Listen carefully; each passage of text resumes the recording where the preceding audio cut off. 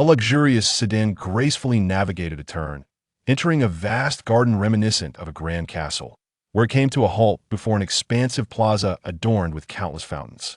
As the vehicle ceased its motion, a mature and strikingly beautiful woman approached with a radiant smile, and upon the opening of the door, she warmly embraced a young girl stepping out of the car. The girl's appearance rivaled that of the captivating woman before her. Her fresh and fashionable attire exuded a vibrant youthfulness, and her delicate charm instantly captivated those around her. Yet, she was not the sole focus of attention just nearby. A peculiar boy sat cross-legged by the fountain, seemingly undisturbed by the world. Since the arrival of the sedan, this boy had remained motionless, embodying a serene composure that suggested that even the collapse of the heavens would not rattle him in the slightest. Such an unusual boy naturally piqued the young girl's curiosity, prompting her to blink her lively eyes and inquire, "Sister Yun, who is he? Why is he sitting outside your home?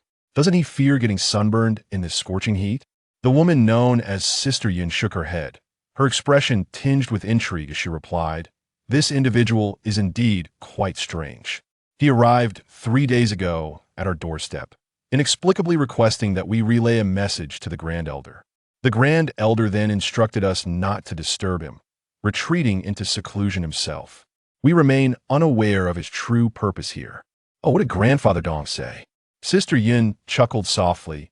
"You are quite the inquisitive little girl, aren't you? Come on, tell me. Don't keep me in suspense. Sister Yun, such behavior is unbecoming." "Very well. It matters little if I share, as many in the family are already privy to this information.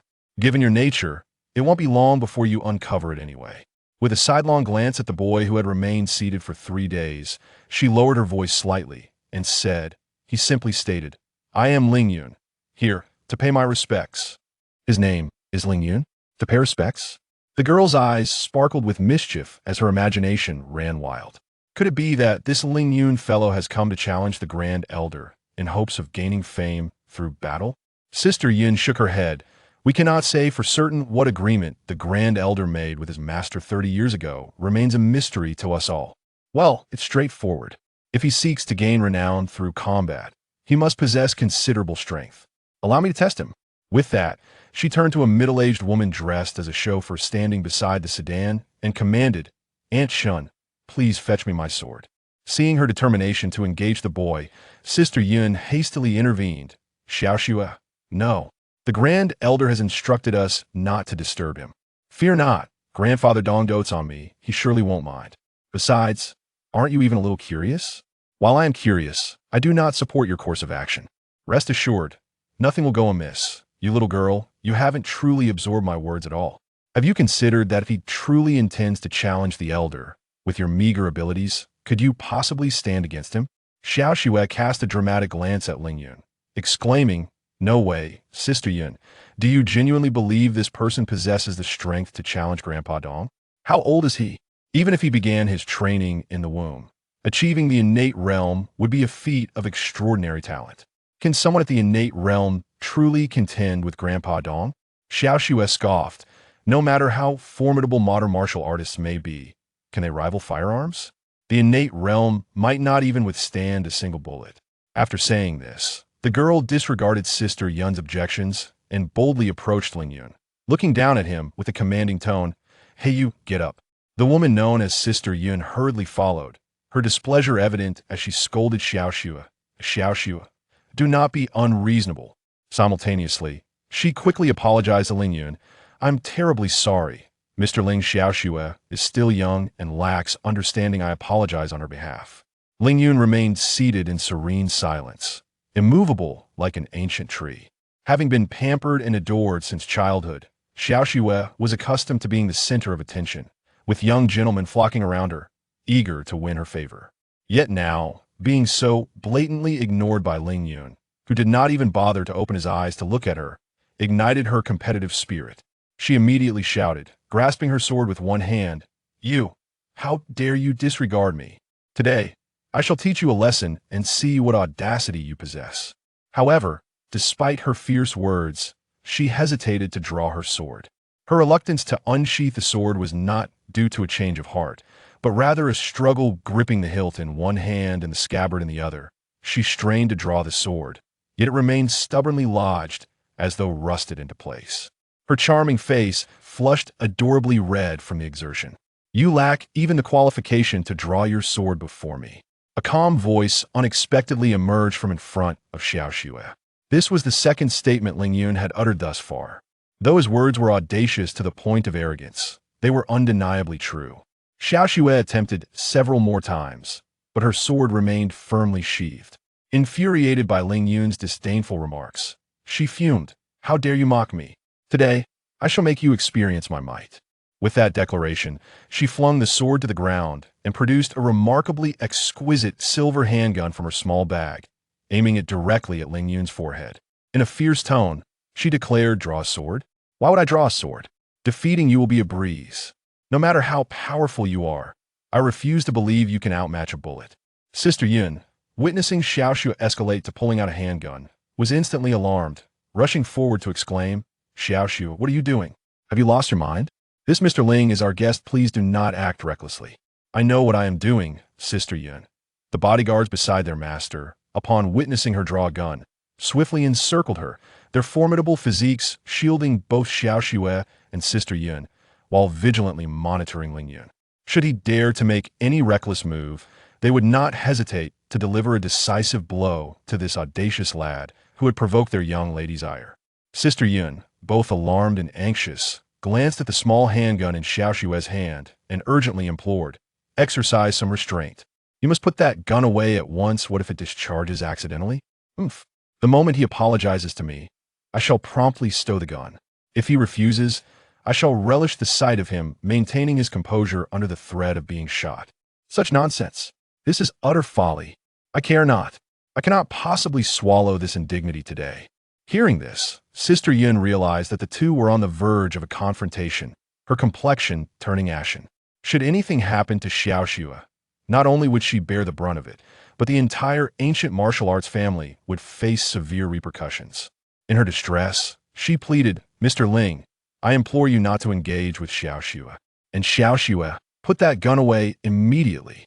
However, Xiao Xue, emboldened and having grown accustomed to bullying others, hardly heeded Sister Yun's words. She fixed her fierce gaze on the now conscious Ling Yun, declaring, "Apologize to me at once, or I shall make you understand that the era of martial artists ruling the world is a thing of the past. One breath. You infuriate me, so I shall count for you. 2 breaths. 3. Miss, beware." A booming shout erupted from the bodyguard stationed near Xiao Xue. Having kept a watchful eye on Ling Yun, he suddenly sensed an icy chill as Xiao Xue uttered the third word.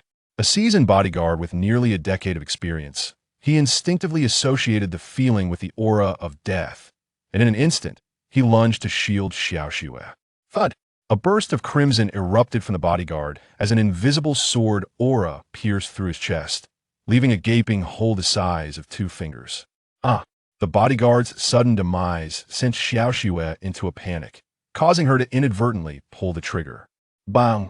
A bullet erupted from the barrel, propelled toward Ling Yun, who sat merely 3 meters away, the sound of its passage cutting through the air with fierce intensity. At such proximity, hitting a target was a foregone conclusion, or so everyone present believed. Yet, in that moment, time seemed to slow, and amidst her terror, Xiao Xue distinctly perceived a glint of brilliance emanating from Ling Yun's eyes as he sat cross-legged on the ground. The idea that someone could radiate such light from their gaze had previously seemed utterly inconceivable to her. Yet now, she clearly captured that radiant flash in her sight. Even if you are formidable, you cannot evade a bullet. The thought bizarrely surfaced in Xiaoxu's mind amidst her panic. Yet in the next moment, the events unfolding before her utterly shattered her understanding of the world. In the blink of an eye, Ling Yun's sword, resting beside her, was drawn with an astonishing swiftness. The speed at which it was unsheathed surpassed that of a bullet, exceeded even lightning in the mere instant of a flash. The 3-foot-long blade struck the airborne bullet with a precision akin to divine skill. The velocity was overwhelming, far too rapid for the human eye to comprehend. Yet for some inexplicable reason, this scene was profoundly etched into Xiao Xue's mind and resonated deep within her soul. Can a person's speed truly outpace that of a bullet? That sword, akin to a miraculous stroke, completely obliterated the preconceived notions Xiao Xue held. Chapter 2. Spiritual Energy Stop. Stop. A voice, resonant and commanding, reverberated like thunder from the heavens, suddenly emanating from the back of the Dong family estate. Almost immediately, an elderly man with snowy hair yet a youthful visage floated gracefully out from the courtyard, his form seemingly unburdened by gravity. As he traversed nearly 50 meters in a few ethereal steps, landing lightly before the gathered crowd. Upon seeing the elder, Yin Jie sighed in relief and hurriedly approached. Great Elder. The old man waved his hand, signaling her to refrain from further words. His gaze shifted from the bodyguard, now lifeless in a pool of blood, to the composed Ling Yun, and finally rested upon the somewhat dazed Xiao Shui. As the daughter of the nation's leader, any misfortune that befell her within the Dong family's domain would be untenable, even for a family as esteemed as theirs, one of the 4 ancient martial clans. Xiao Shui. He gently called to the frightened girl. The recent, invisible sword energy had struck the chest of the bodyguard, but for Xiao Shui, it was perilously close to her throat. A killer, true to his word, shows no regard for beauty, for lineage, or for the formidable background one might possess. The specter of death looms ever closer than one could imagine. Ling Yun, he is unlike us. As a pure swordsman, his path of the sword transcends all else. Power, wealth, beauty? In his eyes, they are but fleeting illusions. The pinnacle of the sword path is his sole pursuit in life. Beyond that, he holds nothing in esteem. In an era marked by advanced technology, it is astonishing that a young individual so fervently devoted to ancient martial arts still exists, especially one endowed with such extraordinary talent. The name Ling Yun had long echoed among the elder circles, a prodigious figure whose remarkable abilities rendered even the most indifferent unable to overlook him. The elder felt a poignant sense of the relentless passage of time as the younger generation surged forth, reminiscent of the tides of the Yangtze River. Just 3 days prior, upon hearing of Ling Yun's visit, his tranquil state was shattered, rendering him unable to contest on the spot. He had to delay for several days, hoping Ling Yun would intuit his reluctance to engage. However, with Xiao Shui's arrival inciting conflict, the situation escalated to the point of drawing weapons, compelling him to intervene for the safety of the nation's leader's daughter. Ling Yun, your current mastery has reached the zenith of martial arts. Even if I were willing to engage you in combat, it would not significantly benefit your path. The great elder, recognized as the foremost expert in the cultivation realm, had synthesized the teachings of countless schools into his own unparalleled mastery. To receive guidance from the elder would undoubtedly surpass a decade of solitary training for Ling Yun. The elder shook his head with a wry smile. The ocean embraces all rivers, yet the paths to enlightenment diverge. Your prowess has already reached a level where you have seamlessly integrated the strengths of myriad schools, rendering your techniques flawless and beyond reproach. In this current world, no one can rival your state of being. Although Dongli is revered as the foremost expert in the realm of cultivation, having achieved remarkable proficiency, he humbly considers himself inferior to you in transforming the mundane into the extraordinary. Therefore, Ling Yun was momentarily taken aback. How could the greatest cultivator admit defeat even before the contest had begun? He scrutinized the elder Dongli before him, attempting to discern any hidden reasons for his reluctance to engage. The elder, as if perceiving Ling Yun's thoughts, sighed gently and shook his head. It is not due to physical discomfort or any form of intimidation. I have observed your matches against the elders of the Xianyuan and Nan families. While I, Dongli, do not dare claim to be well-versed in both ancient and modern lore, I can certainly be described as knowledgeable.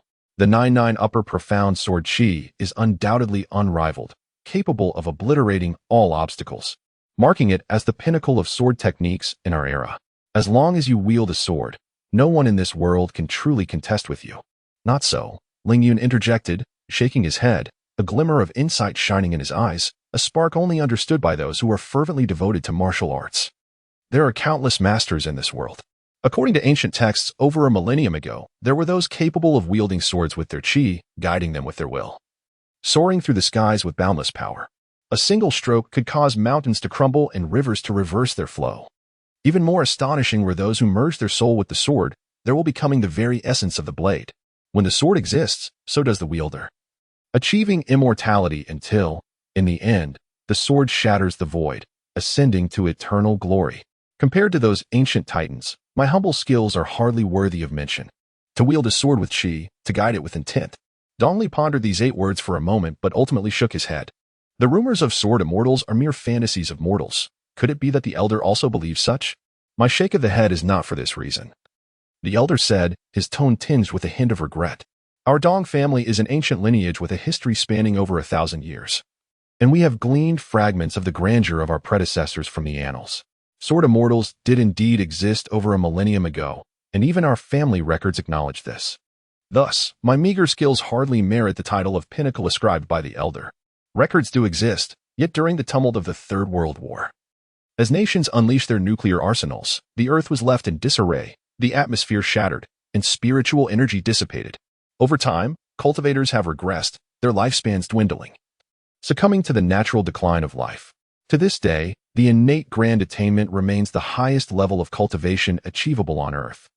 The earth is devoid of spiritual energy. Indeed, and those who aspire to transcend this realm, to transform chi into spirit, must rely on spiritual energy as their guide. Only through abundant spiritual energy can one gather chi, refine it into spirit, and solidify one's primordial essence. Ling Yun furrowed his brow slightly. As a solitary practitioner who, through fortuitous circumstances, had acquired the 9-9 upper profound sword chi, and having diligently honed his craft for 2 decades with exceptional talent, he had attained his current level of achievement. Yet, despite his remarkable progress, he possessed scant knowledge of the foundational truths of the cultivation world. He initially believed that by diligently practicing the 9-9 Supreme Sword Chi technique, he would inevitably attain the realm of 9-9 returns to truth and achieve the sword that shatters the void. Even after 3 years of arduous effort without any breakthroughs, he thought it was merely a natural consequence of encountering a bottleneck. However, upon hearing Dong Li's words today, he learned that the lack of spiritual energy on Earth was the true reason. You attempt to challenge various formidable powers to surpass your own limits. This method was viable in the past. In the current environment devoid of spiritual energy, this approach is utterly ineffective. At this point, the elder sighed helplessly, alas. Were it not for this, we old men would not have spent our lives in the innate great completion realm. To break through, one must wait for countless years until the development of technology capable of traversing the universe, allowing cultivation on those planets rich in spiritual energy. Traversing the universe? Ling Yun's eyes brightened, as if he glimpsed a glimmer of hope. Dong Li understood his thoughts and smiled wryly. Given the current trajectory of our Earth's development, it will take at least 500 or 600 years to reach a cosmic civilization. In such a time frame, how could a mere innate great completion practitioner hope to survive? Ling Yun fell silent. The 9-9 Supreme Sword Chi he practiced, upon reaching the Chi refining stage, did not transform into spirit but rather condensed into a sword soul, cultivating within to form a spirit of the sword that could embody everything. Although the technique was unique. If Ling Yun furrowed his brow and slightly trembled his shoulders, the elder, who had been observing him intently, immediately changed expression and hastily said, Ling Yun, could you grant me a favor and refrain from measuring yourself against Xiaoshui today? As he spoke, he covertly signaled Yunjie to pull Xiaoshui away. She intends to kill me. I believe Xiaoshui spoke out of anger. You know how young she is. Her tone is bound to be impulsive. Moreover, with your skills, who in this vast world could possibly restrain you? Ling Yun glanced at the girl being taken away by Yunjie. Such a girl posed no threat to him at all. Since the elder was pleading for her, he decided not to lower himself to spar with a mere child. Thus he nodded. Upon his agreement, Dong Li immediately exhaled in relief. Xiaoshui indeed could not pose any threat to Ling Yun. But one must not forget her identity as the daughter of the national leader. If this young woman ever truly wished to kill someone, the magnitude of energy she could command would be immense.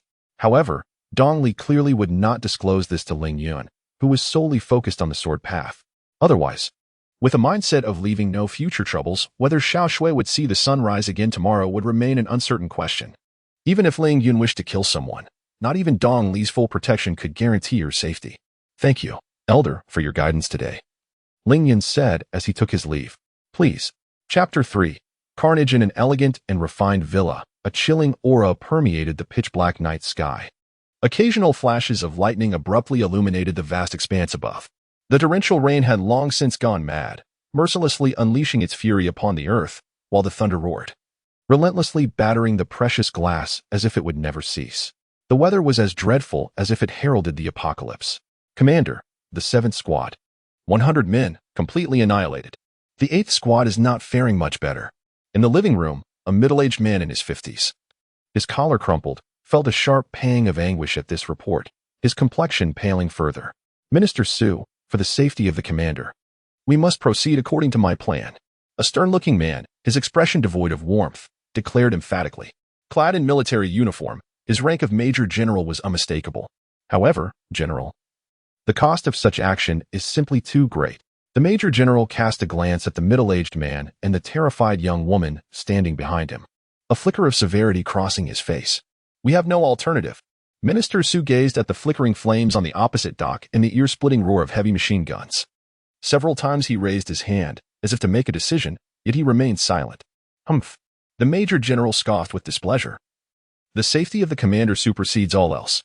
Therefore, he turned to the microphone before the minister and commanded, I order Nighthawk 8 and Nighthawk 9 to bomb Dock C-35. Execute immediately. Attack code 51231. This command sent a shiver through everyone present. The middle-aged man sighed softly, his tone laden with resignation. Since I, Jiang Lu, have assumed the position of head of state, I have always dedicated myself to serving the people. I cannot fathom why that person relentlessly pursues us, intent on bringing death to my daughter and me. Minister Su glanced at Jiang Lu's daughter, Jiang Shui, who stood behind him, her expression a mix of anxiety and excitement, and remained silent. He could not confess that it was her cherished daughter who had once misused his authority to commandeer a troop with the intent to kill, only to ultimately fail and invite retaliation. Shaking his head, Minister Su bore an expression of profound complexity. He slowly lifted a document from beside him. Although it was merely a sheet of paper, it felt as though it carried the weight of 1,000 burdens in his hands. Ling Yun, male, 26 years old. Born in 1998, a swordsman.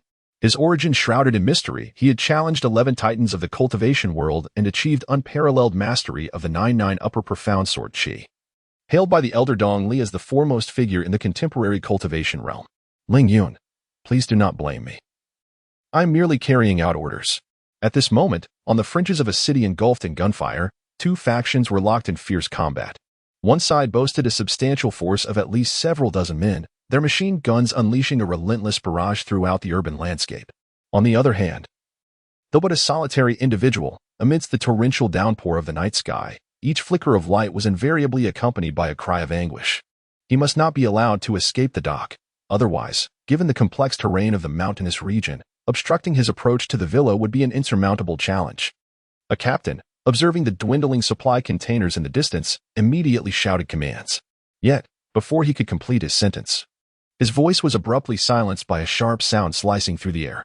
In this chaotic battleground, a figure, drenched in blood and rain, flickered like a spirit, exhibiting an agility that transcended the limits of humanity. Despite numerous wounds adorning his body, his speed remained unaffected. Bullets whizzed past him incessantly, failing to inflict even the slightest injury. Even when he was occasionally careless and was struck by a bullet, a strange force seemed to shield him, preventing any substantial harm. Ling Yun, the foremost master of the cultivation realm, how could any number of troops impede his advance? Closer, closer. The thunder clapped in the sky, resembling a roaring silver dragon that illuminated the entire night. The torrential rain poured down violently as if intent on washing away everything on the ground. Under the illumination of the lightning, a villa suddenly appeared before Ling Yun's eyes. In an instant, he glided behind a supply container with ghostly speed, halting his advance. Indeed, he glided. In traversing the distance of over 10 meters, his feet barely touched the ground, much like a leaf carried by the wind, leaving behind a fleeting phantom in his wake.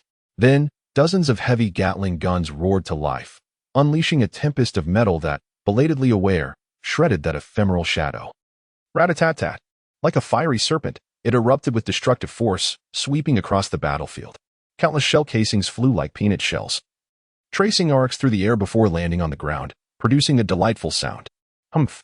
Ling Yun rolled on the spot, his form suddenly launching forth, followed by a torrent of sharp sword energy that even suppressed the sweeping hail of bullets, ravaging the entire battlefield. Countless destructive sword energies, with the power to obliterate all, pierced through the fragile defenses, taking with them living souls. At this juncture, the bloodlust was ignited within everyone. Even Ling Yun, who prided himself on his calm demeanor amidst turmoil, was not exempt. If you wish to kill me, you must pay the price. Ling Yun's gaze was cold, as frigid as ice in the harsh winter. Who could have imagined that the woman named Xiao Shui, whom he had released a month prior, possessed such formidable power, mobilizing troops to obliterate his residence? Had he not reacted swiftly, utilizing his vital energy to shield himself and evade the epicenter of the explosion, the outcome could have been dire. Though he had narrowly escaped death, He had sustained grave injuries and spent an entire month recovering. Upon regaining his strength, the first task was, naturally, to eliminate future threats. As a practitioner of swordsmanship aspiring to reach the zenith of his craft, he resolutely refused to allow the same mistakes to be repeated. The roar of machine guns thundered, accompanied by frenzied cries that surged with malevolent energy, creating a terrifying wave that spiraled ominously above the heads of the warriors in the 8th Division. Even someone as steely-hearted as Ling Yun could scarcely suppress a primal scream in such a moment. After enduring a relentless night of intense combat, the thrill of the chase, coupled with exhaustion and the sting of blood-drenched wounds, intensified the experience. The villa. Yes, that very villa. If they could just breach this final fragile line of defense, they could eradicate this menace once and for all. As Ling Yun gasped for breath, a peculiar silence enveloped the battlefield, the once vibrant sword energy abruptly dissipating. He had exhausted his vital energy. This was the unspoken thought shared among all present. Boom. A blinding flash of lightning tore through the sky, accompanied by a deafening roar, momentarily illuminating the pitch-black night. In the dim light, Ling Yun could clearly see a captain signaling for a full-scale assault. The clash of sword against steel erupted, sending dazzling sparks flying. Gripping the treasured sword that had accompanied him for nearly 3 years, Ling Yun faced the fully armed special forces without the slightest hint of retreat. He leapt from the ammunition box, soaring into the night sky like a silent specter, descending upon the dwindling warriors below. Rat-a-tat-tat. Gunfire erupted once more. Yet at such a close range, facing a formidable innate master, death was the only possible outcome. Torrential rain fell in rhythmic drops, swiftly staining the ground crimson. The rain mingled with blood, transforming the entire dock into a hellish scene. Bodies lay strewn about, blood flowing freely. Amidst this carnage stood a man, sword in hand, unwavering and seemingly invincible. The stench of blood clung to him, unyielding against the downpour. An overwhelming aura of malevolence intertwined with the sanguine scent, forming a vast red vortex that spiraled skyward. The heavens thundered louder, and the rain fell heavier. The 808th. As a pure warrior, indulging his heart and seeking revenge, whether in defense or in retribution. The number of lives he had taken had long since become astronomical. How could he possibly remember them all? Yet these 808, he recalled vividly. The lives he had previously extinguished were those that warranted it, or were forced upon him. But these 808, the malevolent energy, steeped in the aura of blood, grew thicker and thicker, while the relentless rain could never wash away the crimson stains upon him. Most of the blood belonged to others, though some was his own. With heavy steps, Ling Yun made his way toward the villa, leaving behind him the nearly 100 vibrant Special Forces warriors, now transformed into cold corpses, eternally resting in this place. The final line of defense has faltered. Chapter 4, The New Book Festival of the Celestial Deities has been uploaded. We eagerly anticipate your continued support for this new work. Synopsis. Beneath the pitch-black sky, crimson blood flows silently. At the unchanging end of the ancient wilderness, the cold wind howls, and myriad remnants of swords, imbued with an unyielding spirit, point towards the heavens. Chapter 5, A detailed classification of the strength of swordsmen, sword masters, and sword saints. The hierarchy of strength is as follows. Swordsmen levels 1 to 9. Levels 1 to 3 represent novice swordsmen who have just begun to cultivate a faint aura of fighting spirit within them. Their prowess is comparable to elite soldiers of primitive civilizations, ordinary soldiers of intermediate civilizations, and common residents of advanced civilizations. Levels 4 to 6 denote intermediate swordsmen who can partially externalize their fighting spirit, forming a sword aura. Their capabilities align with proficient masters of primitive civilizations, elite soldiers of intermediate civilizations, and ordinary soldiers of advanced civilizations. Levels 7 to 9 signify advanced swordsmen who can unleash 1 or 2 sword energies. Their strength is akin to the top-tier masters of primitive civilizations, proficient masters of intermediate civilizations, and elite soldiers of advanced civilizations. Sword Master levels 1 to 9. A level 1 Sword Master can perform a fighting spirit slash. A level 2 Sword Master can manifest fighting spirit armor, impervious to ordinary blades and arrows. A level 3 Sword Master can unleash an explosive surge of fighting spirit, temporarily enhancing their strength. A level 4 Great Sword Master can harness the elemental forces of nature surrounding their body, utilizing this power to repel foes and soar through the air. A level 5 Great Sword Master can channel elemental attributes such as earth, water, fire, and wind into their fighting spirit, bestowing additional effects and damage. A level 6 Great Sword Master compresses their fighting spirit, magnifying the impact of standard attacks. A level 7 Holy Sword Master generates a sword intent that significantly weakens adversaries, leaving great sword masters of level 6 and below powerless against its pressure. A level 8 Holy Sword Master achieves a minor mastery of sword intent, creating a barrier. This intent, combined with the elemental forces of nature, diminishes enemies and strikes them with the might of the elements. A level 9 Holy Sword Master attains a grand mastery of sword intent, establishing a domain wherein they wield absolute control. The Sword Saint commands the power of the stars. Chapter 6. Classification of Civilizational Levels. The classification of civilizations ranges from the rudimentary to the sublime, encompassing the non-mainstream civilizations, levels 1 to 10, and the super-civilizations. Non-mainstream civilizations refer to those nations still embroiled in civil strife, lacking a unified government, sword masters, and temples. A level 1 civilization emerges from internal conflict, possessing a unified government, at least one sword master, and a temple established. The elite soldiers attain an average strength comparable to level 1 swordsmen. A level 2 civilization boasts at least one second-tier sword master, has earned merits from utilizing temple powers, and its elite soldiers reach the average strength of level 2 swordsmen, while ordinary soldiers possess strength equivalent to level 1 swordsmen. A level 3 civilization includes at least one third-tier sword master, recognized by the Swordmaster Guild, has earned merits from temple powers, and possesses items of significance. Elite soldiers achieve an average strength of level 3 swordsmen, ordinary soldiers reach level 2 swordsmen, and citizens attain the strength of level 1 swordsmen. A level 4 civilization is anchored by at least one fourth-tier great swordmaster, has completed sufficient divine merit tasks, and possesses aerial dominance. Elite soldiers attain the strength of level 4 swordsmen, ordinary soldiers reach level 3 swordsmen, and citizens achieve the strength of level 2 swordsmen.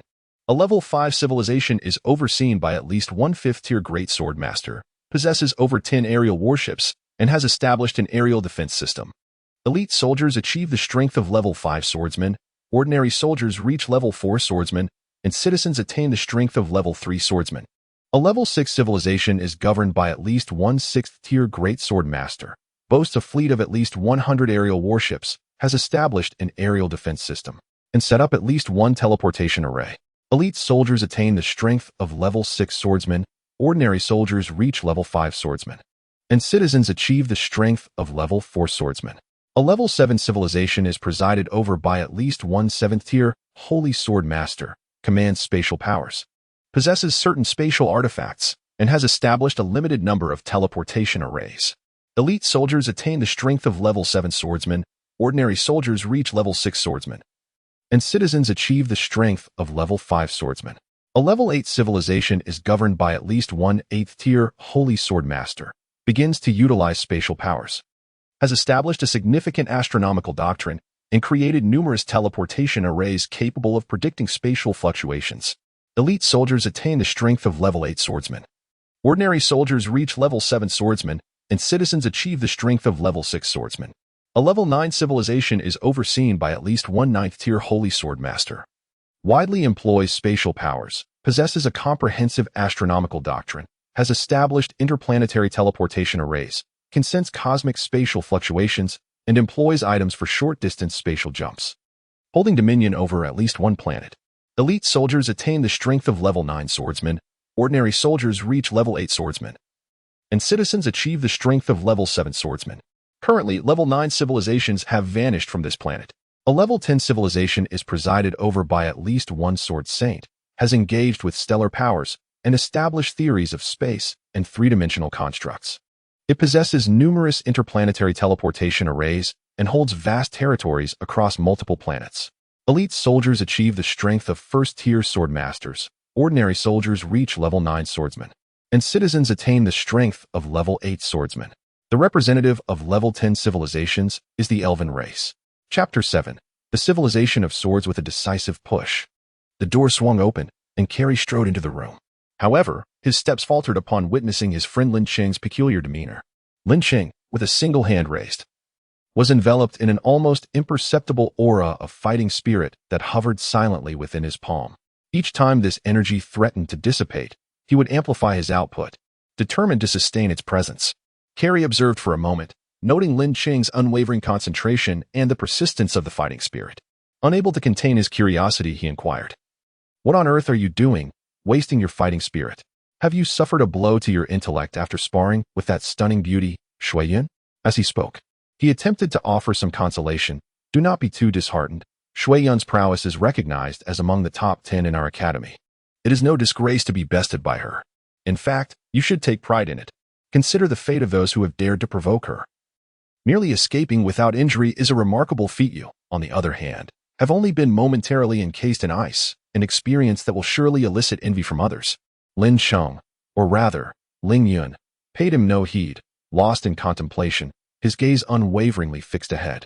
Carrie, oblivious to the need for respect toward Ling Yun's introspection, plopped down beside him and jested. So, how does it feel to be in such close proximity to the enchanting Shuiyun? What is the potency of her 0-degree ice confinement? Does the rumored soul-freezing effect truly exist?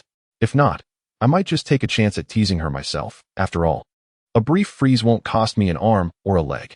Though it may be cold, the opportunity to flirt with Shuiyun makes it worthwhile. Soul-freezing, Ling Yun muttered, shaking his head, unwilling to engage. As for the existence of the soul-freezing effect of her ice, Ling Yun himself stood as the most compelling evidence. For he was no longer the Lin Sheng of yore. He was now the ancient martial artist Ling Yun, propelled through time and space by the true dragon's aura from Earth. Hey, come on, don't be so aloof. Share your thoughts with your good buddy. What was it like to flirt with the stunning Shuiyun? How did it feel? We're brothers, after all. Let's discuss this. Carrie persisted, his tone playful. Ling Yun furrowed his brow slightly. If it weren't for his recent arrival in this new world and his unfamiliarity with it, he would have kicked Carrie out for his incessant chatter. Instead, he remained silent, hoping to avoid any unnecessary trouble. Have you gained any insights? Carrie exclaimed, eyes widening in disbelief. Are you joking? You're already a level 3 swordsman. Further comprehension could elevate you to a mid-level 4 swordsman. Is this for real? Ling Yun remained silent, his demeanor suggesting acquiescence, which sent Carrie into a fit of laughter. There are only 11 level 4 swordsmen in our entire academy. It seems our dormitory is destined for fame. Ah Chung, my good brother, when you rise to greatness, do not forget your loyal friend. You must know. Ling Yun, sensing Carrie's incessant chatter was on the verge of overwhelming him, interjected with a hint of annoyance. If you continue, I fear this fleeting inspiration will be lost amidst your clamor. Carrie appeared startled, quickly retreating a few steps and gesturing. I won't disturb you any longer. Please, continue your cultivation and strive to elevate yourself to the strength of a level 4 swordsman. Ling Yun once again closed his eyes, his hands still slightly outstretched, guiding a wisp of fighting spirit to float in his palm. He concentrated deeply, attuning himself to the subtle influences of the fighting spirit within his body, analyzing the merits and demerits of its cultivation path. After observing for a while, Carrie sensed that Ling Yun was likely to remain in this state of realization for 3 or 4 hours. Unable to contain himself, he stood up and remarked, Brother, keep it up. Whether our dormitory gains fame or we brothers bid farewell to our single lives depends entirely on you. You must not let us down. I won't disturb you any further. Work hard. Upon seeing that Ling Yun did not respond, he chuckled to himself and exited. Ling Yun, undistracted by Carrie's departure, remained intensely focused on the wisp of fighting spirit, faintly perceiving something profound. As a martial artist, maintaining composure regardless of one's surroundings is an essential quality. If one were to panic and run amok upon encountering an unfamiliar environment, neglecting basic exploration and personal safety, they would undoubtedly fall short of being a competent martial artist. Clearly, Ling Yun exhibited excellent self-control. Is this the essence of fighting spirit? Ling Yun quietly sensed the faint yet explosive energy in his palm. Fighting spirit, a cultivation system shared by all humanity in this world, is a mysterious force inherited from the divine, the only energy capable of reaching the divine tier. It had been 3 days since he was reborn in this world steeped in divine faith after being engulfed by the essence of the true dragon. And in this span of time, he had fully absorbed all the memories lingering in Lin Qing's mind. In a realm governed by the sword monarch, Lord Jilia Guang, where battles raged and profound martial arts flourished, the only means to please the deities and gain honor was through martial exploits. The quantity of these exploits determined the level of divine favor bestowed upon the holder, influencing the value of the rewards that could be exchanged with the deities. Consequently, everyone diligently trained and participated in various martial contests sanctioned by the nations of the continent or even by the deities themselves. showcasing spectacular battles to earn divine favor and ascend to greatness. Upon comprehending the structure of this world, Ling Yun was momentarily taken aback, only to be swiftly overcome by a wave of euphoric joy, for he had discovered spiritual energy. Spiritual energy. The existence of abundant spiritual energy in this world filled him with elation, a stark contrast to the struggles he faced on Earth. The presence of spiritual energy signified that he could transcend the shackles he endured on Earth and strive towards the extraordinary realm of condensing the Sword Soul, surpassing the innate great completion. The Sword Soul, a wondrous state he had long yearned for over the past 3 years. In the midst of this overwhelming joy, the lingering unease and fear of being transported to another world evaporated, reduced to mere ashes.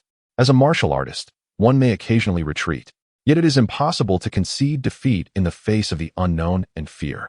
A resolute heart, constantly prepared to confront new challenges, is an essential psychological trait of a competent warrior, even upon arriving on a completely unfamiliar planet. One's unwavering determination to pursue the pinnacle of martial arts cannot be extinguished. Ling Yun silently exhaled a subdued sigh, forming his fingers into a sword. He pointed towards the wooden table before him, and a surge of fighting spirit erupted from his fingertip, piercing into the wood. In an instant, wood shavings flew as a clear hole emerged on the surface of the table. Unperturbed by the injury to his finger, Ling Yun once again concentrated his fighting spirit, immersing himself in the dissection and study of this new energy. Half a day later, drawing upon the memories he had absorbed over the past 3 days, Ling Yun finally gained a rudimentary understanding of fighting energy. This energy, imbued with aggression and destructiveness, harbored a potent offensive component, even within the gentle water element of fighting spirit. Ingesting such turbulent and chaotic energy would inevitably inflict harm upon the body, failing to achieve the longevity and vitality that true Qi provides upon entering the innate realm. No matter how advanced one's cultivation, one could not transcend the corporeal realm as practitioners on Earth do, reaching the state of eternal life. Particularly alarming is the risk that, as one's mastery of fighting spirit increases, the overwhelming surge of energy when striving for comparable innate realms could result in bodily harm, potentially leading to catastrophic self-destruction. In Ling Yun's recollections, many swordsmen have suffered the severing of their meridians while attempting to break through to the realm of sword masters. Falling victim to the overwhelming force of fighting spirit they unwittingly absorbed. If one were to persist in such a method of cultivation, the prospect of refining one's essence, spirit, and ultimately achieving the innate primordial spirit would be exceedingly daunting. To infuse such a violent energy into one's consciousness would be to risk a mental breakdown, with the only outcome being a vegetative state. While fighting spirit possesses its merits, it is ultimately unsuitable for me. Ling Yun rummaged through his backpack, retrieving a bandage to tend to his wounds. Days of research compelled him to abandon this energy born solely for destruction. Taking a deep breath of the refreshing air, he wasted no time. He immediately focused the soul power honed through numerous battles, meticulously attuning himself to every subtlety within his body. He was acutely aware of the rhythm of his heart, the pulse of his blood, and even the faint sound of blood flowing within him. What is the decisive factor in the victory of two equally matched warriors? It is control, mastery over one's emotions, breath, pulse, heartbeat, and even the flow of blood and thoughts. Of course, achieving such micro-control without the amplification of true Qi or similar energies is unattainable. Yet a profound understanding of one's own body is attainable through diligent training by anyone. For instance, in the human body, which areas are the most resilient and which are the most vulnerable? Understanding how to target specific regions with particular movements to inflict maximum damage requires exceptional self-control. An individual who possesses a clear comprehension of their physical condition can undoubtedly leverage these advantages to overcome an untrained martial artist. The path of cultivation must be approached gradually. Impatience is to be avoided at all costs. Should a martial artist fail to master their inner self and confront the temptations of higher realms with a natural mindset, they risk falling into a state of madness, which would be their inevitable fate. Fortune? Luck cannot accompany one throughout their entire life. After dedicating an entire day to training his physical control until exhaustion enveloped him, Ling Yun finally ceased his efforts. It was the second day since he entered this realm, and this was one of the self-imposed training regimens he had devised. Having been reborn into this world, he found his body devoid of any trace of true Qi, save for his fighting spirit. Thus, he must commence the process of Qi refinement from the very beginning. Ling Yun took a deep breath. In the short term, It was impossible to draw qi into his body and cultivate the sensation of energy. True qi is notoriously challenging to access. However, Ling Yun remained unhurried, focusing his energy as he sat cross-legged at the edge of his bed, gradually entering a meditative state. With each inhalation and exhalation, impure air was expelled while pure energy sank into his dantian, naturally flowing and proving tenfold more effective than deliberate control. In this meditative state, all his mental faculties were minimized, rendering him almost entirely unaware of the external world, unless faced with a life-threatening crisis, in which case he would awaken from his trance. In this condition, his essence, energy, and spirit were intensely concentrated, allowing him to sense even the slightest shift in the flow of qi within his body. As the rhythm of his breath began to establish itself, a subtle current of energy flowed with each inhalation into his dantian. This current represented the initial manifestation of primordial energy within the cultivator's body. Chapter 8. The fourth-level swordsman reflecting on his triumph. He could not contain his laughter. Disregarding the public setting surrounding him, passers-by cast curious glances in his direction, whispering amongst themselves, speculating that he was perhaps a fool or a pitiable soul whose mind had wandered astray during his training. Were it not for the academy uniform he donned, one might have believed him to have escaped from a mental institution. Hey, Ari, what are you doing standing in the middle of the road, chuckling like that? Are you not satisfied with how much face Aching has already lost for our B-13 dormitory? A male voice interrupted his reverie from behind. Although the defeat against the Snow Woman was indeed humiliating, voicing such thoughts would reflect poorly on their dormitory, especially since he had publicly flirted with the beautiful Shueyan. If other female students caught wind of it, well, you understand. So you must consider my future. Have you lost your wits? Let me tell you. Acheng hasn't brought shame upon us this time. Soon enough, he will bring us honor. You can rest assured. What is this? Is that fellow concocting some ridiculous scheme again? Don't malign Acheng. He is truly fortunate. His battle with the Snow Beauty has granted him insight. Before long, he will undoubtedly ascend to the rank of a fourth-level swordsman. At that point, our B-13 dormitory will surely make its mark throughout the Ziyun Intermediate Academy. What? That fellow is about to break through and become a fourth-level swordsman. The distinction between a fourth-level swordsman and a third-level swordsman is not merely a matter of one rank. Typically, levels 1 to 3 are classified as junior swordsmen, while a fourth-level swordsman falls into the realm of intermediate swordsmen. Such prowess would enable one to secure a respectable position within mercenary groups or various factions in the country, ensuring a life free from the worries of sustenance. Seeing the astonished expression on his dorm mate's face, Karui felt a sense of pride even greater than if he himself had attained the rank of a fourth-level swordsman. With his head held high, he declared, naturally, "You must consider Acheng's talent. He is the most intelligent and daring among us. By the heavens, our Academy S12 fourth-level swordsman hails from our B-13 dormitory. Acheng is simply extraordinary. Once he becomes a fourth-level swordsman, let us have him challenge that icy beauty. Who knows, we might just find ourselves entering A2 dormitory." With this thought, Green could not help but join in a hearty laugh. Like attracts like, indeed. Quickly, we must act. Let us gather first-hand information and plan for the splendid life that awaits us. To waste precious time would be a travesty. Their maniacal laughter echoed, drawing the attention of numerous passers-by, who turned away with disdain. Humph, a fourth-level swordsman? Is that truly impressive? A crisp, disdainful scoff reached Green's ears. Is that Lin Cheng? Even if he becomes a fourth-level swordsman, what of it? Our esteemed senior Shuiyun has triumphed over him once, and surely she can do so again. A bunch of simpletons, they ought to reflect on their own shortcomings. Strutting about the academy, they bring shame upon themselves, daring to set their sights on our A2 dormitory. Green and Carrie, initially in high spirits, were suddenly doused with cold water and felt displeased.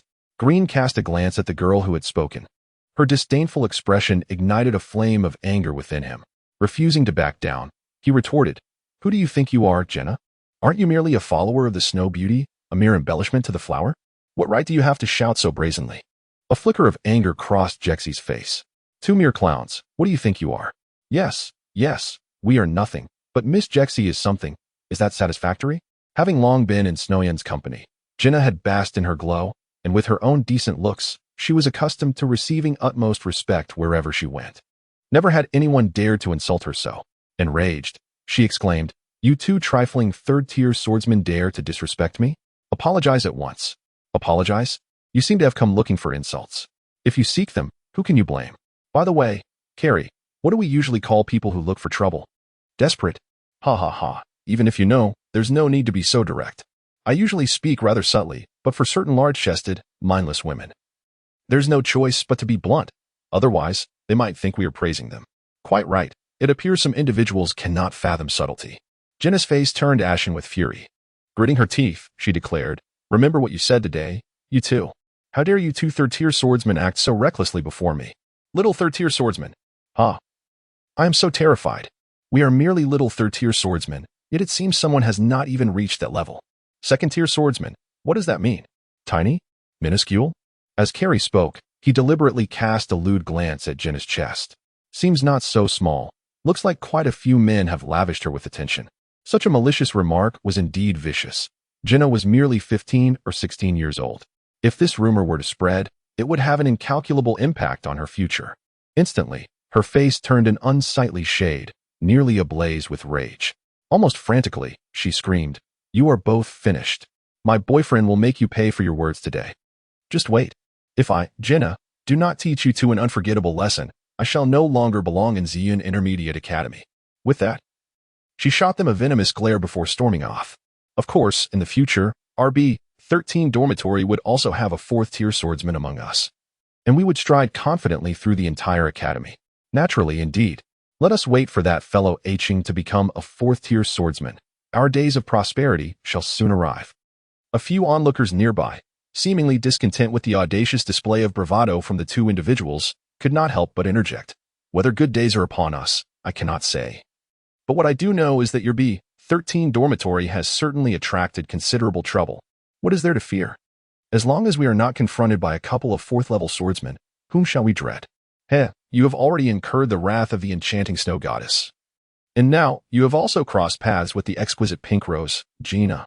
If my memory serves me correctly, Gina's boyfriend happens to be the esteemed fourth-level swordsman, Kate, who ranks 5th in our academy.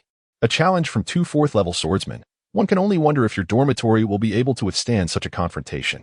Chapter 9. The challenge. Grin and Carrie paced anxiously in front of their dormitory door, their restlessness palpable. Upon realizing that they had inadvertently established themselves as two formidable level 4 sword masters, they refrained from any reckless actions. They hurriedly awaited outside the dormitory, fervently hoping for Ling Yun to swiftly surpass his current mastery of battle aura, ideally reaching level 4 or beyond. My goodness, that rascal Hing must have struck gold this time. Look at the time. It's nearly 8 o'clock, and night has fully fallen. It's quite unusual for him to be in seclusion for such an extended period, Grin remarked. Yes, indeed.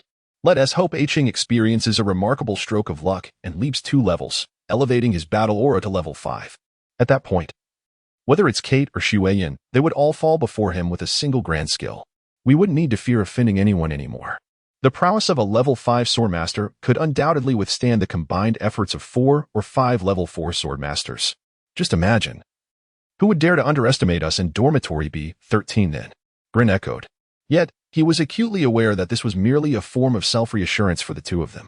Achieving the status of a level 4 swordmaster was a lofty aspiration that most could hardly hope to attain in their lifetimes, and as for level 5 without exceptional talent, such heights were simply unattainable. Those from B13, come down.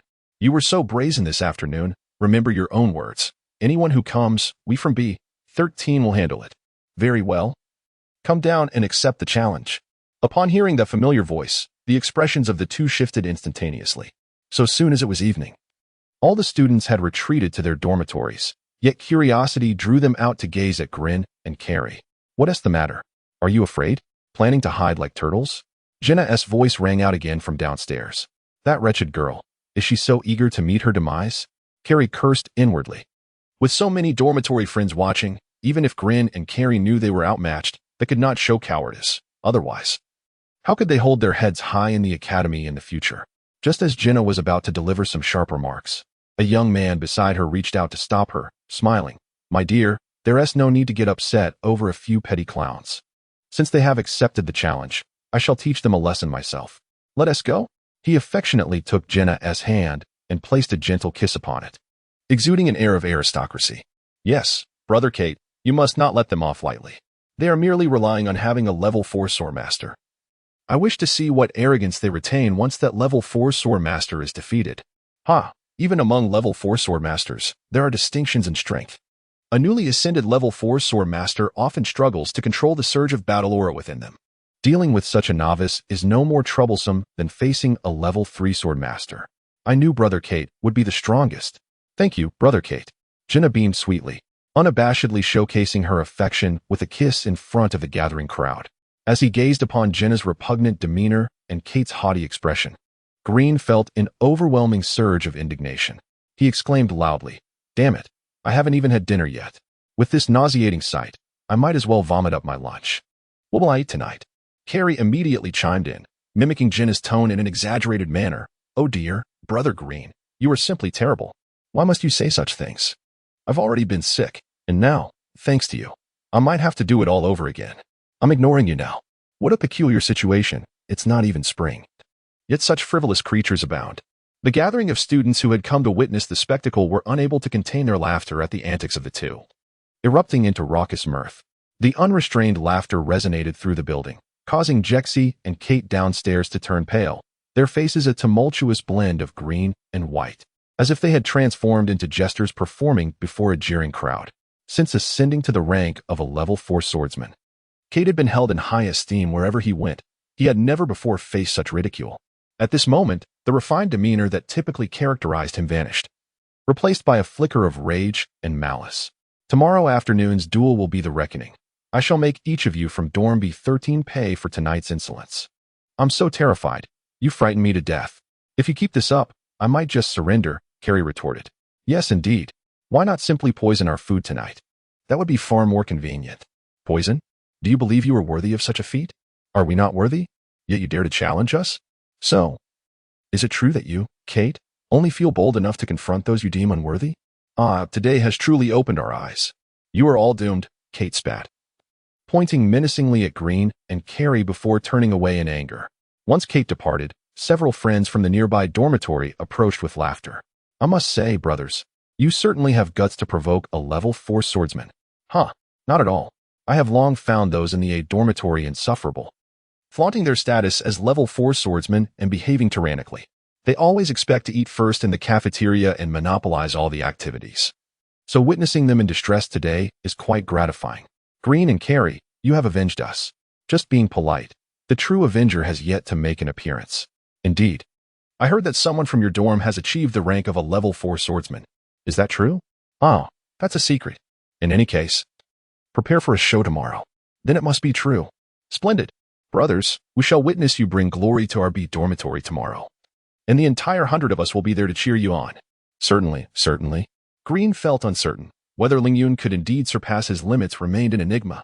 Nevertheless, with the moment of truth approaching, he could only respond with a light-hearted jest. The others from the dormitory engaged in a brief exchange before dispersing, leaving behind only the two who dared not intrude upon Lingyun's training, standing outside in the chill of the northwestern wind. Once the crowd had departed, Carrie lost the earlier bravado he had displayed in mocking the 4th-level swordsman, instead adopting a look of deep concern. "Glenn, do you think that Brat Aching can truly break through to the realm of a 4th-level swordsman this time? What if he fails? Tomorrow. It shouldn't come to that, should it? I mean, hypothetically.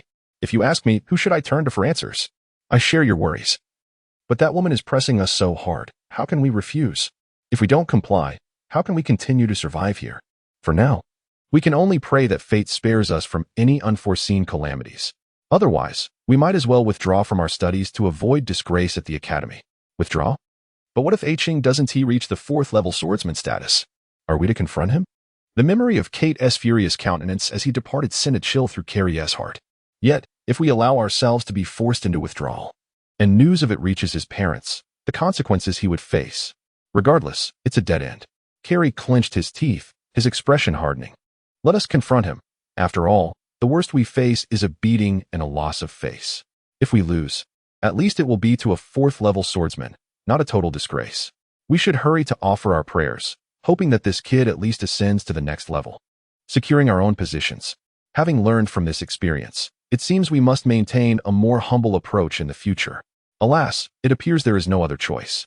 Chapter 10. The Duel. Carrie, hurry. The time for the duel is approaching. Green glanced at Lingyun, who remained in a meditative state beside him and swallowed hard before speaking. Do not rush, do not rush. That scoundrel mentioned this afternoon, and it is not yet 2 o'clock. We are not within the afternoon's realm.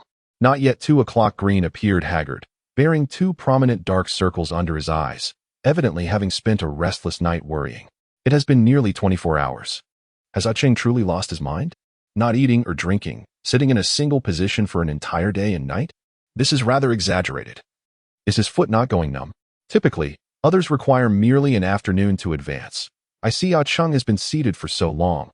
Undoubtedly his situation is somewhat extraordinary. Perhaps, just perhaps, he will indeed achieve a 2-level leap, ascending to the rank of a level 5 swordsman in one breath. Instances of such remarkable 2-level leaps have indeed occurred in the annals of the nation's history. While it seemed utterly inconceivable for Ling Yun, it nonetheless offered a glimmer of hope. Carrie could only pray fervently, beseeching the divine for Ling Yun's circumstances to indeed align with Green's speculations. At present, he was not the superlative master of innate perfection, incapable of enduring several days without sustenance. Even if he desired to continue his cultivation, he would first need to find something to appease his vital essence, lest he risk becoming the first practitioner in history to perish from starvation during seclusion.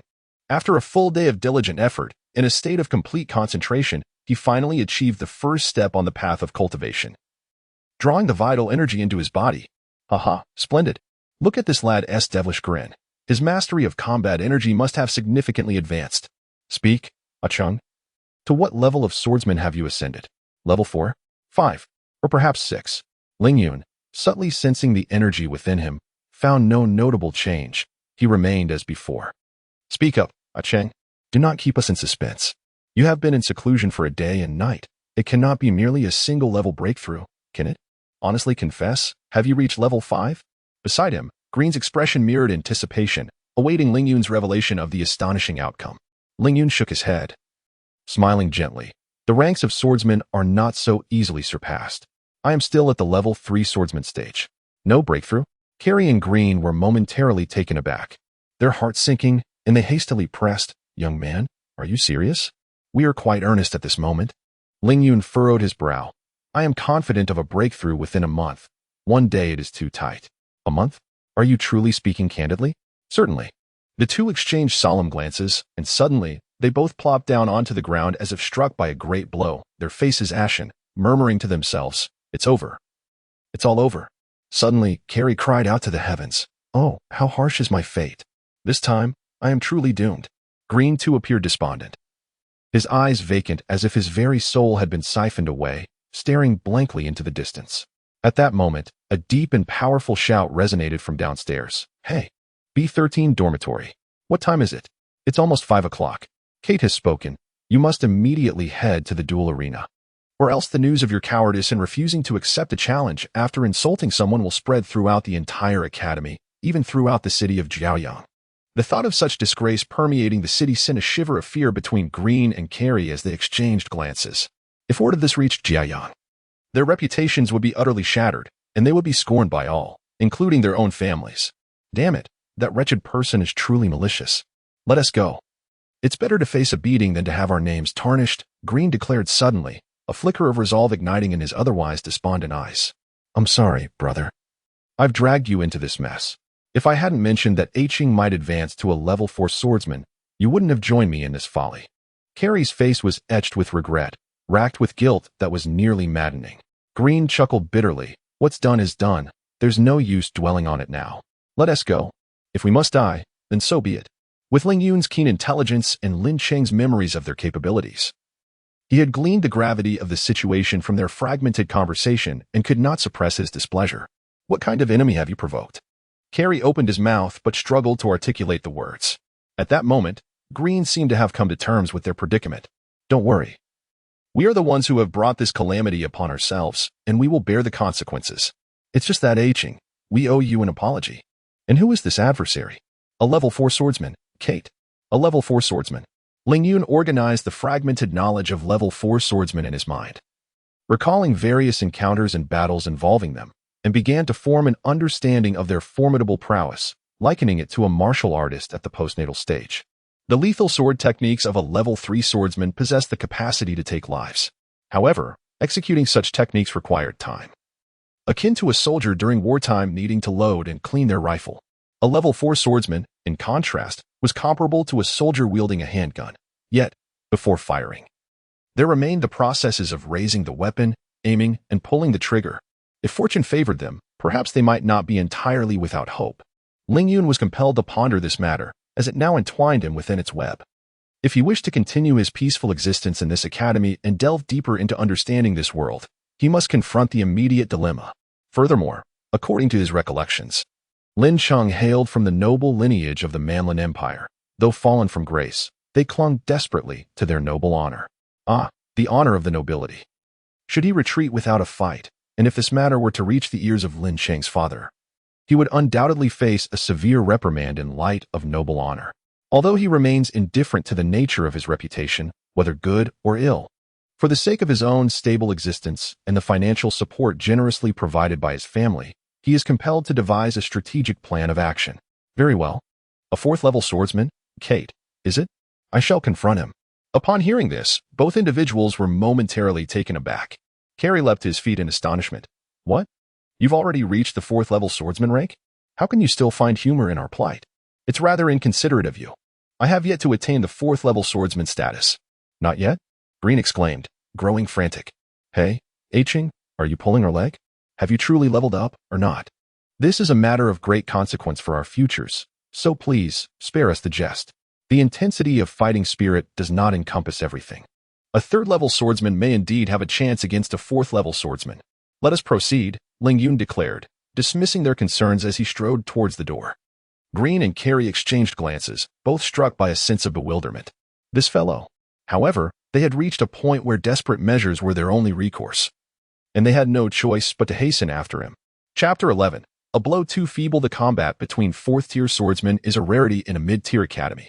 After all, even the most renowned mid-tier institutions in the country may not boast more than 50 4th-tier swordsmen.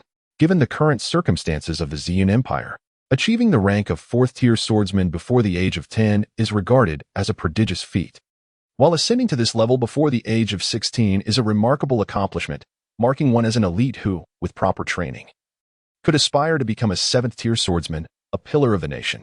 When Ling Yun, Kyrie, and Green arrived at the arena, they were met with an astonishing crowd of 700 to 800 spectators encircling the arena in layers, creating a scene of bustling excitement that surpassed even the previous match between Ling Yun and Xue Yun. As the trio made their entrance, the onlookers erupted into a chorus of mixed astonishment and derision.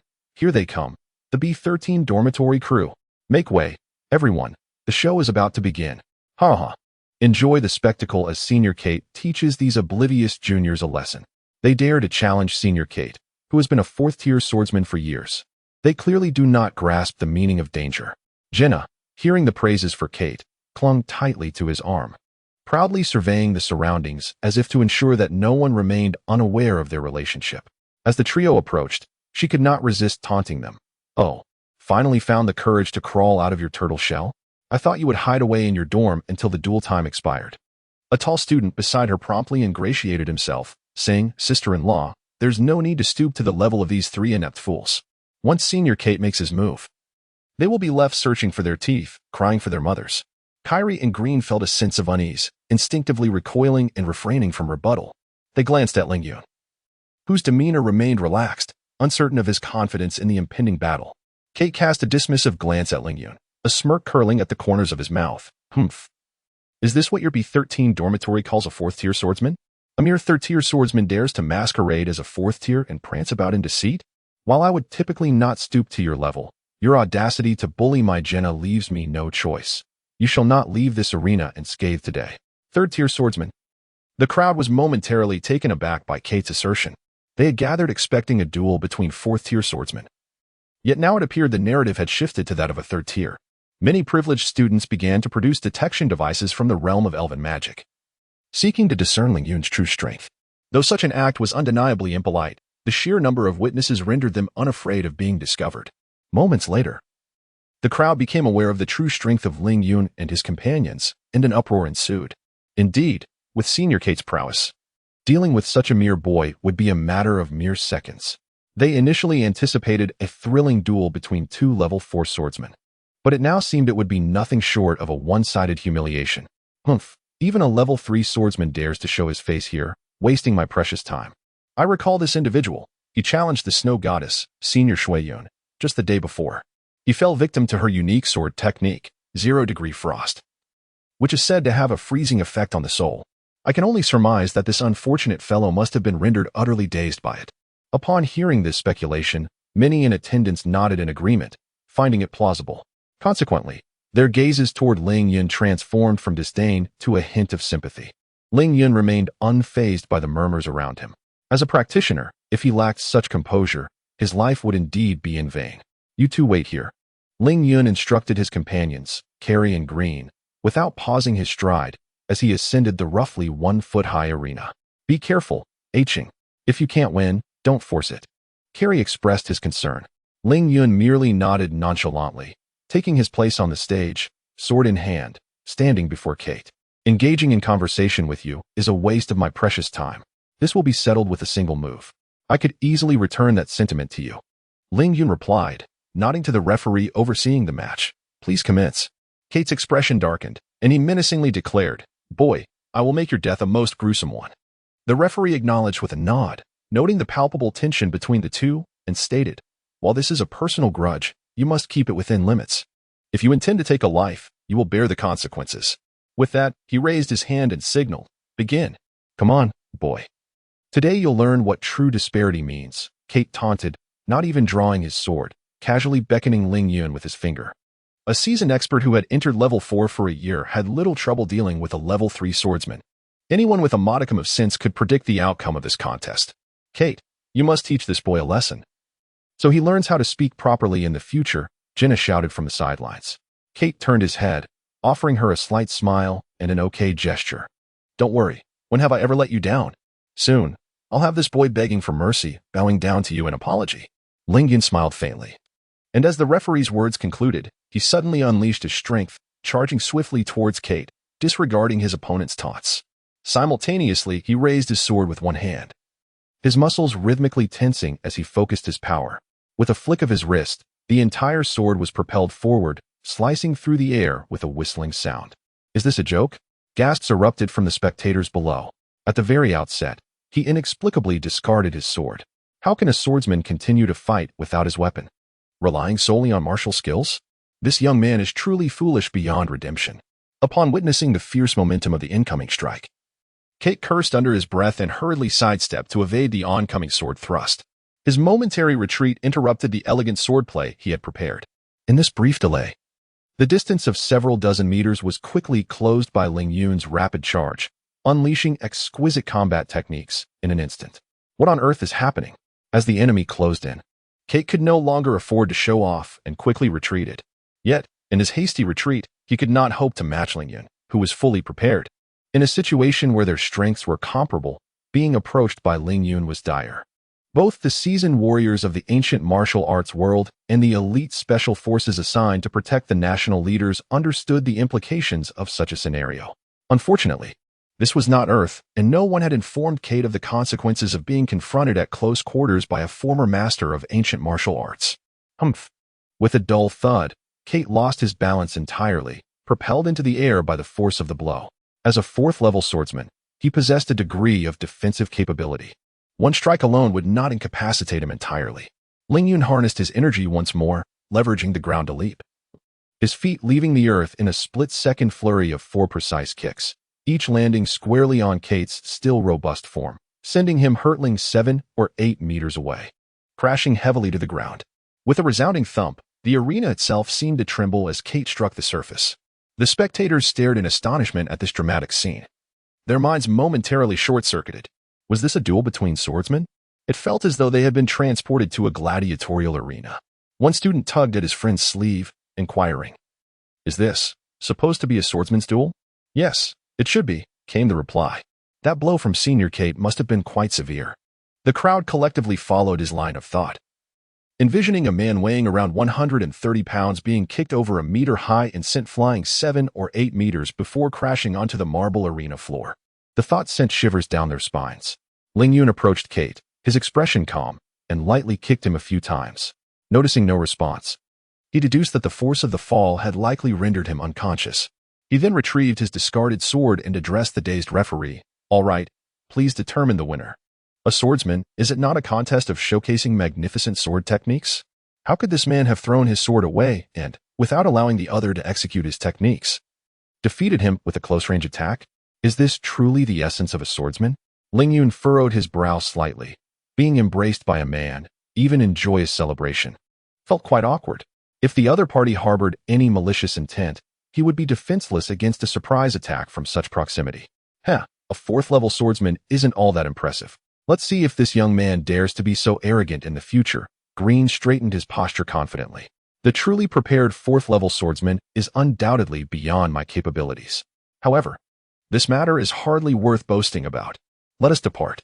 After Ling Yun spoke, he pushed aside Carrie and paid no heed to whether the two continued to flaunt themselves to others, descending from the arena and heading towards the dormitory.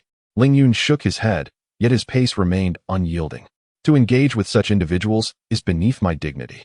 Stop right there. I must inform you that the referee's eyes are sharp. Your despicable actions will surely incur severe punishment. Despicable? Carrie chuckled mockingly. If achieving victory through close combat techniques is deemed despicable, then what does it make of a fourth-level swordsman challenging a third-level swordsman? The referee, indifferent, remarked. Prior to the match, neither party established a prohibition against the use of close combat techniques. Moreover, had the student Kate been adequately prepared, seeking to deliver a decisive blow with a flourish rather than being caught off guard, he would not have faced defeat before even executing his sword techniques. It is merely a consequence of his overconfidence. After a brief pause, he added, "You should quickly escort your boyfriend to the infirmary. It seems that the blows he received may have injured his bones." With that, he stepped down from the arena and vanished into the crowd. Every referee holds a significant reputation within the academy. Otherwise, they could not uphold the role of ensuring fairness and justice. And their prowess must at least reach the 6th or 7th level. Such formidable experts are not to be trifled with. Consequently, she shot Ling Yun a resentful glare, thinking, how infuriating. A mere third-level swordsman dares to be so audacious. Senior Shuiyun will undoubtedly avenge me. Just wait and see. With that, she disregarded the still unconscious Kate and proceeded directly towards the A2 dormitory. Chapter 12. Retreat. Chung, we owe you a great debt this time. Without your intervention, we would have undoubtedly faced disgrace at the academy. As they walked towards the dormitory, Carrie expressed his sentiments. It is imperative that we refrain from inviting trouble and diligently enhance our skills, for that is the true path. Indeed, we shall commit ourselves to our training. Carrie replied repeatedly. However, after a moment's reflection, he added, if we do not thoroughly eliminate the source of our troubles, we may find it impossible to concentrate on our cultivation. Shuiyan? Yes, she will not seek us out for trouble. Why? Because of Ben. At this moment, Green interjected. Did you not notice where Ching aimed when he attacked Kate? If that icy beauty, Shuiyan, were to challenge a Ching, hee. With a teasing wink at Ling Yun, he conveyed a knowing expression. Carrie, upon pondering this, suddenly understood and couldn't help but chuckle. A Ching, you truly are cunning. Having devised such a strategy, no wonder Shuiyun will not seek revenge on us. Haha, now I actually hope she comes to challenge us. It would be quite amusing. Ling Yun scoffed lightly.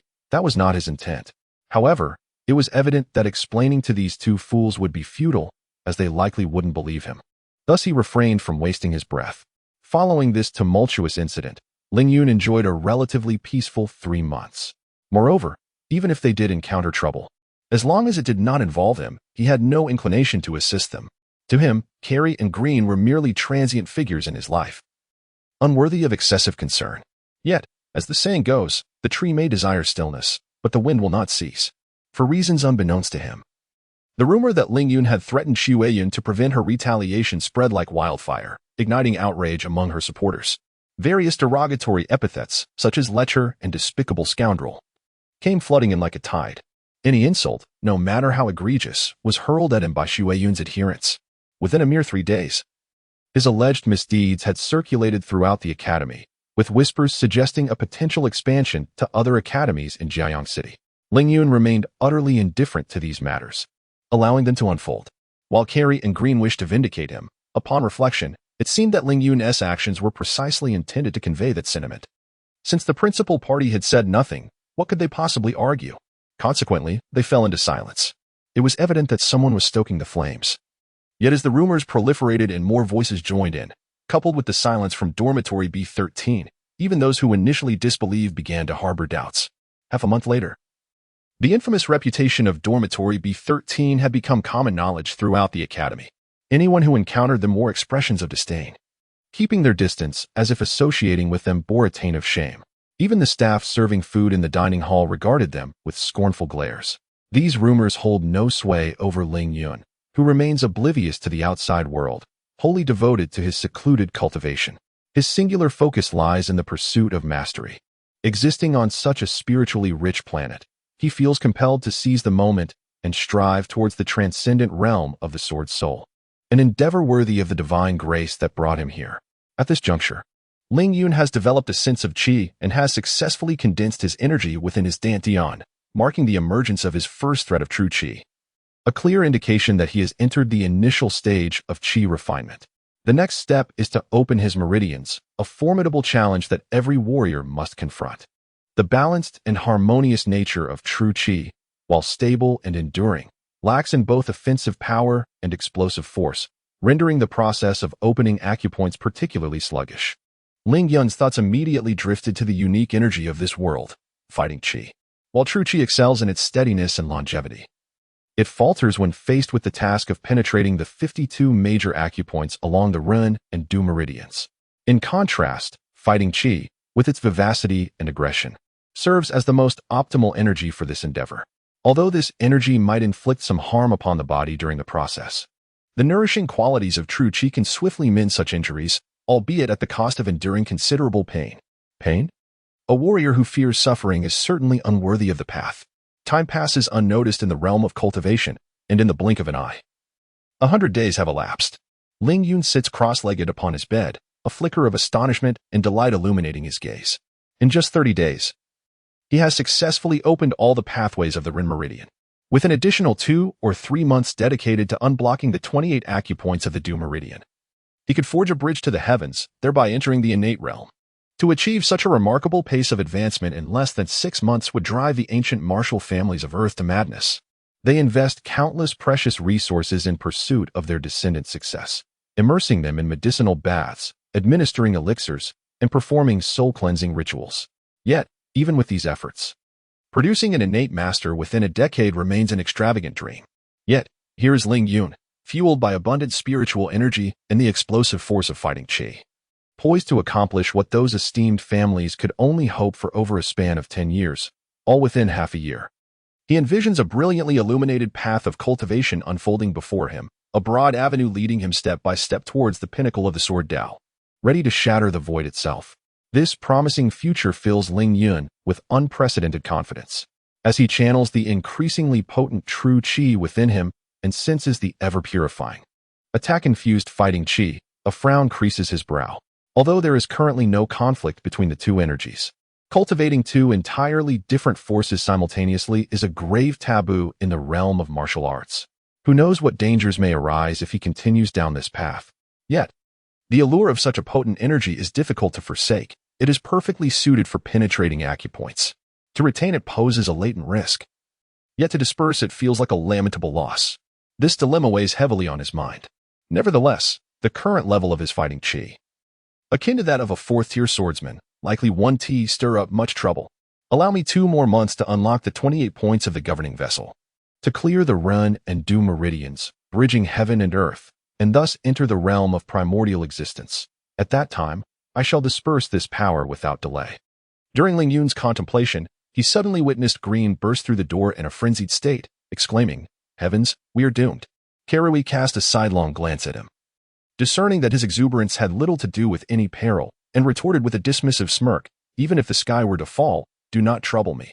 I say, Karui, if you wish to avoid my annoyance, do not regret it later."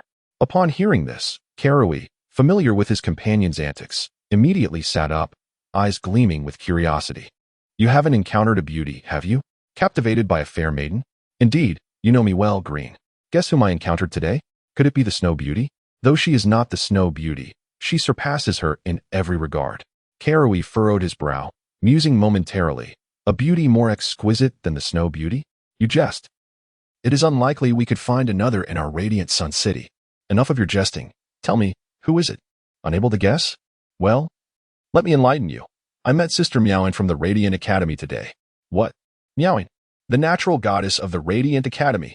Green wore a proud expression. Indeed. That is correct. My goodness, your fortune is remarkable.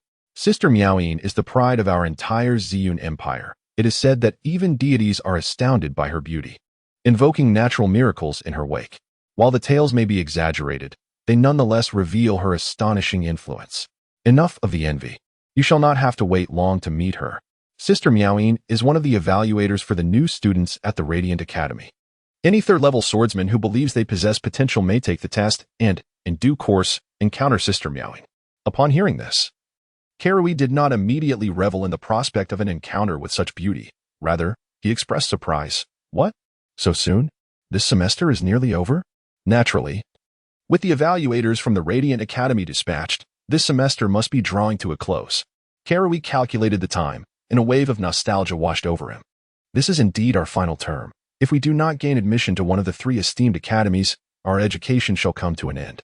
At this reminder, the earlier excitement on Green's face faded. Yes, the admission criteria for the advanced academies require one to be a 4th-level swordsman, while 3rd-level swordsmen with extraordinary potential may still be considered. However, the fighting energy within us both awakened at the age of 10 or 11, which can only be deemed mediocre. When the time comes, as they contemplated the imminent conclusion of their studies and their transition into society, the enthusiasm of their conversation dwindled. That fellow, Ching, has surpassed me in fighting energy fluctuations. He has evidently reached the 4th level and is likely to continue his studies at the Radiant Academy. Green expressed a hint of envy. That lad is truly fortunate. One cannot merely attribute success to fortune. One must also consider the relentless determination exhibited by Ah Cheng. Ever since his defeat by the Snow Beauty, he has seemingly been galvanized into action, dedicating his days solely to training, save for mealtimes. Such fervent commitment to his practice is indeed remarkable. After 3 months of such rigorous effort, it would be astonishing if he were to remain below level 4. Truly, this young man possesses an admirable tenacity. We certainly lack his patience, as we can hardly endure sitting still for several days on end. People are incomparable in their capacities. Nevertheless, Ah Cheng has undergone a significant transformation. Green, in agreement, nodded thoughtfully, speculating that perhaps the battle with the Snow Beauty has catalyzed his complete maturation. At that moment, the Academy's announcement system suddenly blared to life. Attention, all students. Attention, all students. The assessments for applications to the Brilliant Academy will officially commence tomorrow. We urge all confident and capable students to bring their identification cards and register at the testing grounds, number 23, within the next 2 days. Attention, all students. The realization that the commencement was imminent struck Green and Carrie simultaneously. Time was of the essence. Even if they wished to refine their skills at the last moment, they had little time to spare. Chapter 13. The encounter. Having spent an extended period within the confines of the academy, Ling Yun was astonished to discover the sheer number of students present. As he gazed upon the crowd at the entrance of the trial grounds, densely packed with individuals, even Carrie and Green were momentarily taken aback by the overwhelming throng. Carrie, bewildered by the multitude of figures swirling before his eyes, exclaimed, "Is this a joke? Wasn't it said that only 3rd-level swordsmen qualify for the potential test? When did our academy become home to so many 3rd-level swordsmen? By my estimation, there must be at least 3,000 or 4,000, nearly half of the entire student body." A 2nd-level swordsman, who was attempting to push his way through the crowd, cast a disdainful glance at Carrie. "Have you been living under a rock? Do you even know who is in charge of the registration inside?" It's Senior Meowing, the pride of our Ziyun Empire, hailed as the beloved of nature. "Even if you're not registering, it's worth stepping inside just to feast your eyes." Carrie and Green exchanged a resigned smile, both feeling a sense of helplessness. Carrie, feeling scrutinized, retorted, "What are you staring at? Haven't you ever seen such a handsome lad?" Suddenly, the 2nd-level swordsman let out a piercing scream. "You are the notorious trio from dormitory B13. Oh my goodness, the notorious trio? Carrie? You're the Prince Carrie. Help." With that, he frantically shoved his way to the side. His wailing was reminiscent of a virtuous woman in distress, evoking tears from listeners and sorrow from onlookers. The previously chaotic crowd, upon hearing this 2nd-level swordsman's cry, seemed to recall something and erupted into a frenzy, scattering in all directions as though pursued by a pack of ravenous wolves. Fearing for their lives should they linger too long, The scene of congestion dissipated in an instant, creating a 5-meter radius of emptiness around Ling Yun and his companions. As everyone steered clear of them, casting various complex glances akin to those directed at a prehistoric creature, there were expressions of terror, disdain, disgust, and even a few that bore a semblance of admiration. Prince Carrie's face turned ashen. It was undoubtedly the vile rumors spread by that wretched Jenna. Green clenched his fists tightly, his expression darkening. He understood all too well the implications of those words. If this title were to spread, there would be no redemption for them, even if they plunged into the Yellow River. Cursed be that malicious woman. Her spite was truly venomous. This was clearly an attempt to tarnish their reputation. Ling Yun's expression also grew somber. Although he was indifferent to fame, he was still human. How could he remain unaffected if the provocation was excessive? Just as with Jiang Shui, if she harbored intentions to harm him. What did it matter that she was the daughter of a national leader? He would still charge forth with unwavering resolve, sword in hand. Had it not been for the inexplicable emergence of the true dragon aura, Jiang Shui and her companions would have likely met their end on the spot. Ling Yun took a deep breath, suppressing the flicker of anger rising within him, and said, "Let us proceed to register."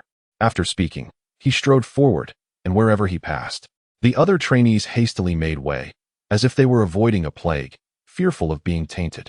Progressing without obstruction, the trio soon arrived at the trial arena.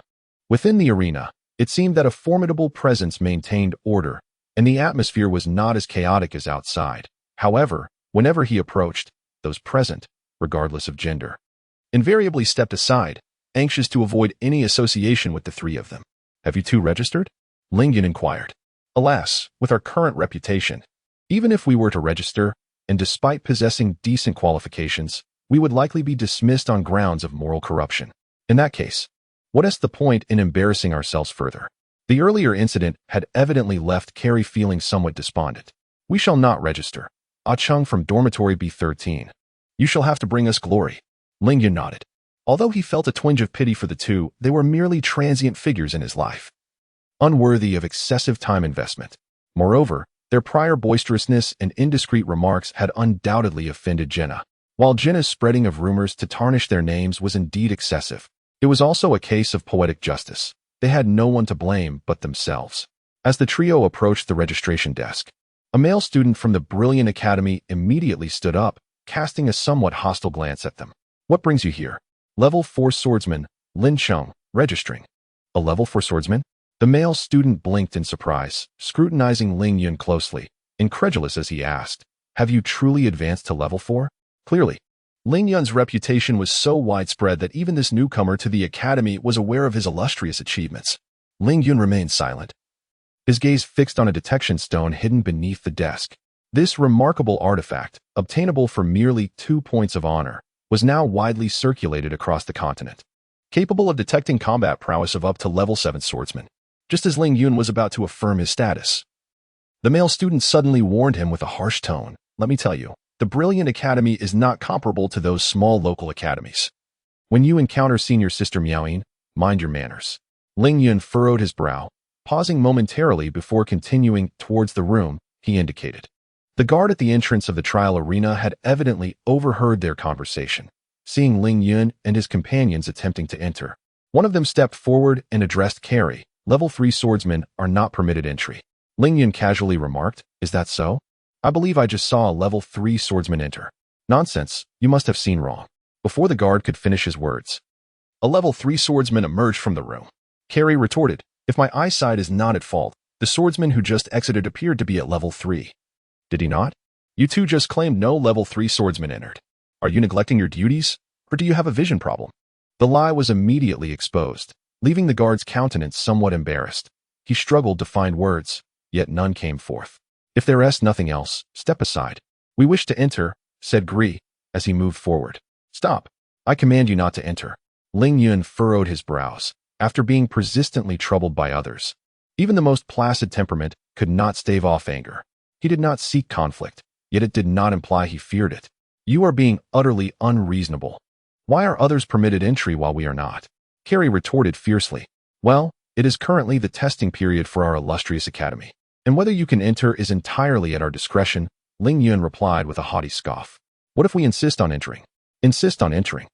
Before he could finish, a flippant voice emerged from behind him. "Oh, look at the new students, so brazen.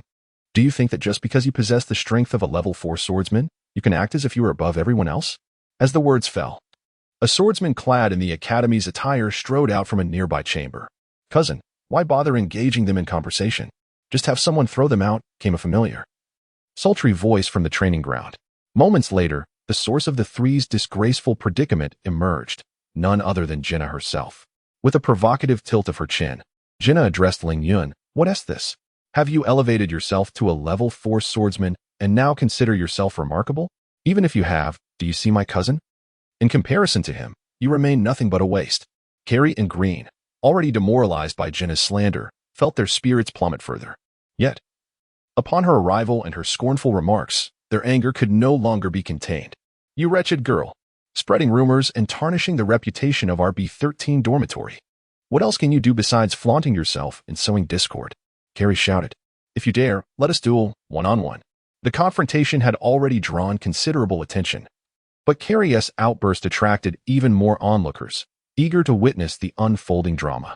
In front of such a crowd, being labeled as wretched left Jenna with a visibly darkened expression. She immediately turned to the man beside her, feigning innocence. "Cousin, they are insulting me. They are belittling me. Rest assured, I shall avenge you. Let us see who dares to intervene," the swordsman replied, his expression turning cold as he glared at Carrie and Green with a menacing glint in his eyes. "I will ensure you comprehend the consequences of insulting my cousin." With that, he swiftly delivered a powerful kick aimed at Carrie, striking him in the waist. A sharp crack echoed as Carrie was sent flying several meters away. Reminiscent of the moment with Kate, his fragile body could not withstand the force of that blow, sending him crashing into a table holding registration forms, rendering him unable to rise. "Carrie!" Green roared, his mind clouded with rage, disregarding the fact that his opponent was a level 5 swordsman. He clenched his fists, consumed by fury, and shouted, "Damn it! How dare you harm my brother? I shall fight you." "Waste is merely waste," the swordsman coldly remarked, his lips barely moving as he uttered the words, before delivering another kick. A few timid female students let out a gasp, as if they had anticipated the dire consequences awaiting Green. How audacious for a 3rd-level swordsman to challenge a 5th-level swordsman. The 2-tier disparity was tantamount to courting death. Just as the onlookers braced themselves for Green to suffer a fate akin to Carrie's, broken bones and blood spewing forth from his mouth, a figure appeared, moving at a speed several times greater, astonishingly intercepting the 5th-level swordsman. With a single hand, he grasped the right foot that had been thrust toward him and, with a subtle push, caused the swordsman to lose his balance and stagger backward. A sense of dread washed over the swordsman as his complexion shifted. He summoned his strength to leap and retaliate. However, before he could execute his kick, an unremarkable right hand struck with an incredible angle, fingers sharpened like a blade, penetrating directly into him. With 4 fingers exerting force, a heavy impact resonated against the swordsman's fragile chest. A dull thud echoed as a surge of energy erupted from the swordsman, generating faint ripples that dispersed his protective aura. Following this, the hand formed a fist and delivered another blow, the force invading the opponent's body and wreaking havoc within. Wing Chun's inch power. A flurry of 3 strikes unleashed in rapid succession. The speed of these 3 consecutive blows transpired in an instant. Even some nearby 4th-level swordsmen failed to comprehend the entirety of the event. To the astonished crowd, Ling Yun had initially thwarted the swordsman's kick and then executed just one move, the sound of shattered ribs resonating like popping beans. The swordsman's chest caved in grotesquely, followed by a violent expulsion of blood, far more copious than Carrie's, splattering into the air. The once towering figure was propelled by the force of the strikes, crashing against the wall with a thunderous impact, causing the masonry to tremble and shower down dust. As he collapsed, a myriad of fine cracks rapidly spread outward from the point of collision, marring the entire wall. In a single move, a 5th-level swordsman was rendered unconscious, the outcome of his life hanging in the balance. The tremendous shockwave disrupted the minds of all the students who witnessed this scene, their faces etched with disbelief. In that moment, the gazes of nearly 100 individuals in the trial grounds converged upon the suddenly appearing figure, as if they were beholding an extraterrestrial being. Chapter 14. Shock in the B13 dormitory. The events of the past month have become the talk of the town. Student B, without a moment's hesitation, confidently affirmed, "It is the 3rd-level swordsman." Indeed, This third-level swordsman had struck a fifth-level swordsman, causing him to vomit blood and fall unconscious. The situation before them certainly seemed to confirm this. The atmosphere in the trial arena was eerily silent, with nearly everyone in a daze, unable to believe their eyes. The unfolding events were almost too surreal to accept. A month prior, if one were to say that Ling Yun had successfully ambushed a fourth-level swordsman with his close combat prowess, rendering him unconscious, it would have been more easily digestible. After all, Kate was merely a fourth-level practitioner. Although there is a distinction between junior and intermediate levels, the gap between the two was only one rank, making it entirely reasonable for him to be knocked out.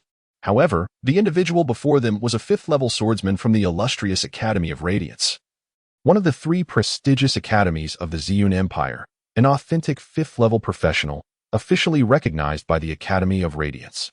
To think that such a formidable figure could be sent flying and spitting blood from a single punch? Is it truly possible? If that were the case, could this individual still be considered a third-level swordsman? The force of the swordsman colliding with the wall was palpable, shaking the entire structure and causing dust to fall, a testament to the sheer power unleashed.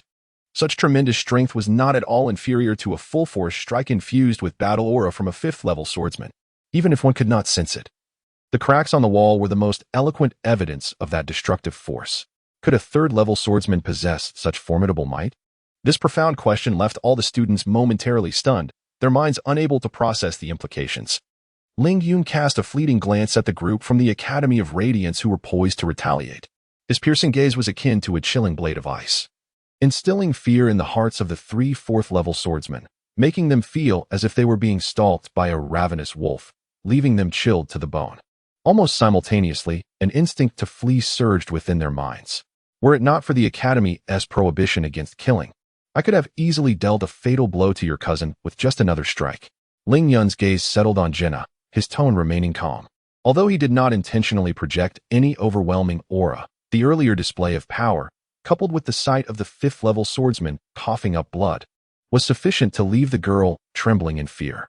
He had little interest in the playful banter between Jenna and Carrie. With his current mindset, having been reborn and possessing the strength to injure a fifth-level swordsman, engaging in the petty squabbles of the students seemed beneath him, akin to an adult bullying a child, devoid of any sense of honor. Were it not for Jenna's excessive behavior, which continuously involved him, he would not have rashly intervened to wound that fifth-level swordsman. This matter ends here. Should you continue to spread rumors and defame my character, I will ensure that you regret your words and actions for a lifetime. Disregarding the stunned expressions of the gathered students and the visibly frightened Jenna, Ling Yun addressed his companion, Grin, directly. Take Carrie to the infirmary. Once Ling Yun and the two others departed, the onlookers seemed to awaken from a dream, erupting into fervent discussions. The majority of the students' gazes shifted entirely to the swordsman from the brilliant academy and Jenna. The words he left behind immediately sparked contemplation among the crowd. Given Lin Qing's current prowess, should he truly face off against Shui Yun? Glancing at the severely injured fifth-level swordsman lying there, they could scarcely fathom the implications. If that attack were to strike the enchanting figure known as Shui, what consequences might ensue? With this thought, clarity dawned upon their minds. Thus, Lin Qing harbored no fear of Shui Yun, and his method of attack was precisely what rendered it capable of inflicting the utmost devastation. He had chosen to show restraint, unwilling to engage in a petty quarrel with her, yet she had resorted to spreading malicious rumors to tarnish his reputation. This senior, Lin, truly understood the value of cherishing the delicate and was resolute in his integrity, remaining aloof from worldly disputes. Even when faced with defamation, he chose to overlook it for the sake of camaraderie amongst peers. A master indeed. This exemplified the true demeanor of a skilled individual. Instantly, the crowd's perception of Jenna began to shift. The scornful, derisive, and disdainful glances that had once been directed at Ling Yun and his companions now fell squarely upon her. The innocent shall remain untainted, and those who humiliate others shall inevitably face retribution. The divine forces in this world had established a brutal competitive order, where to please these deities and earn merit. Battles erupted in every corner of existence. Cultivation, the pursuit of strength, became an unending quest for all. To live in peace, one must possess formidable power. Only through such strength does one acquire the means for survival and influence in this realm. While the rules may be steeped in the harsh reality of survival of the fittest, this was precisely what Ling Yun required. In times of peace, there are no warriors to wield their might. Yet, in chaotic governance, the presence of martial artists is never lacking. After sitting in contemplation for approximately 3 or 4 hours, a knock at the door roused Ling Yun from his reverie. "Lin Sheng, I am a member of the Academy's guard. Please accompany me to the vice principal's office." Being interrupted during cultivation is the most displeasing occurrence for any practitioner of qi. Ling Yun furrowed his brow slightly, gradually controlling the fighting energy that was attempting to surge through his yang meridian, directing it into his central dantian before concluding his practice. "Lin Sheng, please open the door. The vice principal urgently wishes to see you," urged the guard outside once more. Ling Yun opened the door, just in time to observe the guard's complex expression. Without hesitation, he replied, "Let us go," and proceeded towards the vice principal's office, already aware of the matter at hand. After all, having injured a student from the prestigious Brilliant Academy, it would be surprising if the institution did not seek accountability. Chapter 15. Punishment within 3 to 4 hours. The events that transpired in the trial arena had already spread, although not yet reaching every corner of the academy. The astonishing incident of Ling Yun, a level 3 sword master, injuring a level 5 student from the Brilliant Academy, had indeed prompted many to re-evaluate this figure. It seemed as though the students were discovering for the first time that within their own Ziyun Intermediate Academy, there existed prodigious talents who had attained level 5, or even level 6 cultivation. Did you see that? That's Lin Sheng, the student who struck a level 5 sword master from the Brilliant Academy, causing him to cough up blood with a single punch. Come on, how could one possibly inflict such injury with just one blow? What kind of power would that require? Even a level 6 sword master would struggle to achieve such a feat. Do you truly believe a 16-year-old could reach level 6? You must be jesting. You are remarkably uninformed. Aside from you, who rarely ventures out, I doubt there is anyone unaware of this matter. If you don't believe me, simply inquire around. Achieving level 6 at just 16 years old is an extraordinary accomplishment, rare even in the entirety of the Ziyun Empire. Our academy may finally produce a genius. Not merely a genius. In my estimation, student Lin Sheng is very likely to become the 9th sword master of our Ziyun Empire. Just imagine, a sword master. Such a title has only graced the 3 major advanced academies, and among the 60-plus intermediate academies in the empire, none have yet produced a sword master. Should our academy succeed in this endeavor, perhaps the emperor would be so pleased that we could elevate to the 4th major advanced academy of the empire. Sword master. This electrifying term instantly invigorated every student present. A sword master represents a true powerhouse within the upper echelons of the continent. Once one reaches that realm, it is not merely a matter of living without worry, but rather, the influence they wield over the nation could be aptly described as commanding the very elements. Such formidable individuals are treated with the utmost respect, and should they choose to serve the empire, obtaining titles and ranks would be far from arduous. Contemplating the impact a sword master would have within the nation, the crowd's gaze upon Ling Yun transformed into one of near fanatical admiration.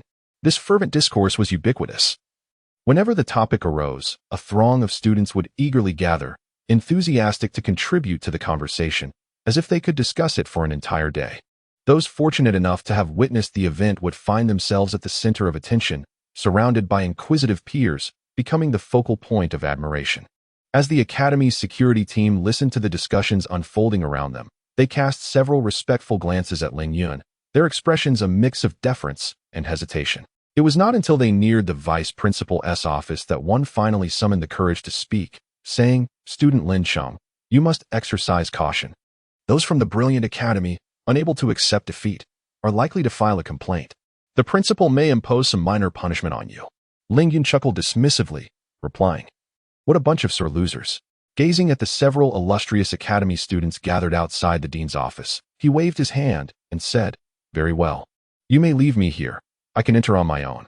The student nodded, concern etched on his face, advising, "Do be careful. If you do not acknowledge that the incident on that day was instigated by them, your current stature within the academy should render them powerless against you." Ling Yun responded affirmatively, disregarding the hostile glares from the students of the illustrious academy, and approached the office door, knocking as he announced, "Vice Dean, you called for me?" "Ah, Lin Sheng, please come in," was the reply. As Ling Yun pushed the door open, he immediately sensed 2 hostile gazes directed at him. Unsurprisingly, the 2 lead mentors responsible for admissions at the illustrious academy, along with the vice dean of his own academy, sat behind the desk, as if convening a court awaiting his arrival. The vice dean, a middle-aged man in his 40s whom Lin Cheng recognized from the opening ceremony, regarded him with an unfriendly demeanor, suggesting some sort of tacit agreement with the illustrious academy. Ling Yun, uninterested in engaging with him, simply stepped aside, choosing silence as if the unwelcoming stares of those present were as inconsequential as the air itself. The vice dean took a brief glance at Ling Yun, who stood unwavering, a flicker of astonishment crossing his eyes. Though he had attained the level of an 8th-tier swordsman, and his years in a high position lent him considerable authority, he found it remarkable that the merely 16-year-old Ling Yun, who had scarcely faced significant challenges, could remain so composed under his intense scrutiny, revealing not a hint of fear. This realization left him inwardly astonished. What he could hardly fathom was that the Lin Cheng of today was not the same as before. As a practitioner standing at the pinnacle of martial arts, he had witnessed far grander spectacles. Not even the gaze of an 8th-tier swordsman could instill a modicum of fear within him, let alone that of mere swordsmen. Clearing his throat, the vice dean called for the attention of the group and spoke. "Student Lin Cheng, I have received reports from the students that during the admissions trial, you severely injured a student from the illustrious academy, nearly endangering his life. Is this true? Endangering his life?" A flicker of doubt crossed Ling Yun's mind, and then, as if recalling something, he scoffed softly and shook his head, saying, "I exercised great restraint. Given his constitution as a 5th-tier swordsman, he should have been able to withstand my attack without facing life-threatening consequences, unless this 5th-tier swordsman from the illustrious academy is merely a name without substance. Mentor Mason, please trust in our sincerity. We will provide the illustrious academy with a satisfactory resolution regarding this matter." Dean Luo nodded repeatedly, then turned to Ling Yun with a stern expression, stating, "Student Lin Cheng, your reckless fighting in the academy and the severe injury inflicted upon a visiting student from the illustrious academy constitutes a grave offense. Particularly, this incident has jeopardized the friendship between our academy and the illustrious academy, warranting severe punishment." Severe punishment? Upon hearing this, Ling Yun immediately grasped the situation without needing to ponder deeply. It was evident that Luo Kai had clandestinely engaged in some unsavory dealings with the esteemed Mentor Mason, wherein the price Luo Kai paid was to instruct him with a thorough reprimand. This thought brought a wry smile to his lips. Could it be that the esteemed dean did not inquire into the reasons behind the conflict? Hastily jumping to conclusions and passing judgment, your companion had first insulted the cousin of the lion student, maliciously denigrating a beautiful lady. As a swordsman, should he not defend the honor of his kin? Yet, instead of upholding justice and promptly thwarting the actions of the carry students, you chose to collude with the oppressors, launching a covert attack on the lion student when his guard was down, resulting in his injury. Truly a crime compounded. Ling Yun chuckled inwardly at the absurdity of their twisted rhetoric. It was astonishing that Luo Kai could maintain such a righteous faade without a hint of shame or breathlessness. He waved his hand dismissively. Weary of their meaningless discourse, let the charges be compounded as they may. Now, do enlighten me on the nature of your intended punishment. The three were momentarily taken aback, not anticipating that Ling Yun would offer no substantial rebuttal, instead admitting to his alleged transgressions. This rendered their premeditated accusations and justifications utterly futile. The rapid shift left them momentarily speechless. Chapter 16. Threat. A month ago, the Navi Ling Yun, unfamiliar with the world and lacking any means of self-preservation, might have felt a twinge of anxiety at the prospect of expulsion from the academy. After all, such a fate would leave him to rely solely on his own limited abilities to secure his survival. However, after a month of diligent exploration, the vital energy within him had reached a remarkable level of mastery, comparable to that of an ordinary 7th-tier swordsman in the current continent. While this strength may not classify him as a formidable warrior across the vast lands, it certainly afforded him the opportunity to secure a well-paying job within the Xian Empire with relative ease. Thus, the prospect of expulsion held little significance for him. The vice principal and the mentors of the brilliant academy were momentarily taken aback but quickly regained their composure. Ling Yun's proactive suggestion of expulsion was indeed unexpected. After all, the certification from a prestigious academy is a matter of great importance that could influence one's future. Everyone regards such matters with utmost seriousness, wary of any negligence. His actions were certainly an anomaly. Upon reflection, Luo Kai understood the audacity behind Ling Yun's demeanor.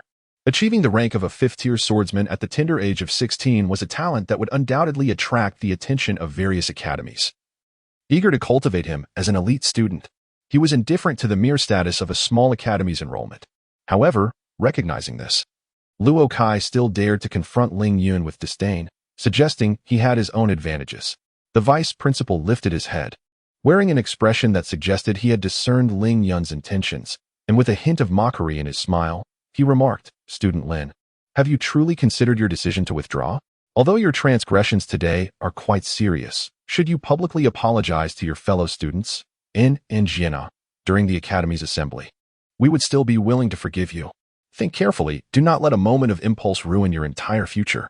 Ling Yun, with a smile that hinted at amusement, looked at Luo Kai and replied, "You are well aware that I could never acquiesce to your terms, yet you still present them. It seems you possess some leverage that compels me to reconsider my decision to withdraw. If that is the case, let us not waste each other's time.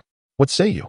Luo Kai nodded, feigning a benevolent demeanor, and said, "It appears that student Lin has forgotten his lineage. Shall I remind you? My lineage." Ling Yun immediately recalled Lin Cheng's memories, revealing that he was indeed the heir of a noble family, albeit one that had fallen from grace. However, what did nobility matter to him? "If you wish to continue wasting time, then I shall take my leave," Ling Yun declared, losing interest in the conversation and turning to depart. Luo Kai, initially brimming with confidence, believed that with just a subtle hint, Ling Yun would immediately change his expression, recalling something significant, and then obediently concede to him, choosing to publicly apologize in hopes of persuading Luo Kai to refrain from expelling him from the academy. However, the unfolding events deviated entirely from his expectations. The young man displayed an apparent dullness, seemingly oblivious to the implications of expulsion on his future. As Ling Yun turned to leave, Luo Kai hastily rose to his feet and implored, "Lin Cheng, are you truly going to walk away? You must think this through. Your lineage is a branch of the Lin family from the Haitian Empire, now teetering on the brink of exclusion. Should any family member commit even the slightest error, they will be irrevocably cast out. To reclaim your heritage thereafter would be an insurmountable challenge. You are the heir of this branch. If your life as an heir is marred by the stain of assaulting a fellow student leading to expulsion, I assure you, you will forever lose the protection afforded by the Lin family of the Haitian Empire." The mention of the Haitian Empire and the Lin family caused Ling Yun to pause, finally halting his steps. Observing Ling Yun's hesitation, Luo Kai secretly breathed a sigh of relief, his countenance once again adorned with a semblance of control, exuding an air of patience as he awaited Ling Yun's supplication. Yet, the smile on his face faded within moments. Ling Yun resumed his stride, speaking in a tone of indifference, "The Haitian Empire and the Lin family hold no significance for me.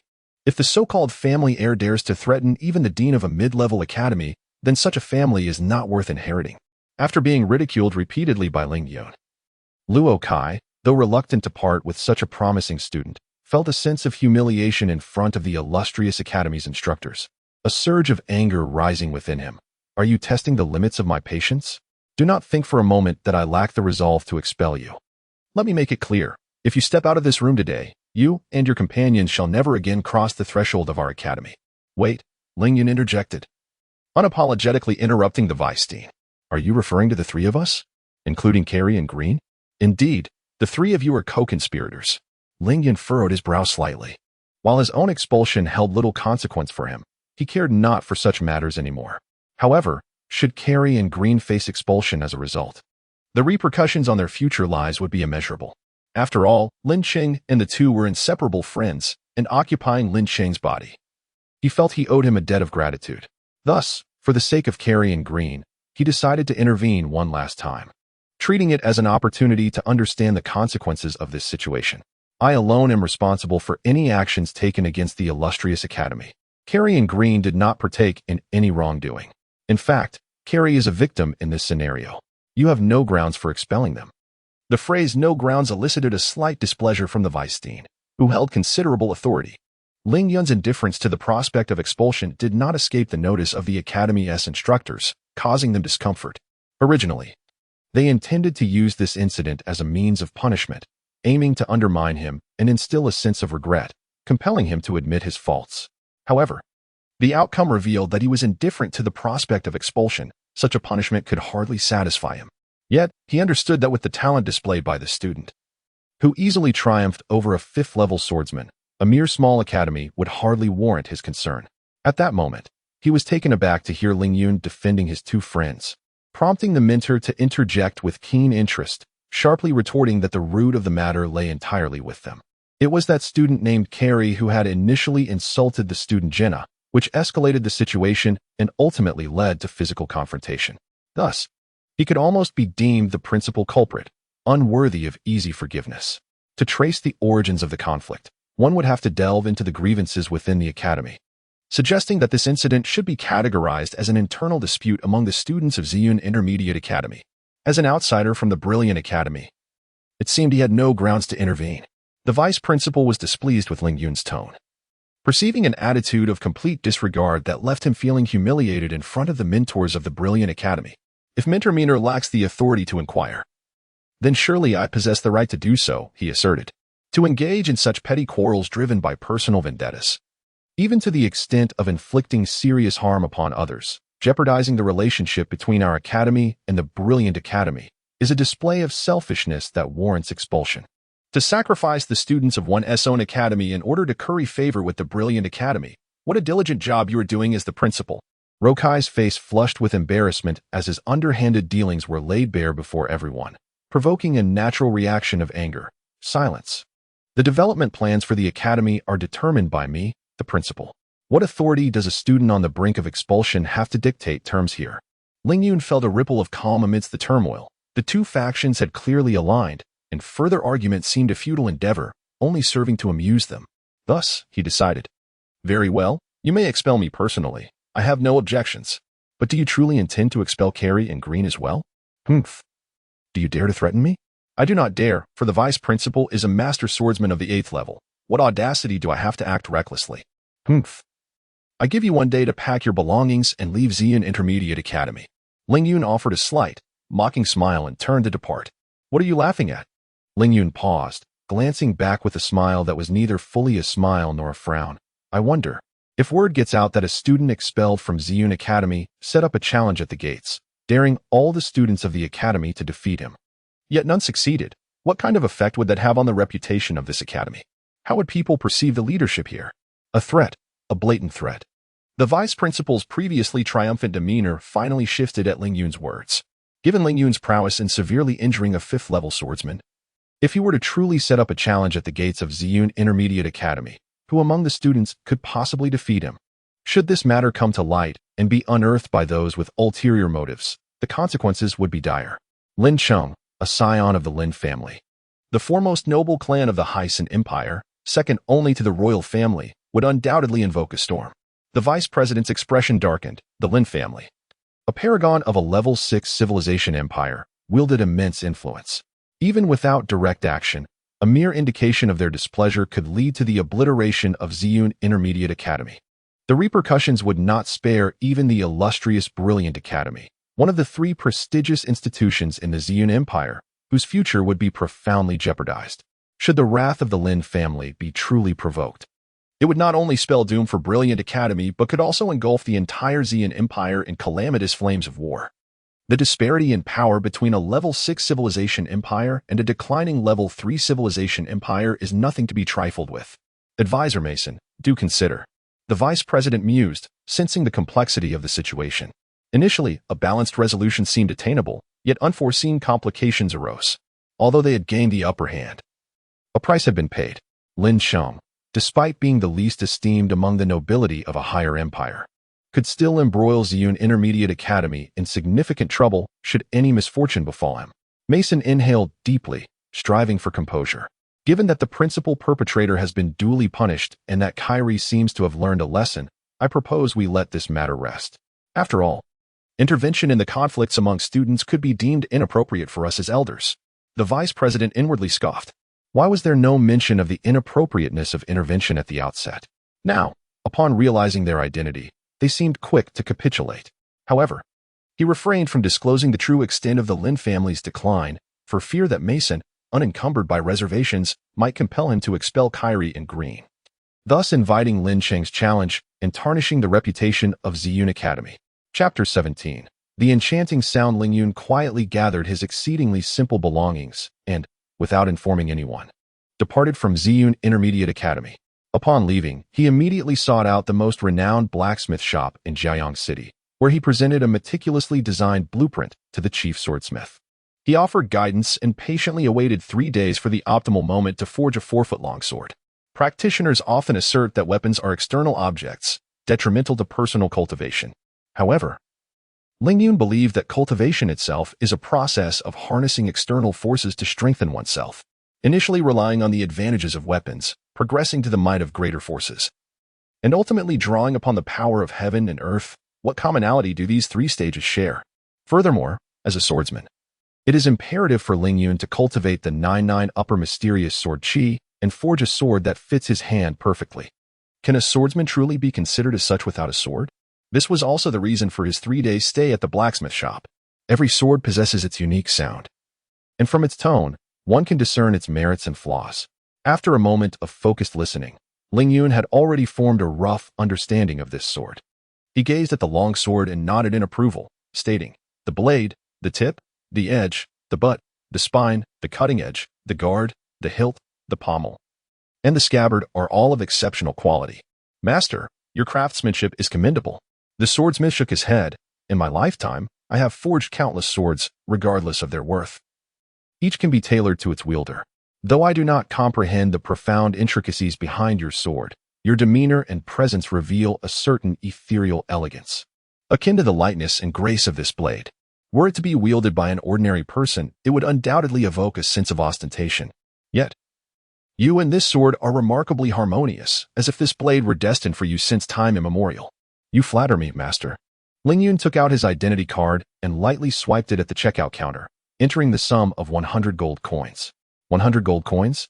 This was indeed the price of a finely crafted weapon. The swordsmith was slightly astonished by his generosity.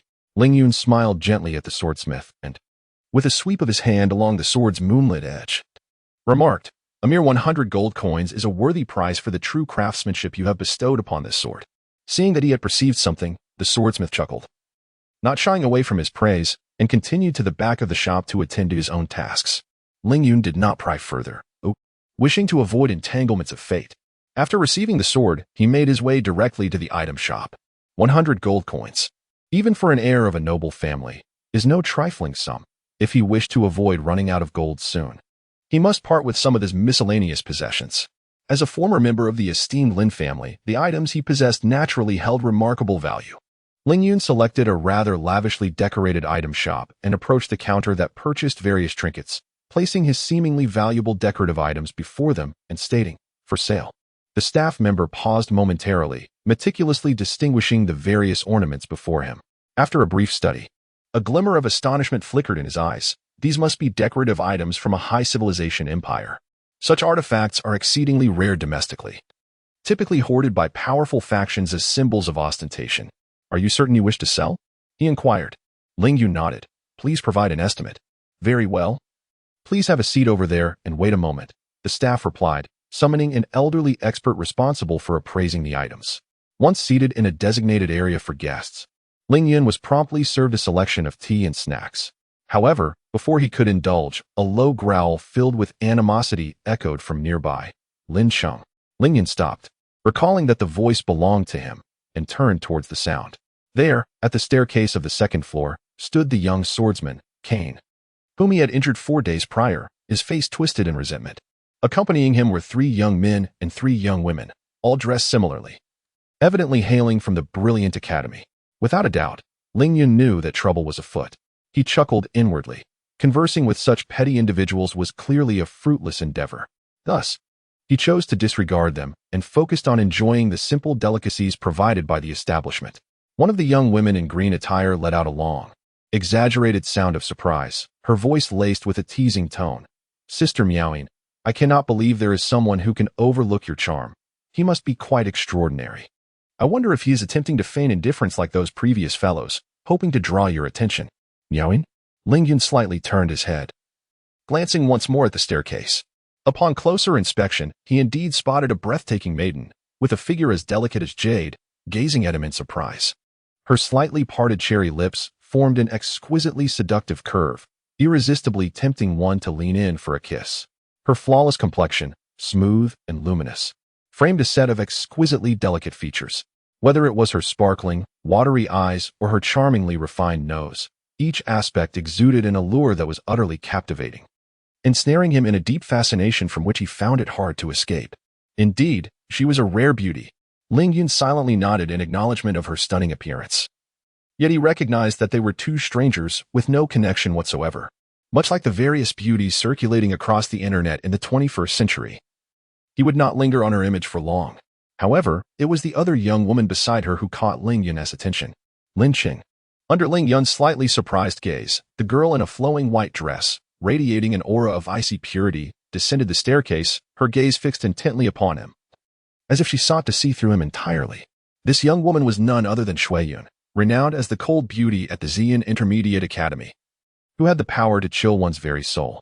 Concerning such a perilous woman, capable of dispatching others with a mere flick of her wrist, Ling Yun felt an increasing reluctance to engage, instead choosing to savor the meager delicacies before him. Given your prowess to defeat a 5th-level swordsman, why did you not give your all during our match over a month ago? Ling Yun remained utterly unfazed, his attention steadfastly fixed on his food, seemingly impervious to her words. A frown creased his brow. Indeed, as the ancients proclaimed, it is difficult to nurture both women and petty men. It appeared that unless he provided her with a convincing rationale, she would persist in her pursuit. The martial arts I practice possess formidable lethality. Should I unleash them?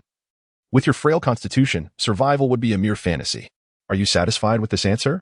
Shui Yun, taken aback, felt a surge of indignation, yearning to reproach him for his restraint during their encounter. Yet, as she recalled how even the 5th-level swordsman, Lai Yun, had nearly met his demise at Ling Yun's hands, her retort remained unspoken. Could she truly fault him for sparing her life? Ling Yun continued to lower his gaze. This woman evidently possessed some wit, capable of independent thought. Were you expelled due to the incident with Lion? Ling Yun offered a disinterested hum in response. Should it be due to the pressure exerted by our illustrious academy, I extend my sincerest apologies. He regarded the matter with nonchalance, a carefree smile gracing his lips as he remarked, your voice is akin to a celestial melody, soft and enchanting, truly deserving of the title of melodious voice. Miao Yin smiled gently as she descended the staircase, exclaiming, Junior Lin, it seems you too have a knack for humor. I had thought you could completely disregard the allure of Sister Miao Yin, yet it seems you were merely feigning indifference. One slip and your facade crumbles, revealing a lack of patience compared to the others. The woman in green curled her lips in disdain, her tone laced with condescension.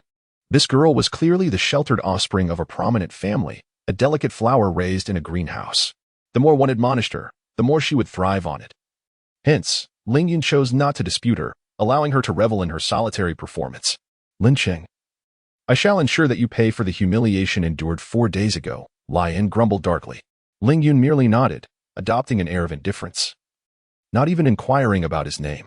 This dismissive demeanor incited the ire of a tall youth behind Lai Yin, who stepped forward and bellowed. Do you presume that having narrowly triumphed in one encounter gives you the right to look down upon us from the brilliant academy? Humph. Had you not taken advantage of Lai Yin's lack of vigilance and struck him with ruthless intent, he would never have been so grievously wounded. Lion, feeling quite dissatisfied with his inexplicable defeat, readily agreed. Indeed, I had lost my balance when I kicked out. Otherwise, I would not have fallen prey to you. If we were to confront each other directly, I would not fear you. Miao Yin, sensing the brewing conflict, quickly interjected, Kaishan, how can you be so rude? The girl in green, brimming with excitement and eager to stir up chaos, proclaimed from behind, the Xian Academy is merely a mid-level institution. What renowned experts could possibly dwell within? If there were any, they would have long since ascended to a higher academy for further studies, rather than linger in this modest establishment. Last time, Kane lost due to overconfidence. In my opinion, only a rematch will truly determine the victor. Kashan, you shall represent our illustrious academy and thoroughly experience this junior's prowess. I am in full support of you. Miao shot a reproachful glare at the girl in green. Fire! Why are you opposing me? Are you disregarding your elder sister's counsel? At that moment, the blonde gentleman who had yet to descend from the upper floor spoke. With an elegant and charming aristocratic smile, he gently remarked, Hee, Miao, allowing them to compete is quite acceptable. Young people should engage in more contests and battles, absorbing each other's combat experiences to learn and grow. That is the path to progress. From his composed and unruffled demeanor, it was evident that this blonde gentleman was likely the leader of the group. Senior Yano. Miao was about to interject, but she watched as Ling Yun nonchalantly approached the sales counter, depositing the proceeds from the decorative items into his identity card. His relaxed demeanor suggested he had scarcely regarded the ongoing dialogue directed at him. Not a single word had registered with him. After collecting the funds, he did not bother to acknowledge anyone and headed straight for the exit. This was nothing short of disdain, a complete dismissal, arrogance that bordered on the contemptuous.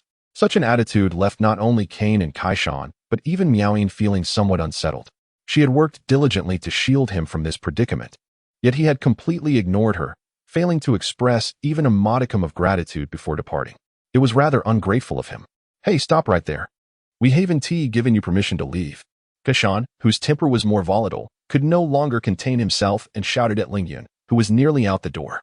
"Kaishan," the blonde gentleman softly called, his tone calm, yet laced with a hint of concealed ire. "It seems the other party considers you unworthy of being his opponent." "Oh dear. It appears Senior Yano is upset. This arrogant fellow has now drawn the ire of even him." Liar, noticing the impending confrontation, could not help but chuckle, revealing her mischievous nature.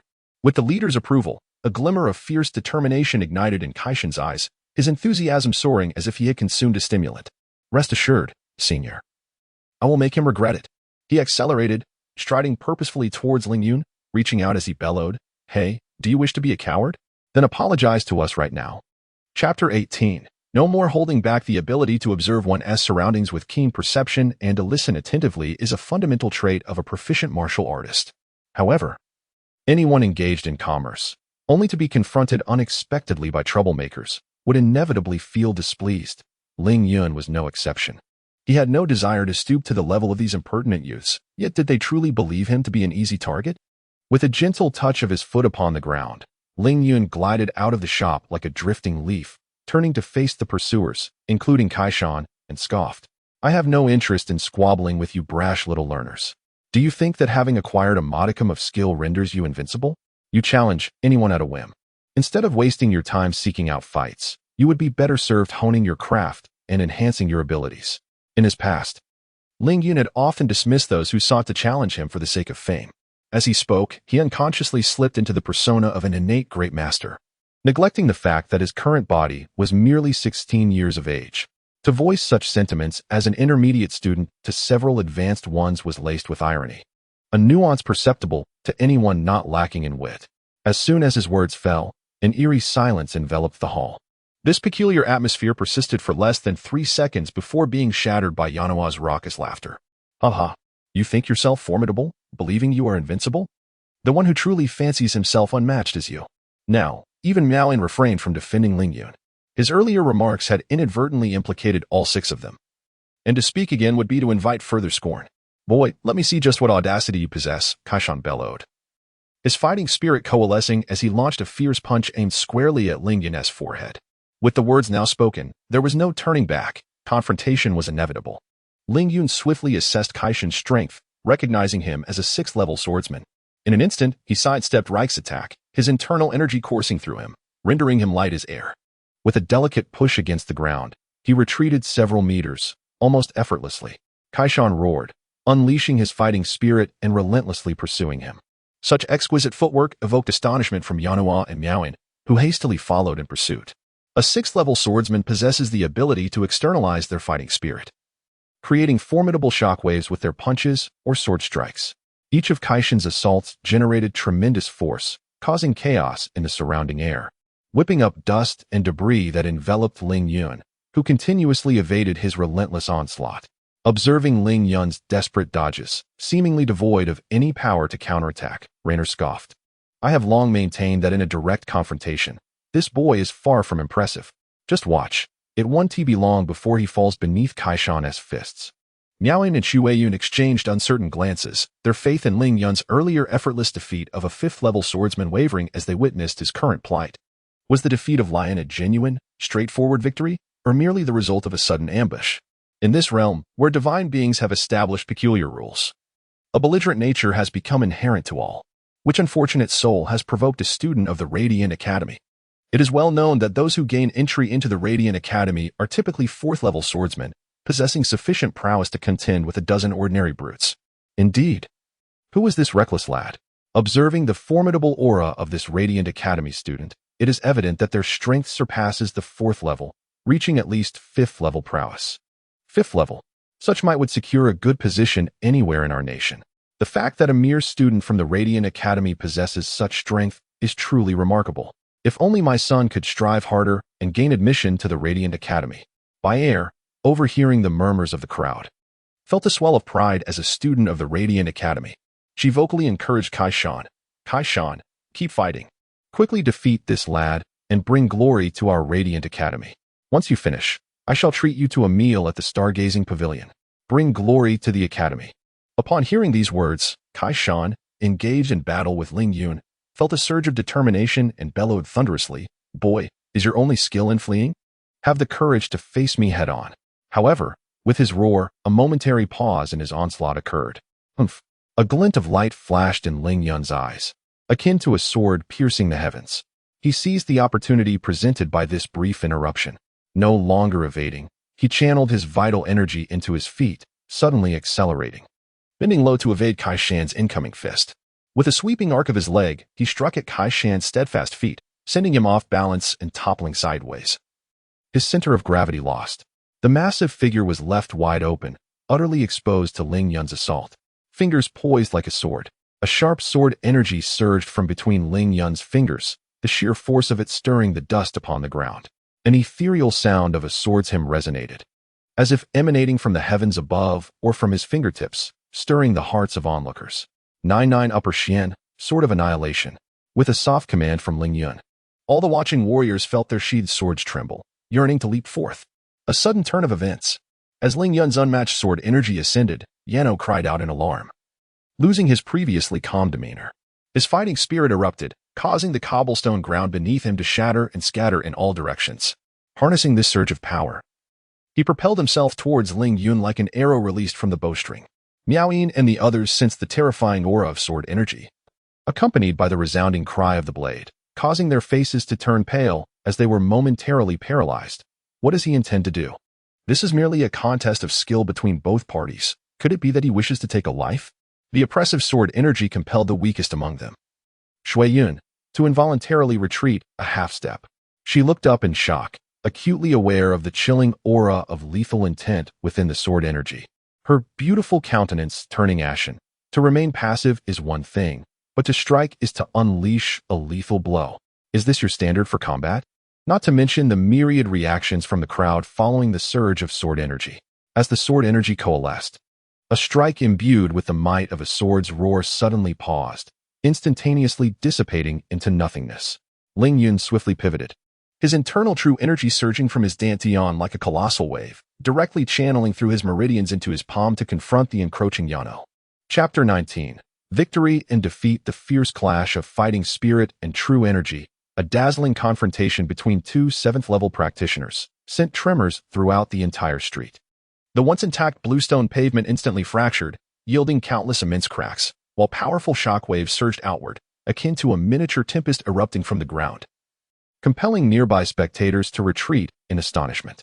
With a single strike, Ling Yun was violently propelled backward. In his haste to confront the opponent, he found himself at a disadvantage. The force of the fighting spirit inflicting excruciating pain throughout his body. He was compelled to retreat, attempting to mitigate the impact of Arno's assault.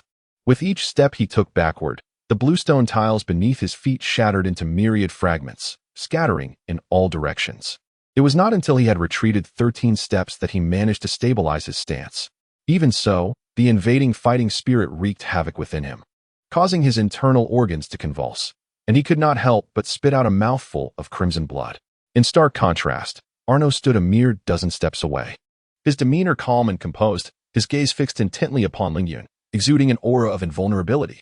The tranquility he projected was almost unfathomable, considering he had just engaged in a fierce battle with a 7th-level master, unleashing a formidable blow. One was utterly unscathed and exuded poise, the other staggered backward, bloodied. The disparity in their strengths was palpably evident in their expressions. Witnessing this scene, the girl in green could not contain her excitement, exclaiming, "Hooray! Senior Arno is truly impressive. With just a single strike, he has left him bleeding. It's exactly like last time." Lion, too, regarded Ling Yun with a satisfied glare, as if he were the one responsible for inflicting such grievous injury. Arno maintained his unwavering gaze on Ling Yun, stating, "My attack was sudden, he was caught off guard. So it hardly counts. When you launched your assault on the mountain, it was also due to time constraints and urgency, with little time for preparation. A hasty move against another hasty move is quite similar, wouldn't you agree? Those spectators who initially believed Arno had triumphed solely due to his surprise attack nodded in agreement upon hearing Br's words. Under the circumstances of haste, the force exerted by both parties was likely comparable, yet, judging by the final outcome, it was clear that this Arno was significantly stronger. Even if his opponent had not been caught off guard, he might not have been able to withstand that blow. Truly, a commendable student from the illustrious academy. His prowess is indeed remarkable. That surge of fighting spirit unleashed just moments ago must have been at the level of a 7th-level swordsman. Achieving such advanced mastery at such a tender age, he is destined to ascend to the exalted realm of swordsmanship. Truly deserving of his status as one of the 3 great academies of the Empire. With their side emerging victorious, Br displayed a certain haughtiness, turning to Ling Yun with an air of triumph, chiding him. So, do you understand now that there are always stronger individuals? That there are higher mountains beyond the peaks we know? You ought to be more astute in the future and refrain from such arrogance if you continue down this path. It is only a matter of time before you suffer for it. Lion, astonished that Ling Yun had managed to defeat even a 6th-level swordsman, wore a grim expression, his eyes now brimming with malice. Were it not for the multitude of onlookers, he would have seized the opportunity to strike down this formidable rival while he was still wounded, unnoticed. Miaoyin shot Ling Yun a glare, clearly attributing blame to him for his earlier reckless words, which had led him to this predicament. Had he not exhibited such obstinacy earlier, perhaps he would not have compelled Senior Yano to take action, and at the very least, he would not be injured now. Nevertheless, despite her anger, the glare she cast was still remarkably pleasing to the eye, exuding an enchanting charm that resonated closely with nature, captivating the attention of many onlookers. Ling Yun wiped away a trace of blood from the corner of his mouth, offering a nonchalant chuckle. Although he had suffered a minor setback in his exchange with Yano, he had managed to dissipate the force during his retreat, expelling the stagnant blood that had been constricted within his chest. It could be said that he was in no serious danger. At this moment, while Yano appeared calm and unperturbed, he had undoubtedly endured the impact of the sword energy for the sake of the illustrious academy, incurring some internal injuries. Moreover, by repressing this stagnant blood within him, he had impeded the flow of his vital energy, which, if allowed to accumulate, would only exacerbate his condition.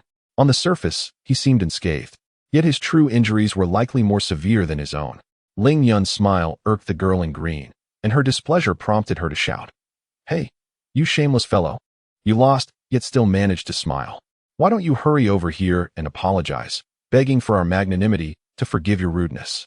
Ling Yun, however, had no intention of stooping to the level of such a woman. With a light laugh, he cast a glance at Yano. "Let me offer a word of advice. If you wish to avoid incurring irreparable harm to your body that could hinder your future pursuit of the Swordmaster realm, do not suppress your injuries." With those words, he waved his hand dismissively and gracefully leaped into the crowd, vanishing from the sight of the spectators. His nimble and agile movements bore no resemblance to one who had sustained serious injuries. Senior Yano, Yu Kaishan and Miaoyin exclaimed in shock simultaneously, with Kaishan hastily stepping forward to support Yano. "Senior Yano, you're gravely injured? How could this be possible? You are a level 7 swordsman." The triumphant smile on Bio's face faltered, her astonishment evident as she beheld Yano, who could scarcely muster the strength to stand.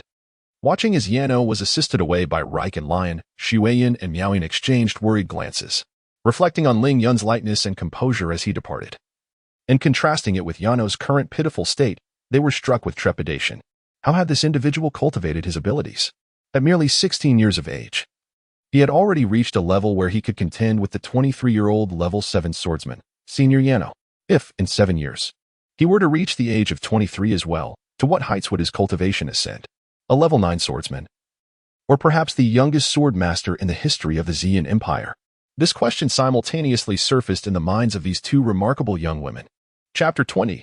Innate on this vast planet, the delineation of power among the 3 tiers of civilizations, primitive, intermediate, and advanced, can be described as distinctly clear.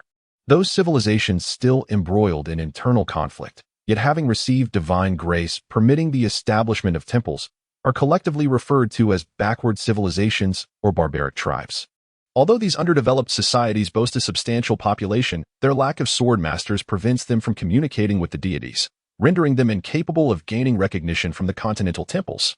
Without such divine acknowledgement, they are essentially stripped of human rights. Any advanced or intermediate empire that discovers these primitive civilizations may designate them as territories under their jurisdiction, primarily for the production of slaves. Across the planet, these backward civilizations are ubiquitous and widely dispersed, with their estimated numbers exceeding 30 million, a conservative estimate, indeed. A nation that unifies itself and produces a first-tier sword master can contribute a measure of glory to earn divine favor. Requesting the descent of an idol to establish a temple and thus ascend to imperial status. Temples not only facilitate communication with the divine, but also attract the ambient energy elements, transforming the areas they encompass into sacred grounds for cultivation. Furthermore, temples possess the ability to exchange honor and merit for various wondrous treasures. Newly established empires are inherently fragile and typically bow to the authority of nearby powerful empires to secure protection as vassals. Those that believe they can endure on the continent often find themselves erased from the annals of history within a century. While achieving imperial status and establishing temples grant citizens certain human rights, the emperors of first-tier empires may not hold a rank superior to that of a common noble from a fourth-tier empire due to their relative weakness. To ascend to intermediate civilization, a primitive empire must undergo a progression through first-tier, second-tier, and third-tier statuses.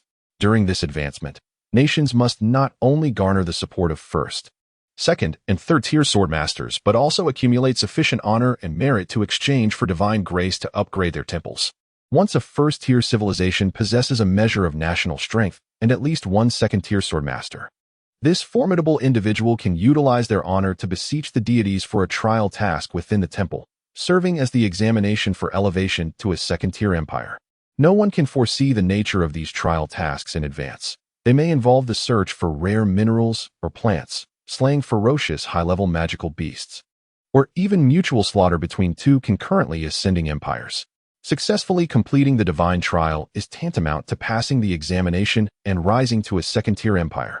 At that point, the temple not only becomes more magnificent but also significantly enhances its energy absorption efficiency, leading to the introduction of more advanced magical artifacts for sale. The progression from intermediate to advanced empires mirrors that of primitive empires. However, the requirements for seeking divine favor and the difficulty of trial tasks experience a substantial escalation.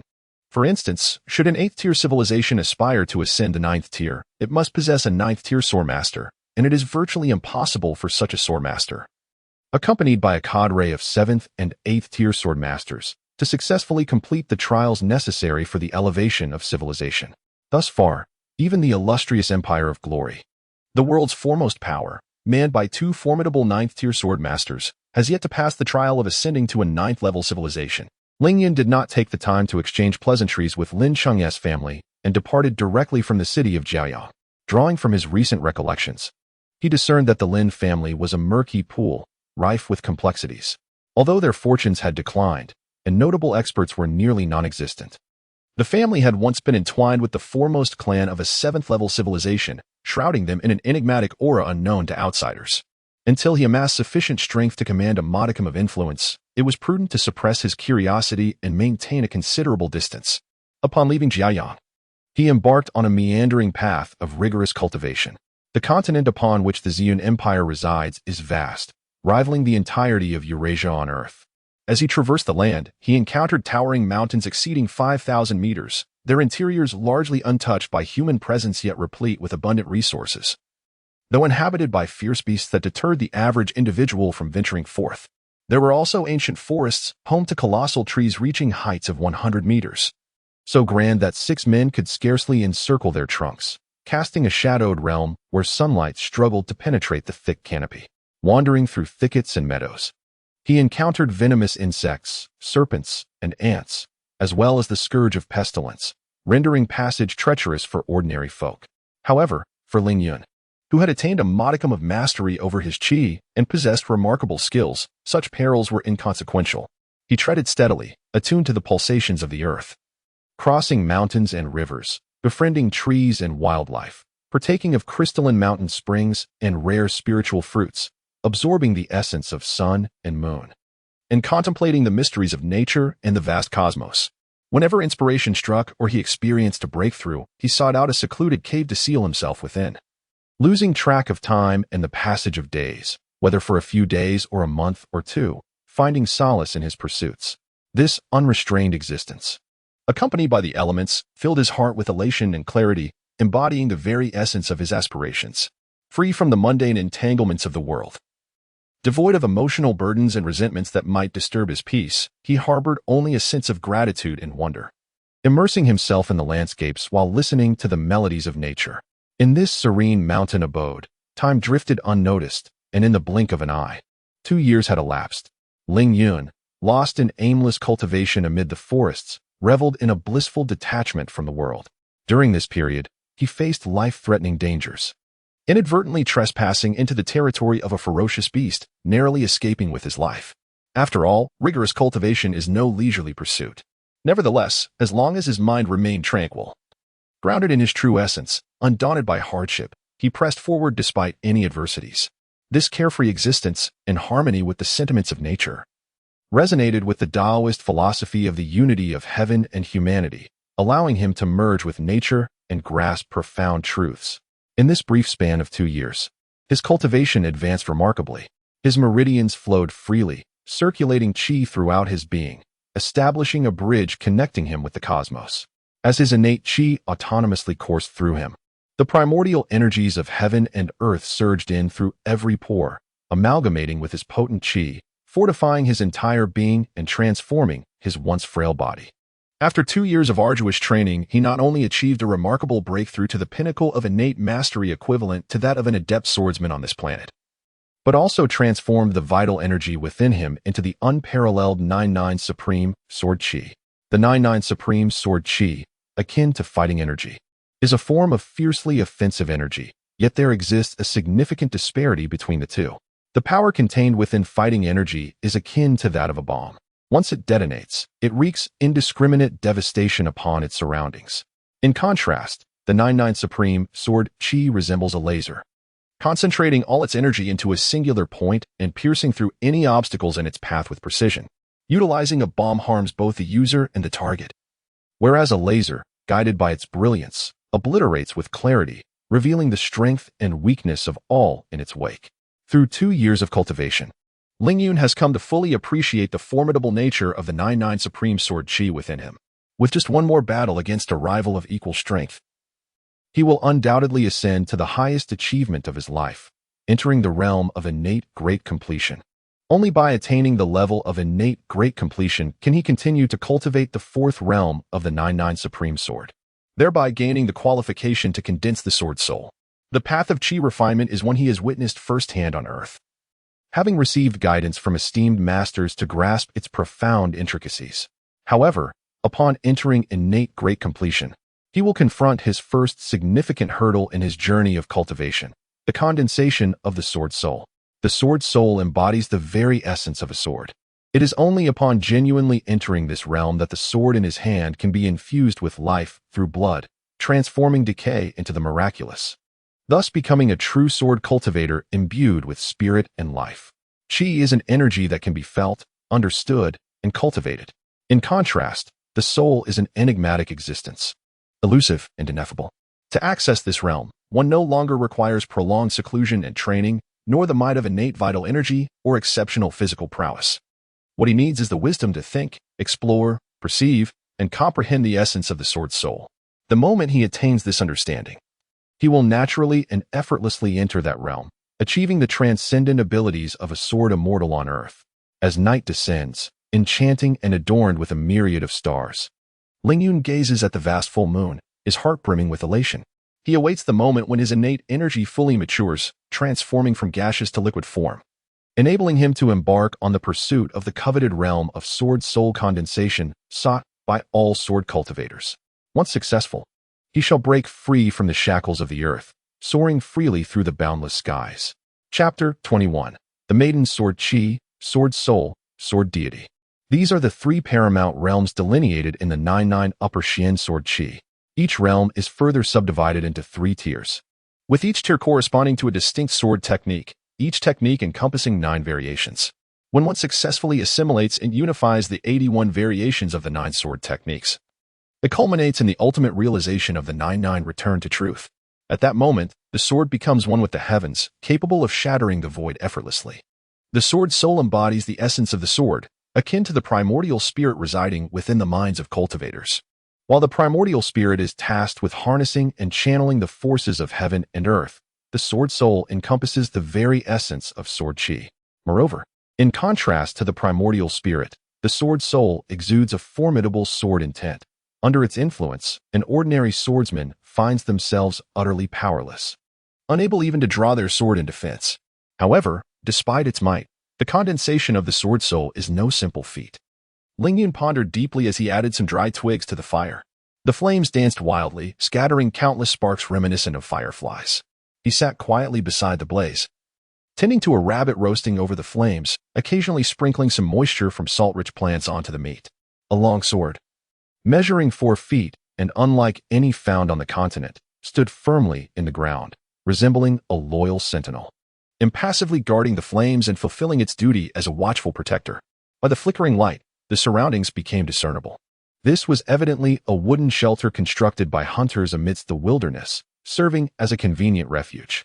The walls, once draped with fabric and straw, had become tattered over time. Nonetheless, it still provided adequate shelter from the elements, warding off the cold and heat alike. The sword soul is the repository of sword intent, which serves as the fundamental means by which one channels sword chi through personal will. Once the sword soul is condensed and the sword intent is extended, one can command the surrounding sword chi and the nearby swords for their own use, wielding an infinite sword intent to repel foes. Reflecting on this, Ling Yun's thoughts momentarily faltered. No wonder there exists such a vast chasm between sword chi and sword soul. Sword chi is a manifestation of human action, each move adhering to established forms, whereas the sword soul is driven by intent, commanding the chi. When the mind stirs, the sword moves.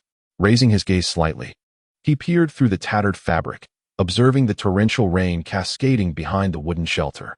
Ling Yun murmured to himself, somewhat unaccustomed to the solitude. At this rate, it seems the rain will not cease anytime soon. Tonight, it appears he must remain here. After 2 years of minimal human interaction, were it not for his habitual self-talk to remind himself, he might have forgotten how to speak altogether. Outside, the relentless downpour soaked everything, enveloping the forest in thick moisture. Yet within the small wooden shelter, the presence of the fire rendered it surprisingly warm, a beacon of hope amidst the dark night, providing solace from the biting cold and hunger. Savoring the aroma of the roasted rabbit, Ling Yun felt his appetite stir. Enjoying wild game on a rainy night possessed a certain charm. Just as he prepared to retrieve the food for a delightful meal, he suddenly became alert, his ears perked. Instantly, he raised his head and gazed into the impenetrable darkness of the forest depths. Before him, the rustling of leaves from the dense thicket heralded the arrival of a figure, a woman clad in garments as white as freshly fallen snow. She emerged from the depths of the forest with an ethereal grace, gliding effortlessly until she reached the small wooden abode, pushing the door open to enter. Were it not for Ling Yun's profound cultivation and his exposure to numerous extraordinary phenomena, he might have mistaken her for a spectral apparition. This young woman, scarcely 18 or 19, bore an uncanny resemblance to Ling Yun himself. Her long, cascading hair, reminiscent of a silken waterfall, partially obscured her unremarkable features. With droplets of water occasionally cascading from its tips, the white gown she wore, drenched and clinging to her form, accentuated a figure so exquisite that it could evoke envy in the hearts of all women, a delicate silhouette, perfectly proportioned yet inherently fragile, that would surely captivate any man of normal disposition. Her fingers, resembling jade in their elegance, grasped a sword strikingly similar to Ling Yun's own. Although they appeared delicate and weak, they emanated an instinctual sense of danger. This aura was potent enough to spell doom for anyone below the 7th level of power. Should they harbor ill intentions? Ling Yun's gaze sharpened in that fleeting instant. He discerned that this woman was likely the most formidable opponent he had encountered since his arrival in this world. Even the vice principal of the Ziyun Intermediate Academy and the esteemed mentor mason of the Brilliant Academy paled in comparison to her prowess. "Esteemed sir," she began, a slight bow indicating her respect, "I ventured into the mountains in pursuit of a beast, but upon the sudden deluge, I found myself with no refuge. Upon seeing the flicker of light here, I hastened to this place and hope for your understanding of my intrusion." Her voice, soft and melodious, enveloped Ling Yun like a gentle spring breeze, evoking a sense of tranquility.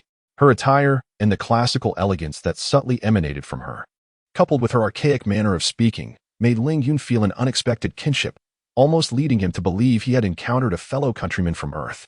Yet he was acutely aware that this was an alien realm, a colossal planet entirely unconnected to Earth, making it improbable for someone, like himself, to have traversed dimensions through the enigmatic aura of a true dragon. With a faint smile, Ling Yun replied, "You flatter me. This humble abode is not of my making. I merely find shelter beneath the roof of those who came before me, so there is no intrusion to speak of."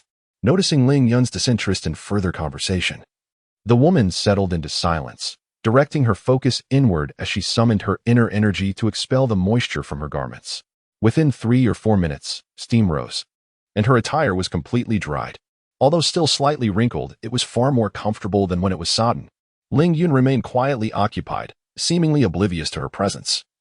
Continuing his own tasks, he placed a rabbit on the spit that he had initially intended to roast in the morning. Observing the meat cooking, the woman produced a few coins from her attire and inquired, "Might I purchase some of your roasted meat?" "I am willing to pay." Ling Yun nodded, pushing the freshly cooked rabbit towards her with a gesture of invitation, yet he declined to accept the coins. The woman paused momentarily, casting a glance at the piece of rabbit meat beside Ling Yun. A faint blush graced her cheeks, and she realized she had been overly sentimental. With a polite remark, she tucked away her gold coins and began to eat, her demeanor exuding poise and grace. Ling Yun nodded in acknowledgement and resumed his meal. Silence enveloped them, broken only by the crackling flames and the steady patter of rain, creating an atmosphere of serene tranquility. Ling Yun, not one for excessive conversation, had become even more reticent after 2 years of living in isolation, devoid of human interaction. Once they had finished their meal, he leaned against a wooden post and closed his eyes to rest. The woman noticed the long sword beside Ling Yun, and a flicker of intrigue crossed her eyes. Yet she chose not to speak. Finding a spot near the door of the small wooden hut, she leaned against it and shut her eyes as well.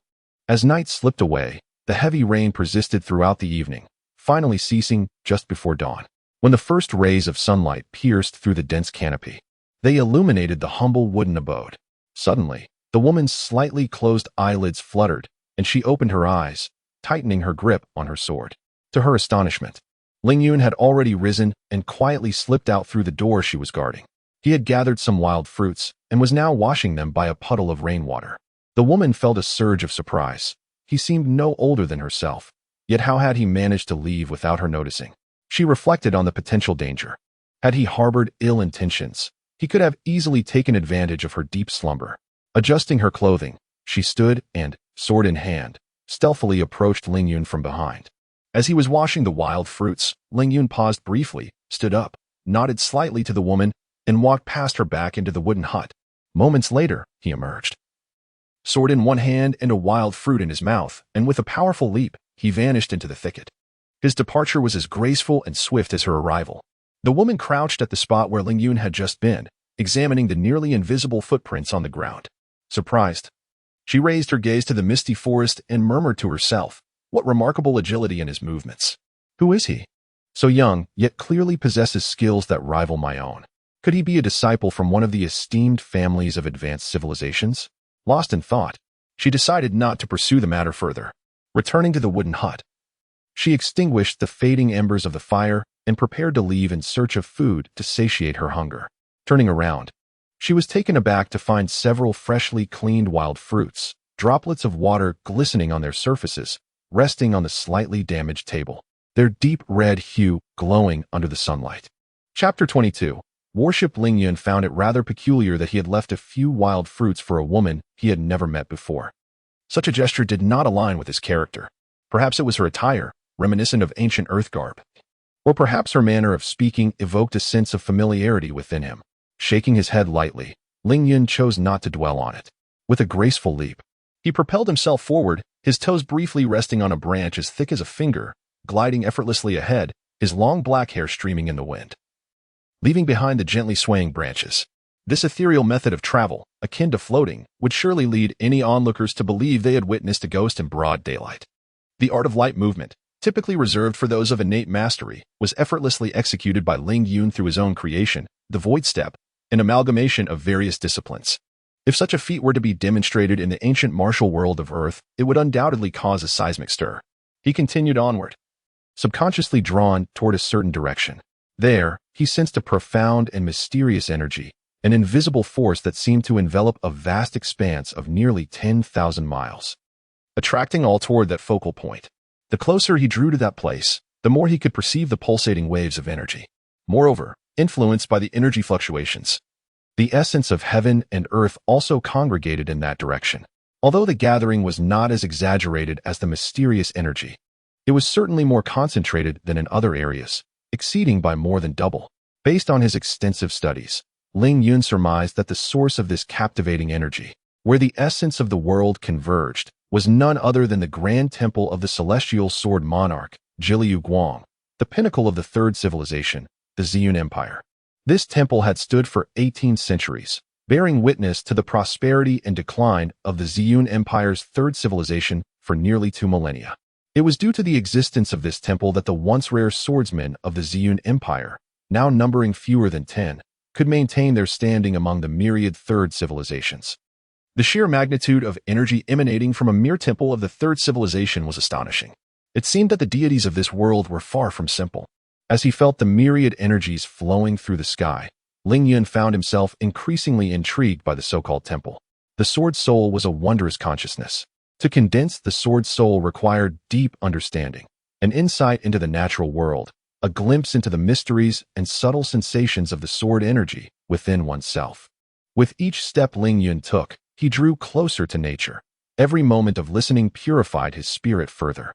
When his heart reached a state of complete tranquility, transcending into the ethereal, devoid of sorrow or joy, devoid of thought or desire, he seemed to sense a pervasive, wondrous vibration permeating the vast cosmos. As night fell, the entire forest suddenly came alive. The night belonged to the beasts of magic. With the retreat of the light, creatures averse to illumination emerged to hunt, causing a cacophony throughout the woods. Typically, at such times, mercenaries entering the forest for their missions would pause to find a suitable place to camp, lest their aimless wandering lead to an unfortunate encounter with the beasts, resulting in unnecessary casualties. Having lived in the forest for 2 years, Ling Yun was acutely aware of the habits of the magical beasts. Thus, he halted his journey, and, amidst the unknown and shadowy wilderness, ignited a blaze that illuminated his surroundings, adding a flicker of light and warmth to the eerie and terrifying forest. As the moonlight deepened, Ling Yun added more firewood, maintaining the flame as he settled down to meditate in tranquility.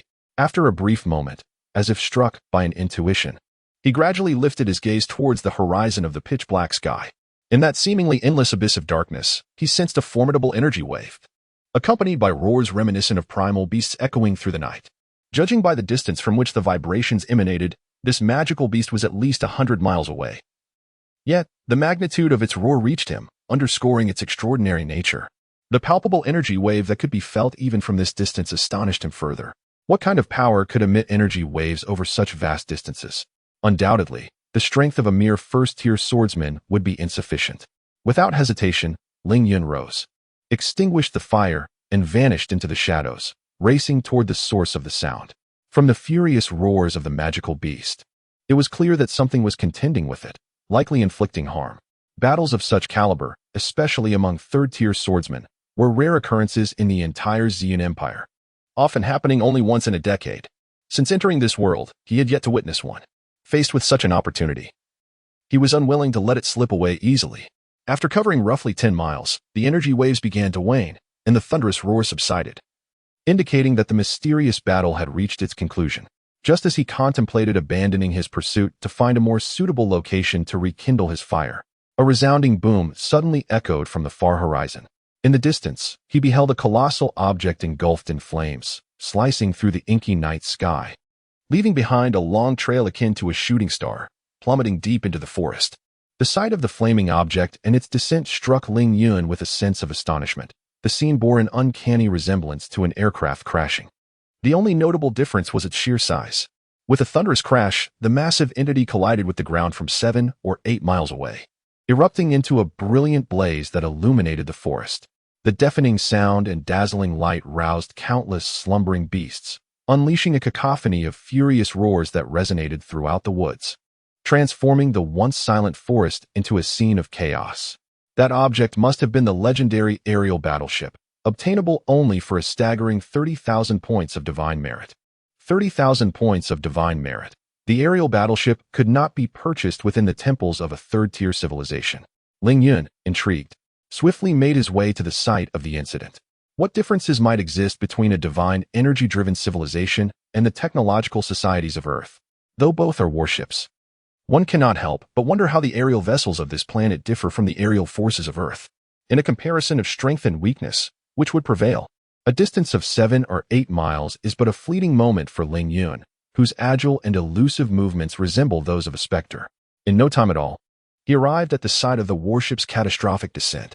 The tremendous impact had carved a substantial crater into the earth. With soil flying in every direction and trees collapsing in disarray, many were even buried beneath the upheaved earth. The design of the warship bore a resemblance to that of a ship, albeit devoid of masts and similar structures. Its colossal size far surpassed that of helicopters, fighter jets, and even bombers on Earth, yet its true dimensions remained uncertain due to the wreckage. However, it was estimated that, in terms of length, it was not significantly smaller than a commercial airliner. This gargantuan entity blazed fiercely amidst the forest, radiating brilliant sparks, creating a spectacle of grandeur.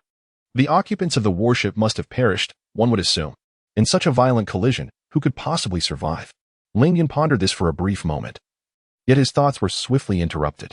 Accompanied by a faint yet palpable surge of fighting spirit, a section resembling a doorway of the warship suddenly erupted, showering the surroundings with a cascade of fiery embers. Shortly thereafter, a middle-aged man clad in fighting armor emerged, supporting a terrified young girl upon his back, hastily fleeing the wreckage. With remarkable agility, he utilized a protrusion amidst the flames to propel himself, leaping over 10 meters away in a series of bounds, escaping the perilous inferno of the warship. Chapter 23, Level 6 Civilization, Battle Armor. Ling Yun's expression grew serious as he observed the energy armor materializing around the middle-aged man.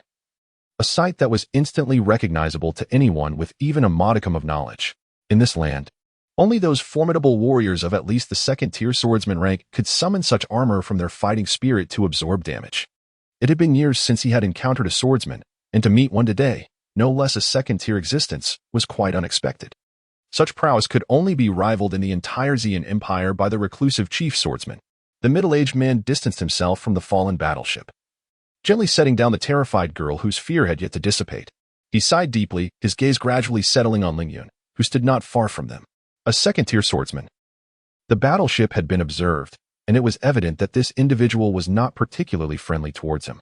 Ling Yun, sensing the futility in further engagement, performed a graceful flourish with his sword and effortlessly glided towards the nearby woods. His sudden display of ethereal agility captured the middle-aged man's attention, prompting him to call out, "Young swordsman, please wait." Ling Yun paused slightly, realizing the call was directed at him, as there was no one else around.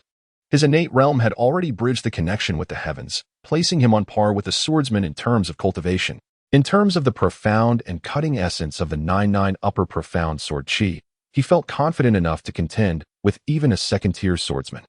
He turned to face the middle-aged man, awaiting his next words. "Esteemed swordsman, you must have witnessed the incident at hand. During our flight over the forest, we inadvertently encountered an attack from a mutated beast, resulting in the crash of our battleship. This unfortunate event is indeed our misfortune. I have sustained some internal injuries and, should we face further danger, it may prove difficult for me alone to ensure the safety of my young lady. Therefore, I wish to employ your services to escort us through this forest to the capital of the Xian Empire. Might I inquire? My apologies, but I have pressing matters to attend to, and I fear I cannot undertake this task," Ling Yun replied, shaking his head and preparing to depart. The middle-aged man hesitated, taken aback by the abruptness of Ling Yun's refusal. Nevertheless, he persisted, "Please, wait. What are your conditions? We can discuss them at length. I am a guard from the Mo family, one of the 4 prominent families of the Level 4 civilization, Sky Empire. And this young lady is the 7th miss of our Mo family. If you agree to assist us in safely escorting her to the capital of the Xian Empire, the Mo family will certainly do our utmost to fulfill your wishes." The mention of a Level 4 civilization did not astonish Ling Yun. Although there was merely a single tier separating Level 4 from Level 3, it represented a stark demarcation between medium and lower civilizations. The most significant difference lay in aerial prowess. Only level 4 civilizations were entitled to receive divine merits surpassing the honor merit level, which were necessary to procure aerial battleships. The favor owed by a powerful family of a level 4 civilization was indeed a tempting proposition.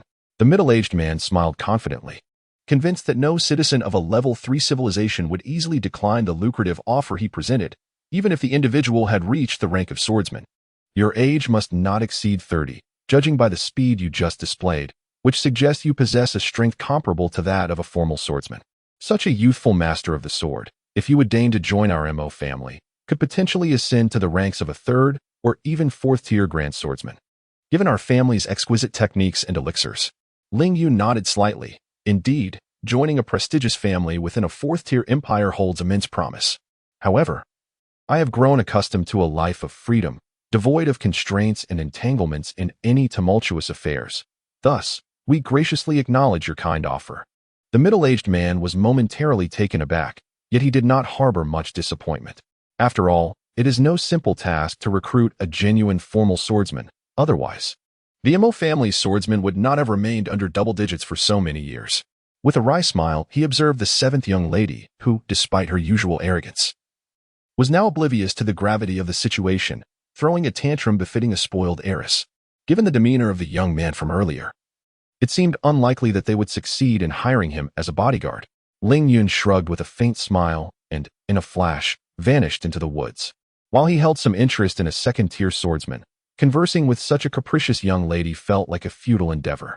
Mo, though frustrated with his young mistress's lack of ambition, could not voice his discontent as she was the one to whom he pledged his loyalty.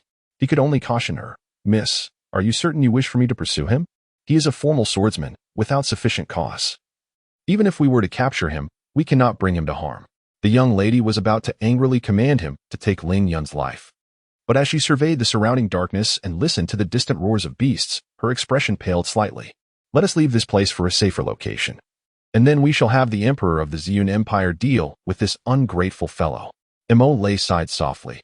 If it were merely a swordsman, the Emperor would undoubtedly act without hesitation to curry favor with the Mo family. However, a formal swordsman is a treasure even for a 4th-tier empire, let alone a 3rd-tier one. After resting for a night and journeying for half a day, the lush forest vanished, replaced by sparse trees standing amidst the hills. As they glanced to the sides, various villages of differing sizes emerged in their line of sight, where simple villagers toiled diligently in the fields. Raising their eyes toward the horizon, a towering silhouette loomed, seemingly reaching the heavens, manifesting as a colossal stone pillar that supports the very fabric of the earth, evoking a sense of awe.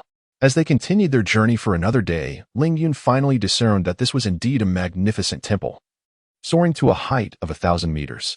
Although the grand walls of the royal capital were yet to be seen, the imposing figure of the temple was already vividly revealed before them, its majestic form akin to a divine being overseeing and protecting the land inhabited by countless souls. Witnessing such a monumental structure suddenly materialize within an imperial world, he felt a profound respect in his heart. Truly, it is the work of a deity.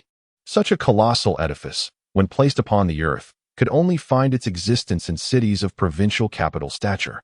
Yet, this temple, in comparison to the so-called skyscrapers, possesses a grandeur and mystique far surpassing them. At the pinnacle of the temple, a magnificent gem radiates with resplendent brilliance, akin to a second sun suspended in the void, emitting a pulse of awe-inspiring and formidable energy. Waves of dense, almost visible energy elements are drawn to this colossal jewel, infused within it, providing the immense power necessary for the temple's operation. Without witnessing this miraculous architectural marvel firsthand, it is nearly inconceivable to believe that the divine forces could be so vast and profound. A sense of perplexity arose within Ling Yun. If the technological civilization of Earth were to engage in conflict with the divine civilization of this planet, who would emerge victorious? What he beheld was merely a level 3 civilization, and within such a nation, they had already manifested a temple of such terrifying magnitude. What of level 5 or level 6 civilizations? And those that epitomized the planetary pinnacle, the 7th and 8th level empires? Had the immense size of this planet not constrained their expansion into the cosmos? Those 7th and 8th level empires might have already established colonies throughout nearly half a star system, in thousands or even tens of thousands of years. Would they be able to uncover the existence of the Milky Way Earth? With this thought, Ling Yun finally reined in his previously dismissive attitude towards the imperial civilization of this continent. Suddenly, a flash of inspiration struck his mind, giving rise to a remarkable idea. The martial civilization of this planet has developed to such an extent that personal cultivation has become accessible to every commoner. How then? Must their masters wield energy? What similarities might exist between those 7th, 8th, or even 9th level swordsmen and the ninefold profound sword chi I have learned? Could their cultivation notes aid me in condensing my sword soul? All methods converge to a singular truth. When one reaches the highest realm of cultivation, are we not all pursuing the same immortal legend, transcending the natural order of heaven and earth? It is merely the paths taken during this pursuit that differ. Although the journeys may vary, as long as the ultimate goal remains the same, one can invariably discover threads of commonality. Reflecting upon this, an ardent impulse to challenge the 8 esteemed swordsmen of the Ziyun Empire ignited fervently within Ling Yun's heart. Chapter 24, The Temple Mission, the Capital. The epicenter of power for the Ziyun Empire, a symbol of spirit for its 700 million citizens, and the very location of the temple. Various factors contribute to the astonishing prosperity of the imperial city, which even surpasses that of super metropolises like Shanghai. One cannot help but be awestruck by the flourishing nature of this city, realizing that a mere third-tier empire can achieve such grandeur. A single third-tier empire boasts an immense population, and it is said that there are no fewer than 300,000 such empires across the continent. By this calculation, the world's population must exceed 300 trillion. For the first time, Ling Yun is struck with amazement at the vast framework of this world, and amidst his astonishment, excitement swells within him. With at least 300 trillion souls, what kind of brilliant martial civilization will emerge from the collective wisdom of so many? What levels of prowess must the 7th, 8th, and 9th tier swordsmen possess? Having no rivals left on earth, Ling Yun's heart is reignited with boundless fighting spirit. Countless formidable swordsmen await challenge, and the rich spiritual energy of heaven and earth saturates this planet, rendering it remarkably splendid. Lost in these thoughts, Ling Yun feels elated, his demeanor radiant and invigorated. The tranquility he had cultivated upon reaching the pinnacle of innate mastery is stirred once more, hinting at a breakthrough towards comprehending the essence of the sword spirit. However, the creation of a sword spirit requires a fusion of energy and soul. Although his mental state is sufficient at this moment, the innate pinnacle sword energy within him remains unable to merge with his spirit to evolve into a personal sword spirit. Should he succumb to impatience and attempt to condense his sword soul prematurely, the inevitable outcome would be mental collapse and paralysis of the mind. Calming his slightly agitated spirit, Ling Yun checked into a rather luxurious hotel. He must devise a plan to elevate his cultivation. After 2 years of rigorous training in the forest, he had encountered countless magical beasts, acquiring several high-quality magical cores from vanquished foes. Upon entering a small town near the capital, he sold these cores, earning enough to secure his immediate sustenance. His tattered garments were also exchanged at a local tailor's shop. Otherwise, his almost feral appearance would certainly lead to arrest by the guards for disturbing public decorum. In a tavern, Ling Yun savors the delectable human delicacies he had not tasted in 2 years while gazing through the window at the immense, boundless grandeur of the temple near the royal palace. The temple, originally of modest size, was lavishly adorned by the rulers of the Ziyun Empire to appease the deities, its embellishments far surpassing those of the palace, thus becoming the most renowned temple in the empire. The primary function of the temple is to provide ample energy for cultivation and facilitate the exchange of various miraculous treasures. However, Ling Yun, devoid of any merit, finds himself merely longing for the treasures he cannot obtain, rendering any visit to the temple devoid of practical significance. In this world, there are primarily 4 ways to attain merit. The first is through cultivation. Upon reaching the realm of the sword master, each promotion certification allows one to visit the temple and receive a certain amount of honor merit. The higher the promoted profession, the greater the honor merit available in various domains. The second method involves creating an exceptional sword technique. If one contributes this technique to the temple and gains its recognition, a substantial reward of honor merit is granted. The third approach is to undertake tasks issued by the temple. However, these tasks are generally extremely challenging. Each one poses a perilous gamble, and venturing forth without sufficient strength is akin to courting death. The fourth and most prolific means of acquiring honor merit is through the sword tournaments organized by the divine, held every 10 years for minor competitions and every century for major ones. Anyone who achieves remarkable results in battles of the same level can instantly earn a significant amount of merit. Especially for the victor, the rewards are simply incalculable. Therefore, even the most devoted sword masters cannot remain indifferent when faced with the astonishing rewards of the Grand Sword Tournament. The century-long competition is essentially a ranking battle for all the masters across the continent. Ling Yun sat in an inn, observing the throngs of people passing by, and could not help but marvel at the extent to which this world reveres swords and martial prowess. Swordsmen, swordsmen, and yet more swordsmen. The weapons carried by the passers-by on the streets were invariably swords. Long swords, great swords, broadswords, heavy swords. A dazzling array of sword styles, either wielded or slung across the backs of numerous warriors, constantly shimmering before the eyes of onlookers, creating a veritable exhibition of swords from around the world.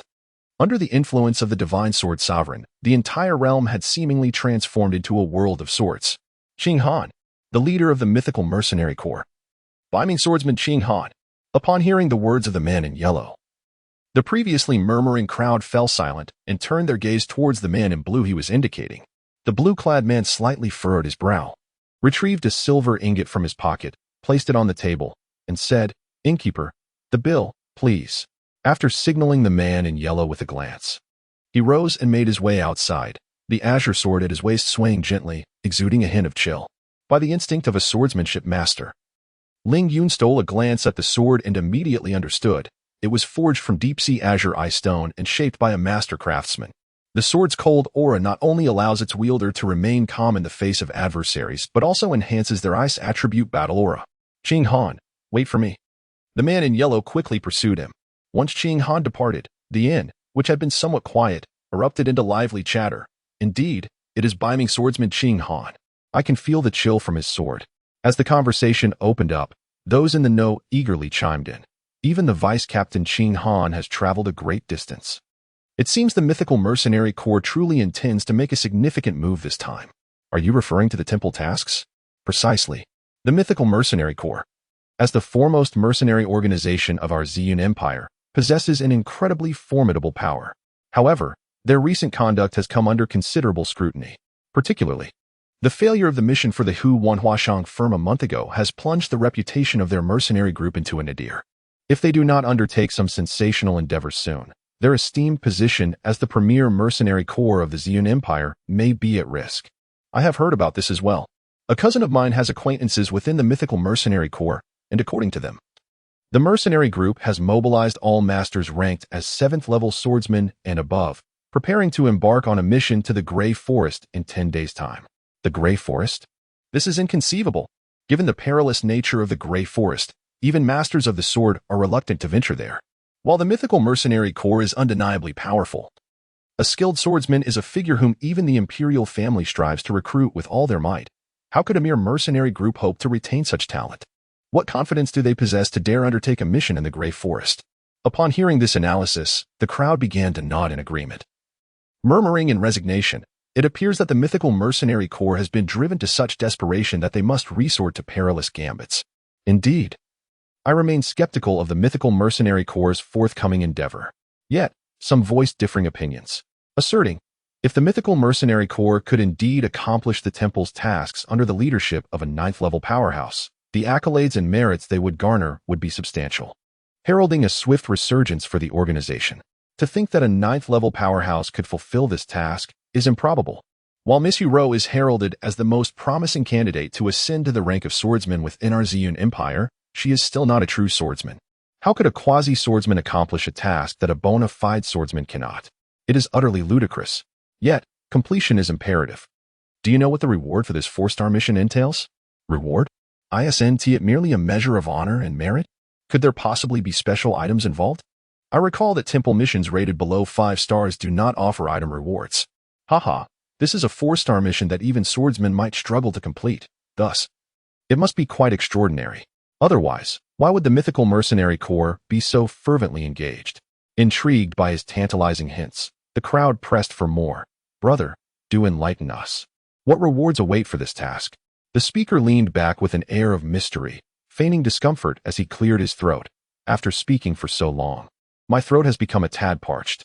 Before he could finish his thought, an impatient patron interjected. Boss, serve me a September Red. After a while, once the man had been attended to, he leisurely continued. This temple mission not only offers a significant amount of merit, but also rewards a set of cultivation techniques. It is said that this set of techniques can assist a 7th-level swordsman to methodically advance to the realm of a 4th-tier grand swordsman. Upon hearing this, every individual present gasped in astonishment. A technique capable of elevating one to the status of a 4th-tier grand swordsman. Although this technique may not hold much value for masters of the sword master level, as it can be exchanged through honor and merit, it is undeniably precious for those at the swordman level. To become a swordmaster, this is the lifelong pursuit of countless swordmen. It is no wonder that the mythical mercenary corps, under the leadership of the 9th-tier swordmaster, Uro, would go to great lengths to accomplish this task. Chapter 25. The treatment of swordsmen. Feeling a surge of determination, Ling Yun promptly rose and made his way to the temple. The temple was situated merely a street away from the royal palace, and due to its influence, the area was saturated with an abundant aura of battle energy, making it an optimal location for cultivation. Consequently, those fortunate enough to possess residences or shops in this vicinity were either prominent dignitaries wielding immense power within the country or highly skilled senior swordsmen. The very heart of the temple's surroundings was firmly occupied by the Swordsmen's Guild and the royal offspring. The interior of the temple was vigilantly guarded by the 2 formidable factions of the imperial royal family and the Swordsmen's Guild, each deploying as many as 9 swordsmen of the highest rank to deter any nefarious individuals with ulterior motives. While those elite swordsmen from advanced empires might regard the members of the Ziyun imperial family with disdain, even the pinnacle of the 9th-tier swordsmen had to temper their arrogance in the presence of the continent's foremost power, the Swordsmen's Guild. The main hall of the temple was an expansive and opulent lounge, which was further subdivided into countless smaller chambers, each meticulously designated for various functions such as item exchanges of differing levels and tasks assigned by the temple. Every detail was clearly marked under various indicators, ensuring that each area operated seamlessly and efficiently. The sheer scale of the main hall could rival that of the renowned BJ West Station, often hailed as the foremost station in Asia. Moreover, observing the throngs of people bustling within the hall, it was evident that the daily influx and outflow of visitors to the temple was comparable to that of BJ West Station. For first-time visitors, merely deciphering the multitude of instructions at the entrance could consume several hours. Fortunately, Ling Yun had frequently ventured out to challenge martial arts masters across the land, spending considerable time in crowded places like stations. Within half an hour, he successfully located the task announcement area of the temple and spotted the mission regarding the dragon gallbladder grass that had been accepted by the mythical mercenary corps. Accepting the task, Ling Yun directly indicated the dragon gallbladder grass mission. The attendant, a young lady, promptly activated an unusual device at the window akin to a card reader. Once the green light illuminated, she politely stated, "Sir, please insert your identity card so we may verify your personal credibility and professional rank to determine the necessary deposit for undertaking the temple mission." Deposit? Ling Yun was taken aback. Most temple missions possessed a unique nature, meaning that only one individual would be recognized as having completed the task. Consequently, if the mission had already been accomplished by someone else, would not all those who paid the deposit to accept the task be deemed failures? Would their deposits be forfeited as well? Contemplating this, he nodded in acknowledgement, retrieved his identity card from Linqing, and inserted it into the device. Linqing, male, 18 years old. Tier 3 swordsman, honorary merit 0. The young lady, who had initially greeted him with a professional smile, was momentarily taken aback upon seeing the information displayed on the identity card. With a look of uncertainty, she regarded Ling Yun and inquired, "Mr. Lin, are you certain you wish to undertake the dragon gallbladder grass mission alone? Is there an issue?" The young waitress glanced at the data displayed on the instrument and kindly advised, "Mr. Lin, judging by your 0 honor merit points, it seems this is your first time accepting a temple mission. If you do not have a team, I would recommend against taking it, lest you squander a considerable amount of wealth to no avail. After all, as a level 3 swordsman, you are unlikely to complete even the most basic temple tasks." This identity card originally belonged to Lin Qing, who prior to his crossing over, was a level 3 swordsman. In this world, a level 3 swordsman is merely considered an ordinary warrior, while the elite Imperial Guard requires its soldiers to possess at least this level of foundational prowess. It is no wonder that the young waitress felt compelled to offer her well-intentioned warning. It matters not. I am well aware of my own capabilities. Please assist me in processing my entry qualifications."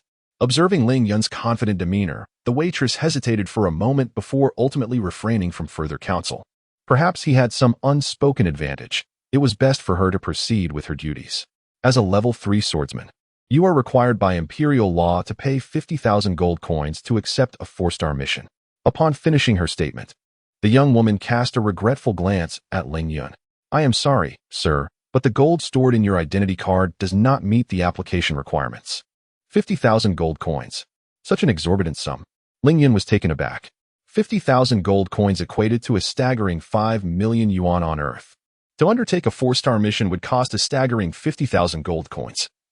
One could only imagine the financial ruin that would befall even the wealthiest when attempting to accept more challenging 5-star or 6-star missions. Having discerned from his expression that he was unfamiliar with the regulations concerning temple missions, the waitress took the initiative to explain, according to the rules, the lower your professional rank, the higher the gold required. As a level 3 swordsman, it is reasonable that you need 50,000 gold coins. However, should you attain the strength of a level 7 swordsman, you would only need to present 2,000 gold coins to smoothly accept the Dragon Gall task. Though Ling Yun had earned a fair amount of gold by selling magical cores, the total was still a meager 3,000, falling nearly 20 times short of the required amount. Indeed, sir, once you obtain the certification of a level 9 swordsman, you will only be required to pay 500 gold coins. And what about the swordsman certification? The young woman paused, momentarily taken aback. Before an unmistakable look of reverence spread across her face, her voice tinged with genuine respect. If a master swordsman were to personally arrive, there would be no fee required whatsoever. According to imperial law, any swordsman holding imperial nationality enjoys a waiver of ordinary consumption fees and can receive complimentary services in certain royal establishments, including the temple. A waiver of ordinary consumption fees. Now that is a commendable policy, Ling Yun remarked with a light chuckle. The young girl was momentarily taken aback, her eyes betraying a peculiar smile. A level 3 swordsman directly applying for swordsman certification, and at the tender age of 18. Ultimately, she shook her head, muttering to herself, such a tiresome little fellow, before returning to her own pursuits. Chapter 26. The Swordmaster Guild. The Swordmaster Guild is an expansive and formidable organization that spans every corner of the world, its influence overshadowing that of mercenary guilds and numerous empires.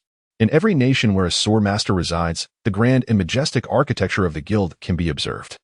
Those who gain admission into the guild are invariably extraordinary masters who have ascended to the rank of formal swordmasters. These elite swordsmen, when placed within any kingdom or empire, are afforded exceedingly high status and can even sway the decisions of sovereign rulers. The guild is comprised solely of individuals who have achieved the swordmaster tier, a testament to its immense power. Across the 18 continents of the world, no nation dares to oppose the Swordmaster Guild. Should the guild be provoked, a mere alliance of 1/5 of the world's swordmasters suffices to obliterate any nation. Even the mightiest of them all, the Glory Empire, would find it impossible to withstand the wrath of the guild. Furthermore, it is rumored that the guild harbors sword saints, beings of unparalleled strength who transcend the swordmaster tier. A single one of them could effortlessly reduce any city to ruins. Naturally, the mission of the Swordmaster Guild is to serve all swordmasters, and it steadfastly refrains from engaging in the wars between nations. A civilian force of such magnitude would undoubtedly be intolerable to those high-ranking empires that aspire to dominate the world, even at great cost. They would unite to eradicate the guild from the continent. In this world, high-ranking professional levels bestow unimaginable conveniences, particularly for those who attain the Swordmaster level, which nations strive fervently to court. However, the actual number of individuals who can cultivate to the Swordmaster realm is exceedingly limited. For instance, in the Xian Empire, a Tier 3 civilization boasting a population of 700 million, the true Swordmasters number no more than 15, translating to a mere 1 in 50 million with the potential to ascend to Swordmaster status. As Ling Yun entered the Swordmaster Guild, he pondered. If I present myself as a Tier 3 swordsman to visit those of the Swordmaster rank, they will likely disregard me entirely. Gaining entry into the guild seems as challenging as ascending to the heavens. However, should I attain formal recognition as a swordmaster, visiting others of my kind would likely result in being treated as an esteemed guest, welcomed with warmth and hospitality. Upon entering the guild, Ling Yun was slightly taken aback by the decor and arrangement within. Both he and Lin Sheng were entering the guild for the first time. Contrary to his preconceived notions that the guild would resemble an ancient swordsman's hall, the reality struck him with the sensation akin to stepping into a bustling KTV establishment. What astonished Ling Yun even more was that the layout and structure bore little difference from those large KTV dance halls. Besides the reception area, there were designated spaces for drinking. However, the instruments he had envisioned for measuring fighting spirit and weapon racks were conspicuously absent. He approached the counter, where a young female attendant greeted him with a warm smile, inquiring, "Sir, would you care for a drink?" "HM? Is it customary to offer complimentary beverages before the Swordmaster certification has even commenced?" Before Ling Yun could voice this query, the young lady beamed another enchanting smile, suggesting, "Based on your attire, a delicate breeze of tranquility would suit you splendidly." Ling Yun nodded in agreement. The maiden then fetched a glass, mixed several spirits together, gave it a gentle swirl, added a few ice cubes, and extended a finger, stating, 10 gold coins, please." Ling Yun was taken aback. Was she actually charging him? 10 gold coins? That amounted to 1,000 renminbi on Earth. Even someone like him, who typically held little regard for money, couldn't help but ponder the exorbitance of this drink. While 10 gold coins was not a substantial sum for him, the feeling of being taken for a fool is universally unpleasant. Shaking his head, Ling Yun produced his identity card, inserted it into the payment device, and input a 10-digit code. Being new to this realm, he was unfamiliar with the workings of the Swordmaster Guild and had no desire to provoke any disputes over a mere 10 gold coins. Upon receiving the payment, the attendant's smile brightened further. "Sir, would you like any snacks to accompany your drink? We offer." Before she could elaborate, Ling Yun interrupted, "No, thank you. A single drink for 10 gold coins was sufficient. Indulging in snacks would surely deplete his modest sum of 3,000 gold coins in no time." The girl's eyes flickered with a hint of disappointment at his refusal, yet her professional smile remained intact. "Please, find a seat and enjoy your time here." "Excuse me. Is this the Swordmaster Guild?" The girl regarded him with slight surprise, replying, "Of course, this is indeed the Swordmaster Guild." Ling Yun felt a wave of relief wash over him. He had nearly feared he had wandered into the wrong establishment. Steadying himself, he declared, "I am here for vocational certification." The girl scrutinized him with an odd expression, ultimately shaking her head. Those below level 7 do not require formal certification from the Swordmaster Guild. A diploma from a secondary or higher academy suffices. As he mentioned his desire for certification, the girl's expression shifted. She instinctively covered her mouth in astonishment, her eyes wide with disbelief as she gazed at Ling Yun. The mention of Swordmaster was particularly sensitive, drawing immediate attention from all present. The once lively atmosphere of the Swordmaster Guild fell silent, with swordsmen pausing their activities, their collective gaze fixed upon the young man standing at the counter. At present, Ling Yun is merely 18 years old, despite having endured 2 years of life in the wilderness. He appears to be just over 20. It is astonishing that such a youthful individual claims to be here to undergo the assessment for the title of Swordmaster. A Swordmaster under the age of 25? Everyone exchanged glances, seeking confirmation from one another, clearly astonished by what they had just heard. Ling Yun nodded, inquiring, "Is the Swordmaster Guild no longer responsible for the promotion assessments?" At this moment, he was entirely unaware of the significance of a Swordmaster under 25 in the entire Xian Empire. Upon receiving Ling Yun's affirmation, the young woman's demeanor underwent a remarkable transformation. She displayed an expression of utmost reverence and bowed deeply, speaking with great caution, "No, sir. Might you kindly wait a moment in the hall? I will inform them immediately." Ling Yun acquiesced, lifting the cup of Qi Fengzui, which had cost him a full 10 gold coins, and made his way to a corner of the hall. The young swordsmen who had previously occupied that space promptly rose, yielding their positions and bowing respectfully to express their admiration. Ling Yun was not taken aback by this display. During his prior life on Earth, he had encountered similar situations frequently. The disciples of the ancient martial arts world had shown him great respect upon learning of his identity, even on Earth, a world where ancient martial arts had dwindled and technology reigned. Respect for the strong was deeply ingrained in their culture. How much more so in this world of swords, where reverence for strength has been upheld since the dawn of human civilization.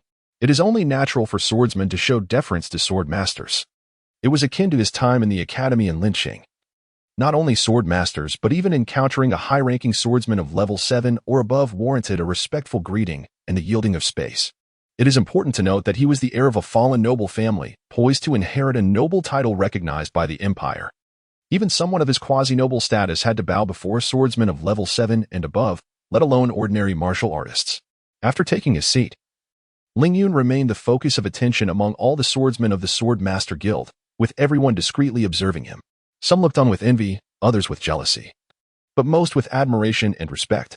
For a formal swordmaster, no one dared to show any disdain, as this was a superlative figure deserving of equal treatment even from His Majesty the Emperor. The young woman ascended briefly before returning, striding directly to Ling Yun and bowing. "Sir, Swordmaster Roman is waiting for you in the back hall. Please follow me for the assessment." Ling Yun nodded and followed the young woman through a turn and down a lengthy corridor, soon arriving at the back hall. Upon entering, the architectural style and the weapon racks set beneath the martial arts stage finally imparted a sense of the Swordmaster Guild to Ling Yun. In the center of the back hall, beside the martial arts stage, sat a man appearing to be in his 50s. Ling Yun silently sensed the energy fluctuations emanating from this third-level swordmaster, feeling both astonished and delighted. Astonishing is the formidable energy radiating from this third-tier swordsman, rivaling the peak prowess I attained in my previous life upon reaching the pinnacle of innate mastery, perhaps even surpassing it by a subtle margin. It brings me joy to behold a third-tier swordsman who has already achieved a level of cultivation comparable to my former zenith. One can only wonder what kind of might the fourth and fifth-tier grand swordsman must possess. This world truly ignites anticipation. Suppressing my elation, I approached Master Roman. Bowing for the first time with intentionality, "Greetings, Master Roman." Since my entrance, Master Roman's gaze had been unwaveringly fixed upon me. After a brief moment, he gestured, prompting a young lady to step aside, retrieving a device for identity card recognition and approaching me with utmost respect. "Sir, may I kindly request your identity card for the purpose of processing your vocational binding?" I obliged, presenting my identity card once more. This card, rumored to be imbued with a faint divine power from the Lord of Swords, boasts impressive capabilities. It not only serves to verify identity but also functions akin to a bank card, rendering transactions exceedingly convenient. Moreover, every individual possesses but a single identity card throughout their lifetime, which records the user's fingerprints and blood, entirely eliminating the possibility of forgery.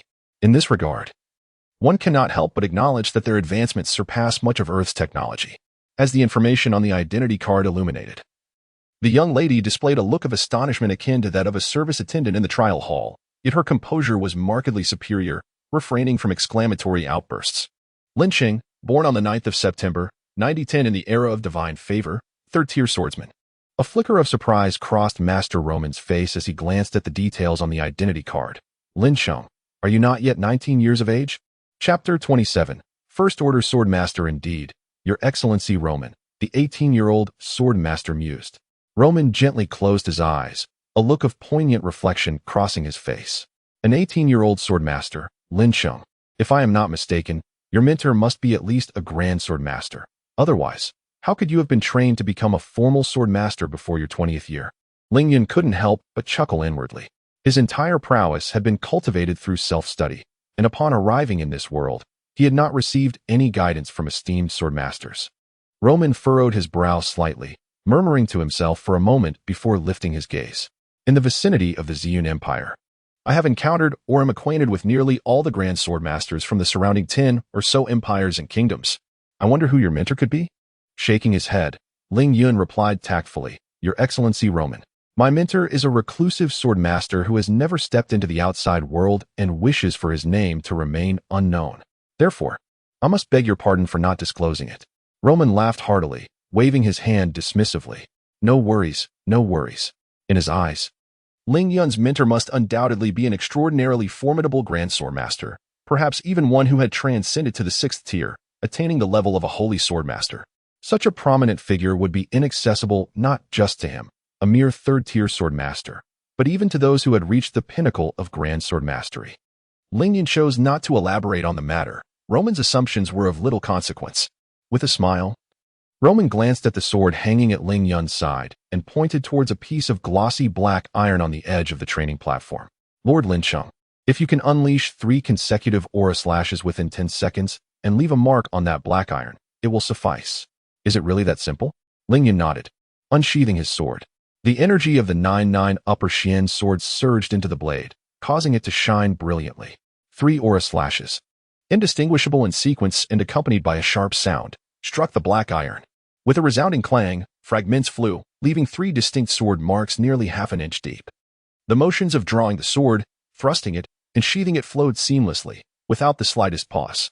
Upon completing this, Ling Yun made a gesture inviting Roman to inspect the marks left on the black iron. A hint of surprise crossed Roman's face. After verifying the sword marks on the black iron, his astonishment towards Ling Yun deepened.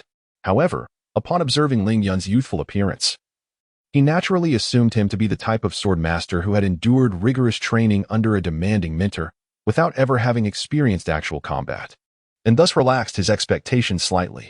Yet, witnessing Ling Yun effortlessly unleash 3 aura slashes, each one surpassing the typical swordmaster's aura and strength, astonishment finally flickered in his eyes. Within less than 2 seconds, Ling Yun had casually summoned 3 aura slashes, each equivalent to the full force of a newly advanced swordmaster's aura.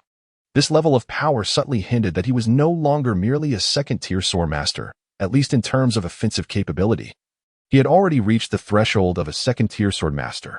The astonishing prowess of such a young first-tier swordmaster is indeed remarkable. If he were a second-tier swordmaster. Roman, the swordmaster, shook his head, ultimately attributing everything to the enigmatic mentor of Ling Yun. Perhaps that mentor imparted a formidable lethal sword technique, enabling him to unleash such formidable sword energy in an instant. After witnessing this display, Roman was unequivocally convinced of Ling Yun's identity.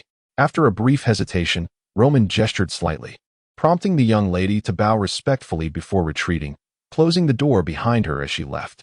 Ling Yun cast a glance at the departing girl, remaining silent as he awaited Roman's next words. Lord Lin Sheng, you are now a formally recognized sword master under the auspices of the Ziyun Empire. I wonder if you have any intentions of serving the royal family and contributing to the nation? Roman's demeanor shifted to one of seriousness, his tone imbued with a hint of anticipation. If possible, I hope you might consider joining our nation as a member of the court's sword masters. Having just ascended to the rank of sword master, it was quite unexpected for someone to extend an olive branch so swiftly. Ling Yun smiled gently. Master Roman, as a member of the Sword Master Guild, why did you not invite me to join the guild beforehand, but rather suggest the royal family? With a grave expression, Roman sighed, though I am a sword master of the guild, I shall never forget that I am a child of the Ziyun Empire, nurtured by this land. Without the cultivation environment provided by our nation, how could I have cultivated to my current level?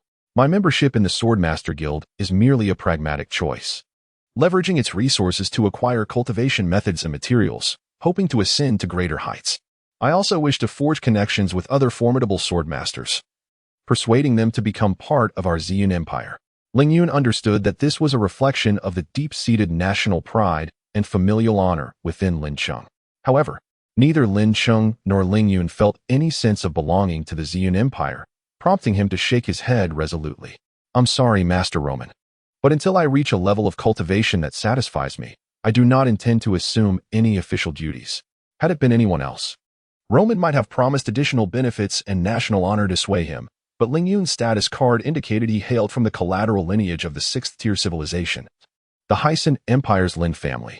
Although that branch was on the verge of being expelled from the family, the emergence of a sword master would undoubtedly alter their standing dramatically.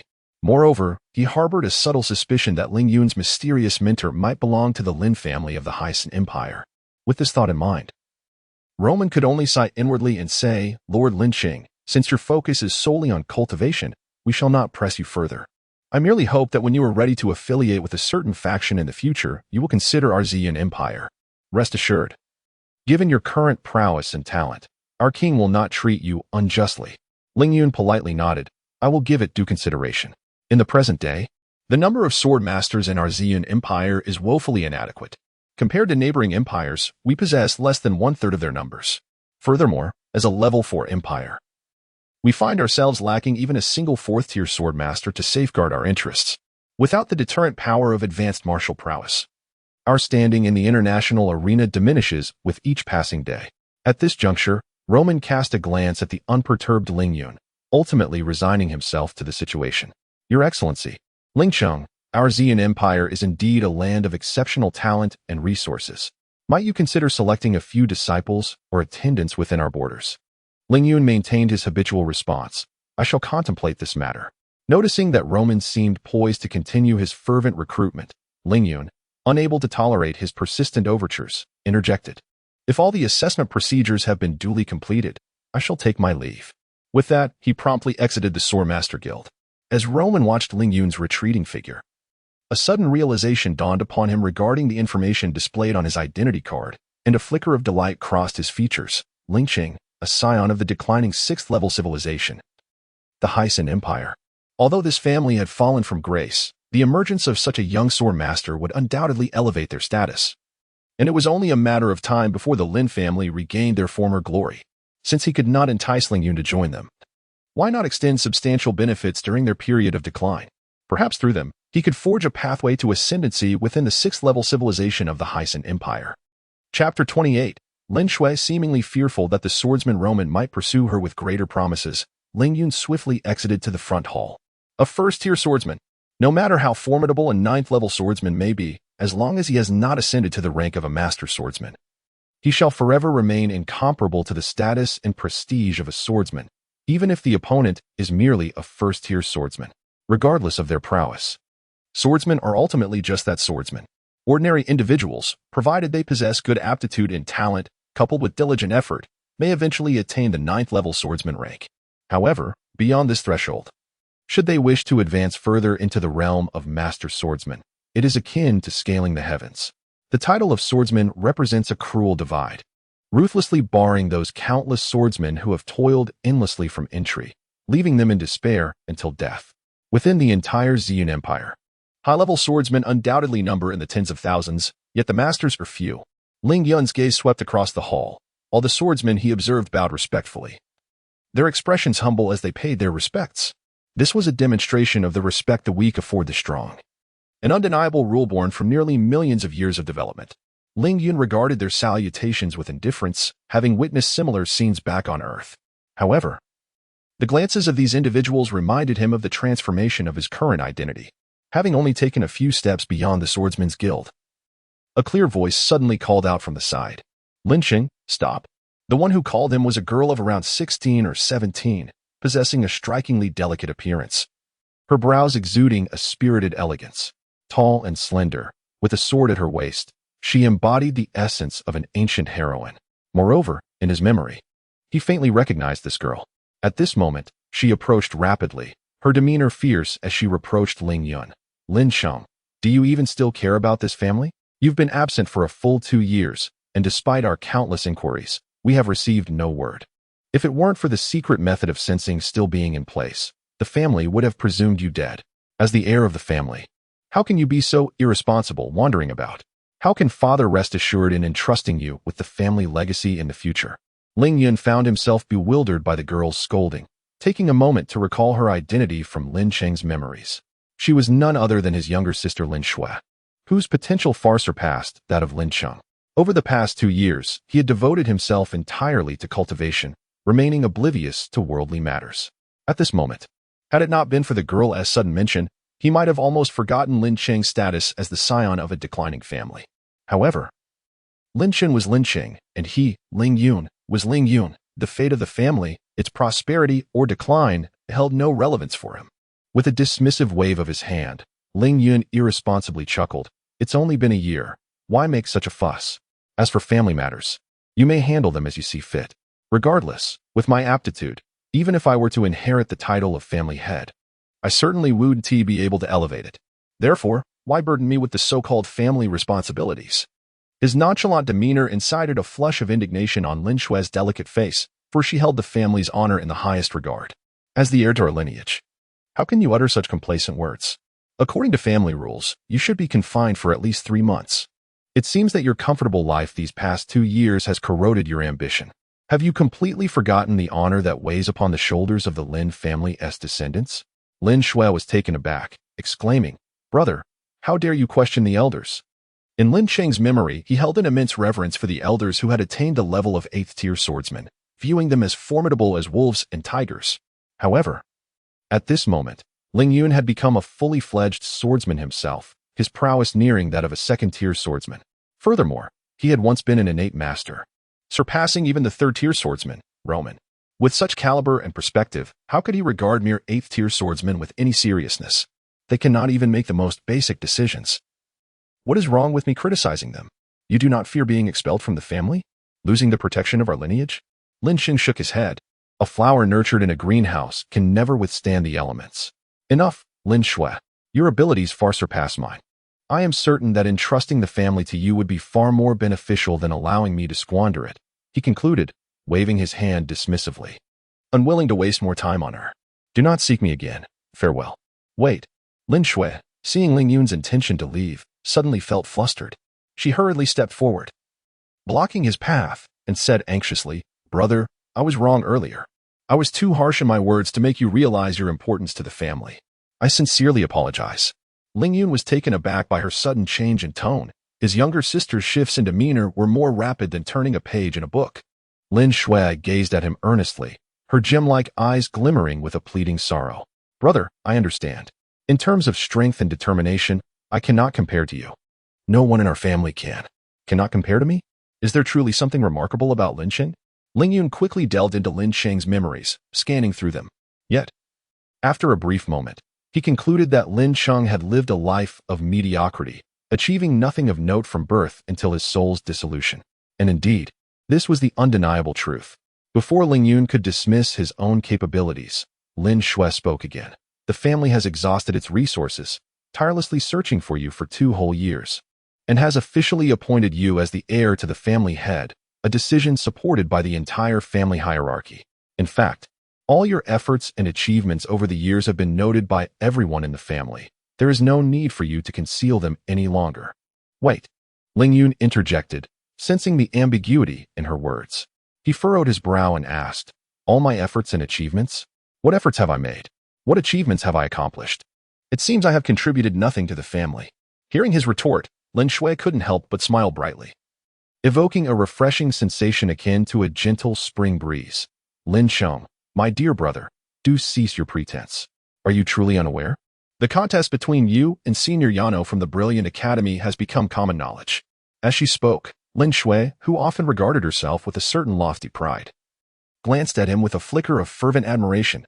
"For the revival and glory of our family, all the younger generation are tirelessly committed to training and studying. And I am no exception. Initially, I believe my efforts were sufficiently diligent and arduous. However, after inquiring about your exploits from your classmates at your academy, I came to realize that my struggles pale in comparison to yours. Senior Yano from the Brilliant Academy." Ling Yun began to comprehend the situation. Since transmigrating into Lin Cheng's body, he had indeed exerted himself excessively in his training. At that time, he was almost powerless, in a world where strength reigned supreme. Could he afford to be complacent? Nevertheless, he had only been training for a few months. It seemed that Green, with his loose tongue, had exaggerated his own efforts to the utmost, leaving no room for explanation. With his status as a 7th-level swordsman now exposed, Ling Yun no longer concealed it. He nodded and admitted, "I acknowledge that I possess a certain level of strength and have indeed made some effort. However, great power does not necessarily qualify one to lead a family." Upon hearing Ling Yun's admission, Lin Shui visibly relaxed. Her enchanting smile illuminated the surroundings as if the very light of the world had intensified.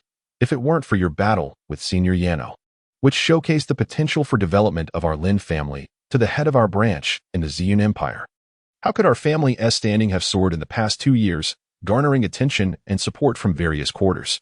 Now, not only is the Lord of Jiayang City courteous towards our family, but even His Majesty the Emperor of the Ziyun Empire has personally issued decrees to inquire about our family's well-being and has bestowed upon us numerous treasures, along with titles and promotions.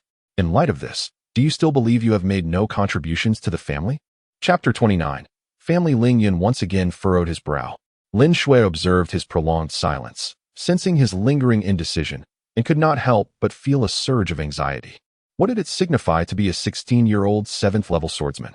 Throughout the annals of the Ziyun Empire, every prodigy who attained the rank of 7th-level swordsman at such a young age ultimately succeeded in advancing to the realm of swordmaster.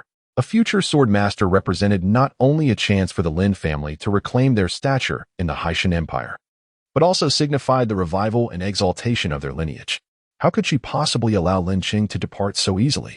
With this thought, she hastily urged, "Brother, what are you still hesitating for? Have you forgotten the honor our family bears? Reflect on the years of nurturing the family has bestowed upon you, and remember the grand vows you made in your youth to restore our family's glory. You now possess the capability to lead our family towards prosperity. Why have you succumbed to uncertainty?" Ling Yun believed that had it been the former Lin Cheng, with his profound regard for familial honor and sense of responsibility.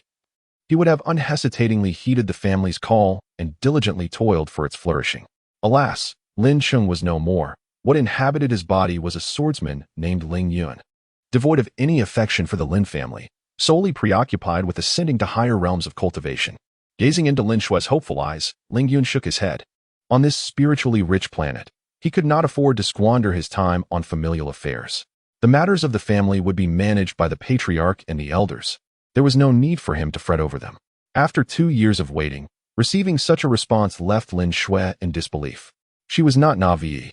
It was evident from Ling Yun's tone that he had no desire to inherit the family legacy, nor to concern himself with its affairs, even if it meant the family's eventual decline. Ling Yun felt a wave of displeasure wash over him. The Lin family was indeed a troublesome entanglement. Suddenly, a thought struck him. Without the family, Lin Sheng would never have existed, and without Lin Sheng, where would he be? This question plunged Ling Yun into deep contemplation. If Lin Sheng had never existed, what would become of him? It was an enigma with no resolution, akin to his own bewilderment at having inexplicably arrived in this world. The mysteries that lay behind such occurrences transcended Ling Yun's comprehension. Cultivators speak of the laws of cause and effect. Cause and effect. I have traversed into Lin Sheng's existence, which is the cause. Today, I bear the responsibilities that Lin Sheng once shouldered, which is the effect. Every occurrence must yield a consequence. The cycle of cause and effect. Ling Yun furrowed his brow anew. Having become Lin Sheng, he was inevitably burdened with all the consequences that came with him. Bound by worldly concerns and distractions, he would forever be unable to ascend to the highest realm. Only by severing ties with emotions and discarding worldly attachments could he reveal his true self and achieve the extraordinary, paving the way for the great path ahead. Having realized this, he could not help but let out a gentle sigh within his heart. Indeed, nothing in this world escapes the cycle of cause and effect. Since the heavens granted him a chance to be reborn, he must inevitably offer a commensurate sacrifice. The events of today have undoubtedly imparted to him a profound truth. It is no wonder that those who practiced cultivation in ancient times chose to seclude themselves in deep mountains and dense forests, avoiding the mundane world, regarding worldly affairs as toxic distractions that hinder one's path. Entangled in trivial matters not only disrupts one's focus on cultivation but also poses a risk of distraction during life and death tribulations, potentially leading to one's demise. What? The seemingly hopeless Lin Shui was taken aback by this statement, incredulously asking, "What did you just say?" Ling Yun did not reiterate his words, but instead laid out his boundaries. For my cultivation, I must possess a conducive environment, striving to reach a level of satisfaction in my practice. Being tied to family affairs, burdened by various entanglements, will inevitably prevent me from concentrating on ascending to higher realms. You may convey my sentiments to the clan leader and the elders. I cannot manage family matters. And there is no need to mention my potential role as clan leader again. However, should the family face a dire crisis, threatening its very existence, as a member of the Lin family, I would not stand idly by. From Ling Yun's attitude towards cultivation, Lin Shui comprehended why he had achieved the rank of a level 7 swordsman at the tender age of 16. It is only such individuals, who constantly prioritize cultivation, that can attain such remarkable accomplishments. The level of Lin Sheng's prowess is directly linked to the esteem in which their family is held within the Lin clan of the Hyson Empire, and naturally, the entire clan would lend their full support to this matter. Hence, without a second thought, she immediately agreed. If this is the only condition, I can assure you on behalf of the elders and the clan leader. Ling Yu nodded and turned to leave. Wait, she called out. If the family encounters any issues and you vanish without a trace as you have in the past 2 years, how will we be able to locate you? I intend to visit the Grey Forest soon. I believe that with the family's influence, it will not be difficult for them to ascertain my whereabouts, he replied. And without pausing, Ling Yun disappeared into the bustling flow of the street. Chapter 30. The 9th level swordsman after searching for a brief moment. He soon located the young girl who had previously assisted him with the acceptance of his task. The serving girl evidently remembered the young man who had come to challenge the trials as a mere 3rd level swordsman, and upon seeing him, she displayed a hint of surprise. Is it you? Have you retaken your vocational assessment? Ling Yun nodded. The girl tilted her head, her curiosity piqued as she inquired, what level have you attained? 5th? 6th? Or perhaps 7th? Achieving 6th level prowess at the tender age of 18 is already considered exceptional. Reaching 7th level would mark one as an unequivocal genius throughout the entirety of the Xian Empire. Take Yano from the Brilliant Academy, for instance, a 7th-level swordsman at just 19. He has been specially cultivated as a seed candidate by the Academy and has even had the honor of being summoned by His Majesty the King, who conferred upon him noble status. This illustrates the significant regard bestowed upon a 7th-level swordsman at the age of 19. Ling Yun smiled but chose not to respond. He knew that if he revealed his vocational level, the girl would undoubtedly be incredulous. Instead, he produced his identity card for her to inspect. As a swordsman, he represented an exceedingly rare and formidable presence in a nation like the Ziyun Empire, which had attained a 3rd-level civilization. Even the emperor would treat a swordsman with utmost respect and equality upon meeting one. For ordinary citizens, it is likely that one may never have the privilege of encountering a swordsman of such caliber in their lifetime. Upon glimpsing the authentication displayed on Ling Yun's identity card, the girl's delicate hands quivered slightly, her eyes sparkling with uncontainable admiration. A surge of excitement and joy overwhelmed her, leaving her momentarily speechless as she gazed at Ling Yun. Sir. No, Master Swordsman. Very well, miss. Please assist me with the necessary procedures. Yes, Master Swordsman, please, just a moment. As Ling Yun waited patiently, he retrieved a book from his possession, no larger than the size of his palm. This tome, entitled The Record of Treasures, had been acquired from a vendor for 5 silver coins upon his entrance to the temple. Despite its grand title, it was a common sight in the market, detailing the various wondrous artifacts that could be exchanged within the temple.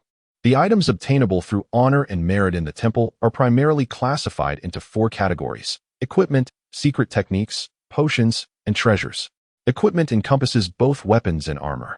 As long as one can afford sufficient honor, it is entirely feasible to exchange for sacred artifacts or even divine weapons.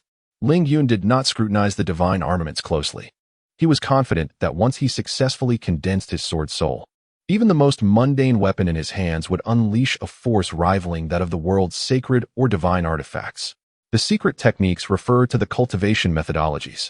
However, each distinct technique varies in the ultimate realm it can achieve. Some may only allow for the cultivation of a 1st-level swordsman, while others can elevate one to the transcendent realm of a 9th-level swordsman.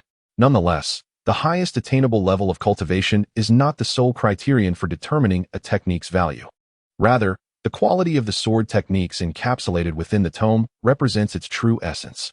As for the divine skill, it is a legendary technique established by the Lord of the Divine Sword, Jili Guang.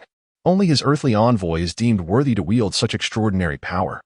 With the sharpness and intricacy of the 9-9 upper profound sword chi, I am capable of competing with a 2nd-tier swordsman, suggesting that the sword techniques contained within are indeed profound secrets. Upon this realization, Ling Yun could not suppress a heartfelt admiration. Just as he was about to delve deeper into the remarkable uses of the so-called potions, a melodious female voice suddenly reached his ears from behind. Is it you? You. Are you Lin Qing? This voice, exquisite and perfect, instantly conjured a vivid image in Ling Yun's mind, evoking the image of the ethereal goddess Miaoyin.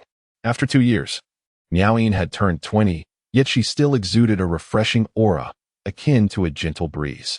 Accompanying her were 2 women, clearly a mistress and her maid. The mistress, a young lady in white, possessed an elegant demeanor, reminiscent of a pristine lotus emerging from the water. To Ling Yun's astonishment, there was an ineffable energy subtly emanating from her, so discreet that he could not even discern how he had sensed it. Nonetheless, this energy imparted an inexplicable sense of familiarity. As for the 2 men present, their prowess was decent but not worthy of his concern. How did you end up here? Ling Yun glanced at her but did not respond. Given the matters concerning Yeno, Lion, and others, he harbored no fondness for anyone from the brilliant academy, even Miaoyin, who had once spoken in his favor. Miaoyin, evidently aware of Ling Yun's sentiments towards the brilliant academy, had merely expressed surprise upon seeing him, without any further intentions. Realizing that he was ignoring her, she decided to take her leave. However, the young lady in white curiously inquired, Miaoyin, who is he? Do you know him? Miaoyin cast a peculiar glance at Ling Yun before ultimately shaking her head. It's nothing. Let us proceed with our task. The white-clad young lady, seeing her reluctance to elaborate, nodded in understanding. Yet, another young woman beside her interjected with surprise. Oh? He is here to undertake the Gentian task? The gray forest where the gentian grows is among the most perilous regions in our Ziyun Empire. A single individual venturing there without the strength of a 9th-tier swordsman would find it nearly impossible to ensure their safety. Upon hearing this, the group turned in astonishment towards the screen at the counter, which displayed the Genshin task currently being accepted. A distinguished young man standing behind the girls glanced at Ling Yun and chuckled lightly, seemingly unconcerned. Perhaps he is merely here for amusement, without any intention of completing it himself. Another man chimed in with a smile. Our family also planned to organize a team to accept this task. However, the mythical mercenaries have sent a generous gift, requesting our withdrawal from this endeavor. Considering Miss Yuro's reputation, we decided not to expend our resources on this task. According to our analysis, this task holds little hope of completion without the guidance of several 9th-level swordsmen. Any other attempts would merely squander resources. The implication from the two individuals was clear. They believed Ling Yun lacked the capability to undertake this mission, while simultaneously showcasing the might of their own lineage. The young woman clad in white even graciously cautioned Ling Yun, saying, "Sir, this task is exceedingly perilous. If you intend to proceed alone without assistance, please do not waste your funds." Furthermore, the mythical mercenary corps has already resolved to undertake this task, and even if your family wishes to claim it, they are unlikely to rival the prowess of the mythical mercenary corps under the command of Sister Yuro. Ling Yun remained silent, his gaze fixed upon the tome before him, which detailed various potions. This aloof demeanor stirred a sense of annoyance within the two gentlemen, prompting them to contemplate further jibes. However, at that moment, Miao Yin, who had remained quiet since the mention of the task, posed an astonishing question that left the others momentarily stunned. In a tone that conveyed her own disbelief, she inquired, "Have you truly attained the strength of a 9th-level swordsman?" Chapter 31. The 9th-level swordsman. Several individuals were momentarily taken aback, quickly casting strange glances at Miao Yin, as if questioning her accuracy. "Sister Miao Yin, you must be jesting. This gentleman is hardly older than I am. When has our Ziyun Empire ever produced such a young 9th-level swordsman, aside from Sister Yunru?" Upon hearing the name Lin Cheng, the two men displayed astonishment. Is he the one who fought to a standstill with the 7th-level swordsman, Arno? Recognizing his identity, their gazes shifted, infused with a blend of surprise and curiosity, yet beneath it lay a hint of jealousy. The white-clad maiden regarded him with intrigue, as if she were re-evaluating him. "So, you are Lin Cheng, the one who, at merely 16, could contend against the pinnacle of 7th-level swordsman, Arno? Since Arno's ascension to the 8th level, he has been eager to challenge you again. I never expected that in just 2 years, you would achieve the 9th level. It seems Arno is in peril once more. How have you cultivated your skills? To ascend 2 levels in merely 2 years is nothing short of extraordinary." Turning a page in the book she held, Ling Yun remained engrossed, seemingly indifferent to the natural beauty of Miao Yin. She cast a bewildered glance at Ling Yun, who appeared to dismiss her inquiry entirely, momentarily pausing in her thoughts, unable to react. For many years, whether it was the immense glory bestowed by the divine or her own ethereal beauty, all men, from swordsmen to sword masters, had been captivated by her. Though they would not blindly obey her, they rarely refused her polite inquiries. Even the second-tier swordsman, the esteemed headmaster, would graciously acquiesce to her requests. However, in the presence of this man, it seemed as though the world had shifted. He had disregarded her twice. In an instant, she began to question her own allure and poise. Had the divine's gift of natural charm truly abandoned me? Humph. Reaching the 7th-level swordsman stage is no longer a matter of mere diligence. Every advancement becomes increasingly arduous. Without ample talent and fortune, it is not uncommon to remain stagnant for a lifetime. Within 2 years, achieving the 8th level is already a testament to one's limits, let alone breaking through to the 9th. How is that conceivable? Another man, equally indignant, concurred. Indeed, the cultivation beyond the 7th-level swordsman is entirely different. Breakthroughs are not easily attained. Have you seen enough? Ling Yun suddenly raised his head, fixing his gaze upon the white-clad maiden. To his astonishment, he found himself unable to completely disregard her penetrating stare. Beneath her enchanting gaze, the tranquility he had maintained for years began to stir. The maiden, her curiosity piqued, shook her head and inquired, "Can you tell me, are you a 9th-level swordsman?" Ling Yun's expression remained impassive as he met her gaze, coolly uttering 2 words, "I am not." Upon the utterance of his words, Miao Yin immediately sighed in relief. Not only she, but the 2 gentlemen also felt an immense, intangible pressure dissipate within them. An 18-year-old level 9 swordsman was rather disheartening. It is worth noting that this favored child of the goddess, blessed by divine powers, had only managed to reach the pinnacle of level 7 after arduous training, yet had not yet broken into the 8th level. If someone under divine protection struggled so, one could only imagine the plight of ordinary students. How audacious it was for one lacking the prowess of a level 9 swordsman to venture alone into the Grey Forest. The two gentlemen seized upon this opportunity to deride Lingyun, chuckling as they remarked, "Though a level 8 swordsman is formidable, what of the Grey Forest? It is home to beasts wielding demonic powers, and even a level 9 swordsman would find themselves fleeing in terror before such might." Lingyun frowned at their incessant prattle, feeling a growing discomfort in his heart, exacerbated by the penetrating gaze of the maiden in white, which stirred an inexplicable restlessness within him. Fortunately, at that moment, the serving girl had completed the necessary procedures and respectfully presented his identification card, saying, "Esteemed Swordmaster, your mission and identity have been duly recorded. Upon obtaining the dragon's gallbladder, you may present the task item at the main temple or any of the 110 first and second tier temples within the jurisdiction to complete your quest." What? What? Swordmaster. Swordmaster? The two gentlemen stood dumbfounded, staring at Lingyun, who had already melted into the crowd, unable to comprehend for quite some time. Meanwhile, the maiden in white, with a hint of disbelief, inquired of the serving girl, "Did you just address that gentleman as Swordmaster? Could he truly be a formal Swordmaster?" Eager to share the joy of having served a genuine Swordmaster, the serving girl replied with utmost respect, "Indeed, that gentleman is a formal Swordmaster, as clearly indicated on his identification card. Moreover, to my knowledge, he was persuaded by me to undertake the assessment at the Swordmaster Guild today. My goodness, an 18-year-old formal Swordmaster is truly an extraordinary feat. How did he achieve such greatness?" Especially for Miaoying. Having met Lingyun once, she was particularly astounded by his progress. Contemplating this, she felt her mind beginning to struggle to grasp the implications. What is a formal Swordmaster? In the entire empire, there are scarcely more than 20 of these peak experts, individuals who have attained the transcendent ability to converse with the divine. Level 9 swordsmen, while powerful, are indeed challenging to cultivate, yet one could easily find at least 1,000 such practitioners within the Ziyun Empire. An 18-year-old level 9 swordsman, though remarkable, could be somewhat accepted in light of the precedent set by the prodigy Yunru, who had faced overwhelming despair. However, an 18-year-old swordmaster? Has there ever been one so young in the annals of Ziyun Empire's history? Strangely, a peculiar thought emerged in Miaoying's mind. Once the tumultuous skies settled, she would inevitably visit the Lin family of Qingyang City. When the principal of Ziyun Intermediate Academy learned that one of his expelled students, at merely 2 years of age, had already ascended to the rank of an official swordsman, one could only wonder what his reaction would be. Chapter 32. The Academy Dean having accepted the mission.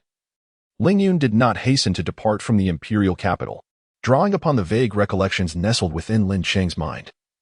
He had garnered a rudimentary understanding of the 8 renowned sword masters of the Ziyun Empire. Among these illustrious figures, the chief third-tier sword master resided perpetually within the most energy-rich confines of the temple, engrossed in seclusion and cultivation, aspiring to transcend to the 4th tier and thereby elevate the empire to a level 4 civilization. Apart from this third-tier chief sword master, 2 second-tier sword masters were noteworthy. One held the esteemed position of dean at the Brilliant Academy, while the other remained within the royal palace, ever vigilant in safeguarding the emperor's personal safety, a sight seldom beheld by ordinary folk. As for the 5 first-tier sword masters, they were of no concern to him at present. The innate consummation, although he could sense that a breakthrough was imminent, he found himself ensnared in an interminable delay. What he presently lacked was merely an opportunity. Lingyun cast his gaze towards the direction of the Brilliant Academy, nurturing the thought of challenging the Empire's sword masters, a notion that had been brewing for quite some time. Given his urgent need for such an opportunity, it was only natural that he set his sights on the dean of the Brilliant Academy, who possessed the strength of a second-tier sword master. Though Lingyun wielded the formidable 9-9 superior sword Qi, his cultivation had been an arduous journey of self-discovery, devoid of systematic education. Thus, whenever he encountered a bottleneck without guidance, he resorted to challenging adept practitioners, seeking enlightenment through these encounters to facilitate his breakthroughs. This planet, abundant with masters, presented an opportunity he felt compelled to seize. With a sword in hand, Lingyun pushed open the door and sauntered towards the Brilliant Academy. His pace was not a deliberate slowness. Rather, he needed to attune himself with every step he took. It was akin to a basketball player finding their rhythm. Once in the zone, their performance could captivate coaches and overshadow even the most established stars. Conversely, if one were to falter from their optimal state, even the most refined skills would remain dormant. State of being is paramount for anyone, In this unwavering focus, the 10-mile journey to the brilliant academy was traversed in an instant. Upon his arrival, the guards at the academy gate intended to check his student identification. However, upon sensing the peculiar tranquility that seemed to merge him with the very essence of nature, he found himself instinctively halting, his mind conjuring an evasive thought. Judging by his age, he must surely be a student of the academy. Thus there was no need to disturb him. In the presence of innate realms, subtly intertwining with the might of the heavens and earth, even those of lesser ranks could not help but feel a twinge of inferiority. The guard, influenced by this sentiment, hesitated to impede Ling Yun's entrance into the academy. At the moment he stepped into the brilliant academy, an immediate resonance stirred within him. In a state of innate transcendence, any fluctuation of energy in the cosmos elicits an exquisitely subtle response. Under this perception, the distant tumult of energy resonates like a beacon, illuminating the path ahead. Before a round tower at the heart of the villa complex, Ling Yun came to a halt, sensing the powerful aura emanating intermittently from within the tower. A ripple of emotion stirred within him. With a soft sigh, Ling Yun closed his eyes, remaining motionless and silent. Yet, the previously rippling tranquility of his heart became steadier, akin to an ancient well that had not encountered water in a century, silent and undisturbed. The remarkable serenity that had enveloped him dissipated with this shift in mindset, returning to simplicity and obscurity. Now, he stood there, indistinguishable from an ordinary person, lacking any remarkable traits, even, perhaps less so than an ordinary individual. He resembled a mere element of nature, like the flora and fauna, standing quietly as if on the verge of vanishing from this world. Hey, Lin Qing? What are you doing here? Suddenly, a window of a nearby villa swung open, revealing a delightful figure. His silence, however, did not deter the curious young lady from inquiring further. Moments later, the villa's door opened, and 3 charming young women stepped out. Among them, the bewildered Shui Yun gazed curiously at Ling Yun, questioning, "What brings you here? Have you enrolled in the Brilliant Academy as well? Or do you need to speak with the director?" Ling Yun, sword in hand, resembled an immovable statue from ancient times, entirely oblivious to the events unfolding around him. Shui Yun, who is he? Standing there, motionless, trying to appear cool? Is he attempting to garner the attention of the sisters in our area? In previous times, Shui Yun might have dismissed her friend's remarks, but recent changes in Ling Yun had led her to sense that he was not the type to engage in such meaningless antics. Despite having once compelled her to confront him in a duel due to his teasing. Don't say that recklessly. He might be here for something important regarding the director. I'll go ask him, Shui Yun replied, moving closer to Ling Yun and quietly inquiring, "Lin Qing, is something the matter? Do you need assistance?" Another young woman's face lit up with excitement as she exclaimed, "How wonderful! Lin Qing has arrived. Senior Yano has been searching for him all these years. If I inform Senior Yano of this news, he will surely be delighted, and perhaps he will no longer be so aloof towards him." With that, she dashed toward the opposite villa area, disregarding Shui Yun's protests. Seeing the girl rush off to spread the news, Shui Yun felt a twinge of annoyance, but recognized that this was not the time for anger. She turned to Ling Yun and said, "Lin Qing, although I am unaware of your progress over the past 2 years, Senior Yano has achieved the level of an 8th-tier swordsman through his training and remains fixated on the impending duel in the city of Radiant Sunday. Therefore, I must advise you, if you are not confident in facing an 8th-tier swordsman, it would be prudent to leave the Brilliant Academy as soon as possible." Ling Yun remained oblivious, quietly adjusting his state of mind. Upon discovering that this world indeed harbored lethal techniques that transcended ordinary swordsmanship, such as the ultimate skills, profound arts, and sacred techniques, he could not help but retract his previous underestimation of 2nd-tier swordsmen. The 9-9 Upper Xian Sword Chi was sharp enough to enable him to contend with 2nd-tier powerhouses using only his 1st-tier strength. However, who could guarantee that the Dean, a 2nd-tier swordsman, did not possess a lethal sword technique capable of overcoming the weak? Thus, Ling Yun's regard for today's battle was no less than that of his former challenge against the foremost expert in the cultivation realm on Earth, Dong Li. Chapter 33. The 2nd-rank swordsman Yano is a prominent figure within the illustrious academy, distinguished not only by his striking good looks and exceptional talents, but also by his early attainment of the 7th-level swordsman rank. His merits have garnered the favor of the emperor, leading to promotions and titles that herald a bright and promising future. 2 years ago, he engaged in a fierce duel with a 16-year-old swordsman from a mid-tier academy in the Radiant City, a contest that ended in a draw and has since become the talk of the entire institution. Although the passage of time has dulled the fervor of the tale, It remains etched in the minds of those ambitious souls who regard this young 7th-level swordsman as a benchmark for their aspirations. Unbeknownst to many, Ling Yun, who has no ties to the illustrious academy, has quietly amassed a hidden reputation. Now, as Yano declares his intent to avenge the humiliation of 2 years past, Ling Yun's presence at the academy serves as a direct provocation to Yano. The news spreads like wildfire, prompting the ambitious young elites, who view Yano as their rival, to hasten to the villa of the academy's dean, eager not to miss the spectacle of a confrontation between 8th-level swordsmen. Moments after a young lady departs, a figure of remarkable grace emerges from the nearby thicket, effortlessly leaping onto a large tree and executing a flawless 360-degree spin before landing gracefully beside Ling Yun. This display of skill elicits a gasp from another young lady accompanying Xu Weiyan. In the lush surroundings, Yano's piercing gaze is fixed intently on the serene Ling Yun, his voice barely concealing his excitement. Ling Yun, it has been 2 years. I trust you have fared well. The duel in the Radiant City remains vivid in my memory, a constant reminder that spurs my dedication to training. I hope today you shall not disappoint me. Unmoved, Ling Yun keeps his eyes gently closed. At this moment, he has become one with the garden, attuned to the slightest shifts in air and the rustle of leaves brought about by Yano's arrival. His entire being is a pinnacle of concentration, elevating his state to its zenith. In this heightened condition, he feels the exhilarating flow of sword energy coursing through him, igniting a longing for a worthy opponent, whether of equal rank or even a higher-level swordsman, to unleash the tempestuous sword intent that has lain dormant within him. It appears that your demeanor has not changed in the slightest. If anything, it has grown more haughty, Yano observes, scrutinizing Ling Yun for a moment before continuing. Arrogance is not inherently a flaw. However, I return your earlier words to you. To believe oneself invincible simply because of acquired skills, while disregarding the prowess of others, is to elevate oneself unduly. As Yano speaks, 3 more figures approach briskly along the shaded path. Among them is Kaishan, who previously sparred with Ling Yun, accompanied by 2 unfamiliar yet undeniably formidable swordsmen. Upon witnessing the standoff between the 2 parties, the trio breathes a subtle sigh of relief at the lack of immediate conflict. One of them casts a curious glance at Ling Yun, a hint of surprise flickering across his face. Is he truly Ling Yun? He seems remarkably young. With a dismissive snort, Yano addresses Ling Yun once more. Will you choose to engage here, or shall we proceed to the arena? Once again, silence answers him. Alas, this young man displays quite a haughty demeanor, seemingly dismissing our esteemed senior, Arno. Humph. The towering Kaishan gestured towards Ling Yun, stating, wasn't he just as contemptuous towards us last time? Such individuals, who consider themselves exceedingly cool, can undoubtedly be compelled to act.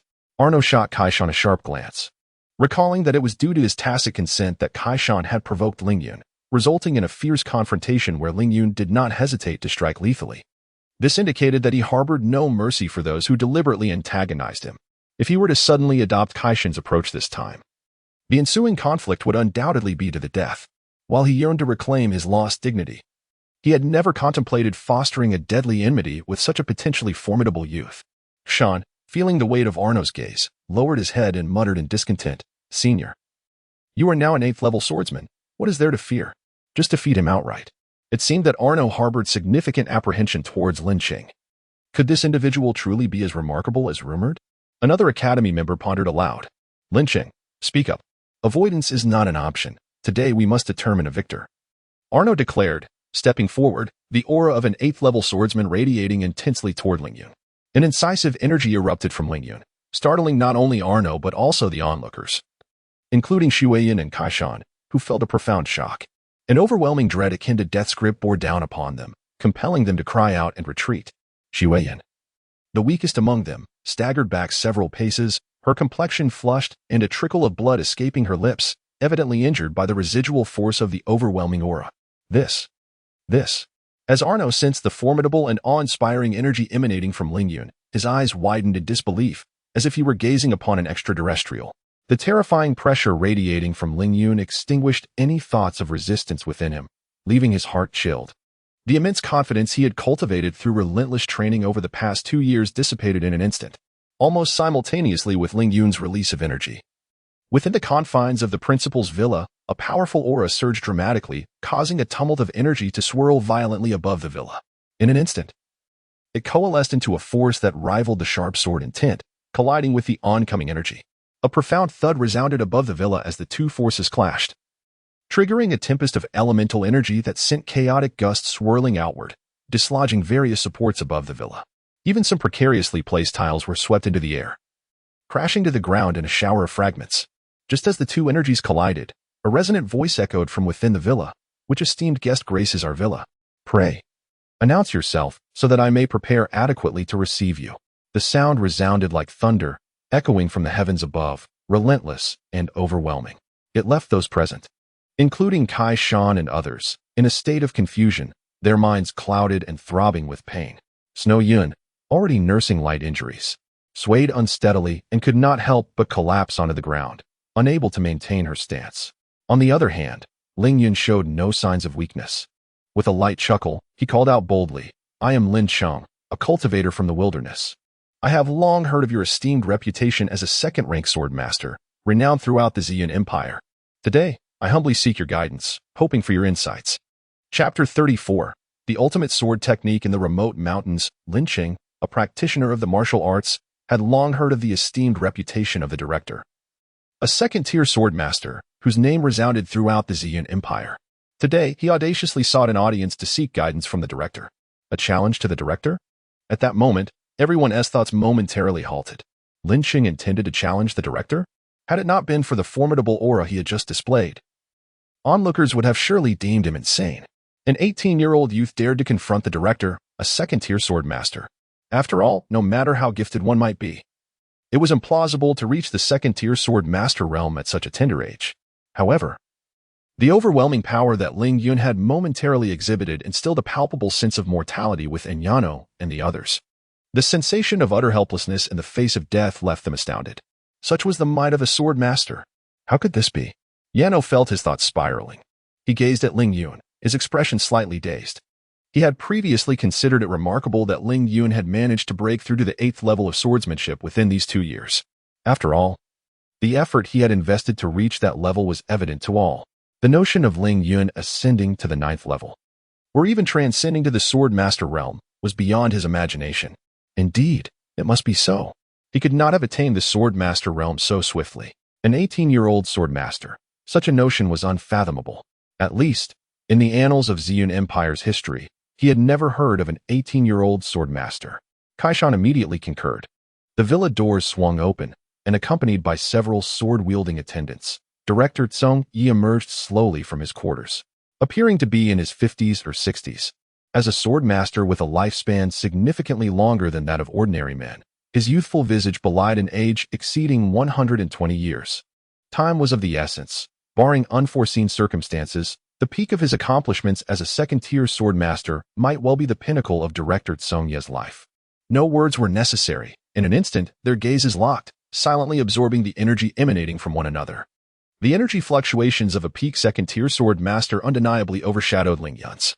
Yet, could the sharpness of the 9-9 upper mystic sword Qi be so easily thwarted? Even as the villa trembled under the force of their confrontation, Director Tsung Yi maintained a demeanor of geniality and given Ling Yun's respectful attitude. He nodded and said with a smile, Lord Lin Cheng, you are too modest. It is indeed a testament to youth that you have already reached the sword master level at such a young age. A mere first-tier sword master cannot compare to you. Director Tsung Yi. That may not necessarily be the case. I perceive your technique is extraordinary, imbued with an indomitable sharpness and lethal intent, suggesting it is no ordinary skill. Thus, your current self-deprecation is somewhat unjustified. Ling Yun chuckled softly, refraining from contradiction. Their exchange, though seemingly casual, was merely a formality. Yet, to those eavesdropping, it resonated profoundly. Your Excellency was a title reserved for those of sword master caliber. At present, the esteemed director of the second-rank swordmasters from the night refers to Ling Yun as Your Excellency, which signifies he has indeed acknowledged Ling Yun's identity. Ling Yun is, without a doubt, a legitimate swordmaster. I have toiled relentlessly, dedicating 2 full years to my training, never once allowing myself to relax.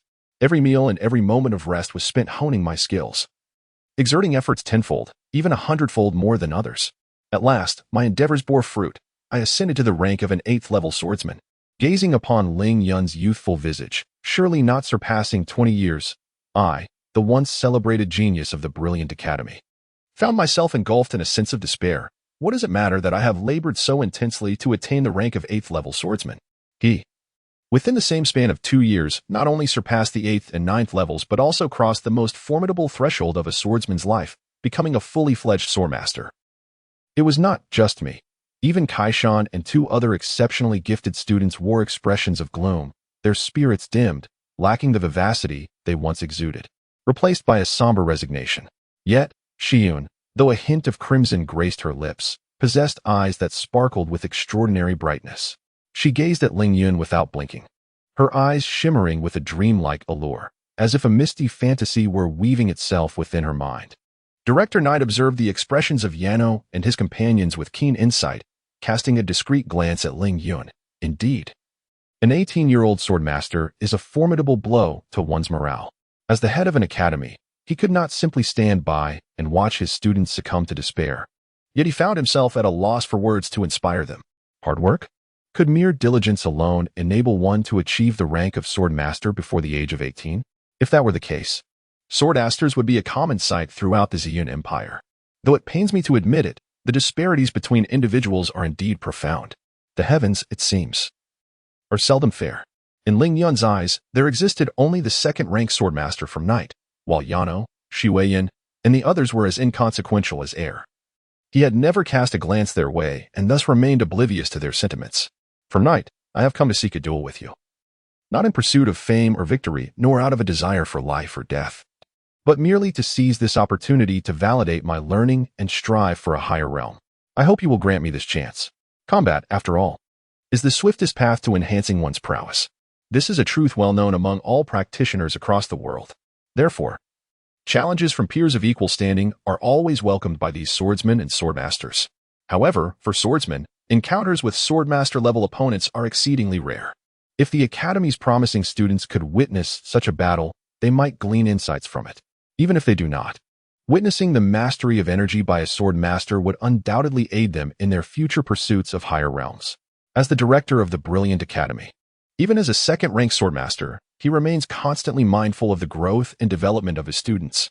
However, it is solely through the selfless dedication of such esteemed Academy deans that students of master swordsman caliber can be nurtured. Reflecting on this, Song Yi gently remarked, Lord Lin, you must be aware of the situation within the Empire. The number of swordsmen in our nation is far less than 1/3 of those in other Tier 3 civilizations. Consequently, under the pressure exerted by surrounding Tier 3 civilizations, our empire is, in truth, facing considerable hardships. For the prosperity and stability of our nation, and for the future development of the empire, as a member of this society, we should strive to assist and uplift those promising younger generations. Therefore, I hope that during my duel with you, I may be permitted to allow a few of our students and mentors to observe. The battle between swordsmen of the same rank serves to validate the strength of both parties. However, the sparring between high-ranking and low-ranking swordsmen offers little benefit to the former. Since Song Yi had proposed this condition, Ling Yun found it difficult to refuse and could only nod in agreement. Upon seeing Ling Yun's assent, Song Yi was filled with joy. Lord Lin, your concern for the future of our empire is truly commendable. On behalf of the students and mentors, I express our heartfelt gratitude. Please, step into my humble abode and wait a moment. I shall make the necessary arrangements. Although Ling Yun found him somewhat bothersome, he acknowledged that the other was the host and he himself the guest, and given that he had a request to fulfill, he ultimately nodded in agreement. Song Yi swiftly gathered the 10 most promising students and 10 mentors from the academy. Apart from Shui Yun and Miao Yin, who had met Ling Yun on a few occasions, the other 8 were unfamiliar faces. Nonetheless, the prowess displayed by these students was mildly astonishing. Among the 10 students, for were already at the 8th level of swordsman proficiency, and remarkably, all were under the age of 25. With such achievements at such a young age, they are likely to aspire to the realm of master swordsman in the future. As for the 10 mentors, all possess strengths at the 8th or 9th level, thereby showcasing the formidable faculty strength of the illustrious academy. Only an institution with such profound depth could cultivate an endless stream of exceptional talents for the empire. Shuiyan and Miao Yin, observing Ling Yun standing motionless on the duel platform, truly grasped the essence of unwavering composure. Even the fiercest assault would likely fail to make him retreat a single step. It was astonishing to witness the young boy, who merely 2 years ago was a 7th-level swordsman, now grown to challenge the Academy's esteemed figures. Time has indeed transformed this world at an alarming pace. Since learning of Ling Yun's elevation to an official swordsman, Miao Yin has been filled with sentiments of admiration, silently congratulating him on his remarkable achievements. In this moment, Shui Yun reminisced about over 2 years ago, when she had severely injured that audacious third-level swordsman with her lethal ice technique on the duel platform. The tides of time have changed dramatically. Who would have thought that, 2 years later, when he stood once again on the duel platform, the third-level swordsman would have vanished, replaced by a mature and composed official swordsman? Gazing at the strikingly composed and indifferent figure of Ling Yun standing upon the arena, a serene and steady aura enveloped him, as if he stirred not a ripple in the vast expanse of heaven and earth. In this moment, a curious thought suddenly emerged in Shui Yun's mind. Any girl fortunate enough to wed him would undoubtedly feel an immense sense of security. Though he did not possess a robust physique, his mature and composed demeanor could offer any woman a lifetime of solace. While Shui Yun was lost in her musings, the director of the Night Academy had already arranged everything. He gracefully leapt onto the expansive martial arts stage, approximately the size of half a football field, and with a hint of apology, offered a slight bow to Ling Yun. "My apologies for keeping you waiting, Lord Ling Chung." As the Academy's director, it was indeed inappropriate for Ling Yun to voice any objections. Nodding slightly, he inquired directly, "Shall we begin?" With a wave of his hand, the director summoned an ethereal blue barrier that immediately enveloped the entire arena. Ling Yun recognized this protective barrier from the treasure catalog, which required 200 points of honor to exchange. Such a sum could have procured a legendary sword instead. The director glanced at Ling Yun, who had yet to draw his sword, and, comparing their respective first and second-tier strengths, he graciously gestured for Ling Yun to make the first move, forgoing any formal pleasantries. Simultaneously with the director's invitation, Ling Yun executed an astonishingly swift strike, producing a brilliant flash of sword light. Before the director could fully comprehend the dazzling display, a sharp and chilling sword energy surged forth, compelling him to instinctively retreat. Ling Yun maintained his stance, sword in hand, yet refrained from pursuing. "Is that a lethal sword technique?" the director stammered, his heart racing. With a flicker of azure light, accompanied by the sound of slicing air, countless threads of sword energy converged like a swarm of locusts, descending upon the director. Witnessing this spectacle, both the director on the stage and the ninth-tier swordsman observing from below gasped in unison, "The chi slash. How could he unleash so many chi slashes with such ease?" Even a third-tier swordsman would. Overwhelmed by the sheer number of chi slashes, the director felt a vague disorientation. Sensing the deluge of sword energy, he could no longer afford to conceal his own abilities. His energy flickered throughout his body as he swiftly conjured a protective armor of energy akin to true chi, while simultaneously summoning a radiant sword that wove a fiery cloud, sealing off the path above. The barrage of incoming sword energy clashed with it, dissipating into the void. However, despite the director's rapid response, the hundreds of formidable chi slashes were not so easily countered. The fiery sword energy he unleashed faltered in less than a moment, swiftly pierced by the relentless and sharp force of the chi slashes. Immediately, a series of chilling sounds echoed, reminiscent of metal clashing with metal. The sword in his hand was struck by sword energy no less than 20 times in an instant, sparks flying amidst the chaos, before it abruptly shattered into a flurry of iron shavings that vanished into thin air. Following this, a dozen sword energy surged forth, relentlessly crashing against his battle armor. With each impact, he was forced to retreat a step, the armor pulsating as if on the brink of disintegration. The expression of the Night Academy had shifted dramatically. He suddenly uttered a sharp command, his entire being radiating with battle energy. Remarkably, without a sword in hand, he managed to disperse the incoming sword energies with a series of swift grasps, simultaneously retreating to the edge of the arena, clearly signaling a temporary cessation of hostilities. Ling Yun furrowed his brow and halted his assault once again. Observing the head's method of dispersing his sword energies, it became evident that he had relied solely on brute force, devoid of any finesse. Such an approach not only drained his internal energy but also posed a risk of physical harm to himself. Furthermore, during the confrontation with the sword energies, he had engaged in straightforward clashes, failing to employ any of the nuanced techniques that could harness the concept of using soft strength to overcome hard. Wasn't the art of swordsmanship in this world developed over countless years? Why then was there such a lack of application in terms of technique? The students, hearing the head's stern admonitions, though unaware of the underlying reasons, quickly pledged to keep the matter confidential. The instructors, however, possessed a vague understanding of the head's heightened concern. They too comprehended the implications behind this incident and firmly vowed not to disclose a word of what transpired that day. The pursuit by a second-tier swordsman could potentially lead to charges of treason, a burden far too great for ordinary individuals to bear. Nodding, the Knight Academy head cast a complex glance at Ling Yun before gesturing for him to follow. Ling Yun did not hesitate and accompanied him, leaving the onlookers below the arena in bewilderment. Had the match concluded? Who was the victor? The students looked to the 9th-tier instructors for clarification. Instinctively, the 9th-tier swordsman mentors wished to assert that the head, a 2nd-tier swordsman, had emerged triumphant. Yet, recalling the overwhelming barrage of battle energy strikes, their confident assertions faltered. To unleash such a multitude of battle energy strikes in an instant was beyond the capability of a mere 2nd-tier swordsman.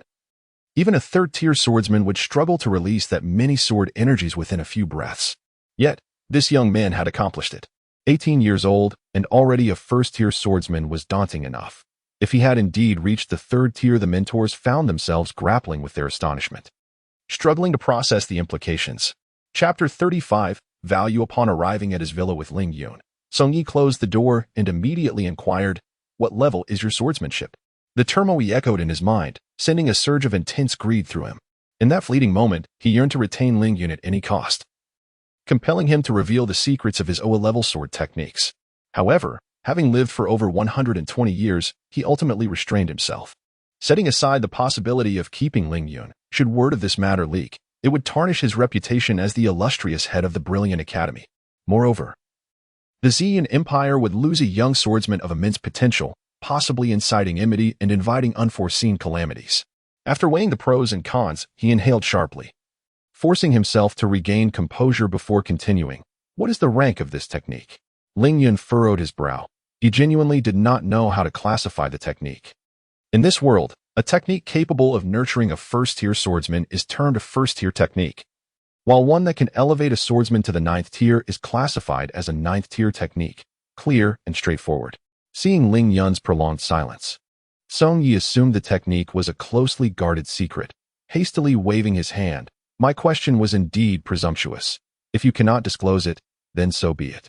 Ling Yun nodded, choosing not to elaborate, instead stating, "Our previous contest has not concluded. That could not have been your true strength." Song Yi acknowledged this with a nod.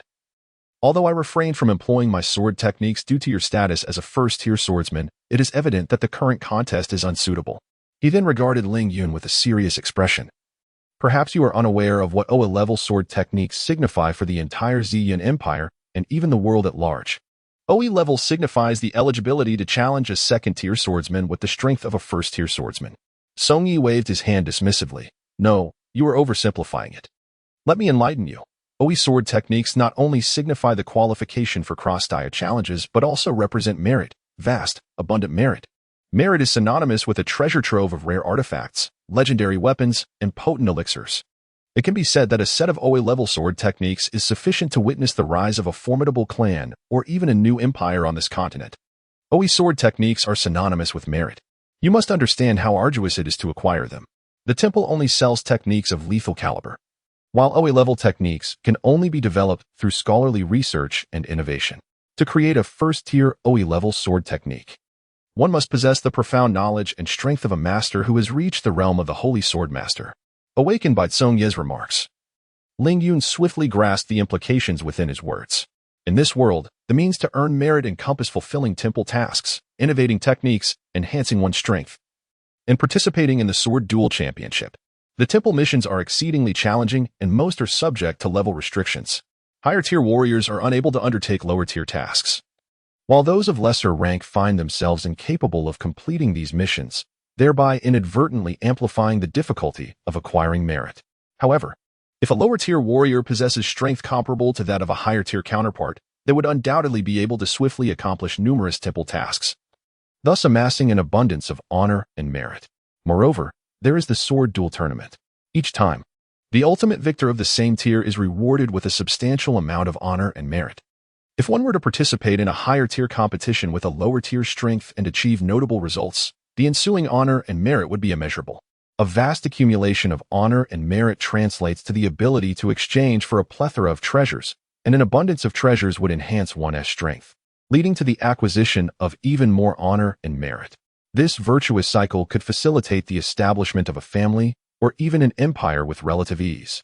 Contemplating this, Ling Yun finally grasped the rationale behind Principal Song Ye's cautionary words to the students and mentors, instructing them not to divulge today's events. An innocent individual can bear the weight of another's guilt. Should the civilizations of levels 5, 6, or 7 become aware that he possesses techniques of profound significance, it would be entirely reasonable for them to dispatch higher-tier, holy swordsmen to confront him. Recognizing the gravity of the situation, Ling Yun could not help but feel a chill of trepidation. He was not oblivious to this truth. Rather, he had merely struggled to adjust his mindset. Subconsciously, he believed he remained in an invincible state on Earth, thus overlooking the multitude of formidable beings in this realm. With this realization, he rose and offered a slight bow to Principal Song Yi, sincerely expressing, "Thank you for your guidance, Principal Song Yi. Without your words, I fear I would have faced endless troubles in the future." Ling Yun was unafraid of being pursued, however. Should he learn that those pursuing him were beyond his capacity to contend with, he would naturally choose to evade them as far as possible. Upon seeing Ling Yun's gesture of respect, Song Yi hastily stood and waved his hand, saying, "Lord Lin Qing, you are too modest. You are, after all, a member of our Ziyun Empire. Regardless, we shall not stand idly by and watch you encounter calamity." Ling Yun smiled softly. His nationality was within the Hyson Empire, though he temporarily resided in the Ziyun Empire.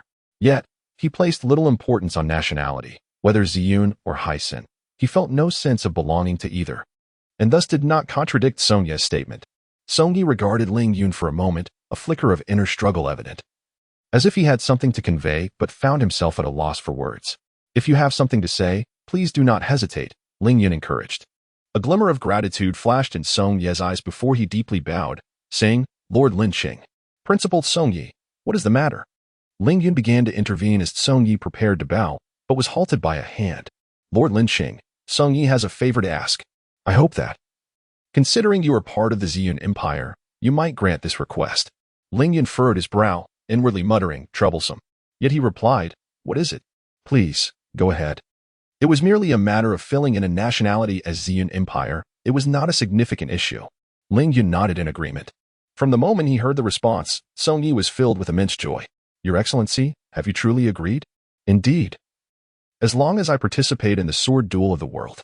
A radiant smile instantly graced Song Ye's face, and in that fleeting moment, his aged visage seemed to regain a semblance of youth. Thereafter, the Purple Cloud Empire, a previously inconspicuous third-tier empire, would officially capture the attention of the intermediate and even advanced empires, thereby reaping countless benefits. Surrounding third-tier empires, influenced by the might of the intermediate and advanced realms, began flocking to seek refuge. However, the occurrence of these two events disrupted Ling Yun's previously settled mindset, igniting his unease once more. The fervent desire for a breakthrough was considerably diluted by the anxiety regarding his own future safety. Shaking his head, Ling Yun realized he had once again missed an opportunity to ascend to the innate great completion realm. Since he could no longer achieve his ambitions, he decided against lingering in this place, wasting time with the old man. Ignoring the warm insistence to stay, he took his leave from the brilliant academy. With this thought, Song Yi promptly summoned a carriage to head towards the royal palace. The first volume concludes here, primarily focusing on the protagonist's integration into this world. As the second volume commences, the 9-9 upper profound sword chi shall sweep through the surrounding empires with formidable might. Chapter 36. The 6-star mission. Upon departing from the resplendent academy, Ling Yun made his way directly to the hotel where he resided. He gathered 2 sets of clean clothing and his identification card, wielding his sword with one hand as he boarded the carriage bound for Silverleaf Town, leaving behind the imperial capital of the Ziyun Empire. Their purpose for this journey was singular and focused, revolving entirely around the under-20 official swordsman, Ling Yun. Particularly, the head of the Lin family, Lin Yong, was overwhelmed with joy upon learning that his son, Lin Chong, had ascended to the rank of swordsman. The elation surged within him like a torrential flood, nearly consuming his entire being. For nearly 3 centuries, their lineage had been neglected by the Lin family of the Hyson Empire, and recent years had seen a steady decline in their fortunes. If they failed to achieve any notable accomplishments soon, they risked being completely excised from this esteemed lineage. Such a fate would render their family a mere minor nobility, subsisting under the shadow of the Ziyun Empire, with little hope for resurgence. However, all hardships seemed to have dissipated at this moment. His son had, at the remarkable age of 18, already attained the status of an official swordsman. Reaching the swordsman realm before the age of 18 had only been accomplished by a mere 5 individuals in the illustrious history of the Lin family within the Haitian Empire. Without exception, these 5 had all evolved into formidable 4th-tier grandmasters, one of whom was none other than the current foremost expert of the Lin family. The 5th-tier grandmaster Lin Tianwei. Throughout the annals of world history, any who achieved the rank of official swordsman before 20 years of age, given proper guidance and diligent training, were virtually guaranteed to ascend to the ranks of grandmaster in due course. The very thought of the exhilarating title of grandmaster sent Lin Yang, who had held the position of family patriarch for many years, into a fervor that nearly overwhelmed him. Upon arriving at the hotel, the crowd lamented the absence of this young official swordsman. Yet, their admiration for the Lin family, which was poised to rise like a brilliant star, remained undiminished. Everyone could foresee the significance of Lin Yang reporting this news back to the Lin family of the Haitian Empire and the attention their branch would receive as a result. Seizing this opportunity to cultivate a favorable relationship with Lin Yang could potentially open doors to the powerful family of the 6th-tier civilization that was the Haitian Empire. It is worth noting that, relying solely on the strength of the Lin family, extinguishing any 5th-tier civilization would not pose a challenge, let alone the mighty Haitian Empire that stood behind them. Should the Ziyun Empire gain the patronage of the Lin family, it could surely ascend to the 4th-tier civilization within a century. Meanwhile, Ling Yun remained blissfully unaware of the events unfolding in the imperial capital of Ziyun. The technology of this world, subtly influenced by divine forces, had advanced in certain aspects beyond the technological civilizations of Earth. For instance, the carriage, drawn by a creature twice the size of a cheetah, could reach speeds of at least 80 kilometers per hour. At such velocity, the passengers felt little of the carriage's jarring movements, experiencing a ride as smooth as that of a car gliding along a concrete road, leaving them in quiet awe. After traveling for a day and 13 hours at a speed of 80 kilometers per hour, the carriage finally approached the outskirts of Silverleaf Town as nightfall descended. The geographical position of Silverleaf Town is quite unique. To the left lies a dense forest, a veritable paradise for all mercenaries seeking adventure, while to the right stands the mighty Chiokong Mountain, the largest iron mine in the entire empire. Nearly a quarter of the empire's iron goods are transported through Silverleaf Town. Further ahead, one encounters the vast expanse of the Gray Forest, spanning hundreds of thousands of square kilometers. This forest connects the borders of 4 nations, including the Ziyun Empire. However, regardless of the strength of these nations or the number of sword masters they possess, they have unanimously designated the entirety of the Gray Forest as a forbidden zone. No empire dares to entertain thoughts of annexing the Gray Forest into their dominion. The reason? Magical beasts and wild creatures are not the same. They have evolved to an extraordinarily high degree, possessing a mysterious power that renders their combat prowess nearly equivalent to that of human swordmasters. Even a 1st-tier magical beast can easily overpower 2 or 3 9th-level swordmasters, and even those newly advanced swordmasters, who have yet to master their techniques, would not dare to provoke even a single 1st-tier magical beast. 3 or 4 1st-tier magical beasts possess the strength to annihilate official swordmasters, and according to incomplete statistics, the Gray Forest is home to thousands of magical beasts, including formidable 3rd and 4th-tier entities. Under the intimidation of such terrifying power, the 3 surrounding empires, despite their ambitions to claim this vast land, must weigh their ability to withstand the wrath of thousands of magical beasts. When Ling Yun arrived at Silverleaf Town, he discovered that a considerable number of powerful individuals from various regions of the Ziyun Empire had gathered there. These formidable beings were not merely the so-called 6th or 7th level practitioners. They were genuine 8th and 9th level swordmasters. In the Ziyun Empire, where swordmasters are a rarity, those of the 8th and 9th levels are nearly invincible. However, Ling Yun, as a swordmaster himself, did not regard them with much concern. After resting for a day to regain his strength, Ling Yun departed from Silverleaf Town, heading towards the direction of the Gray Forest. Within less than a day of his departure, 3 to 4 dozen carriages began to arrive at Silverleaf Town. Moreover, the caliber of the experts disembarking from these carriages vastly surpassed those who had arrived earlier. Each one was either an 8th or 9th level practitioner, with even swordmasters making their appearances. As night fell, 4 luxurious carriages passed through the town without pause, hastening towards the Gray Forest. Among the passengers was the illustrious dean of the brilliant academy, Swordmaster Roman, who had previously crossed paths with Ling Yun. With a single hand, Swordmaster Roman traced a route on the map and spoke earnestly.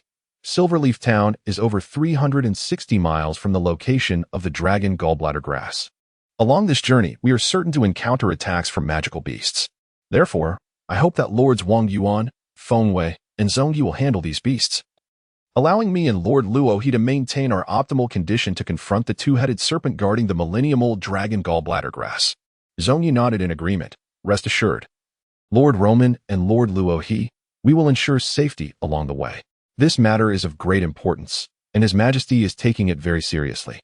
The advancement of our Xian Empire to a level 4 civilization in the near future hinges upon the collective efforts of all. The swordsman known as Wang Yuan spoke solemnly. Lord Roman, Lord Luo, what lies ahead of you is a formidable level 4 magical beast, a creature that can rival the might of a grand swordsman. In comparison to the missions you both bear, our task of merely clearing the magical beast along the way is trivial. Swordsman Roman placed a reassuring hand on Wang Yuan's shoulder, feeling a wave of emotion. Luotha, understanding his sentiments, marveled at the unexpected turn of events. Who could have anticipated that a mere 4-star mission would, in the blink of an eye, be elevated to 6 stars? Moreover, the rewards for this undertaking are extraordinarily generous. The source of battle energy, a miraculous treasure capable of aiding a level 3 swordsman in breaking through their limitations to ascend to the rank of a level 4 grand swordsman. If a commoner were to wield it, they could potentially become a swordsman in a remarkably short span of time. Indeed, it has been many years since our Empire's temple has witnessed a 6-star mission, over a decade at the very least. Such 6-star tasks are exceedingly rare within the confines of a level 3 temple. However, could this not also serve as an opportunity for our empire? If we manage to successfully complete this 6-star mission and demonstrate the latent power of the Xian Empire to the temple, we can anticipate the emergence of more 6-star tasks in the future. The group nodded in agreement. 6-star missions fundamentally differ from 5-star tasks, akin to the vast chasm that separates primary empires from intermediate ones. The rewards offered are not merely a star and a half superior to those of 5-star missions. They often inspire even level 3 and 4 swordsmen. Nevertheless, it is imperative to note that without sufficient strength, a 6-star mission cannot be accomplished. Although the challenge presented by this particular 6-star mission involves a level 4 magical beast, its difficulty level is relatively low in the grand scheme of 6-star tasks. By the way, has the information regarding the millennium-old dragon gallbladder grass and its guardian level 4 magical beast been disseminated?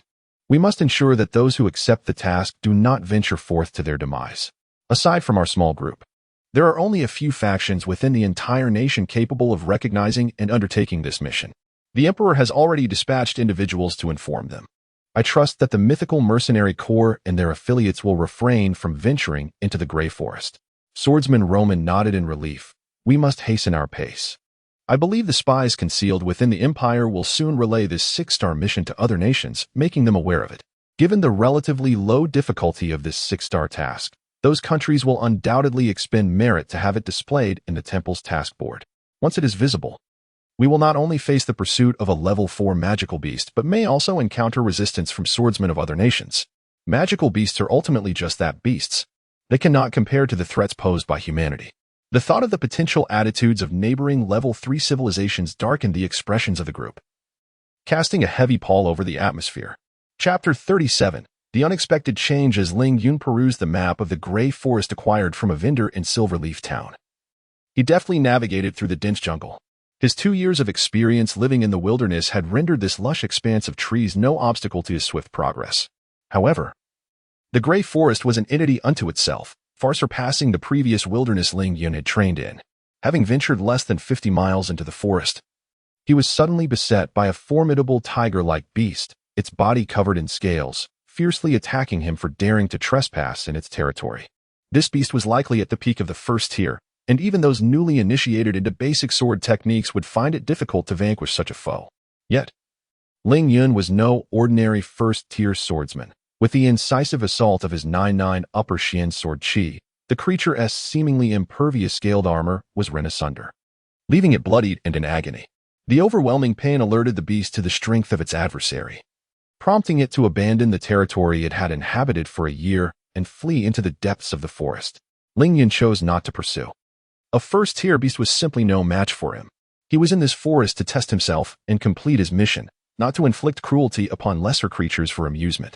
The territory surrounding him, spanning several dozen miles, was clearly the domain of the defeated beast. After overcoming it, Ling Yun pressed on for another 30 miles before encountering a second beast, albeit only a first-tier creature due to his proximity to the forest's edge. To encounter second-tier beasts, he would need to venture at least 300 miles deeper into the woods. If he could not transcend the innate great completion stage under the guidance of the Academy's headmaster, he would seek out beasts of third-tier strength. Although defeating a third-tier beast would likely result in severe injuries and provoke the ire of other beasts, he understood that without facing such dire challenges, he could never hope to transcend this seemingly insurmountable barrier. With this mindset, Ling Yun circumvented the area where the dragon gallbladder herb grew and proceeded towards the central region of the forest. Unbeknownst to him, his decision to forego the herb had inadvertently spared him from an invisible crisis. For on the second day after entering the forest, Roman the swordsman and his companions had reached the vicinity of the dragon gallbladder, guarded by a two-headed serpent. After an hour of rest and recuperation, Roman, a third-tier swordsman, and Luo he launched a bold assault on the serpent. However, the combat prowess of the fourth-tier beast exceeded their expectations. In mere moments, Roman was gravely injured. Alarmingly, the serpent's venom swiftly infiltrated his body through the wound. Had they not come prepared with ample antidotes, Roman, the third-tier swordsman, might have met his end there. As Roman succumbed to his injuries, Luo he, the foremost swordsman of the Purple Cloud Empire, could not withstand the onslaught for long either. In a moment of carelessness, his arm was bitten to shreds by the serpent's razor-sharp fangs, severely diminishing his combat capability. The formidable power of the two-headed serpent sent both individuals reeling backward, compounded by the fact that Luo he, the chief swordsman, had been incapacitated by Fei, forcing them to abandon this enticing task. Even with the combined strength of two third-tier swordsmen, they had been driven to such a state, had Ling Yun arrived earlier to seize the dragon gallbladder herb. What spectacle would have unfolded against the two-headed serpent?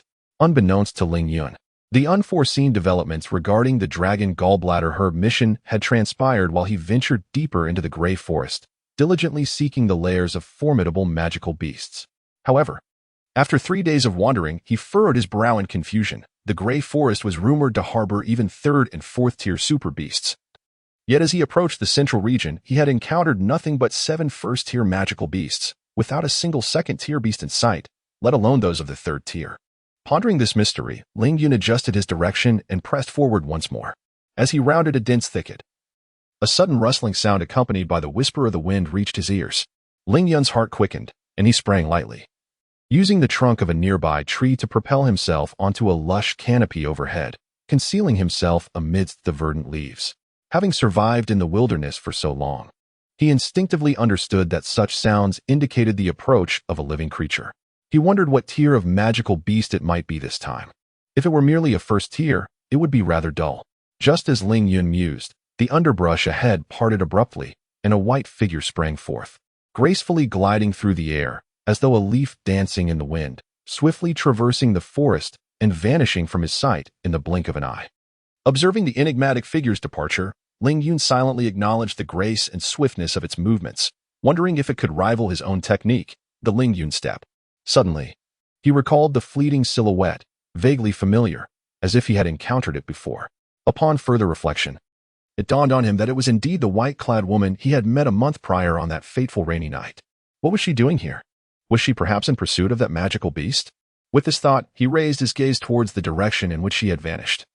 Just as he prepared to descend from the tree, one of the trio, possessing an acute sense of smell, caught a whiff of the lingering scent in the air. His eyes sparkled with intensity, and in an instant, a flash of white light erupted from his hand. A fierce wind howling as it sliced toward the tree where Ling Yun concealed himself. A chill ran through Ling Yun as he propelled himself off the trunk, soaring above the treetops to evade the incoming attack. However, before he could land, a series of energy strikes followed in rapid succession, sealing off all avenues for escape, compelling him to draw his sword and disperse the incoming energy with precision. Utilizing the backlash from the dissipated energy, he retreated into the void. At that moment, his assailants recognized his visage and gasped. Not him. It is the central region. It seems he intends to leverage the cover of high-tier magical beasts to flee the gray forest. Humph. Our 4 nations have deployed nearly 30 swordsmen and 1,000 elite warriors in this area. Even if she had wings, escape would be impossible. With that, They hastened their pursuit. Ling Yun observed their departure without any intent to intervene. His current strength is merely comparable to that of a second-tier swordsman. If he were to pursue, facing 3 opponents simultaneously would yield little benefit. As he walked, he could still faintly hear the conversation among the trio. Although the woman was merely a first-tier swordsman, her agility and speed were undeniably troublesome. Even if we were to catch up, capturing her would not be guaranteed. Yet, capture her we must. Our 4 great empires have paid such a heavy price to slay that 2-headed serpent demon. How could we allow the dragon's gallbladder herb to fall into another's hands? Therefore, that woman must die, no matter the cost. Alas, the mantis stalks the cicada, unaware of the oriole behind. It is our negligence that has led to this predicament.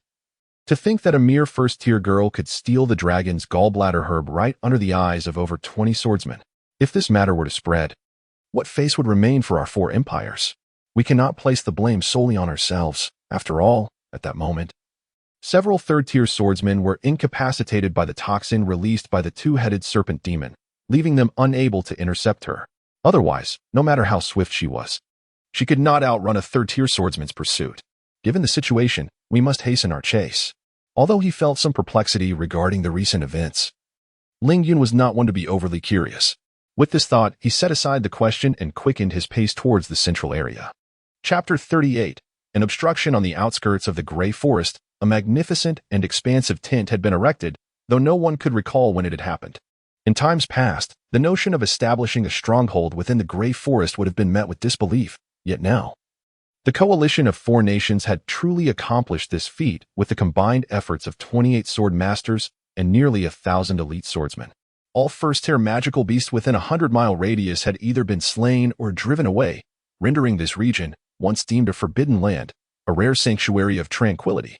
At this moment, within the tent, aside from the 24 sword masters who had ventured out, the remaining 4 had gathered, their expressions etched with concern. These 4 sword masters represented the Ziyun Empire and the neighboring Devours Empire, Latin Empire, and Xuanfeng Empire, respectively. Roman, the leader of the Ziyun Empire, was intently focused on the terrain simulation of the Grey Forest displayed in the center, his brow furrowed with gravity. We have pursued her for a full 3 days, yet we have not captured that woman. If this continues, our prolonged presence will undoubtedly attract the attention of the intelligent magical beasts of the Grey Forest. Should they unite, even a mere 1/5 of their number could spell disaster for all the sword masters of our 4 great empires. It is not only the magical beasts we must contend with. An increasing number of freelance sword masters are arriving from various regions, eager to stake their claim. Even the Sword Master Guild is stirring, intending to organize a team of sword masters to seize the dragon's gallbladder herb. The situation was dire. Speed was of the essence. The representative of the Xuanfeng Empire remarked, "The past 2 days have seen us and the Ziyun Empire expend merit to reveal the coordinates of the dragon's gallbladder. Today, it is your turn, Devours Empire. Our time is limited. We cannot afford further delays." The sword master from the Devours Empire silently cursed his companions, lamenting, "What a bunch of inept fools. After so many days, they cannot even capture a first-tier sword master, forcing me to squander my precious merit. 300 points, nearly half of my lifetime's savings." Though he felt the sting of loss acutely, he knew that the Devours Empire could not betray the trust of its 3 allies over this matter. He nodded and replied, "I will dispatch someone to convey the message to the Imperial Capital's temple. I believe within the hour, we shall see the location determined by divine light." Roman and the others nodded in satisfaction, simultaneously stating, "We must not allow that woman to leave the forest or come into contact with any temple. If she submits the task, all our efforts will be in vain." As they conversed, a radiant beam of light suddenly erupted from the depths of the Grey Forest. Soaring toward the heavens, though not overwhelmingly intense, it reached the clouds, visible to all within a radius of several dozen miles. Undoubtedly, this divine light was the beacon indicating the location of the millennium-old dragon's gallbladder herb.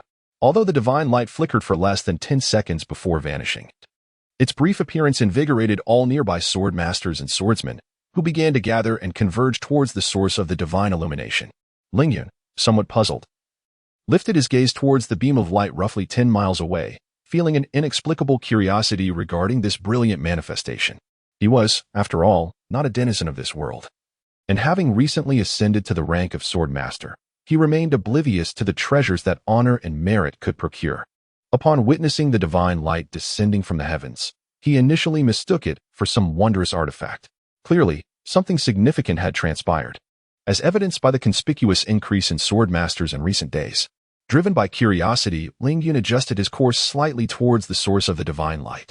However, he had scarcely traversed a mile when the thunderous clash of combat reverberated ahead, accompanied by the shouts of a multitude, with the sounds of battle drawing ever closer to his location. As his gaze reached the end of the path, a massive tree was suddenly obliterated by an overwhelming force, sending splinters flying, and a white figure abruptly hurtled towards him, crashing down not far from his side. It was the same woman he had encountered just the day before. She appeared gravely injured, her once pristine gown now marred with blood, both her own and that of others.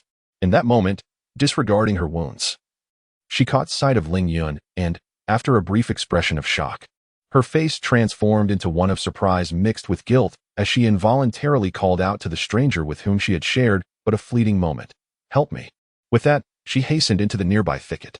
Ling Yun furrowed his brow, though he felt a flicker of fondness for the woman as time had passed. That sentiment had faded. Thus, he made no move to assist her. However, a second-tier expert who followed closely behind perceived Ling Yun as part of her circle and immediately halted, regarding him with suspicion. "Kid, do you have any idea who she is? She has offended all the sword masters of the 4 great empires. If you dare to assist her, you will be at odds with all of us. Step aside." Despite the man's loud admonitions, Ling Yun remained steadfast, unmoved, which only served to infuriate the second-tier sword master further. The latter's tone grew increasingly severe.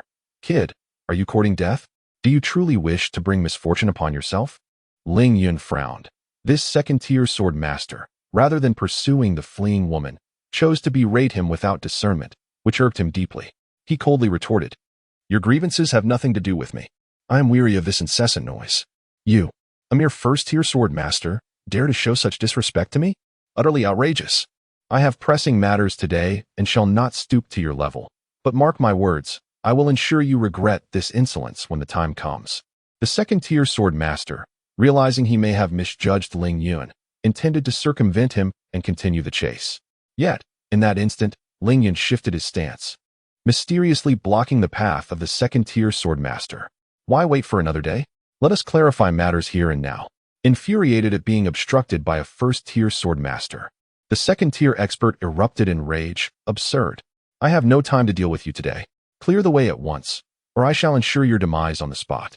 Ling Yun, however, chose silence, drawing his sword and entering a state of readiness for battle. He could not articulate why he had heeded the woman's words, choosing to stand his ground and intercept the swordsman. Perhaps it was the consequence of having lingered too long in the gray forest without encountering a beast worthy of a battle to help him transcend to the realm of innate mastery. The second-tier swordsman before him might just serve as the perfect trial stone.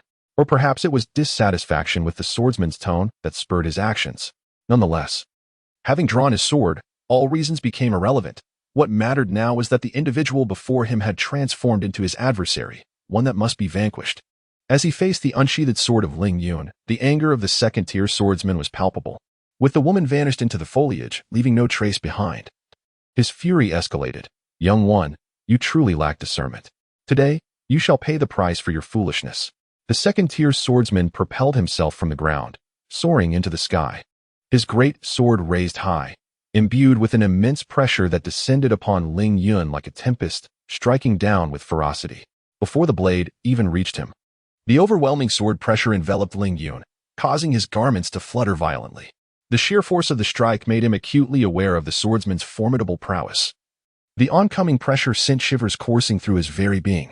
The once calm blood within him ignited as if consumed by a blazing fire, surging with fervor. In an instant, the 9-9 upper Xian sword intent coalesced into a sharp sword aura, soaring skyward, accompanied by a hearty, exhilarating laugh. "Come forth. Let me witness whether this so-called second-tier swordsman possesses the strength to make me pay a price." Chapter 39. Fierce battle. The second-tier swordsman unleashed his full strength, exhibiting prowess that was scarcely inferior to that of a peak innate master. The clash between the great sword and Ling Yun's 9-9 upper profound sword chi resonated through the air, akin to a bomb exploding overhead, sending forth terrifying shockwaves and searing heat that howled outward. The remnants of leaves surrounding Ling Yun were swept away by a powerful gust, clearing a space around him. After the exchange, Ling Yun felt a tingling in his palm, nearly losing grip of his sword. and was compelled to retreat several steps to dissipate the force. The second-tier swordsman, wide-eyed in astonishment, exclaimed, "You're quite the lad, showing some skill. No wonder you dared to disregard me." Despite finding himself at a disadvantage, Ling Yun felt no fear. Instead, he laughed heartily. "You are not weak yourself. Thus, this battle today is worthwhile." With a chuckle, he advanced, wielding a seemingly unremarkable sword that conjured a multitude of sword images, filling the space before him with this spectral onslaught. Merely a trivial technique. How could a mere first-tier swordsman contend with me, a second-tier swordsman?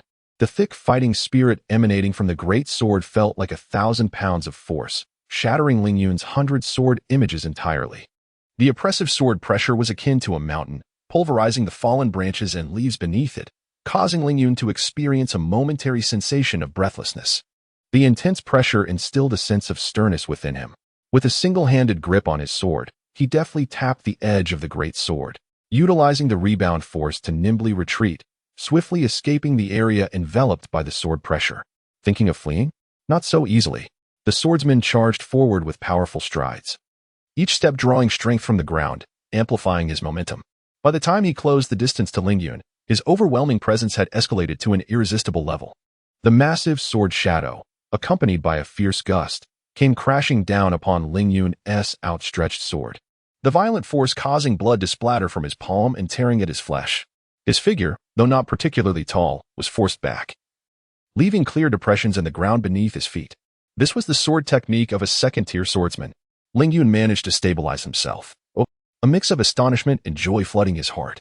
He had deliberately chosen to confront this second-tier swordsman head-on twice, eager to witness the might of swordsmanship in this world. The swordsman, even with ordinary techniques, had effectively shattered his 9-9 upper profound sword chi and inflicted injury upon him, showcasing power that rivaled even the most refined martial arts. Contemplating the multitude of exceptional sword techniques and masters awaiting his challenge in this world, Ling Yun, as a sword cultivator, felt an overwhelming joy and could not suppress a long, resonant cry. The 9-9 upper profound sword chi surged forth with this shout, instantaneously transforming into a magnificent sublimation. The energy fluctuations around him became chaotic, coalescing with a black hole-like speed into the long sword, which now bore a faint crack, though the second-tier swordsman was seething with rage. His battle-hardened experience allowed him to suppress his fury with ease. Sensing the unusual energy surrounding Ling Yun, he could not afford to continue employing sword techniques. And a layer of armor, crystalline and resembling water, swiftly enveloped his robust form. As the chaotic energy surrounding the Ling Yun sword reached a certain threshold, it suddenly vanished, as if entirely consumed by the seemingly ordinary blade, leaving no trace behind. Immediately thereafter, this unremarkable sword descended. With its blade's approach, even the wind seemed to dissipate, and the world was enveloped in an eerie silence, extinguished into nothingness. The second-tier swordsman narrowed his eyes, instinctively sensing the astonishing peril emanating from the seemingly mundane longsword. The bizarre tranquility stirred an involuntary tremor in his heart. With a sweeping motion of his great sword, his fighting spirit surged, accompanied by a roar. Sword technique, 10,000 layers of annihilation. A force, immensely more substantial than before, surged forth, crashing against the sword's barrier formed by the strange silence, akin to the cataclysmic waves unleashed by a tsunami, ferociously pressing down upon Ling Yun. The stark contrast between the profound stillness of the sword's aura and the roaring tumult of the waves created an extreme confrontation. Ling Yun's heart tightened. The individual before him was poised to shatter his sword's momentum. The energy of the descending strike erupted prematurely. 99 upper mysteries, one sword annihilation. The impact of 10,000 layers of annihilation was effortlessly dispersed. However, before Ling Yun could pursue further, the second-tier swordsman erupted into laughter, with the strength of a first-tier swordsman. "You managed to break my 10,000 layers of annihilation. It must be an ultimate sword technique. Heaven favors me. Boy, leave your sword technique with me."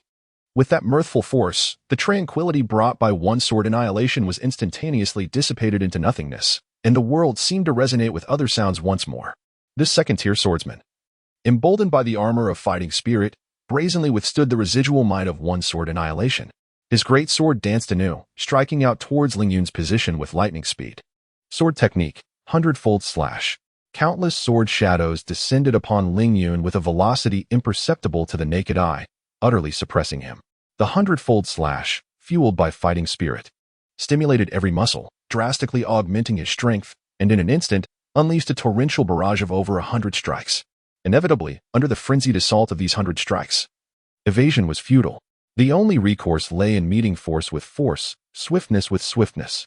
A spark ignited in Ling Yun's eyes as the sword energy within him surged, spinning at a velocity that surpassed the capacity of his meridians. What a splendid sword technique! 99 upper mysteries, 3 swords shattering the wind. The shattering wind. What incredible speed was required for such sword energy? Clang, clang, clang. A relentless symphony of clashing weapons erupted, akin to a torrential downpour battering against glass, resonating incessantly in the void. In mere moments, the 2 swords had intersected over 100 times. The continuous flurry of 100 strikes at lightning speed exacted a tremendous toll on their stamina. As the duel concluded, both combatants leapt backwards simultaneously, retreating over 20 meters, each leaning against a tree or a rock, gasping for breath as they faced one another. The second-tier swordsman gazed at Ling Yun's youthful visage, his eyes flickering with deep-seated envy. Such a young swordsman, and yet he has mastered techniques of the ultimate level. Could it be that after more than 80 years of honing my skills, I am still outmatched by a youth scarcely in his 20s? Driven by a surge of envy, the second-tier swordsman, Zhang Yan, rose once more, a chilling aura of murderous intent coalescing within his gaze, transforming into a piercing glimmer that locked onto Ling Yun with unwavering focus. For Ling Yun, this marked the first time he had experienced such exhilarating combat since entering this world. The menacing aura emanating from the second-tier swordsman did not instill fear within him. Rather, it reignited his fighting spirit. In a battle of life and death, where only one can emerge victorious, the true essence of such a struggle maximizes the pressures one can endure. To kill or to be killed, no one would willingly choose the latter. If he were to leave here alive today, he would undoubtedly proclaim the secret of his profound sword techniques, resulting in a cacophony of rumors that would obliterate his peace. While Zhang Yan would never be foolish enough to broadcast such news to the world, should he choose to share it. He would confide only in trusted allies to unite against Ling Yun. However, that presupposes he could still locate those loyal to him. Yet, in this battle of life and death, Ling Yun must also find a compelling reason to fight with unwavering resolve. Sometimes, the validity of a reason is irrelevant, as long as it achieves its intended effect. And now, witnessing Ling Yun's fighting spirit ignited to its utmost limits, teetering on the brink of eruption, one cannot help but surmise the effect has indeed been achieved. Chapter 40. The kill when a swordsman unleashes his full potential without restraint. The ferocity of his combat prowess is undeniably terrifying. Zhang Yan is evidently an aggressive swordsman, although his battle armor provides a modicum of defense. Such protection crumbles like mere parchment under the weight of their all-out assaults. 2 figures are enveloped in a flurry of indistinguishable sword light, crimson droplets accumulating, coalescing into a mist of blood that shrouds them entirely. In a battle of equals, the prospect of emerging unscathed is but a fanciful dream.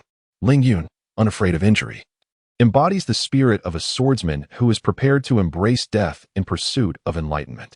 His goal is to inflict maximum damage with minimal self-harm. Zhang Yan's wealth of combat experience is truly exceptional, though Ling Yun is unaware if all second-tier swordsmen in this realm possess such extraordinary acumen. It is undeniable that Zhang Yan's fierce combat awareness rivals his own. Even when adopting a strategy of exchanging wounds, Zhang Yan proves to be equally formidable. Under the influence of their intense battle instincts, a minor disagreement escalates into a life-and-death vendetta.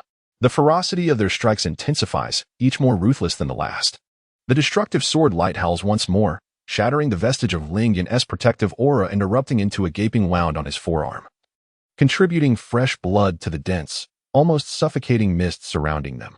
As if the agony of nearly losing an arm were not his own, Ling Yun, disregarding the incessant flow of blood from his grievous injury, resolutely drives his sword into Zhang Yan's shoulder. The razor-sharp sword energy surges forth at a terrifying speed, flowing through his meridians into the blade and then, like a torrent, piercing Zhang Yan's shoulder, severing all the meridians in his arm in an instant. Zhang Yan's eyes blaze with murderous intent, his bloodied visage becoming ever more grotesque. Despite the near destruction of one arm, he disregards the peril posed by the weapon and reaches out to seize Ling Yun's blade, allowing the sword energy to rend his already battered arm. With an eruption of fighting spirit, he sacrifices that maimed arm to shatter Ling Yun's already damaged sword. Such ferocity and resolve would terrify any ordinary swordsman. Who could imagine that he would endure the torment of a nearly crippled arm only to use it to destroy his opponent's weapon? Even a damaged arm is exploited to its fullest potential. Ling Yun is a swordsman, and if he were to lose his sword, could he still rightfully be called one? Not only for him, but for most swordsmen, losing one's sword equates to the inevitability of defeat. A swordsman deprived of his weapon finds his prowess diminished by at least one tier.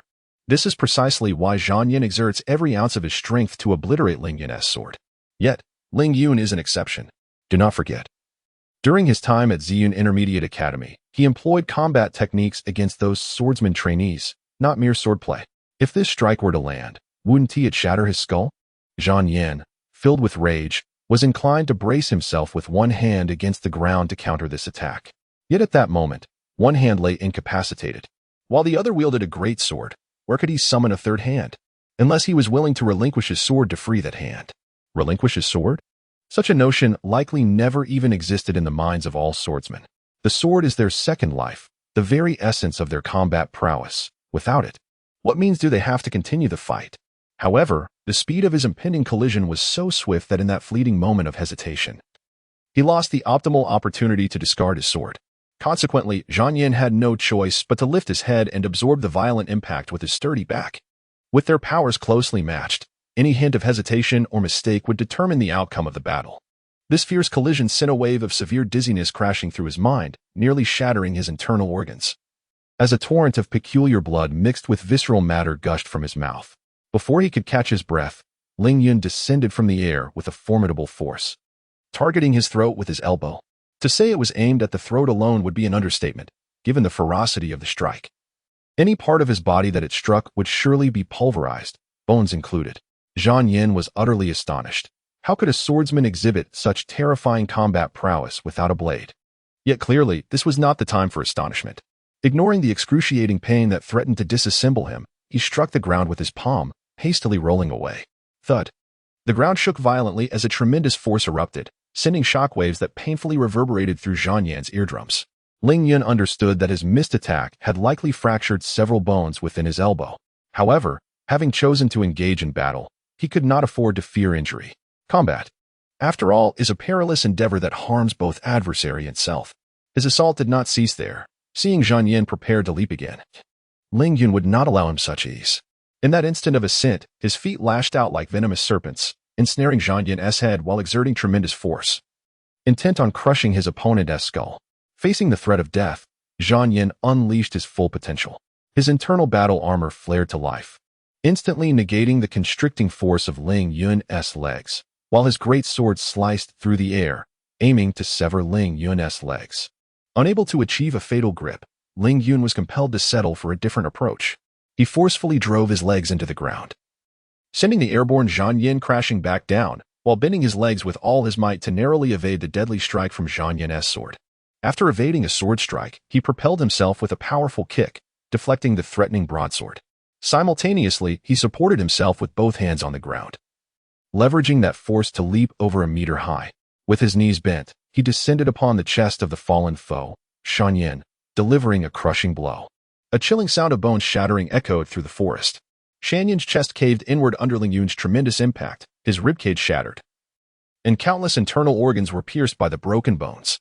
With wide, horrified eyes, he gazed at Ling Yun, who knelt upon his chest, blood gushing uncontrollably from his mouth.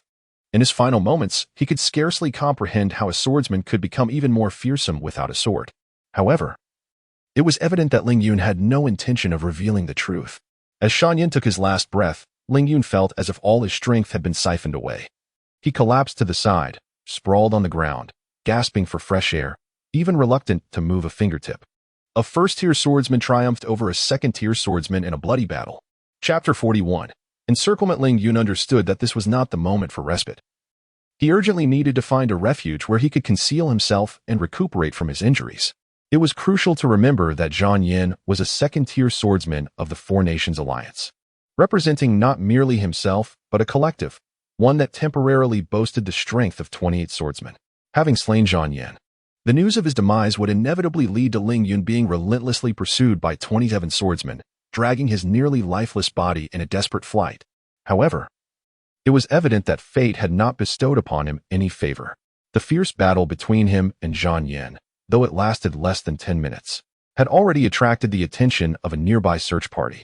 Almost the instant he managed to rise, The underbrush ahead was parted, revealing a search team composed of 1 first-tier swordsman and 4 advanced swordsmen. Moreover, the situation was about to worsen. The first-tier swordsman cast a glance at Ling Yun, who was battered and on the brink of death, and inquired with confusion, "Who are you?" Yet, upon noticing Zhang Yan's lifeless form, sorrow and fury instantly contorted his features. "Master Zhang Yan, what has happened to you?" Ling Yun opened his mouth, ready to curse. It was already unfortunate enough to be discovered. But he had anticipated the bond of brotherhood that existed between them.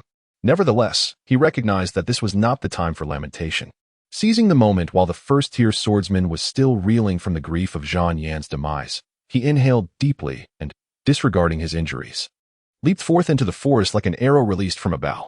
In his current state, confronting even a first-tier swordsman could prove fatal. A mere advanced swordsman could easily claim his life. A surprise attack? Even if he were to miraculously slay the first-tier swordsman, the 4 advanced swordsmen nearby would be more than capable of ending him. Moreover, it was no simple task to ambush a skilled swordsman. Thus, he had no choice but to flee. As he plunged into the forest, the anguished roar of the first-tier swordsman echoed behind him. "Capture him. No. Kill him. Avenge Master Zhang Yan." Immediately, the sounds of rustling foliage followed, indicating that the swordsmen were in pursuit. Ling Yun glanced at the numerous wounds, both large and small, from which blood flowed incessantly, and a bitter smile crossed his lips. He had to escape while tending to his injuries, for the blood he left in his wake would serve as a clear trail for his pursuers. However, despite the immense cost, the battle had not been without its rewards. The extreme exertion had unlocked a considerable reservoir of potential within him, shattering the barriers to the innate perfection realm. If he could survive this ordeal, with merely half a month of quietude, he could ascend to the pinnacle of innate perfection. There was no need for expert trackers. The 4 advanced swordsmen were swiftly closing in, following the trail of blood he had left behind. Although Ling Yun had vanquished their elder swordsman, Zhang Yan, the repercussions of his actions were now catching up with him. However, the woeful state he had just exhibited was witnessed by the 2, and it was evident that he was now at the end of his strength. No, he might not even be at his last breath. Rather, he was merely floundering in a desperate struggle. If they could seize this opportunity to pursue the enemy ahead, capturing him to present as a token of merit to the Frostblade Swordmaster would undoubtedly serve as a monumental boon for their future prospects. Contemplating this, the 4 quickened their pace further. Feeling the increasing frailty of his body and the relentless approach of his pursuers, Ling Yun could not help but feel a sense of powerlessness. If he employed every conceivable tactic, he might be able to slay 1 or 2 swordsmen. With a stroke of luck, perhaps he could eliminate all 4. However, that was certainly not a matter of mere moments. He would need to leverage advantages such as timing and terrain to achieve such a feat with his gravely injured form. Yet, even if he accomplished this, what then? If he delayed too long, that first-tier swordsman would undoubtedly catch up. Moreover, it was likely that he would bring along a host of high-ranking swordsmen. At that point, escape would be utterly impossible. Seek assistance? Who could possibly aid him? Setting aside whether he knew anyone in this world, even if he did, what could they offer in terms of strength? It was crucial to remember that those pursuing him were formidable swordsmen, not merely intermediate or advanced fighters. Perhaps the only one capable of aiding him now was that woman. After all, he had been injured in the act of helping her retreat. Surely, she would not be so ungrateful as to abandon him now. Nonetheless, even this notion was hard for him to convince himself of. Not to mention that the woman was likely struggling for her own survival, even if she arrived. What could she accomplish? A first-tier swordsman could hardly defeat another of the same rank, let alone face multiple high-ranking swordsmen working in unison. Furthermore, his initial decision to assist her was predicated on the belief that second-tier swordsmen were easily manageable, motivated also by a sense of goodwill towards her. However, upon reflection, it all felt rather forced. The 4 swordsmen speculated on Ling Yun's escape route. The leader, a 9th-level swordsman, immediately signaled, and the other 3 nodded in perfect harmony, diverging to take shortcuts through the forest. The 9th-level swordsman continued his pursuit. After fleeing for a short while, Ling Yun felt his weakness intensifying. The repercussions of the earlier battle were becoming apparent if he did not find a place to tend to his wounds soon. These injuries could inflict irreparable damage on his body, possibly leaving him with lingering ailments that would hinder his future quest for greater realms. Suddenly, a faint sound of breathing emerged from the nearby thicket, causing Ling Yun's heart to tighten as he prepared to alter his escape route. The assailant seemed to sense his intent and erupted from the underbrush, a massive sword imbued with the aura of a high-ranking swordsman sweeping toward him, forcing Ling Yun to retreat. Humph! How dare you attempt to slay a rock-splitting sword master of our Dzim Empire? Today, you shall undoubtedly meet your demise. At this moment, there was no room for idle chatter. As Ling Yun retreated, he swiftly changed direction, plunging into the adjacent thicket, entirely ignoring the high-ranking swordsman's words. However, he had barely run 100 meters when another massive sword cleaved through the surrounding underbrush, forcing him to retreat once more. Simultaneously, the remaining swordsmen encircled him from all sides, completely sealing off both his forward path and his escape route. Chapter 42. Farewell, a 9th-level swordsman, 2 8th-level swordsmen, and a 7th-level swordsman. In that fleeting moment, as Ling Yun discerned the strength of his adversaries, he harbored no hesitation and swiftly launched a surprise attack on the weakest among them, the 7th-level swordsman. There was no time for him to waver. It seemed as if the other three had anticipated his choice, for the 9th-level swordsman rushed to support the 7th-level one at lightning speed. If the 7th-level swordsman could withstand Ling Yun's strike, they would form a pincer attack. However, having engaged in numerous battles, Ling Yun was well aware of their intentions. Those who were not swordsmen could never comprehend the mindset of masters at the swordsman tier. In their eyes, the distinction between 7th and 8th-level swordsmen was negligible. Even if he were gravely injured, it remained the same. With a feint, Ling Yun's forward momentum took a peculiar downward shift. He twisted his body, gliding almost parallel to the ground toward the opening left by the 9th-level swordsman. By the time the 9th-level swordsman reacted, Ling Yun struck the ground forcefully with his palm, propelling himself forward with explosive speed. He sought to escape. The 9th-level swordsman, enraged, thought to himself that if he allowed a severely wounded swordsman to slip through his grasp, he would lose all face within the empire. He abruptly pivoted, his sword slicing through the air, releasing a cascade of brilliant sword energy that enveloped Ling Yun entirely. Although this sword energy lacked the formidable power of a swordsman's true combat aura and could not penetrate even ordinary bamboo or bronze armor, it undeniably posed a lethal threat to Ling Yun. The delicate sword energy inflicted wounds on him, exacerbating the injuries he had sustained from his previous battles. The varied wounds on his body burst open, causing a torrent of blood to gush forth, accompanied by excruciating pain and weakness that nearly rendered him unconscious. The 9th-level swordsman had evidently concluded that Ling Yun's injuries were severe, employing this seemingly inconsequential sword energy to draw out the full extent of his wounds, achieving a remarkable effect with minimal effort. In the instant of his injury, the 3 swordsmen beside him simultaneously reacted, launching an assault against him. 3 great swords descended upon him in a triangular formation, effectively sealing off all his escape routes. Even with a sword in hand, he would have been unable to counter 3 simultaneous attacks. Left with no choice, Ling Yun could only twist his body to minimize the area of injury. Whoosh, whoosh, whoosh. 3 powerful sounds of slicing air, infused with fierce combat aura, surged forth, striking the 3 advancing swordsmen. Their hearts sank in terror, and they exclaimed in shock, "A combat aura slash." They hastily attempted to defend themselves against the incoming onslaught. Crash! The swords of all 3 shattered, turning to iron shavings. The weakest 7th-level swordsman perished instantly, while the 2 8th-level swordsmen were also injured by the residual force of the combat aura slash, spitting blood and retreating frantically. The 9th-level swordsman, gripped by fear, cried out in panic, "Which esteemed swordsman passes through this place? Surely, there must be some misunderstanding." What responded to him was the continuation of the combat aura slash. Upon witnessing yet another 3 strikes of the chi slash approaching, the 3 swordsmen who had narrowly escaped could hardly afford to linger. In a state of panic, they hastily retreated towards the location of the first-tier swordsman, Han Bai. With the intervention of a master swordsman, the situation had escalated beyond their control. After all, even a 9th-tier swordsman lacked the qualifications to face a fully fledged swordsman. As the trio fled, a white figure materialized instantaneously before Ling Yun. Upon sighting this individual, Ling Yun exhaled softly. It was due to her that he had sustained such grievous injuries. She had not forgotten her gratitude, and with her presence, he felt a temporary sense of safety.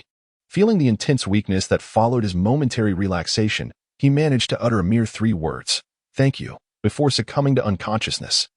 The woman understood precisely what he meant by his gratitude. Observing Ling Yun lying unconscious beside her, a subtle expression of difficulty crossed her weary face. After a moment of contemplation, she bit her lip, disregarding any notions of propriety, and lifted Ling Yun from the ground, carrying him upon her back. As she felt the faint breath against her neck, she had to suppress a wave of embarrassment. Hastening to escape the area towards a small mountain range in the central region, Ling Yun could not ascertain when he regained consciousness. Yet his mind vividly recalled that he was still not safe, remaining in a perilous environment, stimulated by the overwhelming sense of danger. His mind refused to entertain any notions of ease or relaxation, compelling him to awaken from his shallow stupor.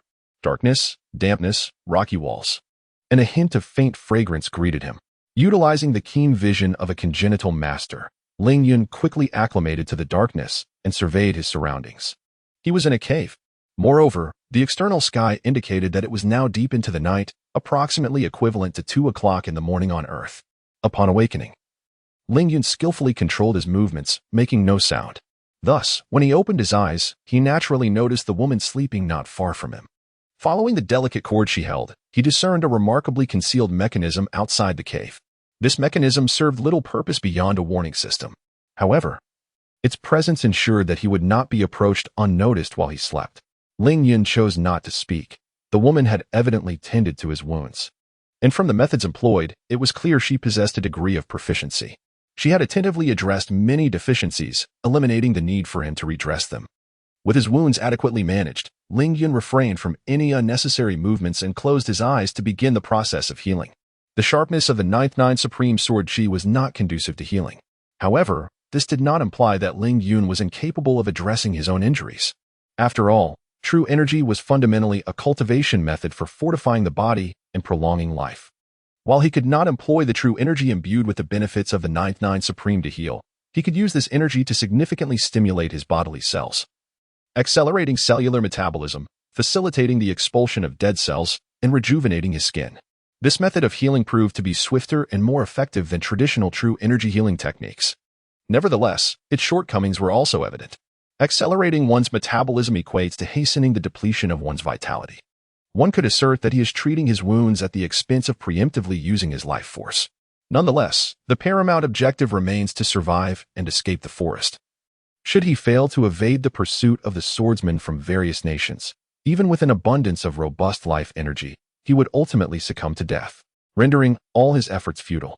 Under this advanced treatment regimen, the sword wounds and internal injuries caused by the shock of the fighting spirit are mending at an alarming rate. After the passage of 3 to 4 hours, his injuries have nearly healed completely. As the healing process progresses, he becomes aware that the young woman has risen. However, she refrains from disturbing him and instead ventures outside the cave in search of sustenance. Swordsmen, despite their formidable prowess and twice the lifespan of ordinary individuals, still require nourishment. Particularly after an entire day of intense exertion, food becomes an indispensable necessity. Awakened, the woman speaks, tossing several freshly washed wild fruits in his direction before settling down beside him to eat. He nods in acknowledgement, choosing not to speak as he begins to eat. It is not that he is unwilling to converse, but rather that he finds himself at a loss for words, especially in the presence of a nameless yet endearing young woman. Chapter 43. Hand in hand after finishing their meal. It was ultimately the woman who first shattered the silence that lingered between them. With a hint of amusement in her gaze, she looked at Ling Yun and introduced herself. Liuli, a first-tier swordswoman. Ling Yun understood the source of her mirth, yet chose to remain indifferent. After a brief pause upon hearing her name, he responded, Ling Yun. A first-tier swordsman. A first-tier swordsman? Liuli regarded him with a puzzled expression, her eyes narrowing slightly as she scrutinized him. You managed to slay Zhang Yin. Yet your cultivation is merely at the first tier? To my knowledge, Zhang Yin's 5th-level sword technique belongs to the category of first-tier lethal techniques. Although his cultivation has reached the 2nd tier, diminishing the power of his sword skills to an ordinary level. His decades of refinement have brought it perilously close to a 2nd-tier lethal technique. Among the 2nd-tier swordsmen across the 12 empires, he undoubtedly ranks among the elite. Ling Yun chose not to elaborate further. The actual age of a woman often diverges from her appearance. Though Liuli appeared to be merely 18 or 19, she was likely a year or two older. However, inquiring about a woman's age is evidently an impolite endeavor, thus Ling Yun maintained his characteristic silence. I apologize for involving you in this matter, she said. Indeed, he replied. While gathering wild fruits earlier, I overheard 2 swordsmen discussing. You have also been placed on their assassination list, particularly the swordsman from the Deji Empire. who has vowed to eliminate you post-haste. It is said that he has sought the country's chief swordsman to assist him. Ling Yun nodded in acknowledgement, choosing not to speak. He had slain Zhang Yan. If these swordsmen were willing to let him off easily, he found it hard to believe. Upon observing Ling Yun's calm demeanor, Liu Li felt a faint sense of relief, but also a pang of guilt. After a moment of easing tension between them, she inquired, "Shall we flee separately or together?" Ling Yun contemplated briefly before responding, "Together." Liu Li was taken aback, surprised by Ling Yun's swift agreement, which came without any stipulations. However, she was astute enough not to pose the question, "Why would you choose to accompany me, knowing the dangers involved?" Being in the company of someone with the capability to vanquish a second-tier swordsman would undoubtedly enhance her safety. The notion that he might be drawn to her due to the presence of the dragon gallbladder herb on her person was one she could not entertain. After all, during Ling Yun's perilous encounter with 4 swordsmen, he had been pushed to the brink of life and death. The idea that he would risk his life merely to be near her was implausible, just as Ling Yun had felt an instinctive affinity for her upon their first meeting. Liu Li harbored a similar sentiment towards him. Guided by this intuition, she instinctively believed that Ling Yun would not bring her harm. "Since we have resolved to escape the Grey Forest together, let us be candid about our abilities," she proposed. "My cultivation method is somewhat unique. I cannot draw my sword lightly, and even when I do, I cannot exert my full strength. My power is comparable to that of a first-tier swordsman, with a specialization in speed that allows me to evade second-tier swordsmen."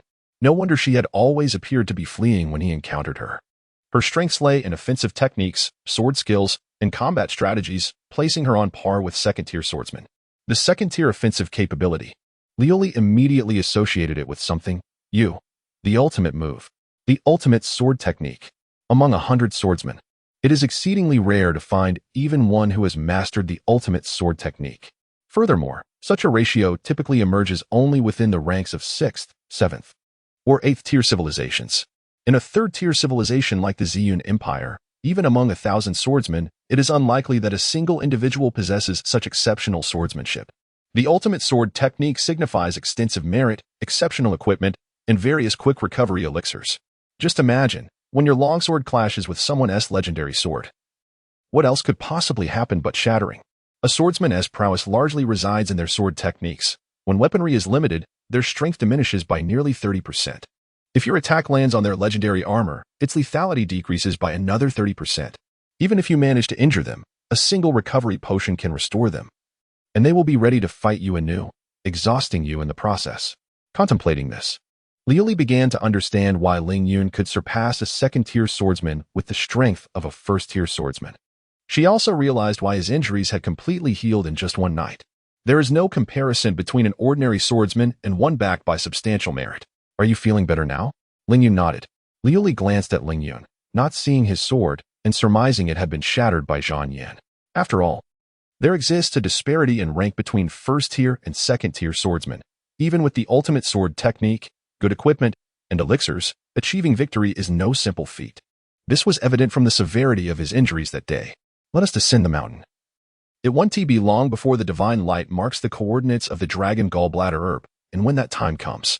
Before she could finish her sentence, a gentle beam of light suddenly ascended from her, shooting directly into the clouds. "We must leave this place swiftly." Ling Yun nodded, and the two hurried down the mountain. With Ling Yun as her ally, Liu Li's path forward was no longer fraught with perilous detours. Only 4 third-tier swordsmen had been dispatched by the 4 nations, with the Ziyun Empire's swordsman Roman stationed below as the final barrier guarding the exit from the forest. Thus, the true threat to the two of them lay with only 3 third-tier swordsmen.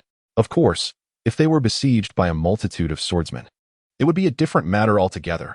However, to cover all search locations, these individuals were led by 1 swordsman, with several high-ranking swordsmen providing support, making the likelihood of encountering multiple squads of swordsmen quite low. Liu Li's ability to remain unscathed for 3 days amidst the relentless pursuit of so many swordsmen undoubtedly showcased her exceptional talents. Although her speed was not as bizarre or explosive as Ling Yun's step, in terms of endurance, it surpassed Ling Yun's. Consequently, he had always lagged slightly behind. At that moment, the thicket parted, revealing a slightly wider terrain, where a team led by a first-tier swordsman appeared within their line of sight. As soon as the two noticed this group, it was evident that the other party had also spotted them. Everyone swiftly entered a state of preparation, and the swordsman bellowed, "Over here," simultaneously unleashing his sword technique. Charging directly at the two. The first-tier swordsman's skills were far beyond what Liu Li could withstand, and instinctively, she sought to evade by changing direction with her speed. However, she was taken aback by Ling Yun's voice resonating from behind her, urging, "Charge forward." Immediately, a tremendous sword pressure erupted from behind her, accurately striking the sword technique unleashed by the first-tier swordsman, causing his weapon to fly from his grasp and soar into the sky. The swordsman, initially targeting Liu Li, was caught off guard by the presence of such a formidable opponent concealed within the foliage. In a fleeting moment of carelessness, his sword was sent flying. In this life-and-death scenario, even the slightest misstep could determine their fates. Ling Yun burst forth from the trees, ascending into the air, catching the sword mid-flight, and harnessing the momentum of his descent to condense a vast sword pressure, forcefully bearing down upon the unarmed and astonished first-tier swordsman. Since the swordsman had been marked for elimination, he was now deemed an enemy. Thus, notions of mercy and morality were rendered irrelevant. Although the first-tier swordsman attempted to retaliate, Ling Yun's cultivation had advanced significantly after his battle with Zhang Yin, and though his true energy had yet to deepen, the force of his sword rivaled that of a third-tier swordsman. Under such overwhelming sword pressure, how could the first-tier swordsman stand as a worthy opponent? In a flash, he was cleaved in two by a single strike. The pace of their confrontation was astonishingly swift, so rapid that the higher-tier swordsmen scarcely had time to react before they witnessed the spiritual emblem of their group, the first-tier swordsman, slain before their eyes. They stood there, stunned, as they gazed at Ling Yun, who held his sword in one hand, its blade dripping with blood. Not only the advanced swordsman, but even Liu Li exhibited a hint of surprise. Though Ling Yun had claimed to possess the striking power of a second-tier swordsman, which was already remarkable, she had heard of swordsmen with lethal techniques before. However, to annihilate a first-tier swordsman with the strength of a first-tier swordsman, to eliminate another of the same rank in an instant, it seemed improbable that even a peak second-tier swordsman could achieve such a feat. Even a third-tier swordsman would likely require a grand technique to dispatch a first-tier swordsman in a single blow. Yet, in the blink of an eye, one first-tier swordsman had already perished at his hands. Contemplating this, Liu Li could not help but question the true level of Ling Yun's martial arts. To be capable of slaying a first-tier swordsman, one would need to possess skills at the level of profound mastery. Could it be that Ling Yun had indeed attained such mastery? The reality behind the doubts was beyond imagination. While Liu Li pondered, Ling Yun showed no signs of restraint. Rooting out the threat was a lesson he had learned in his final moments on Earth. In the instant of the four advanced swordsmen's astonishment, he had swiftly plunged into their midst, dispatching them with rapid, decisive strikes. "Quickly depart. Do not hesitate." Liu Li nodded, aware that this was not the time for doubts. She followed closely behind Ling Yun as they plunged into the depths of the forest. Chapter 44. Leveraging power. A preliminary estimation suggests that at least one second-tier swordsman has intervened in this matter. Within the colossal tent of the Four Nations Alliance, the representative of the Des Empire spoke with a grave expression. The representative of the Seeking Wind Empire appeared somewhat enraged, having just received a report that those unscrupulous thieves had audaciously slain one of their own swordsmen. Initially, upon hearing yesterday that the Des Empire's rock-slaying swordsman had been killed, they had felt a tinge of schadenfreude. After all, the rock-slaying swordsman was the Des Empire's most likely candidate for promotion to a third-tier swordsman.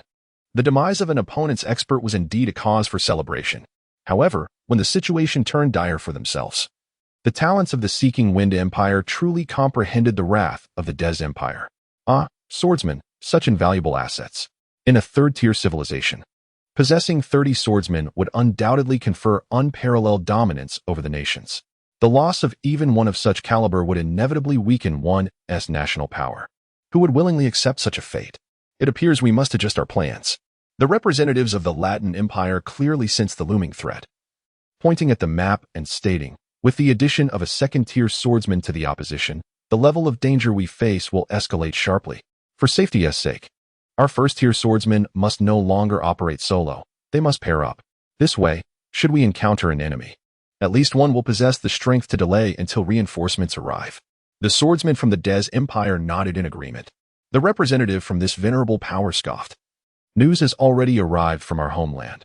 Our chief swordsman, Lord Riel, has been dispatched. Accompanying him is the third-tier swordsman, Parker. Once they arrive, whether they are second-tier or third-tier swordsmen, they shall all meet their demise." to offend the Des Empire. HMPF, although the Seeking Wind Empire and the Latin Empire found the swordsman's words rather arrogant, they refrained from comment, recognizing the formidable strength of the Des Empire. The entire empire boasts 24 swordsmen dedicated to the nation, including 2 third-tier powerhouses. This level of national strength surpasses that of the Xian Empire by more than double, thus granting them the audacity to be so boastful. Swordsman Roman cast a glance at the representative of the Des Empire, pondering in silence. In truth, ever since the first-tier swordsman Han Bai reported the death of the rock-slaying swordsman, he had fallen silent, seemingly indecisive throughout the day. The representatives of the 3 great empires observed this expression with a sense of disdain. The Xian Empire, being the weakest among the 4 great empires, would have faced unabashed ridicule from the other representatives had it not been for the presence of Swordsman Roman, who held a position in the Swordsman Guild. They believed that Roman's hesitance stemmed from fear. After all, the diminutive Xian Empire could only muster 8 swordsmen to serve the empire, and losing one was a significant blow they could ill afford. Nonetheless, out of a semblance of respect for the status of the third-tier swordsman, the representative of the Des Empire feigned courtesy and inquired, "Swordsman Roman, do you have anything to add?" Swordsman Roman sighed softly, tapping the sand table with one hand, an action intended to alleviate the turmoil within his mind. "What troubles you, esteemed Swordmaster Roman?" Upon hearing this, the representatives of the 3 great empires could hardly contain their delight. It is worth noting that, during this contest, the Purple Cloud Empire had only dispatched 3 swordmasters, with Roman swordmasters serving as their representative. Thus, it could be said that the true search atop the mountain was solely undertaken by their 3 empires.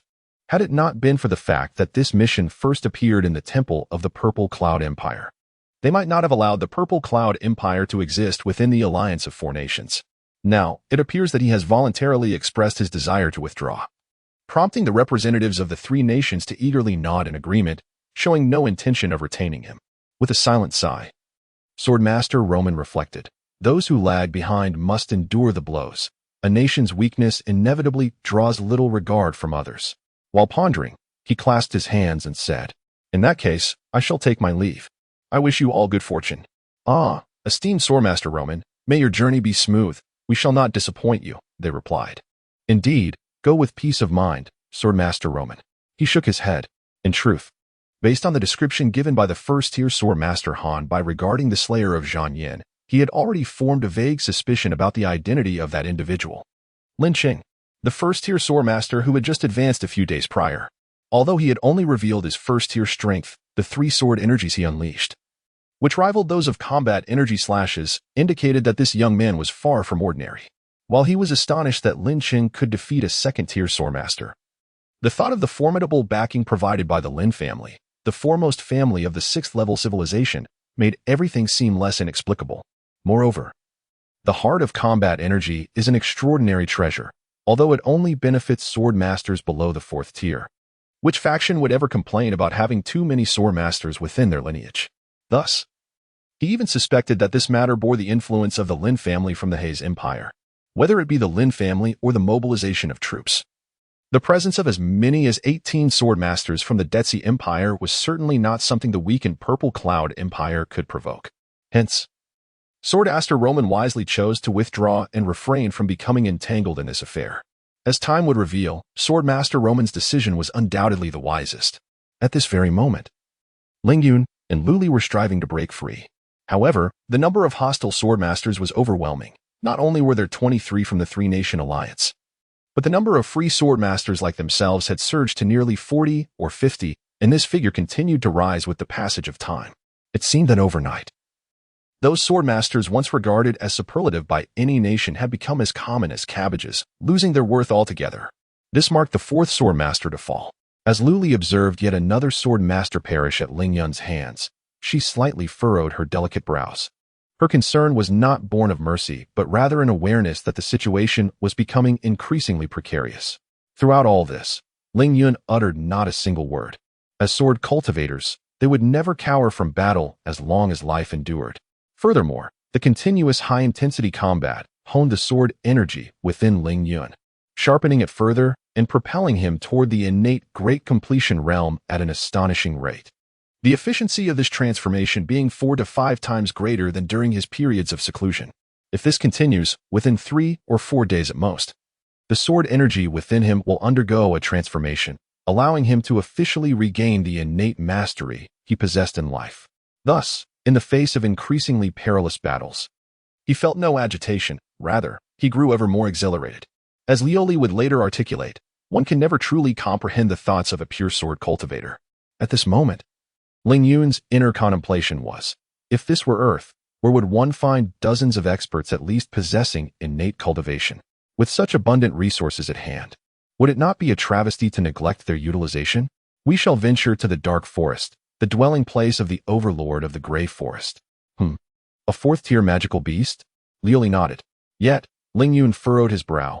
A fourth-tier magical beast was far beyond their current capacity to confront. Nevertheless, he recognized that the woman before him was not devoid of intellect. Thus he refrained from voicing his concerns. Indeed, Lioli continued, stating that they would provoke it from a distance, inciting its wrath. Currently, over 50 swordsmen were pursuing them, and with no hope of defeating them all. They had no choice but to harness the power of the magical beasts of the Gray Forest. The tide of magical beasts? Lioli nodded again. Ling Yun also assented. And the two fell silent as they hastened towards the dark forest. Presently, nearly 60 swordsmen gathered in the Gray Forest, with elite cultivators from surrounding nations converging here. Should a tide of magical beasts erupt at this juncture, it would undoubtedly inflict severe damage upon all nearby empires. Chapter 45. The Tide of Beasts with Ling Yun's Assistance. This idea was once again proposed. Under Ling Yun's formidable strength, they no longer needed to take a circuitous route. They could charge forward, slaying any divine being that stood in their way and vanquishing any demon that obstructed them. Where they passed, even second-tier swordsmen could not impede their progress in the slightest. In this rapid advance, the two of them broke through numerous blockades and soon approached the location of the dark forest. The true ruler of the Gray Forest was a tree demon.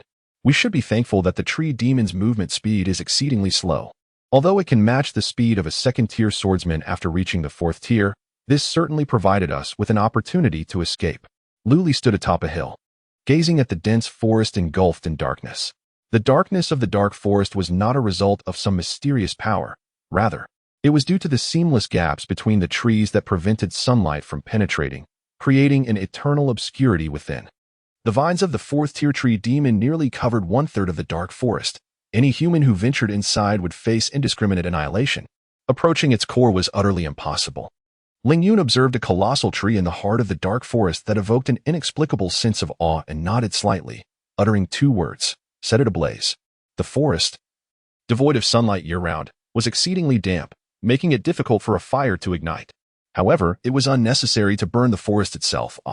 They merely needed to find a dry spot to spark a flame. Fire conquers wood, and even a significant blaze set at a distance could elicit fear and rage from the tree demon. Our task was simply to provoke the tree demon's wrath, not to incinerate it with flames. Lioli contemplated this and deemed it reasonable. She extended her hand, murmuring an incantation, and a small book resembling a dictionary appeared in her palm. Once the tome materialized, it began to flip through its pages at an astonishing speed, eventually pausing on one particular page. That page detailed the exchange of 30 honor points for a forest fire. Honor items could only be exchanged at the temple. Couldn't? Any talented individual who reaches the swordsman realm before the age of 20 through their own efforts can receive the divine favor, obtaining a divine tome. This tome possesses the ability to exchange for honor items at the temple. However, due to her current limitations, the tome's exchange function was equivalent to that of a first-tier temple. If I could ascend to the second-tier swordsman before the age of 30, the exchange level of the divine tome would also advance. At this point, Lioli glanced at Ling Yun. Have you not yet gone to the temple to claim your promotion reward? Ling Yun nodded. With your strength, you are already capable of qualifying as a second-tier swordsman. An 18-year-old second-tier swordsman not only earns substantial honor points but also receives additional blessings from the divine, which will undoubtedly aid you in the future. If you have the time, you might consider taking the assessment and claiming your reward. Ling Yun merely nodded in acknowledgement. Yet he harbored this thought as well. After all, the treasures exchanged for honor points often possessed remarkable utility. In the passage concerning potions, it is noted that a particular restorative elixir possesses the remarkable ability to facilitate rapid healing of all external injuries. Had he possessed such a potion during his last encounter with the fourth swordsman, he would not have been driven to such a desperate state. Following the outbreak of a forest fire, An area adjacent to the dense woods exhibited a significant energy concentration, and moments later, the temperature in that region escalated to a degree that could ignite the trees. As the temperature continued to rise, the flames grew increasingly fierce, beginning to spread towards the dense forest. With a sudden flare, the fire advanced, prompting the tree spirits within the woods to take flight. Although the flames could not penetrate the depths of the forest, the fierce blaze and billowing dark smoke instilled in them an innate sense of dread. This fear was soon eclipsed by a boundless fury. When one's home is threatened by fire, it is unlikely that anyone could remain indifferent. The tree spirits, compelled by their shared resolve, emitted a profound roar, and in that instant, the entire forest awakened, accompanied by tremors in the ground.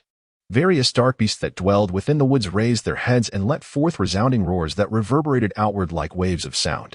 As these dark creatures began their chorus, beasts from the nearby jungle responded in kind, their roars echoing in a manner that conveyed some enigmatic signal, incomprehensible to humans. Upon hearing the furious howls of the beasts, Violi and Lingyun exchanged a knowing glance, fully aware of their success. They shared a tacit smile and began their advance towards the outskirts of the forest.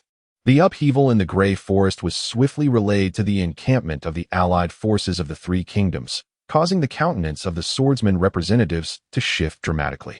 The tide of beasts, their most pressing concern, had finally materialized.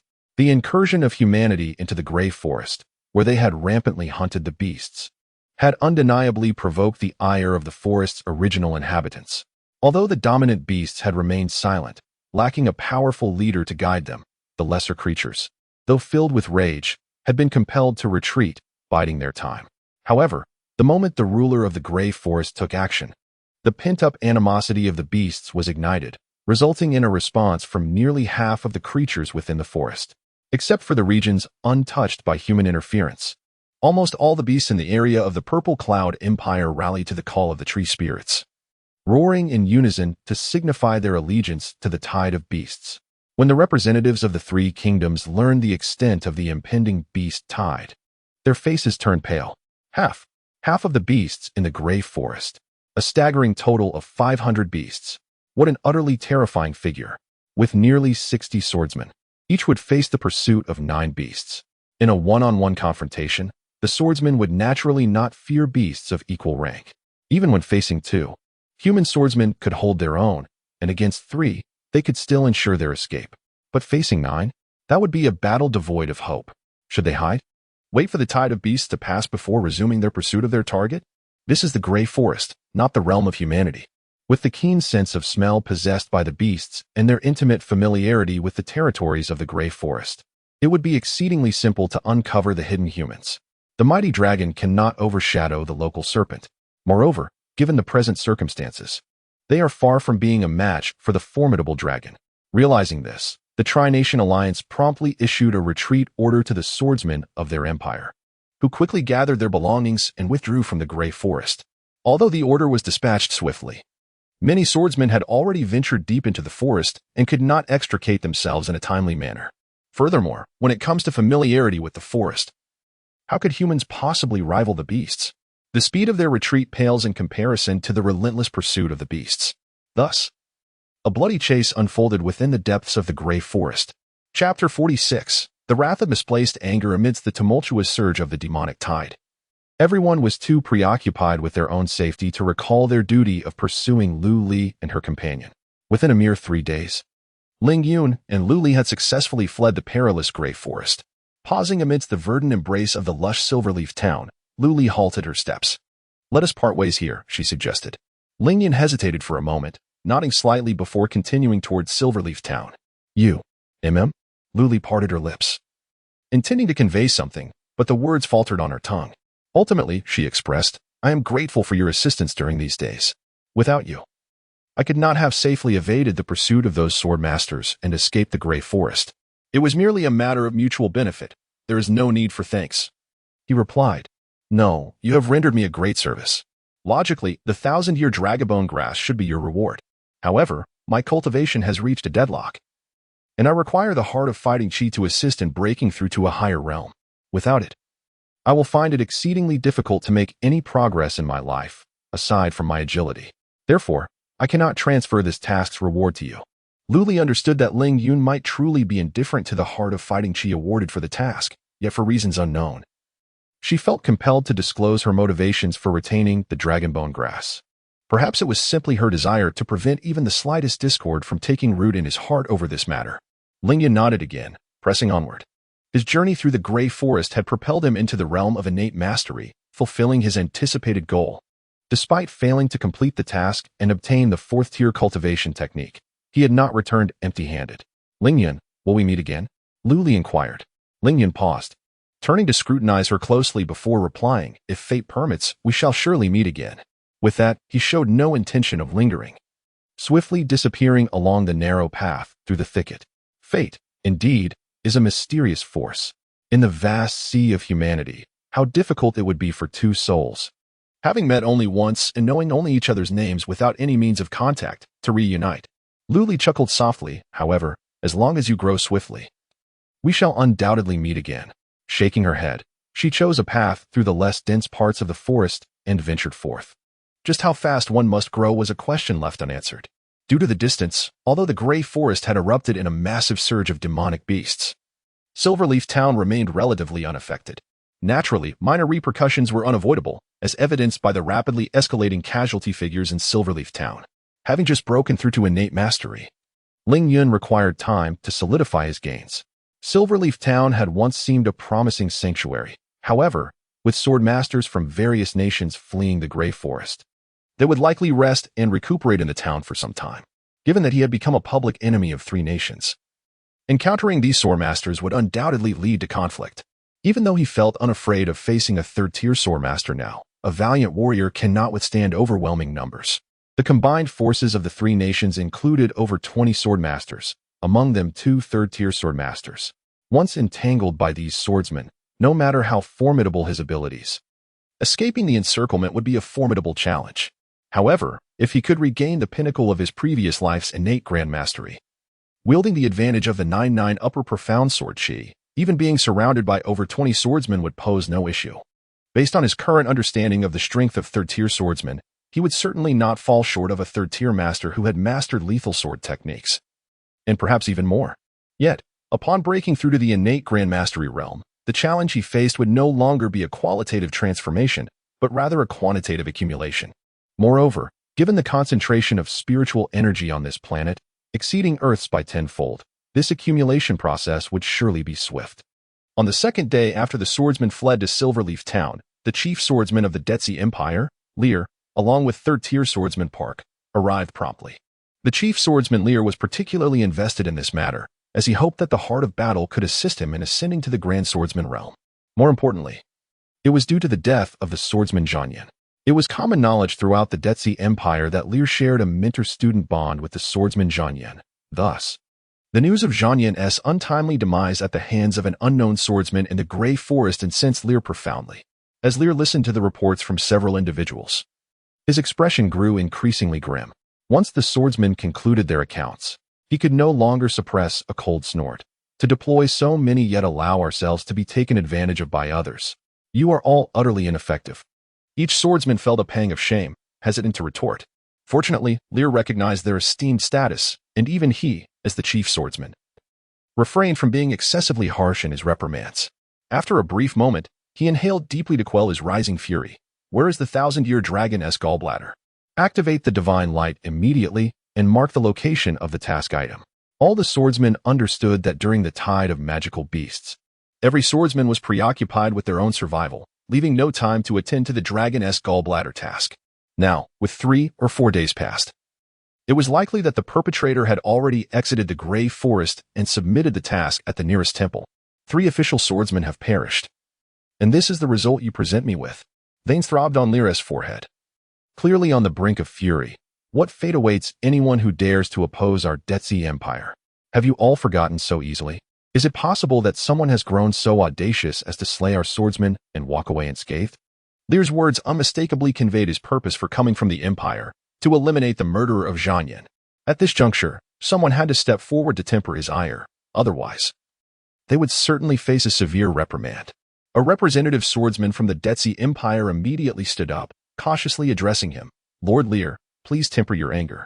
In truth, We have conducted thorough investigations over these past days. The audacious young swordsman who dared to kill Lord Zhangyan is the son of a marquis from the Ziyun Empire, named Lin Sheng.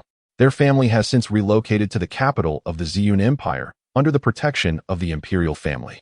Moreover, the sudden withdrawal of the Roman swordsmen from the Four Nations Alliance suggests that there might be some underlying connection between them.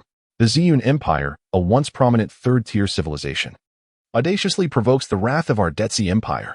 As the crowd observed that the fury of the swordsman Liar had been successfully redirected, they collectively sighed in relief, yet did not hesitate to add fuel to the fire. The Ziyun Empire has become increasingly outrageous. In this alliance, they presume to stand on equal footing with our Detzi Empire with merely 3 swordsmen, while exhibiting an arrogance that disregards our authority entirely. Indeed, such a fallen nation has likely lost even the foundational strength of a third-tier civilization. In my view, we should act decisively and teach them a lesson, making them comprehend the might of our Detzi Empire. Yes, they must surrender the perpetrator. If they refuse, we shall march directly into the capital of the Ziyun Empire and seize the offender ourselves, daring anyone to obstruct our path. Liar surveyed the assembly, a cold scoff escaping his lips. Lin Qing, the mere son of a marquis. I shall ensure he understands the consequences of murdering my disciple, Zhang Yan. Having concluded his remarks, he rallied to the fervent sentiment of the swordsman, striking his palm down. Excellent. As you have proposed, we shall proceed to the Ziyun Empire to demand the individual. Should they refuse to comply, we will take matters into our own hands and invade the so-called Marquis' estate. The swordsmen had initially intended this as mere talk. They were unwilling to ignite a conflict between the swordsmen of 2 nations over this matter. Upon hearing Liar's decisive stance, they began to waver. To apprehend someone in another's capital? Such audacity seemed excessive. If this were to incite the wrath of the entire Ziyun imperial family, even as formal swordsmen, they would likely face dire consequences. After all, while the number of swordsmen in the Ziyun Empire may not match that of the Detzi Empire, they still have a substantial number of warriors. How many swordsmen guard a nation's capital? Surely at least several tens of thousands, confronting tens of thousands of warriors. Even if they merely stood still for the swordsmen to strike, it would take days to subdue them. Liar let out a disdainful scoff, casting a scornful glance at the assembly. What? Are you afraid? Afraid of the Ziyun imperial family? Do you truly believe their timid emperor would risk offending the coalition of our 17 swordsmen over a mere marquis? The crowd suddenly grasped the reality. Indeed, the opponent was merely a marquis, whereas they had a formidable alliance of 17 swordsmen. How could the Ziyun imperial family dare to risk offending this coalition to protect a single marquis and his kin? As long as the Ziyun imperial family refrained from intervening, exterminating a marquis' lineage would be a trivial matter for 17 swordsmen.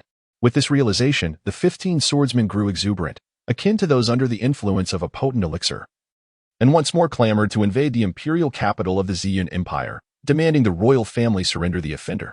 Witnessing the heightened fervor among the swordsmen, a cruel smile crept across Liar's face. What are we waiting for?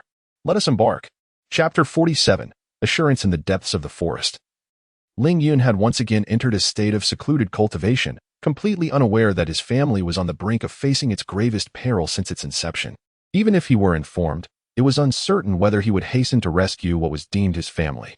17 swordmasters, including the esteemed chief swordmaster of the Deji Empire, had assembled an impressive and formidable presence in the Ziyun Empire. Not even the emperor of the Ziyun Empire dared to treat this gathering lightly. The imposing demeanor of the visitors clearly indicated their malevolent intent, thus instilling trepidation in the hearts of the Ziyun people. In response, the 8 foremost sword masters of the nation were summoned without delay. Furthermore, several free sword masters, who had not yet pledged their allegiance to the royal cause, were also invited by the emperor, who appealed to their emotions and reason to serve as a facade. The elite imperial guards of the Ziyun Empire were put on high alert, their arsenal of bows and weaponry fully equipped, ready to confront the impending threat. When the 17 sword masters arrived in the Ziyun Empire, the capital was engulfed in a tempestuous atmosphere, reminiscent of an impending battle.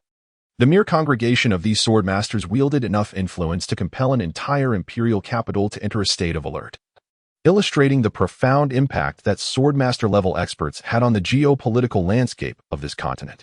As over a dozen swordmasters made their way to the Ziyun Imperial Palace, they were enveloped by the oppressive tension of war that hung over the city, causing a sense of unease to swell within them. Observing the reactions of his companions, Swordmaster Liar cursed inwardly, deeming them weaklings. How could a mere Ziyan Empire instill such fear in them? It was a disgrace to the Deji Empire. Shortly thereafter, they arrived at a secluded hall within the palace, where over 400 elite sword masters of the Golden Guard, alongside 11 sword masters from the Ziyan Empire, had gathered, their gazes fixed with vigilance upon the 17 sword masters entering from outside. As the chief sword master of a level 3 civilization, Liar was indeed entitled to stand on equal footing with the emperor of a level 3 civilization. Upon entering the hall, he arrogantly surveyed the assembly and remarked with a haughty snort, "It appears His Majesty truly values our presence, laying out such a grand welcome." Emperor Zihao of the Ziyan Empire, himself a formal swordmaster, possessed ample courage and responded with a light-hearted smile to Liar's taunting words. "As the chief swordmaster of the Deji Empire, it is only fitting that you honor us with your presence. Should we neglect our hospitality? It would surely invite ridicule upon us. With pleasantries aside, we have come seeking justice for my disciple, the swordmaster Zhang Yan. We mourn his untimely demise. However, as far as I am aware, Swordmaster Zhang Yan fell at the hands of a mysterious free swordmaster, which does not implicate the Ziyan Empire. Thus, I must ask, on what grounds does the esteemed Liar demand retribution? We have conducted a thorough investigation, and the perpetrator responsible for the death of my disciple, Swordmaster Zhang Yan, is none other than Lin Qing, the son of a marquis in the Ziyan Empire named Lin Yang. I implore your majesty to handle this matter impartially and deliver the culprit without sheltering them. Otherwise, should this information become public, it would pose a grave threat to the reputation of the Ziyan Empire." Upon the return of the Roman swordmaster, he conveyed the disquieting news to His Majesty. Emperor Zihu, regarding the possible demise of the rock-slaying swordmaster at the hands of Ling Yun. However, rather than feeling troubled by this revelation, Emperor Zihu seized upon it as a fortuitous opportunity, a chance to forge a lasting alliance with the Lin family. If the royal family of the Ziyan Empire could withstand the pressure from 17 swordmasters and the animosity of the Deji's Empire to protect the Lin family, it would undoubtedly lead to the Lin family's eventual rise to prominence, ensuring they would not forget this act of kindness. Establishing ties with a 6th-level civilization's powerful family could elevate the Ziyan Empire to new heights, liberating them from the need to appease the 3rd-level Deji's Empire. Thus, the request from Swordmaster Liar was gently declined by Emperor Zihu. "Your Excellency Liar, on what grounds do you speak? I, Lin Qing of the Ziyan Empire, am but a newly ascended 1st-level swordmaster, while your disciple, the esteemed rock-slaying swordmaster, has been a 2nd-level swordmaster for decades, renowned as one of the strongest nearing the 3rd level. Do you truly believe that Lin Qing could have slain such a formidable opponent? Lin Qing is merely a 1st-level swordmaster." At this, all present, including Liar, were taken aback, their gazes instinctively drawn to Han Bai, the only one who had witnessed the slayer of the rock-slaying swordmaster. Han Bai, with a swift turn of thought, conjectured, surely the rock-slaying swordmaster must have believed he was facing a swordmaster of the Ziyan Empire, thus caught off guard by the sudden ambush. Swordmaster Roman interjected with a disdainful hum. As an experienced swordmaster, the rock-slaying swordmaster must have possessed some degree of vigilance. This excuse you present is rather unconvincing. Swordmaster Liar, incensed, retorted, "What do you imply, Lord Roman? Do you suggest we are attempting to deceive you? This is an affront to the honor of our Deji's Empire's swordmasters. In defense of our empire's dignity, I assert my right to challenge you to a duel." Though both Roman and Liar were 3rd-level swordmasters, there existed a discernible disparity between them. Should a conflict arise, it was clear that Roman would likely face defeat. Realizing this, Emperor Ziya swiftly interjected, "Your Excellency Liar, you seem to be diverting the topic. I believe Lord Roman has not insulted the honor of your nation's swordmasters. Consider this. Could the rock-slaying swordmaster truly be so incapable of defending against a surprise attack from a mere 1st-level swordmaster? A 2nd-level swordmaster is already capable of forming a battle armor of fighting spirit, which cannot be breached without a full frontal assault. Surely, the rock-slaying swordmaster would not remain oblivious to such an attack, particularly in the perilous environment of the Grey Forest. Is it not a testament to the trust our Deji's Empire placed in your Ziyan Empire as a supposed ally? How could we have anticipated such treachery?" Liar, growing impatient, declared, "Your Majesty Zihu, regardless of the reasons, the rock-slaying swordmaster's death at the hands of Lin Qing was witnessed firsthand by Swordmaster Han Bai. If you find it challenging to address this matter, you may entrust it to us. We shall resolve it ourselves." Upon hearing this, Emperor Zihu discerned that Swordmaster Liar was resolutely intent on confronting the Lin family. He shook his head and resolutely declared, "I cannot acquiesce to such an impertinent demand until the matter is clarified." The expression of the Swordmaster Lear suddenly turned frigid. "The situation has been made abundantly clear. What further discussions are necessary? Is it possible that your Majesty intends to shield them? If the Stonebreaker Swordmaster was indeed slain by Lord Lin Qing, I shall provide you with an explanation, but it is exceedingly dubious that an aspiring first-tier Swordmaster could have slain an established third-tier Swordmaster. Who would believe such a tale? Therefore, we must ascertain the truth before proceeding. Ha ha ha, since your Majesty is unwilling to grant our Deji Empire justice, we shall seek out Marquis Lin Yang ourselves for an explanation. Wait, this matter concerns a high-ranking official of our nation. Lord Lear, as an outsider, I implore you to refrain from meddling in our internal affairs." The Swordmaster Lear, incensed, retorted, "My disciple was slain by the swordmasters of your Ziyun Empire. And you dare to label me an outsider? This is utterly preposterous. Until the situation is fully unraveled, I ask you, Lord Lear, to maintain your composure and not to be swayed by one-sided accounts." One-sided accounts? Han Bai is my disciple. How could he deceive me? Your Ziyun Empire's blatant cover-up is indeed an affront to our Deji Empire. Emperor Zihao's countenance darkened, a glimmer of murderous intent flashing in his eyes. Who dares to speak so brazenly within the halls of my Ziyun Empire? It appears it is your Deji Empire that truly underestimates us. As negotiations collapsed, all sword masters from the Ziyun Empire revealed their murderous intent, stepping forward and drawing their blades. The golden guards surrounding the palace swiftly encircled the 17 prominent sword masters. Outside the palace, a battalion of crossbowmen rushed in, forming a precise battle line, with hundreds of powerful crossbows aimed at the swordmasters within. Swordmaster Lear surveyed the multitude of soldiers encircling them, a bitter smile escaping his lips. It seems your Ziyun Empire had plotted this from the beginning. Emperor Zihao scoffed. Our Ziyun Empire cannot remain passive while others trample upon our doorstep. Very well then, Swordmaster Lear replied, suddenly wearing an enigmatic smile. Your Ziyun Empire has evidently resolved to protect the murderer of my disciple. Such an act is clearly a provocation against our Deji Empire. This gives my preparations a legitimate foundation. Preparations? Emperor Zihao instinctively sensed something amiss. What preparations? Swordmaster Lear closed his eyes and calmly sat down amidst the throng of soldiers. Before Emperor Zihao could inquire further, a guard burst into the room, calling out loudly, "Report! Report! Your Majesty, the Deji Empire's border legion, under the guise of seeking justice for the Stonebreaker Swordmaster, is advancing with an additional 300,000 troops towards our border." Chapter 48. Annihilation. Observing the sudden change in expression of the Emperor of the Ziyun Empire upon hearing the news of the Empire's reinforcement of 300,000 troops, Master Riel's face gradually adorned itself with a mocking smile. How audacious for a mere Ziyun Empire to dare provoke the formidable Deji Empire. Such an act is nothing short of courting death. The once highly vigilant swordsmen, previously surrounded by the Golden Guards, had begun to relax their guard.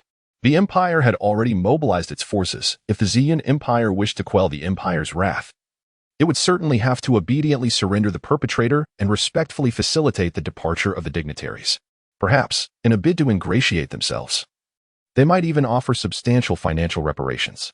It was unexpected that Master Riel had such a contingency in mind. Truly, he was worthy of being the Empire's chief swordsman, unmatched in both strength and intellect by those present. In an instant, all the swordsmen gazed at Riel with sincere respect. As for the notion that the Ziyun Empire would fight to the bitter end, how could that be? The military might of the Deji Empire was at least 4 to 5 times greater than that of the Ziyun Empire, should they dare to resist. His Majesty would surely not mind expanding the empire by acquiring a vast new province. Your Majesty Zihua, you must consider carefully whether to surrender the individual. Should you choose not to. A chilling chuckle escaped Riel's lips. I believe your emperor's reign may soon come to an end. Impudent! Master Roman exclaimed with a roar, ready to unleash his fury, but was halted by Zihua's outstretched hand. Riel and his companions observed the exchange, believing their adversary was on the brink of capitulation, and they could not suppress their laughter. Those who discern the times are wise, surely. His Majesty Zihua would not engage in actions detrimental to the friendship between our two nations. Zihua pondered, seemingly deep in thought. Riel remained unhurried, leisurely awaiting the other's response. With 300,000 imperial troops at the ready, it was the Emperor of the Ziyun Empire who should feel the urgency. After a considerable pause, a golden-armored guard entered from outside the palace. casting a cold glance at the 17 triumphant swordsmen of the Daji Empire, and reported, "Your Majesty, everything is prepared." Marquis Lin Yang is already aware of the situation here. Zihua nodded, then addressed Riel. "Master Riel, I believe I can now provide you with a response." Riel arrogantly acknowledged. "Since you have agreed, then surrender the individual to us." He continued, "As for the military expenses incurred by the Empire's mobilization, I trust that, given your Majesty's generosity, you would not withhold from us." "Military expenses," Zihua scoffed. "Indeed, they are considerable. However, regrettably, you shall find no opportunity to enjoy them." Upon finishing his words, he decisively waved his hand. In an instant, hundreds of demon-busting crossbows were unleashed, a tempest of fury surging forth from the entrance, completely sealing off the palace's space. Arrows, even those from the demon-busting crossbows, would inflict only limited harm upon swordsman-level experts. After all, with their prowess, a swordsman could easily deflect the majority of the onslaught, and the few remaining projectiles could be evaded with remarkable speed. However, the Xian Empire was certainly not without its contingency plans. As the crossbow was released, the tiles above the palace ceiling transformed, revealing a shimmering azure prop that resembled a tranquil sea, exuding a dreamlike cerulean hue. Unique patterns were intricately painted upon the crystal, weaving together into a mesmerizing design that emanated an enchanting allure. The sword master, Lear, sensed something amiss while Ziyu spoke, and as the bolts soared towards him, he erupted in fury. "You foolish child, Ziyu. Do you think a mere enchanted crossbow can harm us?" However, upon the emergence of those azure patterns on the ceiling, his wrath swiftly morphed into terror. "The dreamlike sea. The reward for the only 6-star mission completed by the Xian Empire is hidden here? You must have plotted this in advance, Ziyu. Since you are so ungrateful, do not blame me for being merciless." In truth, the events unfolded in the blink of an eye. The dreamlike sea radiated vast beams of azure light, enveloping all 17 sword masters of the Daji Empire.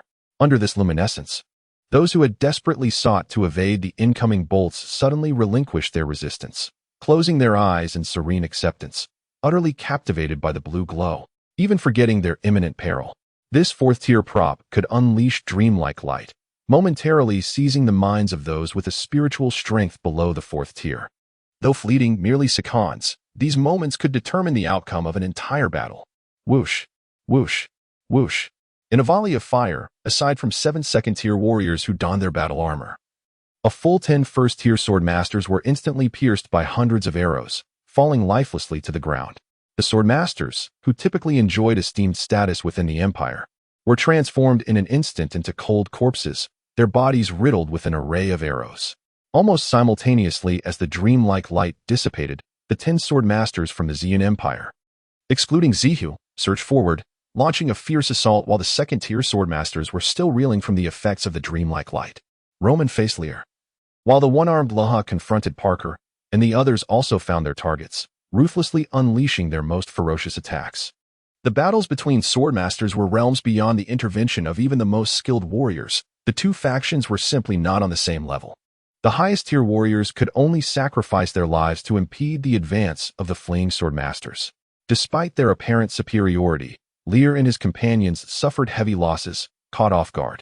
Among the remaining 2 third-tier and 5 second-tier sword masters, 1 was slain and 5 were injured in the recent ambush. The only one left unscathed was Lear, who had already fortified his defenses. "Zihu, you will surely pay for your actions today. The grand army of the Digi Empire will soon march forth, reducing the entire Xian Empire to rubble." As the situation turned dire, the Rael swordsman bellowed fierce threats, unleashing his fighting spirit in a reckless assault towards the Roman swordsman, instantly forcing him back. "Break through," he commanded. "Humph, do you think you can escape?" With a swift gesture, Zihao signaled, and the palace doors began to close slowly. The thunderous sound of the closing gate suggested it weighed no less than 10,000 pounds. Relying on his formidable strength, the Rael swordsman burst through the encirclement of the golden guards, then concentrated his energy, striking the wall with his sword in an attempt to carve out an escape. However, the palace was evidently designed to counter powerful swordsmen. Not only were the gates immensely heavy, but even the walls were forged from fine steel. With a resounding crash, the wall trembled under the force of his attack. Although the blow from this quasi-4th-tier expert created a fissure in the wall, it did not shatter it completely. Just as he hesitated, the Roman swordsman charged back in, joined by the other 2nd-tier swordsmen who had left their opponents to the highly trained senior swordsman. effectively surrounding the rail swordsman. Feeling like a caged bird, and realizing he could not fend off his enemies, the Parker swordsman's heart raced, his gaze fixating on Zihao. If he could capture the Emperor of the Ziyun Empire, it would undoubtedly place them in a position of leverage. With this thought, Parker unleashed several advanced sword techniques, forcing back the one-armed Luohe swordsman, and with a mighty roar, he surged towards Zihao like an unstoppable meteor. Amidst the crowd's exclamations of "Protect His Majesty," Parker rapidly closed the distance to Zihao, reaching out to seize him. However, the rail swordsman, experienced and perceptive, sensed the danger. He noted that while the Roman swordsmen feigned panic, their attacks remained coordinated, which filled him with foreboding. Especially alarming was seeing Zihao remain still, facing the approaching third-tier swordsman without flinching. It suddenly struck him, and he yelled in terror, "Parker, retreat quickly. It's a third-tier legendary artifact, the Destructive Phantom." Yet his warning came too late. As Parker lunged towards Zihao, the once vibrant figure of the Emperor erupted violently, akin to a suppressed bomb, emitting a deafening explosion that obliterated everything within a 10-meter radius, reducing it to nothingness. Simultaneously, the advancing third-tier swordsman Parker was also consumed by the void. In this battle, all 17 swordsmen sent by the Devours Empire to provoke were annihilated. The Ziyun Empire suffered the loss of 1 swordsman and 9 others injured, with over 100 senior swordsmen perishing. Nonetheless, such a minimal cost for an extraordinary achievement marked an unprecedented historical victory. However, this localized triumph did not signify anything definitive. With so many swordsmen fallen, the Devours Empire would undoubtedly take notice. The Ziyun Empire was about to face a furious retaliation, 4 to 5 times stronger than before. Chapter 49. The collapse of a nation. The term third-level civilization denotes not only that a nation possesses third-level swordmasters and a sufficient array of third-level artifacts, but also that a minimum of 1/10 of its military personnel must attain the rank of third-level swordfighter. The Ziyun Empire barely meets this criterion, however. When compared to the Deji Empire, it falls significantly short. While the soldiers within their ranks hover between the second and third levels, the adversaries have already advanced toward the third and fourth levels. This disparity in ranks has led to catastrophic defeats for the Ziyun Empire on the battlefield, with their enemies breaching deep into their territory in less than 10 days. If this continues, it is likely that within half a month, they will lay siege to the capital of the Ziyun Empire. The Emperor of the Ziyun Empire, in a state of urgency, promptly convened his trusted ministers to deliberate on strategies to repel the invading forces. Among these confidants were not only the Prime Minister of the Empire, Roman, and other esteemed swordmasters, but also Lin Yong, the patriarch of the Lin family. Everyone present understood that the key to transforming the crisis facing the Ziyun Empire rested upon the shoulders of this patriarch. After extensive discussions, Ziyang and his companions could not devise a solution and ultimately, with some hesitation, inquired, "Marquis Lin Yong, has your family's envoy yet arrived?" Ziyang sighed internally. How far was the Haitian Empire from the Ziyun Empire? This distance was not something a mere third-level civilization could fathom. With their technological capabilities, it would take them almost a decade to reach the Haitian Empire. In contrast, the Lin family of the Haitian Empire would require just over 10 days. This stark difference illustrates the vast chasm that exists between a third-level civilization and a sixth-level civilization. With each passing day, countless citizens of the Ziyun Empire fell victim to the soldiers of the Deji Empire. Given the current military strength of the Ziyun Empire, it was only a matter of days before the Deji forces would reach the imperial capital. Concerned for the safety of the empire's populace, Swordmaster Roman delicately suggested, "Marquis Lin Yong, would it be possible for you to urge your family's envoy to hasten their journey? Perhaps they could arrive within 3 days?" However, while the Lin family had recently gained some recognition due to the emergence of an 18-year-old swordmaster, this acknowledgement had yet to be confirmed by the family's envoy, and the patriarch had not bestowed any authority upon him. To request the esteemed envoys from the main family to accelerate their pace would likely provoke their displeasure. Roman clearly understood this, and upon noticing Lin Yong's troubled expression, his demeanor dimmed.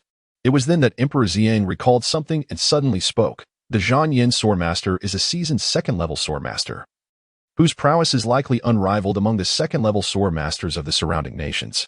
The fact that Lord Lin Sheng was able to slay him undoubtedly indicates that he has achieved second-level mastery himself. Should your family become aware that Lord Lin Sheng attained second-level status before the age of 18, their regard for him will undoubtedly escalate dramatically. At that point, there will be no need for Marquis Lin Yong to prompt them. The main family will surely issue orders for the envoys to expedite their journey upon realizing the peril you currently face. If an 18-year-old first-level swordmaster is considered a prodigy, then an 18-year-old second-level swordmaster can only be described as extraordinary. Even the esteemed Lin family, a pinnacle of civilization, would undoubtedly rush to this news with utmost haste. Although Lin Yong felt a surge of joy regarding his son's astonishing achievements, a sense of uncertainty lingered in his heart. After all, Lin Cheng had yet to acquire the second-tier sword master certification. Should he lack the requisite strength, they would essentially be deceiving the family's envoy. However, Count Lin Yang's worries were unwarranted. There was no imperative to speak the unvarnished truth. It sufficed to convey to the esteemed family's envoy the fact of his vanquishing a second-tier sword master, thus crafting a facade that would serve their interests. The Ziyun Empire, after all, had reached this critical juncture for its own gain. Moreover, at this moment, they were inextricably linked with the Ziyun Empire. Should the imperial capital fall, they would inevitably face devastating repercussions from the Digi Empire. Hence, Lin Yong nodded and declared, "I shall contact the main family immediately to inform them of the developments here." Ling Yun spent an entire month in solitary cultivation within the forest. By the end of this period, his innate great completion realm had finally stabilized, though not yet at the pinnacle of his former life. Reaching that zenith was merely a matter of time. The sword soul, as its name implies, embodies the very essence of the sword, its spirit and soul. It is akin to the legendary tales where swords possess sentience, akin to divine artifacts that choose their masters. The distinction lies in the fact that those sword spirits and souls in the stories were formed by residing within a sword for an extended duration, absorbing the essence of the sun and moon, and were confined to that particular blade. In contrast, the sword soul he had condensed resembled a weapon itself. He could internalize this sword soul and, when necessary, infuse it back into a sword, instantly transforming an ordinary iron blade into a divine weapon. This was merely an external manifestation of the sword soul. Once truly condensed, it possessed boundless mysterious power. Its most direct innate talent was the sword intent. Possessing a sword soul imparted an innate sense of oppression upon its wielder, much like the long-extinct dragon race, which instilled terror in any magical beast. The presence of such a sword intent could compel even a formidable ninth-tier magical beast to tremble and submit at its feet, devoid of any rebellious thoughts. The same held true for sword intent.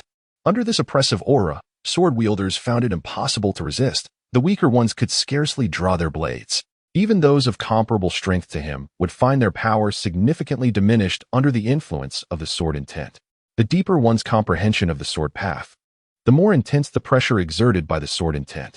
It can be said that once he condensed the sword soul, the mere presence of this sword intent would enable him to disregard any challenges from sword masters of the same tier. However, the formidable nature of the sword soul made its condensation no simple feat. The fundamental requirement was communion.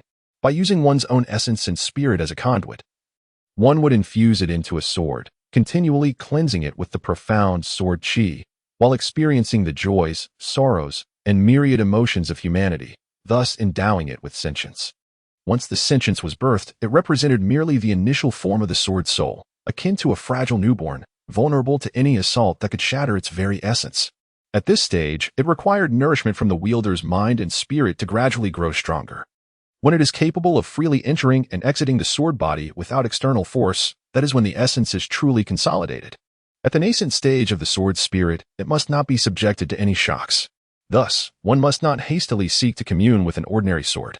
For if it were to be shattered by a careless attack, would not all the painstaking effort be rendered futile? With this thought in mind, Ling Yun concluded his month of training and departed from the forest. He intended first to authenticate his occupational rank, and then to collect the promotion rewards from the temple.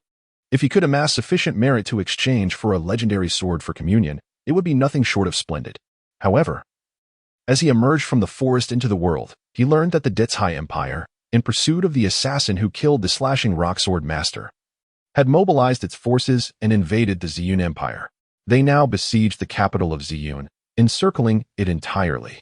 The Devours Empire's Destruction Legion, Conqueror Legion, and Paladin Legion combined to muster a total of 800,000 troops, with 400,000 dispatched to seize cities and territories within the Ziyun Empire, while another 400,000 encircled the Ziyun Empire, which had only 20,000 defenders, to the point of being impenetrable. Had it not been for the formidable walls of the Ziyun Empire, and the protective barrier provided by the third-tier temple, it is likely that even the capital would have fallen to the Devours Empire. With the loss of 17 sword masters, the Devours Empire was undoubtedly incensed. 3 of the 5 major legions of the entire nation were deployed, and the overwhelming superiority of the 800,000 troops in terms of equipment, quality, and training far surpassed that of the Ziyun Empire. Under the sweep of such an elite army, the Ziyun Empire had already succumbed to half its territory within a span of more than half a month, with over 300,000 soldiers perishing on the battlefield. In stark contrast, the Devours Empire, as the attacking force, had sustained casualties of less than 50,000. At this moment, within the military camp of the Devours Empire, the Grand Prince appointed as the Imperial Marshal was coldly commanding his troops to assail the increasingly battered walls of the Ziyun Empire. Although his side's offensive surged like a tide, the enemy, fortified by a considerable merit exchange, had temporarily endowed the third-tier temple with certain healing capabilities. Under such extensive healing effects, even though his soldiers were more elite, they could only engage in a stalemate with the defenders. Furthermore, the towering and magnificent city walls were sufficient to mitigate the disadvantage of the 20,000-strong difference in forces. To sustain such a vast healing effect for the soldiers from the temple would undoubtedly incur astronomical costs in terms of merit. I shall see how much merit your Ziyun Empire has accumulated over these years. How much longer can you sustain this expenditure? One of the generals suggested, Your Highness, should we not consider recalling the 400,000 troops that were dispatched? With 800,000 troops attacking from 4 directions, no matter the prowess of the Ziyun Empire, they can only face destruction. No need. I estimate that the healing effects of the temple will last, at most, another day. After that, with the bravery of our Devours Empire soldiers, we shall undoubtedly seize the capital of the Ziyun Empire. At that time, I shall take the head of their emperor to honor the valiant soldiers who perished in this battle. The general appeared somewhat apprehensive. Your Highness, delays may invite unforeseen changes. The Ziyun Empire, with its frail physique, dares to provoke our Devours Empire, an entire affair steeped in mystery, leaving one with an unsettling feeling. In my humble opinion, it would be prudent to resolve this matter swiftly. The Crown Prince, his countenance turning cold, cast a glance at the general. What? Has the comfort of years dulled your courage? Are we still unaware of the Ziyun Empire's true capabilities? Even with their trump cards, their capital is on the brink of devastation. Why do they not reveal them? At this juncture, could they possibly stage a miraculous comeback? Despite his words, he concluded, Enough. You may withdraw. Your duty now is to fulfill your role in battle. The general, realizing his counsel bore no fruit, could only hope for a smooth course of war. At that moment, a commotion erupted among the soldiers nearby, who pointed at 3 indistinct black dots materializing in the sky, exclaiming, Look, what is that? The Crown Prince and the general immediately sensed the soldiers' unease and turned to follow their gaze. In the distant horizon, 3 colossal iron constructs loomed closer, each nearly 100 meters in length and several dozen meters high. Under the sunlight, a chilling aura emanated from the metallic surfaces, akin to the sharp fangs of a soaring beast, exuding an unsettling presence. These were aerial battleships, the privilege of at least a mid-level civilization superfamily. The well-informed Crown Prince recognized these iron behemoths at once. The arrival of 3 aerial battleships was no mere trifling matter for a 4th-level civilization to boast of. Their owners must either belong to the royal family of a certain 4th-level civilization or to a powerful family of a 5th-level civilization. A 6th-level civilization. Both the Crown Prince and the general gasped simultaneously. A 4th-level civilization could annihilate our Devours Empire with far greater ease than they could extinguish the Ziyun Empire. Facing a 5th-level civilization, we would stand little chance of resistance. As for a 6th-level civilization, the Crown Prince gazed at the 3 ships soaring high. Beyond even the reach of arrows and crossbows, if conflict arose, it would undoubtedly be a one-sided massacre. Surely, it was merely a curious noble from a 6th-level civilization drawn here by the sounds of battle, he mused. He could not fathom that the Ziyun Empire could forge any connection with a 6th-level civilization. After all, the disparity in their standings was far too great. Who could imagine that an ant could become friends with a human? Soon, the Crown Prince realized how gravely mistaken he was. The 3 aerial battleships swiftly swept over the densest formations of the Devours Empire's troops, akin to predatory falcons attacking their prey below. Countless explosive orbs, crafted from the cores of magical beasts, rained down mercilessly from the ships, launched through a peculiar device as if they were of no cost. The core of this magical beast harbors the majority of the creature's energy prior to its demise. After undergoing a specialized processing, the energy within can be rendered exceedingly unstable when infused with the combat aura of a swordsman. Upon experiencing a violent impact, it can instantly unleash a catastrophic explosion, wreaking havoc in all directions. A first-tier magical core bomb possesses the capacity to reduce a 10-meter radius to rubble, instantly claiming the lives of all beings within 30 meters, while its lethal range extends to 100 meters. In stark contrast, the 4th and 5th-tier magical core bombs possess a terrifying potency capable of obliterating entire cities. However, such formidable weaponry comes at an exorbitant manufacturing cost, with a first-tier magical core bomb priced at no less than 100,000 gold coins, and the 2nd and 3rd tiers even more costly. The hundreds of magical core bombs recently launched by 3 battleships represent a value sufficient to deplete the treasury of the 3rd-tier civilization, the Ziyun Empire, leaving it in overwhelming debt. War, fundamentally, is a contest of wealth, a principle vividly illustrated in the onslaught of the 3 aerial battleships. The staggering expenditure of gold yielded equally devastating results. A relentless barrage, far surpassing any conventional skirmish, left the soldiers of the Des Empire in utter disarray. Hundreds of magical core bombs targeting densely packed groups leveled the ground, producing deafening explosions and resulting in the most catastrophic casualties witnessed in the half-month of conflict. In a mere 10 minutes of assault, upwards of 30,000 soldiers perished instantaneously, their remains obliterated, with total fatalities exceeding 100,000. Under such an inhuman onslaught, the collapse of the entire army occurred in an instant. There was no need for the Crown Prince's orders, nor for directives from their superiors. Over 300,000 troops of the Des Empire fled in a tumultuous rout, although they still numbered over 300,000 and could launch several more attacks. Such efforts were rendered futile. The reason? Gazing at the colossal steel monstrosities soaring in the sky, how could one mount an offensive? The only long-range weaponry, crossbows, could not penetrate the ironclad exteriors. Clumsy trebuchets might pose a slight threat to those warships, yet the question remained whether their massive stones could be hurled high enough. Even if launched to such heights, how could they strike a target moving at speeds exceeding 300 kilometers per hour? Once the 3 aerial battleships initiated their assault, the outcome was devoid of suspense. A 6th-tier civilization had entered the fray to annihilate a 3rd-tier civilization. A 6th-tier power need only dispatch a few aerial battleships and drop several 4th-tier magical core bombs over prosperous cities, compelling the Empire to surrender unconditionally in an instant. This disparity epitomizes the differences in national strength brought about by varying levels of civilization. The Des Empire, which had nearly overrun the Ziyun Empire, was utterly decimated by the 3 warships of the influential Lin family of the Hyson Empire. Chapter 51. Bestowal. 3 aerial warships came to a halt in the expansive courtyard before the royal palace of the Ziyun Empire. The esteemed ruler of the Ziyun Empire, Zihu, along with all attending ministers, adopted a humble demeanor, respectfully greeting the envoys of the 6th-level civilization who descended from the warships. The formidable display of power exhibited by the 3 aerial warships had thoroughly unveiled the might of the 6th-level civilization to the people of the Ziyun Empire, instilling in all present a profound and genuine reverence. As the doors of the 3 warships opened, 18 members of the Lin family gathered around a man in his 30s or 40s, adorned in luxurious garments.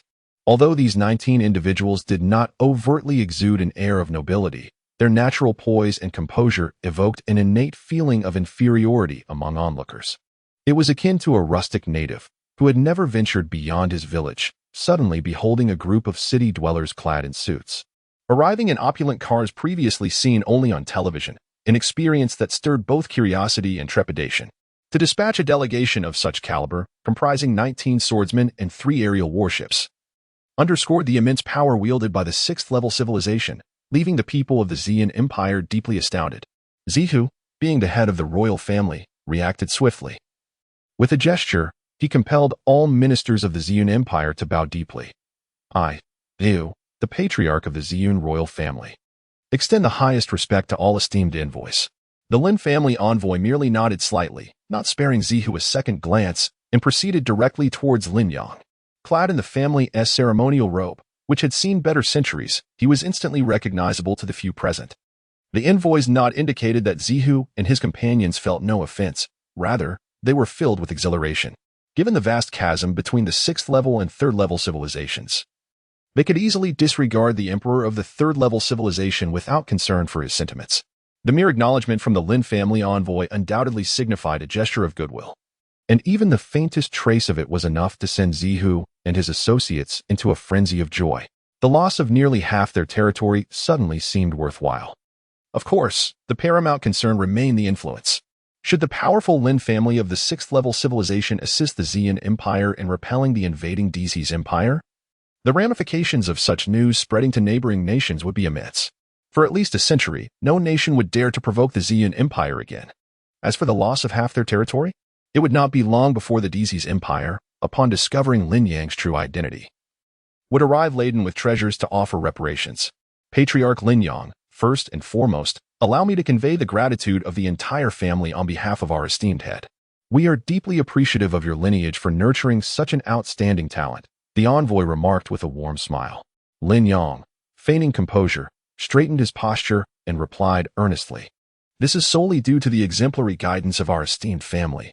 I dare not claim any credit." The envoy smiled benevolently, recognizing that the emergence of an 18-year-old first-level swordsman heralded the likely birth of another great swordsman within the family in the coming century. Given that Lin Yang was the father of this burgeoning talent, the prospect of his ascension to the Elder Council in the future was far from implausible. Thus, he had long harbored the intention of establishing a favorable relationship with this distant clan leader. Chief Lin Yang, your humility is commendable. It is undeniable that your guidance has produced such an exemplary son. Upon learning of this matter, the clan leader, moved by the immense contributions you have made to the family, has decided to elevate you to the rank of a level 4 steward. Level 4 steward. Lin Yang gasped in astonishment. In the hierarchy of the Lin family, apart from the elders, the ranks extend from level 1 to level 6 stewards. It is worth noting that among those in high and middle civilizations, family members number at least in the hundreds of thousands. For a first-class family such as the Lin family, which belongs to a level 6 civilization, the total membership undoubtedly exceeds 10 million. When considering those who serve the family swordsmen, guards, mercenaries, and servants, this figure could easily multiply by 100. Although there are indeed higher ranks, such as level 5 and level 6 stewards, as well as the true core elders council of the family, the authority vested in a level 4 steward is substantial enough to dictate the fates of tens of thousands. Compared to his current standing, it is akin to the disparity between heaven and earth. The envoy evidently understood Lin Yang's astonishment. For ascending to the heavens aptly described his circumstances. In truth, by potential calculation, the father of an 18-year-old first-level swordsman would naturally be expected to ascend to the position of a level 5 steward. However, considering the backwardness of Lin Yang's place of residence, even with significant authority bestowed upon him, how could he effectively manage the affairs of his subordinates? The domains of authority delineated for a level 4 steward have nearly all been relinquished by the Elders' Council, which merely clings to the notion of sacrificing a small enterprise in exchange for the loyalty of a future 4th-level Grand Swordsman. Grateful for the clan leader's nurturing of Lin Yang, he vowed to exert every effort to fulfill the tasks entrusted to him and to manage the family's enterprises diligently. The envoy quickly added, "Do not neglect the encouragement of your family's offspring to diligently pursue their training." Upon hearing this, Lin Yang nodded fervently. "Indeed, indeed. We shall certainly seize this opportunity. We strive to cultivate swordsmen who are no less distinguished than my son, Lin Qing, to bring glory to our family." As the envoy nodded in agreement, he pondered quietly to himself. If your lineage can indeed nurture another 18-year-old first-level swordsman, once the 2 first-level swordsmen mature into Grand Swordsmen, they may both possess the qualifications to vie for the position of the clan leader. This world operates on such stark realities. Immense power must invariably be supported by formidable martial strength. After musing for a moment, the envoy cast his gaze behind Lin Yang. Although Lin Yang had brought several elders of the family along with Lin Shui, the envoy could readily discern that the highest level of cultivation among them was merely that of an 8th-level swordsman, with no sign of the official swordsman present. "Steward Lin Yang, may I inquire if your son, Lin Cheng, is available? The clan leader has an additional reward for him, and I wonder if he could be summoned." Lin Yang, with a face full of embarrassment, replied, "The envoy is unaware that my son is a fervent practitioner, almost perpetually placing cultivation at the forefront of his priorities. He has ventured out for training once again and has yet to return. Lin Cheng's training has no fixed duration. It could take as little as a month, or as long as 3 to 5 years. 3 to 5 years. The esteemed patriarch is set to summon Lord Lin Cheng. If he cannot be located, it may be difficult to fulfill the obligations. The envoy furrowed his brow. He did not doubt Lin Yang's honesty. After all, no one would be foolish enough to invite the wrath of extermination upon their clan. Additionally, he had already investigated through the Swordmaster Guild and confirmed the existence of a first-tier swordmaster named Lin Cheng within the boundaries of the Xian Empire. Lin Yang wore a bitter smile, feeling utterly helpless. Rest assured, esteemed envoy, we shall mobilize our clan's resources to search for him. He is currently training in the vicinity of the Grey Forest, and I believe we will find him shortly. The envoy nodded, letting out a sigh. It must be so. I hope the wait is not too long, lest the patriarch grows impatient. Lin Yang responded affirmatively.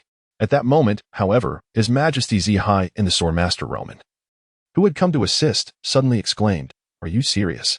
A guard, who had brought the news, immediately knelt before them. "I would never dare to deceive."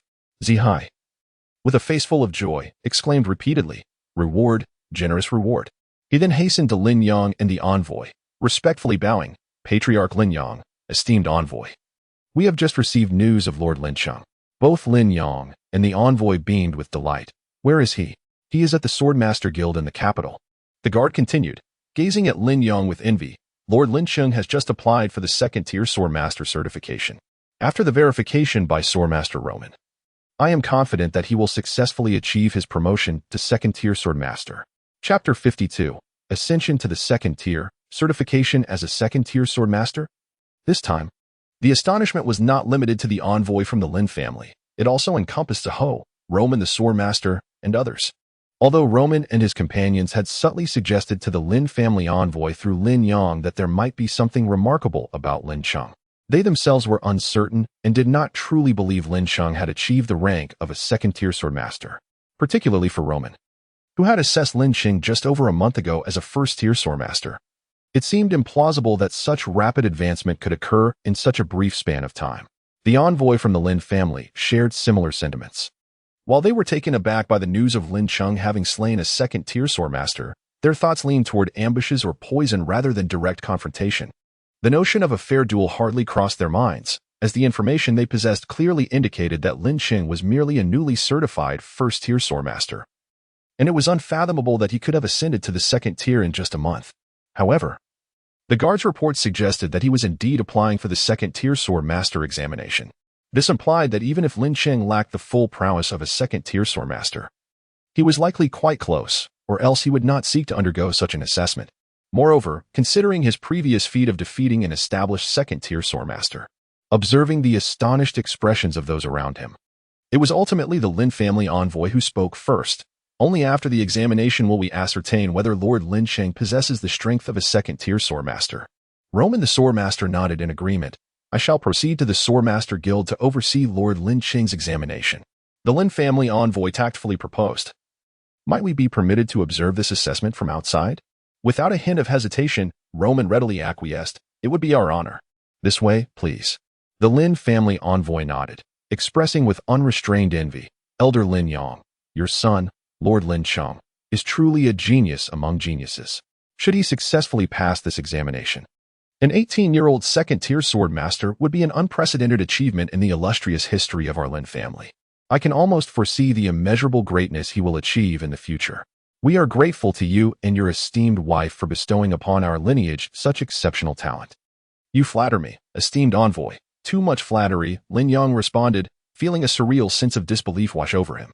The group moved swiftly, for the significance represented by such a young second-tier Swordmaster was extraordinary. Everyone was eager to witness the prowess of this remarkable young swordsman, wondering if he possessed some divine attributes. At the Swordmaster Guild, the familiar training arena awaited. Ling Yun sat in a side seat, meticulously organizing the various steps he would undergo while channeling the sword spirit. A maid diligently attended to him, occasionally casting flirtatious glances, her demeanor almost suggestively intimate, hinting at unspoken understandings that any man would easily grasp. Who would not desire to establish even the tiniest connection with such a young and handsome Swordmaster? Yet, Ling Yun remained oblivious to the maid's advances, wholly absorbed in contemplating how to swiftly awaken the spirit of his sword. Uncertain of how long he had waited, a sudden flurry of footsteps erupted at the entrance of the Swordmaster Guild. Subsequently, a multitude of individuals entered, including the patriarch of the Lin family, the elders, The emperor of the Ziyun Empire, ministers, and the esteemed swordmaster Roman, each one of them casting astonished and delighted glances towards themselves. Upon witnessing their arrival, Ling Yun was reminded of the weight of his own identity, and thus he stood, offering a slight bow towards Lin Yang, father. He then intended to pay his respects to the emperor of the Ziyun Empire. However, while Lin Yang could graciously accept Ling Yun's homage, Zhuo Hao dared not. Before Ling Yun could complete his gesture, Zhuo Hao hastily waved his hands, saying, Sir Lin Cheng, you are too courteous. Given your status as a swordmaster, there is no need for formalities in our presence. Ling Yun did not insist, merely nodding in acknowledgement. He had come to apply for swordmaster certification and had no intention of concealing the intensity of the energy within him. Thus, the well-informed envoy from the Lin family immediately sensed the second-tier swordmaster energy fluctuations within him as soon as he entered. The difference between mere hearsay and first-hand observation was indeed substantial. Indeed, a second-tier swordmaster at just 18 years of age. Remarkable.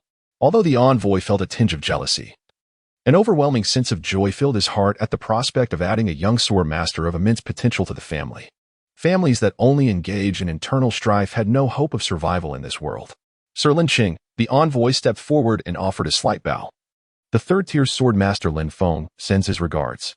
Lin Yang promptly introduced, this is the envoy from the main family, Sir Lin Feng. He has come to bestow recognition upon our branch for today's achievements, as per the patriarch's wishes. Of course, Chenger, our branch's accomplishments are entirely due to your efforts. All right.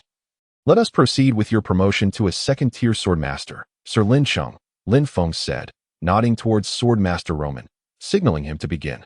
Swordmaster Roman acknowledged with a grunt and stated, the certification for a second-tier swordmaster involves verifying energy intensity, battle or armor, and enduring 10 strikes without defeat from a third-tier swordmaster. He paused briefly before continuing. In terms of energy intensity, Sir Lin Cheng has evidently qualified. Please, demonstrate your battle or armor. Ling Yun nodded. The battle or armor is essentially a manifestation of substantial true energy radiating outward, having reached a substantial innate level. He could barely manage to achieve this feat after observing for a moment.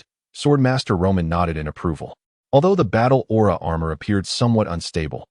Considering the youth's age of just 18, what more could one say? Next, I hope Sir Lin Qing can withstand 10 of my strikes. Please be cautious. Given Ling Yun's current prowess, not only could he endure the 10 strikes, but he might very well defeat Roman in an actual confrontation. Thus, after 10 exchanges, he remained composed, neither flushed nor breathless, exhibiting an air of effortless mastery. With 10 strikes complete, the Roman swordsman immediately sheathed his blade. Observing Ling Yun's relaxed demeanor, he felt an inner shock. This young man, so effortlessly withstanding the onslaught of a third-tier swordsman, was it any wonder he had triumphed over the veteran second-tier swordsman, Zhang Yan? While coincidence might account for part of it, the crux lay in his undeniable prowess. As soon as the trial concluded, Zaheo was the first to react. Approaching with a hearty laugh to congratulate, congratulations, Lord Lin Cheng, on successfully completing the assessment for second-tier swordsman and attaining the honor of becoming a distinguished second-tier swordsman. Others, prompted by his words, also stepped forward to offer their congratulations. However, Ling Yun merely nodded slightly at Zaheo, acknowledging him, while the others displayed indifferent expressions.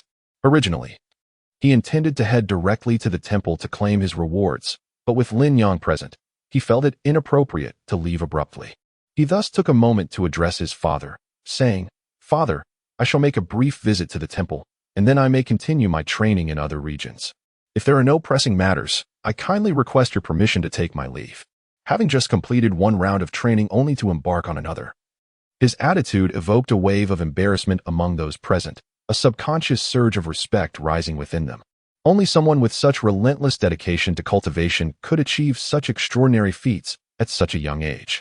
An 18-year-old second-tier swordsman, yet he remained unsatisfied, fixated on reaching even greater heights. If this persistence continues, the accomplishments of this young man shall be boundless. Chapter 53, Promotion Reward. After contemplating the formidable prowess of a 4th-rank Grand Swordmaster, Ling Yun ultimately resolved to pay a visit to his family. A 4th-rank Grand Swordmaster possesses the ability to manipulate the ambient energies surrounding their body, thereby harnessing the power of the heavens and earth to fend off adversaries. This phenomenon bears a striking resemblance to the emergence of spiritual awareness following the condensation of a sword soul by a sword cultivator. Ling Yun faintly surmised that the moment he condenses his sword soul would mark his ascension to the rank of 4th rank Grand Swordmaster. Accompanied by numerous swordmasters, Ling Yun arrived at the capital's temple. Everyone was eager to witness the extraordinary blessings that a mere 18-year-old 2nd rank swordmaster could receive from the divine.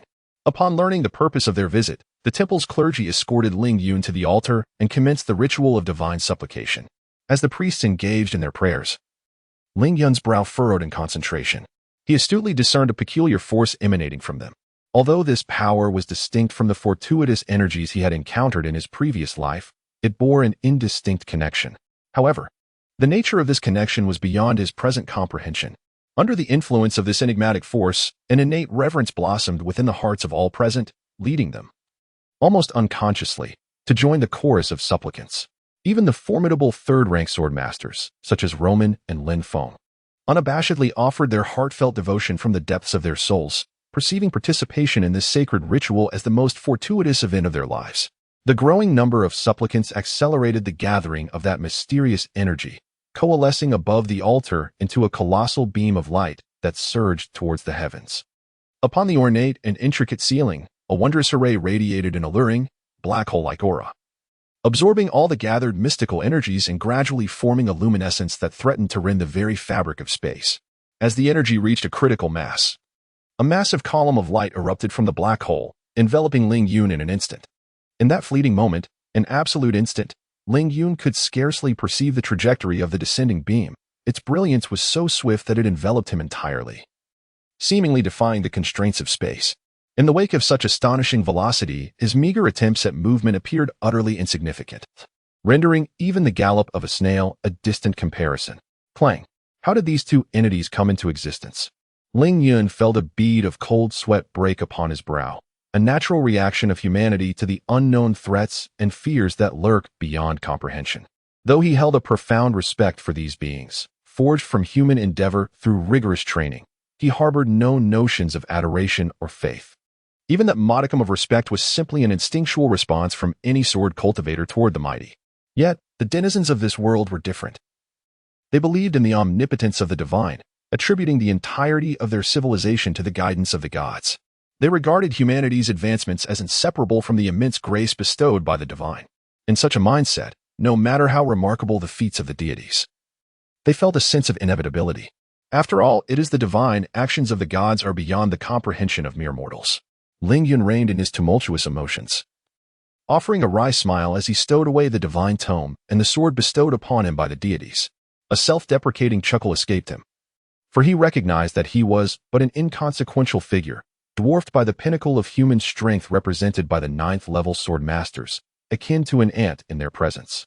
With such meager cultivation, to presume an understanding of divine actions was indeed an exercise in hubris. Ambition overreaching was a grave folly for any practitioner. The radiant divine light that had accompanied the sword and the tome had long since dissipated, and the array inscribed upon the ceiling had reverted to its prior state. Ling Yun shook his head and descended from the altar.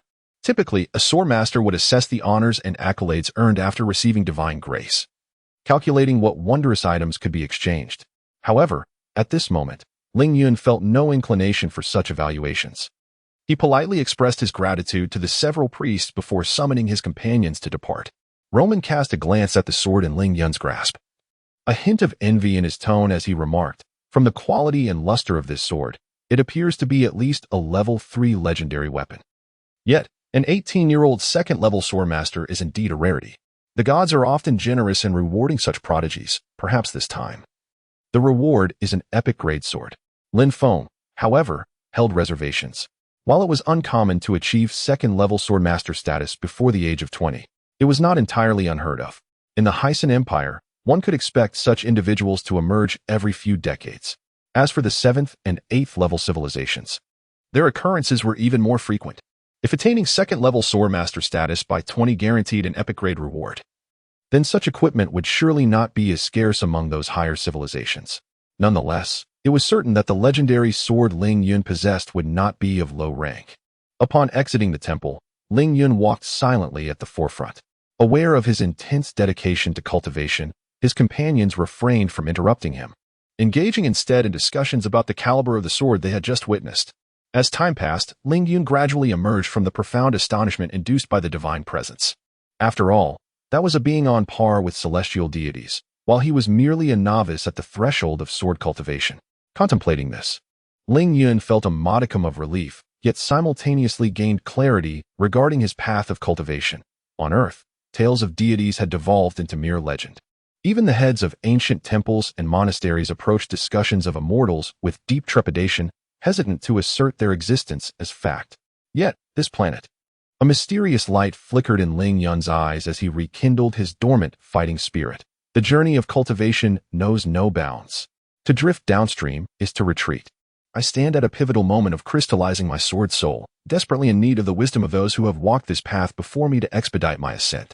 Recognizing that the Lin family boasted several fourth-level Grand Sword Masters, with the esteemed elder Lin Tianwei having attained fifth-level strength himself, Ling Yun understood the gravity of seizing this opportunity, lest he dishonor his heritage. With this in mind, Ling Yun halted and addressed Lin Feng, saying, "Lin Feng, having received the rewards from the temple, let us proceed to the Hyson Empire." Lin Feng immediately nodded, eager for Ling Yun to depart at the earliest opportunity. "We are merely awaiting Lord Lin Qing. We can set off at any moment." Although Lin Yang felt a sense of unfamiliarity toward his son, he instinctively remarked, "Are you leaving so soon? You haven't even entered our home yet." Beside him, Lin Shui echoed, "Yes, brother, at least stay a few days before you go." Zihao had also intended to speak up to persuade Ling Yun to remain, hoping to strengthen their relationship during these days. However, before he could voice his thoughts, Ling Yun waved his hand and said, "I trust it will not be long before we meet again in the Haishan Empire. We can gather for a few days then."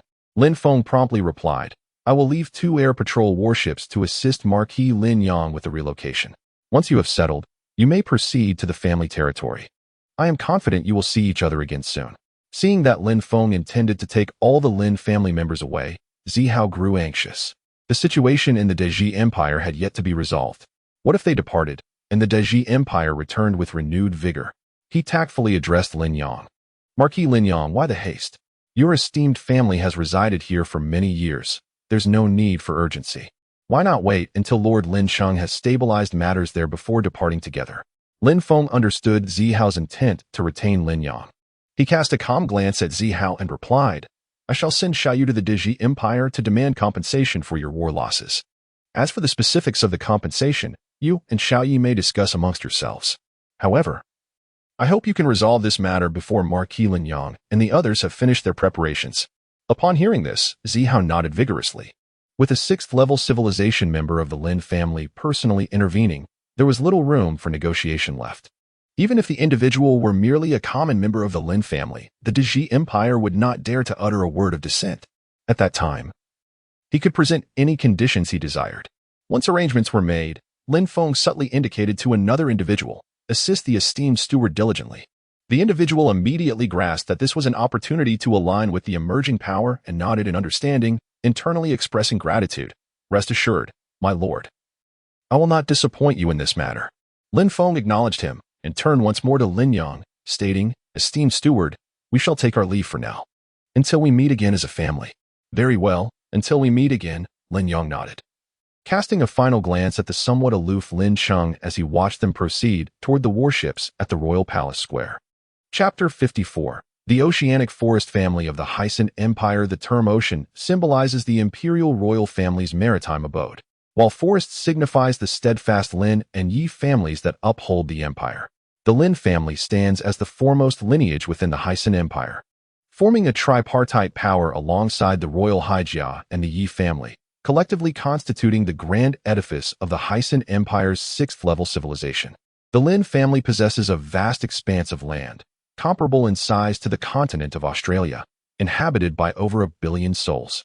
These individuals dedicate their entire lives to the service of the Lin family, passing this duty to the next generation only upon their demise. With such an immense and devoted retinue generating wealth day and night, the financial might of the Lin family rivals that of an entire 5th-level civilization nation. The airship, gliding through the skies at remarkable speed, traverses the airspace of numerous 3rd, 4th, and 5th-level civilizations along its journey, regardless of the civilization level. Upon sighting the warship adorned with the Lin family's insignia, all grant passage without hesitation. Some vassal states of fifth-level civilizations even dispatch their own ships to escort the vessel safely beyond their borders, maintaining a velocity exceeding 1,000 kilometers per hour. The airship covers an impressive distance over the course of 1.5 months, equivalent to circumnavigating the Earth multiple times. This realization profoundly underscores the vastness of this planet to Ling Yun. He muses wryly that, in this world devoid of satellite navigation, should the warship stray off course during long-distance flights, it might take years to find its way back. The headquarters of the Lin family does not reside within their private domain but rather at the epicenter of imperial power, the Hyson imperial capital, spanning an area of 180,000 square miles. The capital stretches over 400 miles from east to west and 230 miles from north to south, with a permanent population exceeding 100 million and a transient population that is countless. The city comprises 4 major regions: the Imperial City, the Nobility District, the Inner City, and the Outer City. Among these, the Imperial City alone encompasses a vast 3,000 square miles, adorned with countless palatial structures housing an array of noble families. Adjoining the Imperial City, the Nobility District covers an area of 18,500 square miles, filled with numerous estates and orderly plazas. The most formidable powers, the Lin and Yi families, occupy 2 estates that alone span 2,000 square miles, showcasing architectural marvels that render the estates akin to celestial sanctuaries, breathtaking in their grandeur. Guided by a beacon reminiscent of Earth's directional lights, the airship gradually descends towards a plaza situated near the heart of the Lin family. In this spacious area, 12 warships are arrayed in an orderly fashion, bestowing an air of majesty upon the sight. As the ship lands and the hatch opens, a vibrant crimson carpet unfurls, and at least 100 young, elegantly dressed maidens, each bearing flowers, greet the disembarking individuals with radiant smiles. Petals, scattered by flower girls, ascend into the air, infusing the entire plaza with a rich and fragrant aroma. Across the carpet, 3 middle-aged gentlemen, evidently exuding an air of authority, approached briskly.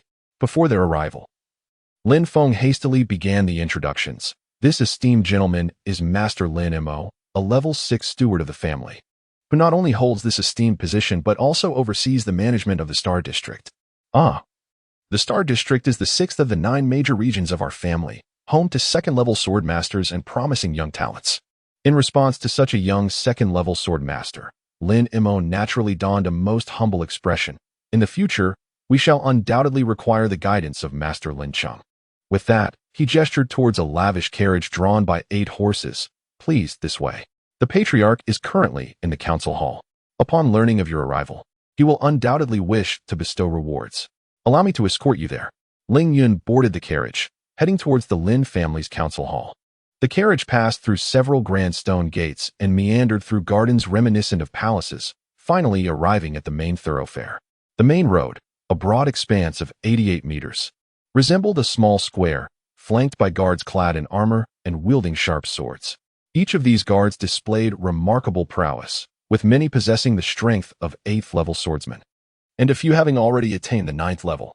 The officers, draped in various colored cloaks and holding official titles, boasted the formidable strength of formal swordmasters, and these were merely the guards.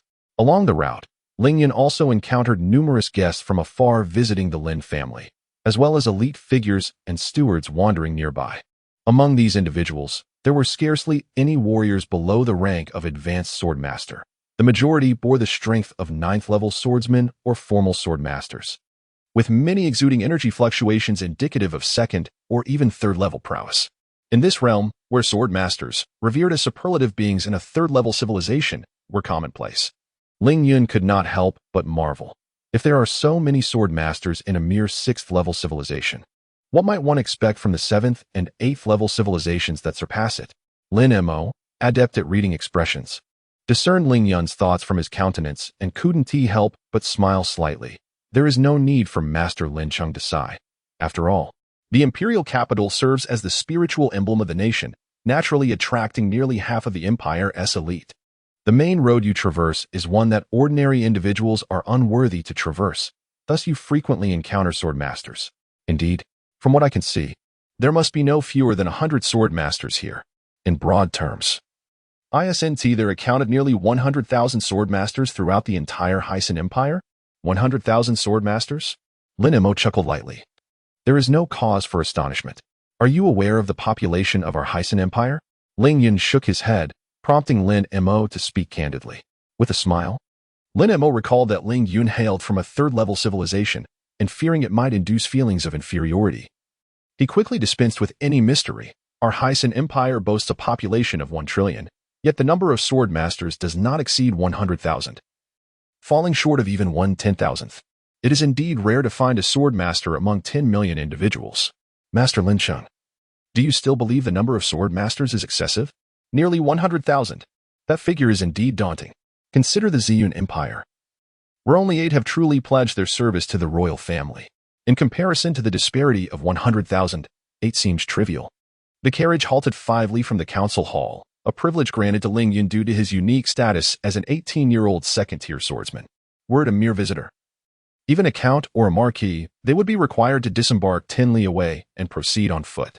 At this moment, the square before the council hall was already crowded with a multitude of factions, numbering no less than 100.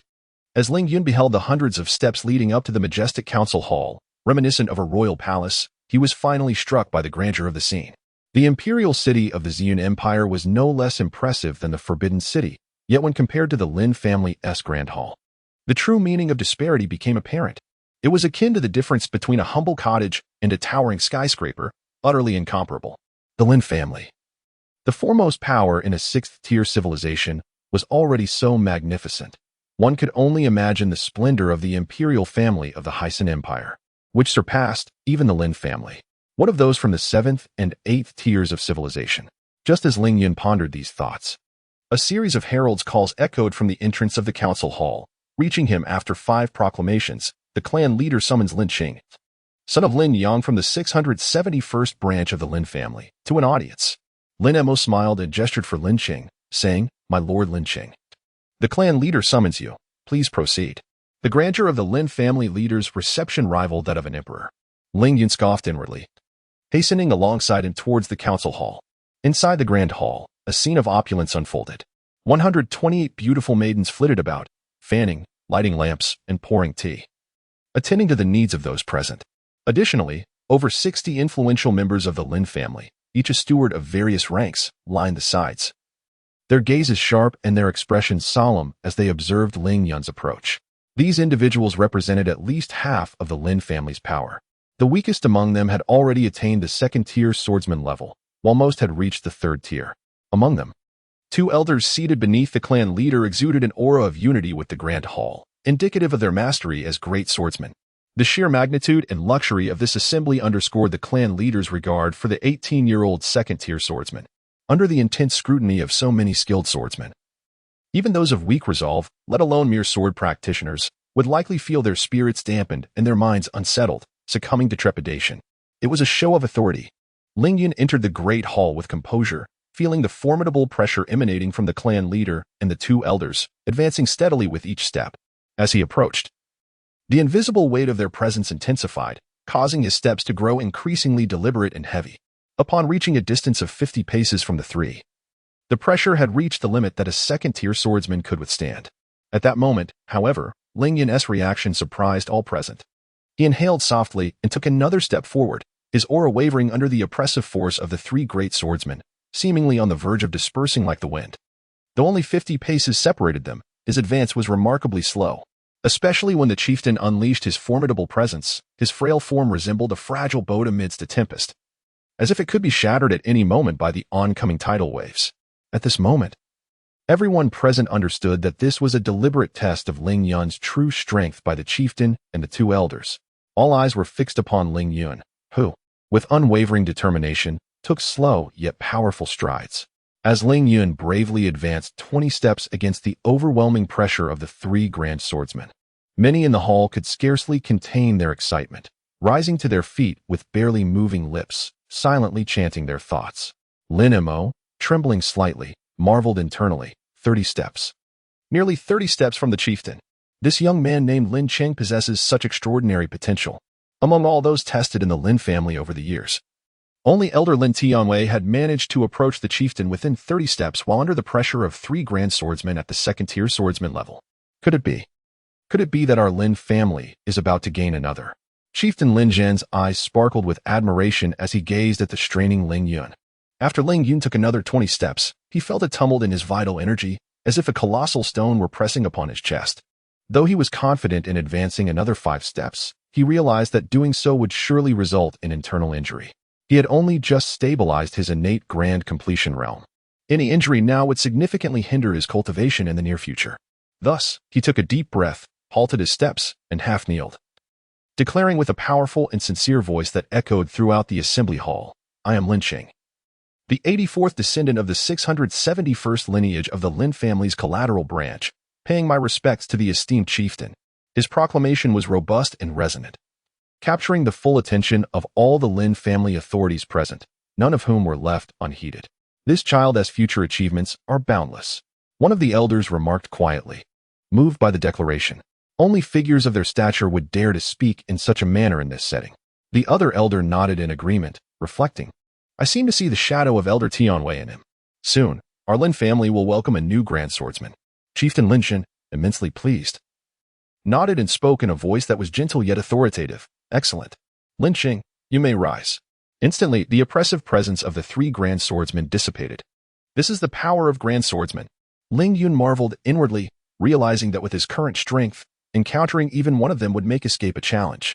Rising to his feet, he met the gaze of Chieftain Lin Zhen, who wore a warm smile and began, "Lin Qing, your resolve is unwavering, your character is noble, and you endure hardships without fear.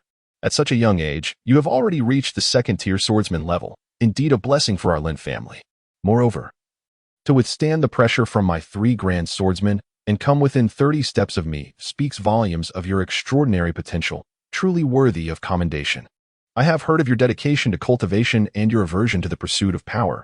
Thus, I shall not assign you to an official post."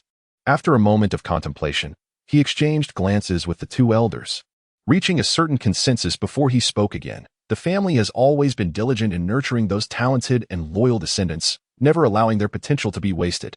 Therefore, I hereby bestow upon you the honorary title of a 2-star sword master within the family, granting you the privileges of a level 6 steward."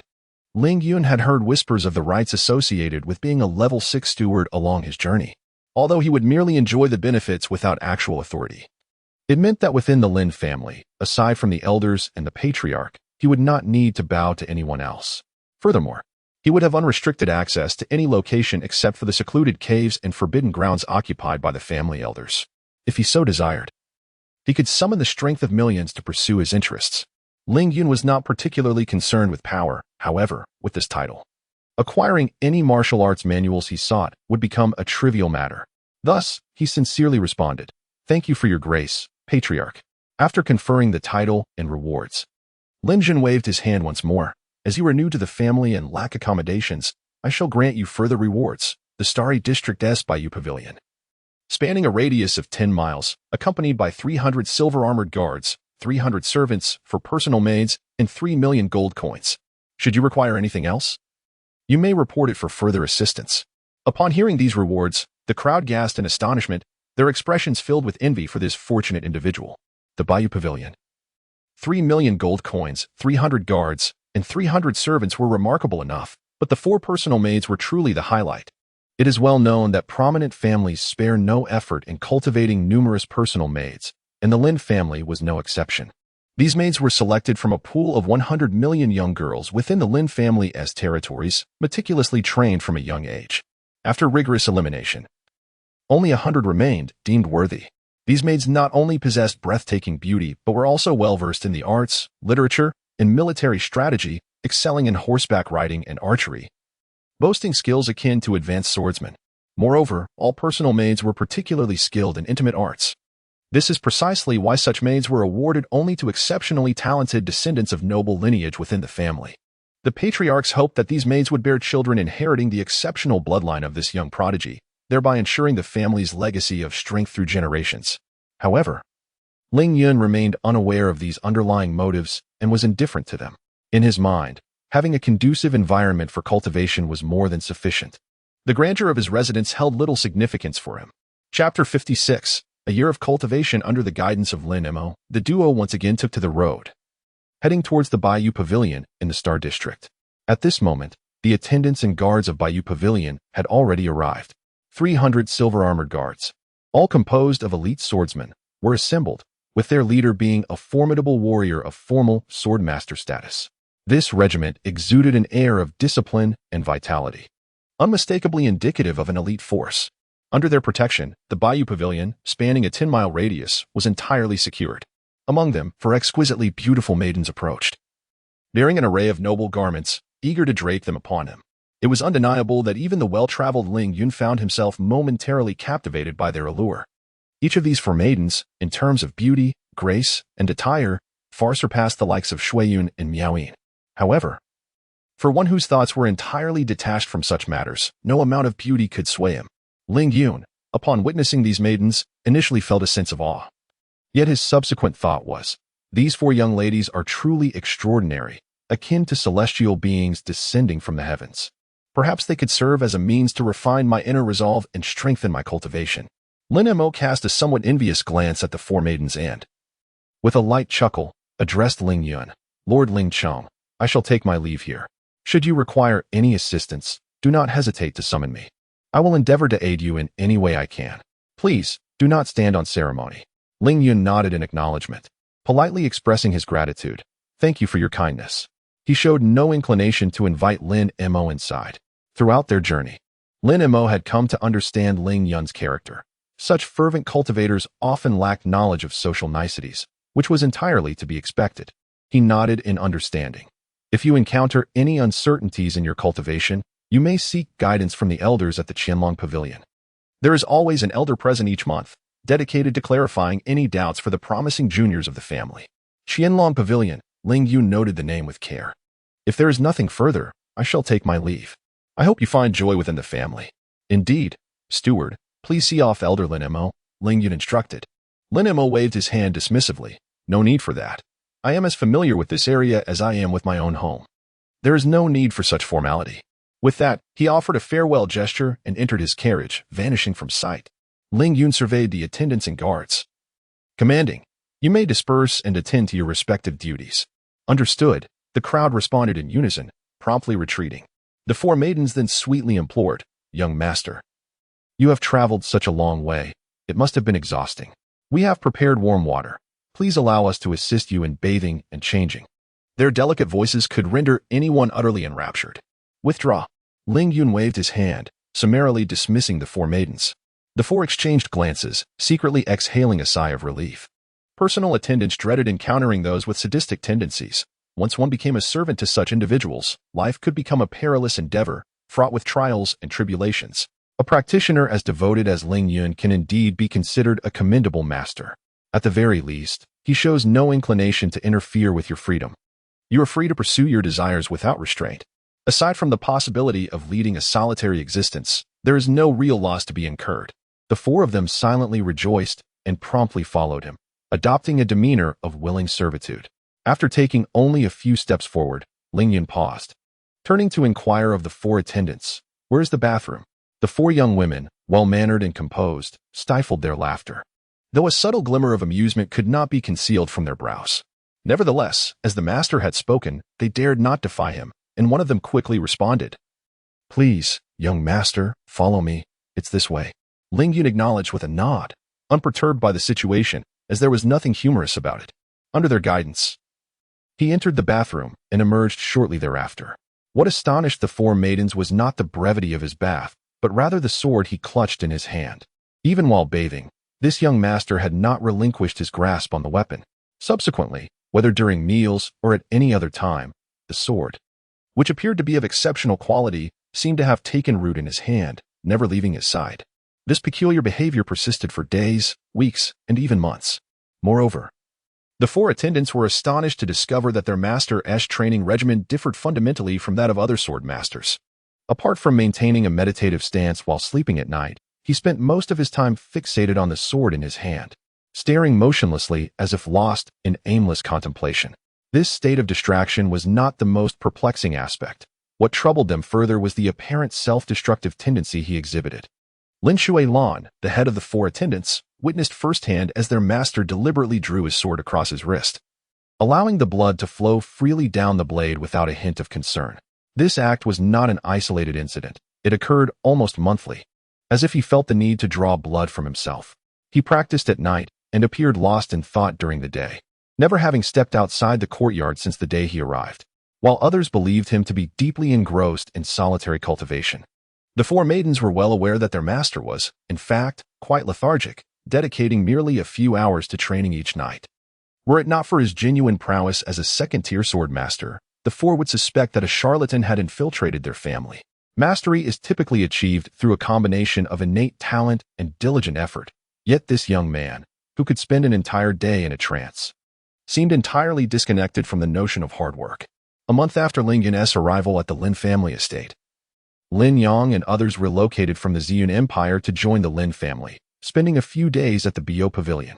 However, due to their lineage being exceedingly weak, only Lin Shui, who exhibited a modicum of potential, was permitted to remain, while the majority were dispatched to manage the family business. The arrival and subsequent departure of Lin Yang and his companions did not impact Ling Yun's routine, which continued in its seemingly monotonous yet profoundly meaningful cycle. Days turned into weeks, and weeks into months. Time trickled by in this exceedingly tedious manner. Accumulate, accumulate, and accumulate again. Accumulate the essence of qi. This is the primary objective of Ling Yun's current cultivation, to harness the passage of time in order to accumulate an ever-increasing reservoir of energy, ultimately achieving the pinnacle of innate advancement. In addition to amassing energy, forging a connection with the sword's spirit stands as another significant goal.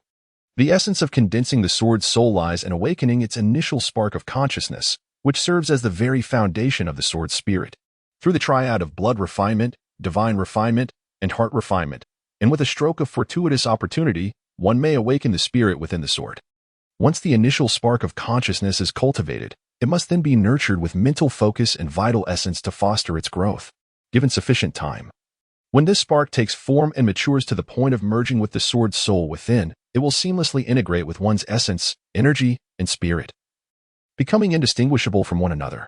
Only after the sword's soul is condensed can Ling Yun truly be regarded as a genuine sword cultivator, capable of wielding the full might of the 9-9 upper mystical sword technique to its utmost potential. The disparity during this period is profound, akin to comparing a practitioner of primordial spirit to one who remains grounded. Their realms are worlds apart, utterly incomparable. Chapter 57. The Lin family provided an unparalleled environment for cultivation, where, aside from their practice, individuals were not required to engage in any other activities. Even if one needed something, assistance would promptly arrive at their doorstep. In such a tranquil setting, Ling Yun devoted an entire year to his cultivation, ultimately elevating his prowess to the pinnacle of the innate realm from his previous life. Although he made significant advancements in his cultivation, he found himself at a standstill when it came to spiritual awakening. The notion of imbuing a lifeless sword with sentience seemed utterly fantastical. Were this idea presented to any reasonably knowledgeable individual in the 21st century, they would likely deem the proponent mad. Had Ling Yun not been aware of the authenticity of the sword immortal legends, he might have lacked the perseverance to gaze vacantly at such a sword. While the prospect of spiritual awakening remained elusive, the year was not entirely devoid of gains. At the very least, he had grown increasingly adept and attuned to the sword. At times, he felt an unsettling emptiness when separated from it, as if a vital part of himself were missing. After an extended absence, he even experienced a sense of disconnection akin to losing one's soul. Upon opening the door, which often took several days to unfasten, Ling Yun could vaguely detect a musty scent of decay clinging to him. As he stepped outside, the four devoted maids, who had been sent away by Ling Yun to reside outside, immediately approached him. "Young master, you have finally emerged. Are you hungry? I shall arrange for some snacks to accompany your drink." They continued, "You have not ventured out for 6 days. It is time for you to freshen up before dining in the main hall. You must be quite bored at home. Perhaps a stroll outside would do you good." Ling Yun waved his hand dismissively. "You may withdraw." He made his way directly to the backyard, traversing the garden towards the entrance of the outer courtyard. The four maids promptly followed, akin to loyal guards flanking him. Under normal circumstances, the maids were bound by the family patriarch's decree to remain closely by their master's side unless in special situations. Even Ling Yun found it difficult to contravene this rule. Along the way, every servant who encountered him bowed respectfully, their hearts brimming with curiosity.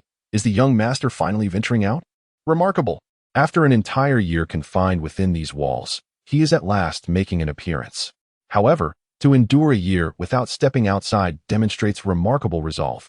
Only someone so dedicated to cultivation could achieve the rank of a second-tier sword master at such a young age. Upon reaching the outer courtyard, the second-tier steward, Lin Buyu, who had received word of his departure, hurried over. Seeing Ling Yun's demeanor, he promptly inquired, "Young master, are you preparing to go out? I shall arrange for a carriage at once. Prepare it for me. I need to visit the Qianlong Pavilion." "Yes, young master. Please hold on." The nearby servants, upon hearing this, could not help but feel even more reverent. Our master not only dedicates himself to rigorous training without stepping outside, but he also rarely ventures out in a year, and now he seeks the guidance of the elders at the Qianlong Pavilion. With such a diligent and hard-working individual in our family, how could we not prosper swiftly? Lin Buyu's speed was impressive. Before long, a luxurious carriage drawn by 8 horses arrived at the estate. The carriage, with its impeccably smooth surface, is composed of an unknown material that feels as warm as jade to the touch, invigorating the spirit. Within the confines of this carriage lies a small space of approximately 30 square meters, adorned with a thick carpet and arranged with an assortment of tea and delicacies.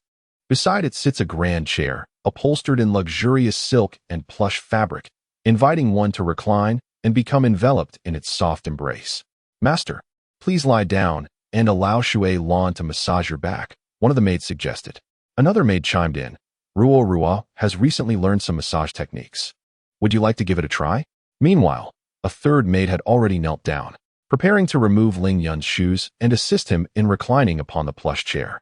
Ling Yun frowned, not out of disdain for being attended to, but rather discomfort with such close physical proximity. In his mind, should any ill-intentioned act befall him at this moment, the likelihood of success would be exponentially heightened. The only woman he could tolerate being this close to him was the yet-to-exist companion of his future cultivation journey. "Euphra may remain at a distance to attend to me," he instructed. With that, Ling Yun settled against the carriage wall, crossing his legs in a meditative posture, resuming his closed-eye cultivation. The 4 maids exchanged glances, their expressions filled with curiosity. In truth, they had long harbored doubts regarding their master's orientation. It seemed implausible that he could remain indifferent in the presence of 4 such exquisite beauties. The Qianlong Pavilion is situated near the secluded retreat of the elders, nestled beneath a majestic mountainous landscape. Within this terrain lie countless winding caves, through which numerous streams trickle forth, creating a misty atmosphere that evokes a sense of ethereal wonder. This natural expanse, spanning 100 square miles, is a marvel wrought by nature itself, showcasing bizarre and extraordinary phenomena that often leave onlookers in awe. The carriage bearing Ling Yun and his companions halted in a plaza located 3 miles from Qianlong Pavilion. The Elder-S residence is a 10-mile radius where only foot travel is permitted as a mark of respect. Even the clan leader must abide by this rule. At this moment, over 60 carriages were stationed in the plaza, with no fewer than 1,000 guards and maids standing solemnly in clusters, refraining from uttering a word, as though fearful that their discussions might disturb the master who was deep in meditation 3 miles away. "Master, we are not permitted to enter this area. We can only await your return," Lin Shui Lan murmured softly. Ling Yun nodded in acknowledgement and stepped forward towards Qianlong Pavilion. Before the mountainous backdrop, a 5-story pavilion, constructed of precious fragrant wood, spanned the surface of a river formed by the convergence of 8 streams. This magnificent structure, covering an area of 4 miles, enveloped the streams within its embrace. At this moment, on the 2nd floor of the pavilion, around 30 young men were seated, intently listening to a lecture delivered by an elder on an elevated platform. A guard gestured for silence, indicating an empty seat, and then motioned for Ling Yun to proceed. Ling Yun nodded and entered the Qianlong Pavilion, taking a seat. The Qianlong Pavilion, aptly named for its connotation of a hidden dragon ascending to the heavens, serves as a sanctuary for the promising youth of the family. Most of these individuals are wholly engrossed in the elder's elucidation of knowledge, oblivious to their surroundings and entirely unaware of Ling Yun's arrival. Only a few inattentive first-tier swordmasters noticed his presence and offered polite nods in greeting. However, after listening for a while, they soon realized that the elder's discourse primarily catered to first-tier swordmasters, with scant relevance for second-tier practitioners, rendering it of little assistance to someone of Ling Yun's caliber, akin to a third-tier swordmaster.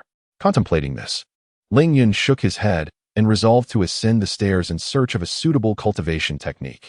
Yet, This gesture did not escape the notice of the elder delivering the lecture.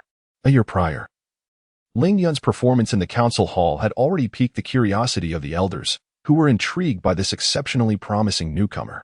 Since Ling Yun had secluded himself upon entering the family, they had refrained from visiting out of respect. Now, witnessing this young talent in his class, visibly dissatisfied with the content being presented, the elder's curiosity was piqued anew, prompting him to call out, "You are the newly appointed 2-star honorary swordmaster, Lin Cheng, are you not? I noticed your head shake. Was there something amiss in my explanation?" Chapter 58. The Trial of the Divine. I shook my head. Not because I found any flaw in the elder's words, but rather because the application of such knowledge was only pertinent to first and second-rank swordsmen, offering little assistance to me. Having spoken, he offered a slight bow and descended the stairs, before I could even voice my permission for him to leave. He had already made his intentions clear, causing the elder to frown slightly at his demeanor. However, it is not uncommon for prodigies to exhibit a certain arrogance. A touch of temperament is only to be expected. The elder was about to say something further when, as if sensing a shift, a spark of divine light suddenly illuminated his dim eyes. You just mentioned that the knowledge pertaining to first and second-rank swordsmen is of little help to you.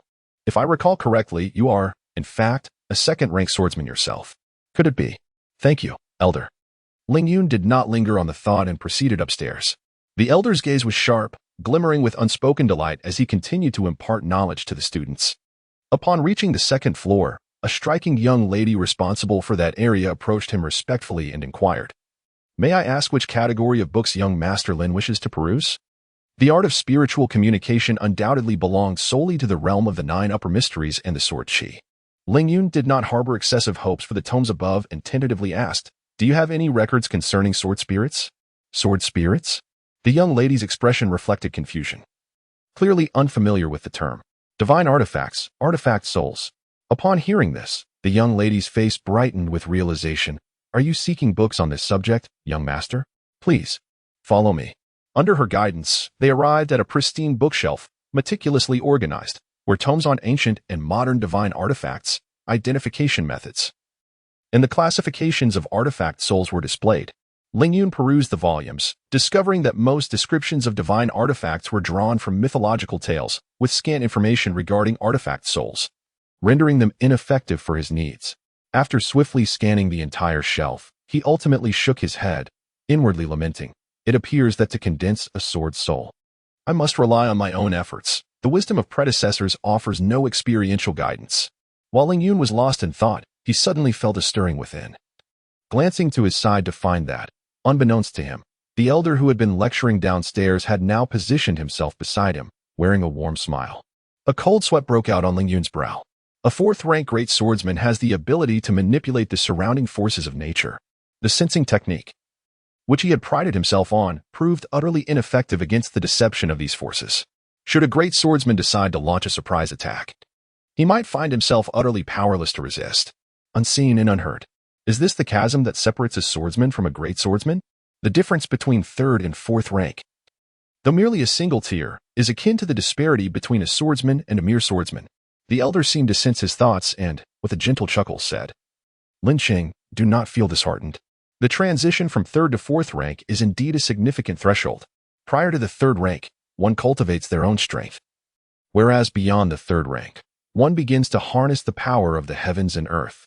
To illustrate with a simple analogy, the aerial warships, which posed insurmountable challenges for 3rd-tier sword masters, could be dealt with by great sword masters simply by approaching them and harnessing the power of the heavens and earth to disrupt the energy core within, leading to an explosive demise due to instability. No matter how hard a 3rd-tier sword master tried, this feat was beyond their reach.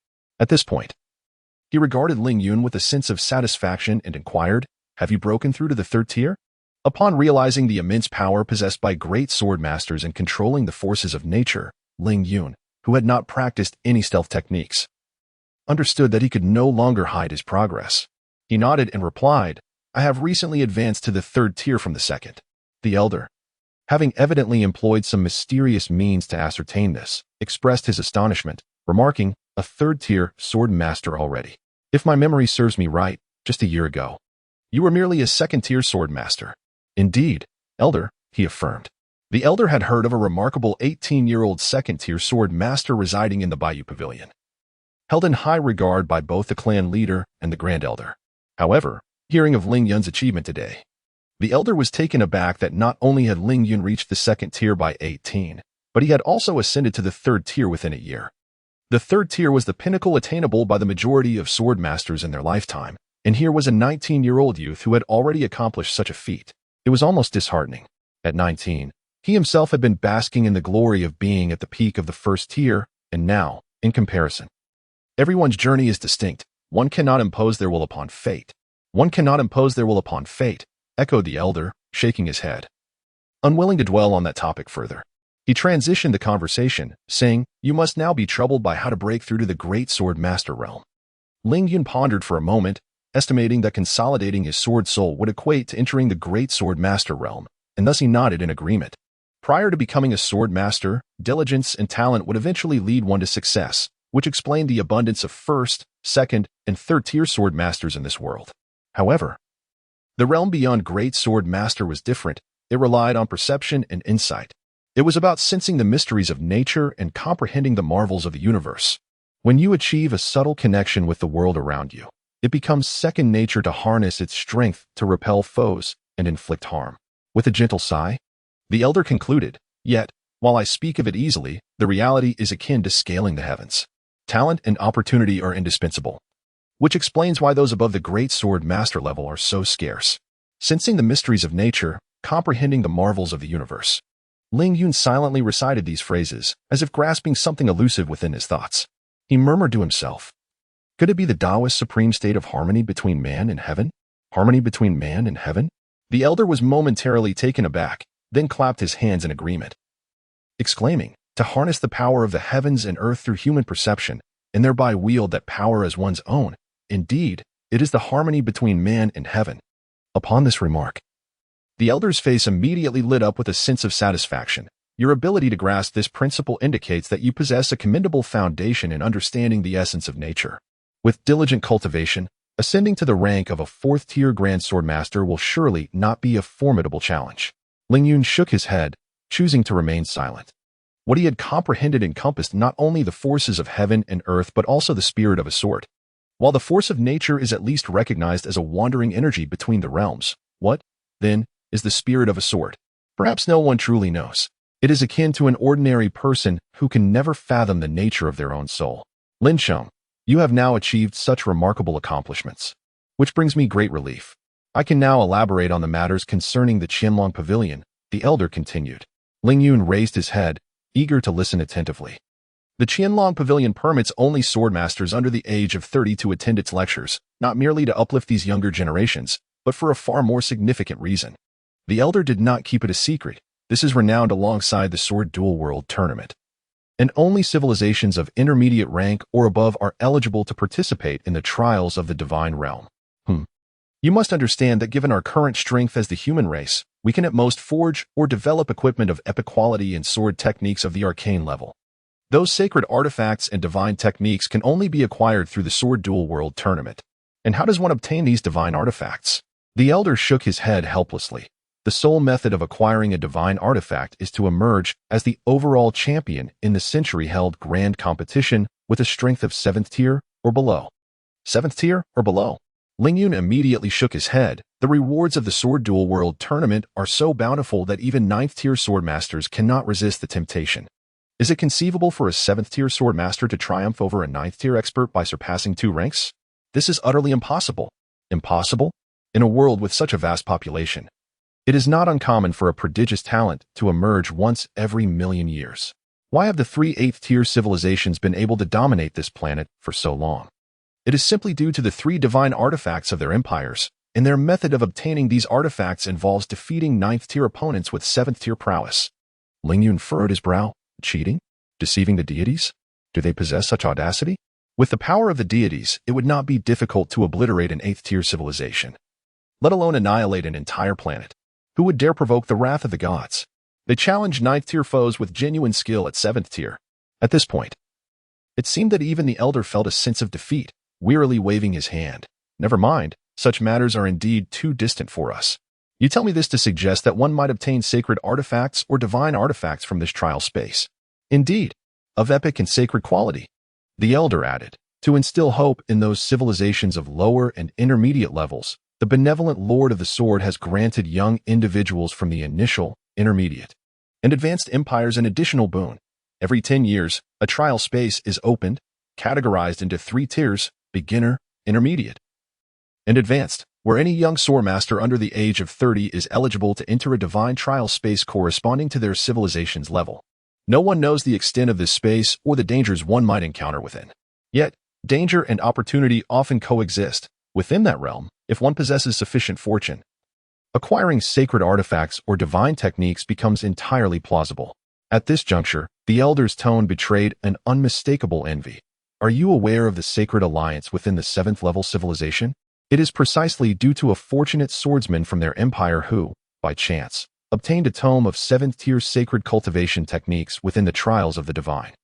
Through generations of diligent effort and development, they have achieved the magnificent accomplishments of the sacred empire we witness today. Chapter 59. Lioli, a sacred-level martial art. Capable of achieving a 7th-level civilization.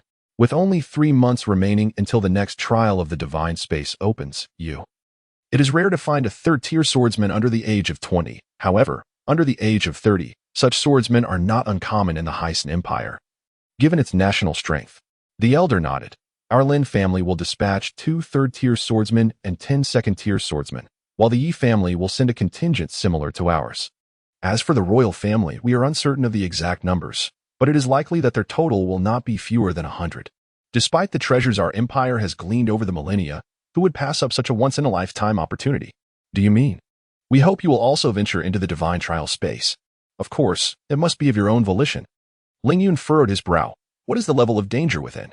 The elder sighed, shaking his head. It is possible that even a 1st-tier swordsman could emerge unscathed.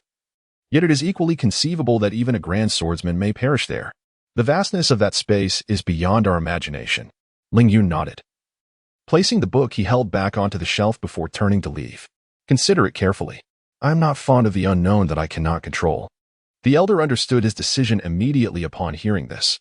He let out a soft sigh, uncertain whether it was one of relief or regret.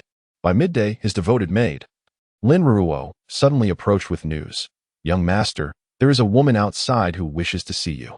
Before she could finish, Ling Yun responded without looking back. I shall not meet her. Lin Ruo's beautiful face displayed a hint of surprise. What? Perhaps realizing her own lapse. She quickly composed herself and smiled. It seems that this woman truly knows you well. She claims her name is Lioli. Ling Yun slightly raised his head. Upon entering this world, his impressions of everyone were rather faint, and Lioli was no exception. Yet, as Lin Ruo mentioned her, the image of the woman instantly materialized in his mind. Memories of the events that transpired in the gray forest of the Ziyun Empire a year ago flashing through his thoughts like scenes from a movie.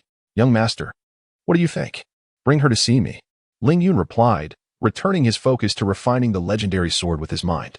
Not long after Lin Ruo departed, she returned with Lioli, adorned in a white gown, and began serving tea and water. Is there something you need? Lioli nodded, her gaze sweeping across the various books and artworks in the room. She chuckled lightly. You have not altered the arrangement of the entire room at all. Upon hearing this, Lin Ruo's expression turned to one of astonishment, and she could not help but inquire. This is your first visit. Yet how do you know that the young master has never designed the room's layout? Lioli smiled at Ling Yun without replying. As she remained silent, Ling Yun too refrained from speaking, channeling his full attention back to the legendary sword.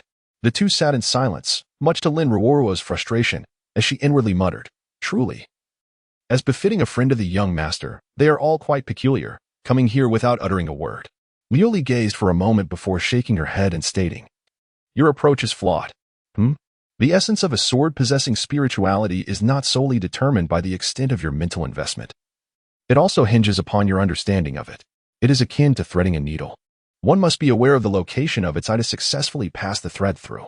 Otherwise, no matter how finely you sharpen the thread, you will find yourself at an impasse. Do you comprehend my undertaking? Lioli's words suddenly illuminated Ling Yun's mind. The sword's momentum? Are you suggesting that a 7th-tier holy sword master must commune with the sword? Commune, a rather novel term.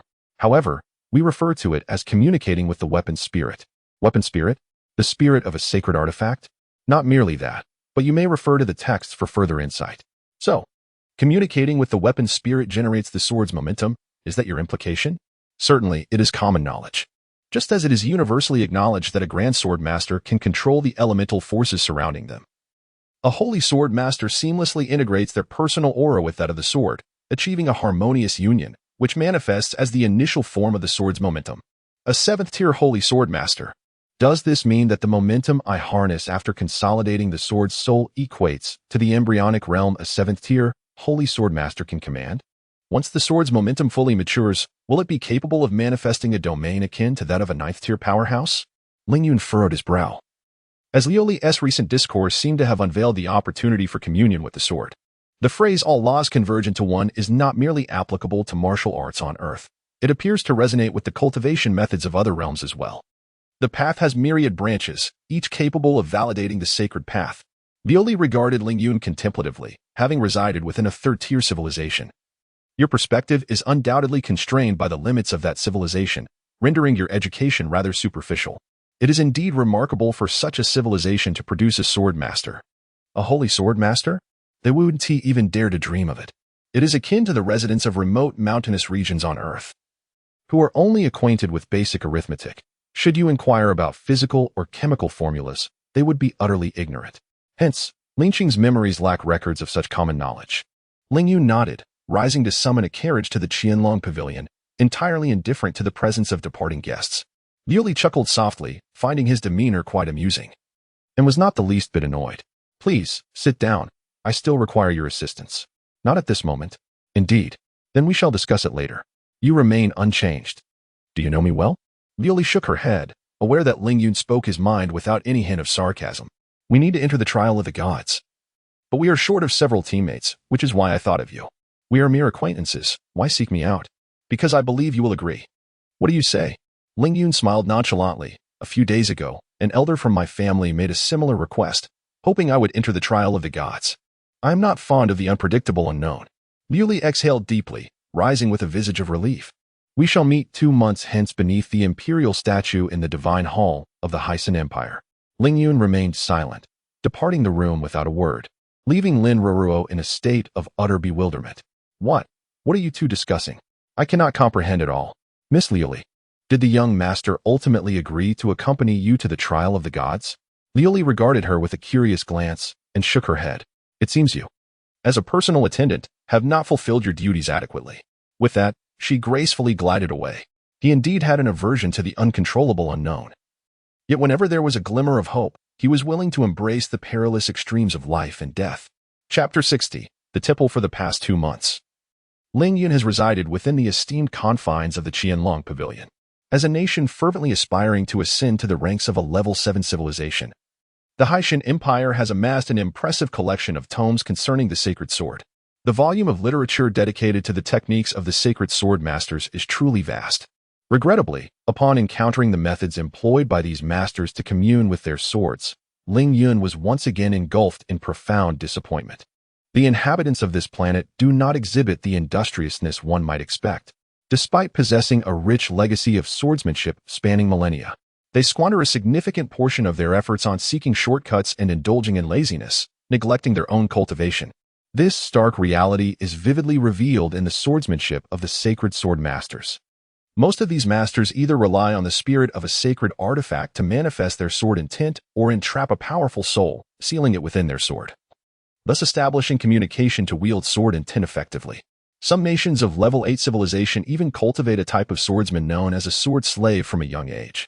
These swordsmen are bound to a single sword and master throughout their lives, indoctrinated with the philosophy of unconditional obedience to their master's commands. Upon reaching a sufficient level of strength, they are often slain by their masters, their essence ritualistically refined into the master's cherished blade, becoming a sword spirit. Due to their upbringing in servitude, these sword spirits do not resist even after their transformation, making them perfectly compliant tools for their masters. Reflecting on this, Ling Yun could not help but sigh. These individuals truly spare no effort in their pursuit of becoming sacred sword masters. However, the earlier conversation with Liu Li had been somewhat ambiguous. It seemed she inferred that I commune with my sword through mental prowess. Since she alluded to this, it implies the existence of sacred sword masters in this world who employ methods akin to mine for manifesting sword spirits. Yet, why is there no mention of such techniques within these texts? Ling Yun pondered this for a moment without arriving at a conclusion, resolving to keep this inquiry in mind for their next meeting. He chose not to employ the methods outlined by the sacred sword masters to conjure a sword spirit. It was evident that the essence refined through his own labor and mental fortitude would surpass the efficacy of utilizing spirits from artifacts or captured souls. Upon realizing the obsolescence of the knowledge he possessed, Ling Yun dedicated himself to a vigorous study regimen, spending nearly an entire month sequestered within the Qianlong Pavilion. Knowledge is power. Coming from Earth, he could not fail to grasp the significance of this adage.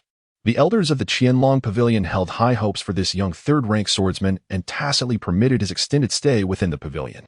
After all, the emergence of another grand swordsman from their lineage would significantly bolster their overall strength. As the 2-month period drew to a close, Ling Yun emerged from his intellectual immersion.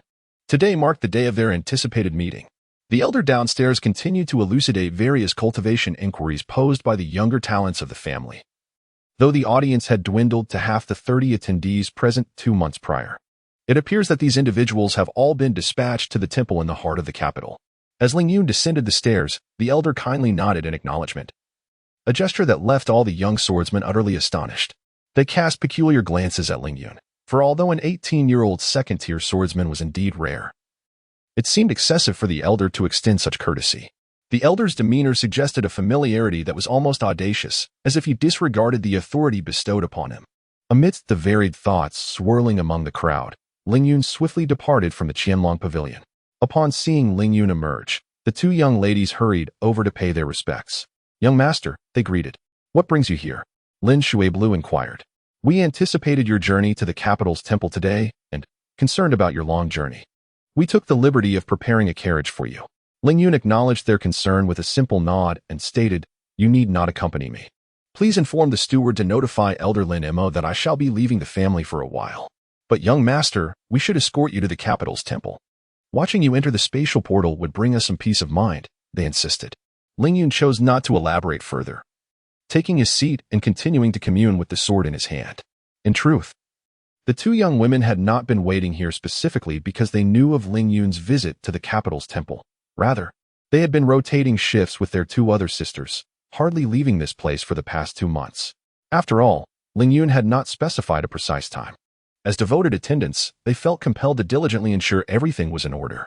The vastness of the imperial city ensured that even with Ling Yun's luxurious carriage, drawn by 8 magnificent horses, the journey would take an entire day at full speed. Fortunately, the Lin family resided at the epicenter of power within the capital, making the distance to the temple a mere 1 to 2 hours by carriage. The streets of the capital are categorized into 4 types: mixed thoroughfares, pedestrian pathways, vehicle lanes, and exclusive avenues reserved for nobility and royal offspring. Given the Lin family's influence, they were certainly entitled to traverse the noble lanes. Along the way, an abundance of carriages gracefully navigated the various thoroughfares. As the divine trial space opened its gates over the past 3 days, nearly 2/3 of the Empire's swordsmen had congregated within the capital, resulting in a conspicuous presence of powerful nobles. Consequently, even the typically unobstructed noble lanes now experienced frequent congestion. Lin Shuiblue gazed at the enormous airships occasionally soaring through the sky, a hint of envy coloring her voice. "If only one day, young master, you could enter the Elder Council, the family would reward you with a personal worship. We could bask in your glory and experience the sensation of soaring through the skies. Were there a warship, they could fly directly to the temple, and accounting for the takeoff and landing time, it would only take half an hour, sparing them the frustration of navigating through congested streets." Despite the traffic, the nobility in this world typically exhibited commendable decorum, refraining from sending their subordinates to shout boisterously in the streets. Furthermore, the royal guard had been dispatched in numbers to maintain order, allowing the flow of vehicles to progress steadily. At this moment, the advantages of power became ever more apparent. Among the vehicles granted priority passage, the royal carriage takes precedence, followed by those of the Lin and Yi families, and then the other nobles. Under the protection of this special policy, Ling Yun's carriage finally resumed its journey. After more than 2 hours, the colossal silhouette of the capital's temple emerged within the sight of the few travelers. The Lin family's carriage entered directly through the temple's grand entrance. Towering at a height of 366 meters, the temple seemed to reach the very heavens, its apex beyond the vision of ordinary mortals. The plaza before the temple was vaster than any Ling Yun had ever seen. accommodating at least 10,000 carriages and a throng of hundreds of thousands of people, creating a dizzying spectacle. The incessant murmur of discussions, both grand and minuscule, coalesced into a formidable cacophony that thundered against the ears of passers-by. Should ordinary individuals from lower civilizations, unaccustomed to the fortification of their bodies through martial energy, find themselves amidst this overwhelming din, they would surely be rendered senseless. Although the quality of a level 6 civilization is typically high, the sheer volume of people at the temple entrance, especially during these special days, intensified the pressure on the personnel maintaining order, and signs of chaos were already beginning to manifest. Chapter 61. Yunro, the statue enshrined within the temple, is none other than the Lord of the Divine Sword. Jillia Guang. In the heart of the Grand Hall, a colossal statue, towering at an impressive 66 meters, stands with remarkable lifelike presence. Clad in the most fashionable swordmaster's robe available, it bears a magnificent longsword upon its back, its expression distant and cold as it gazes into the horizon. Although merely a statue, it has been masterfully sculpted by a grand master, exuding an enigmatic vitality that captivates the observer. The profound and inscrutable eyes evoke an unsettling sensation, as if one is being scrutinized by its gaze. This feeling clings to you like a shadow, regardless of where you attempt to hide within the temple, making escape impossible.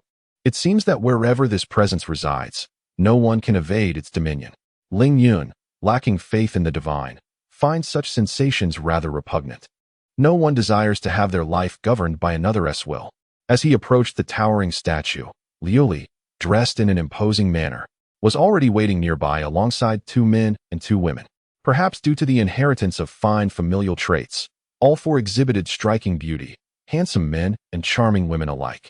Nonetheless, in their presence, Liu Li's appearance shone even brighter. Surrounded by an aura reminiscent of an innate leader, she emanated an indescribable allure, compelling those around her to draw near, engage in conversation, and seek to understand her. Here they are, Liu Li remarked, nodding towards Ling Yun as she introduced the 2 men. Allow me to present your new teammates, Jing Kong, a 3rd-tier swordmaster, and Xing Chue, also a 3rd-tier swordmaster. Ling Yun nodded in acknowledgement but refrained from introducing himself, presuming that Liu Li had already briefed them about him, thus bypassing a step. At that moment, the familiar young woman among them spoke up with a smile. Lin Qing. Do you remember me? Not really, he replied. Have you forgotten so quickly? We met at the temple in the capital of the Ziyun Empire. Her reminder sparked a recollection within Ling Yun.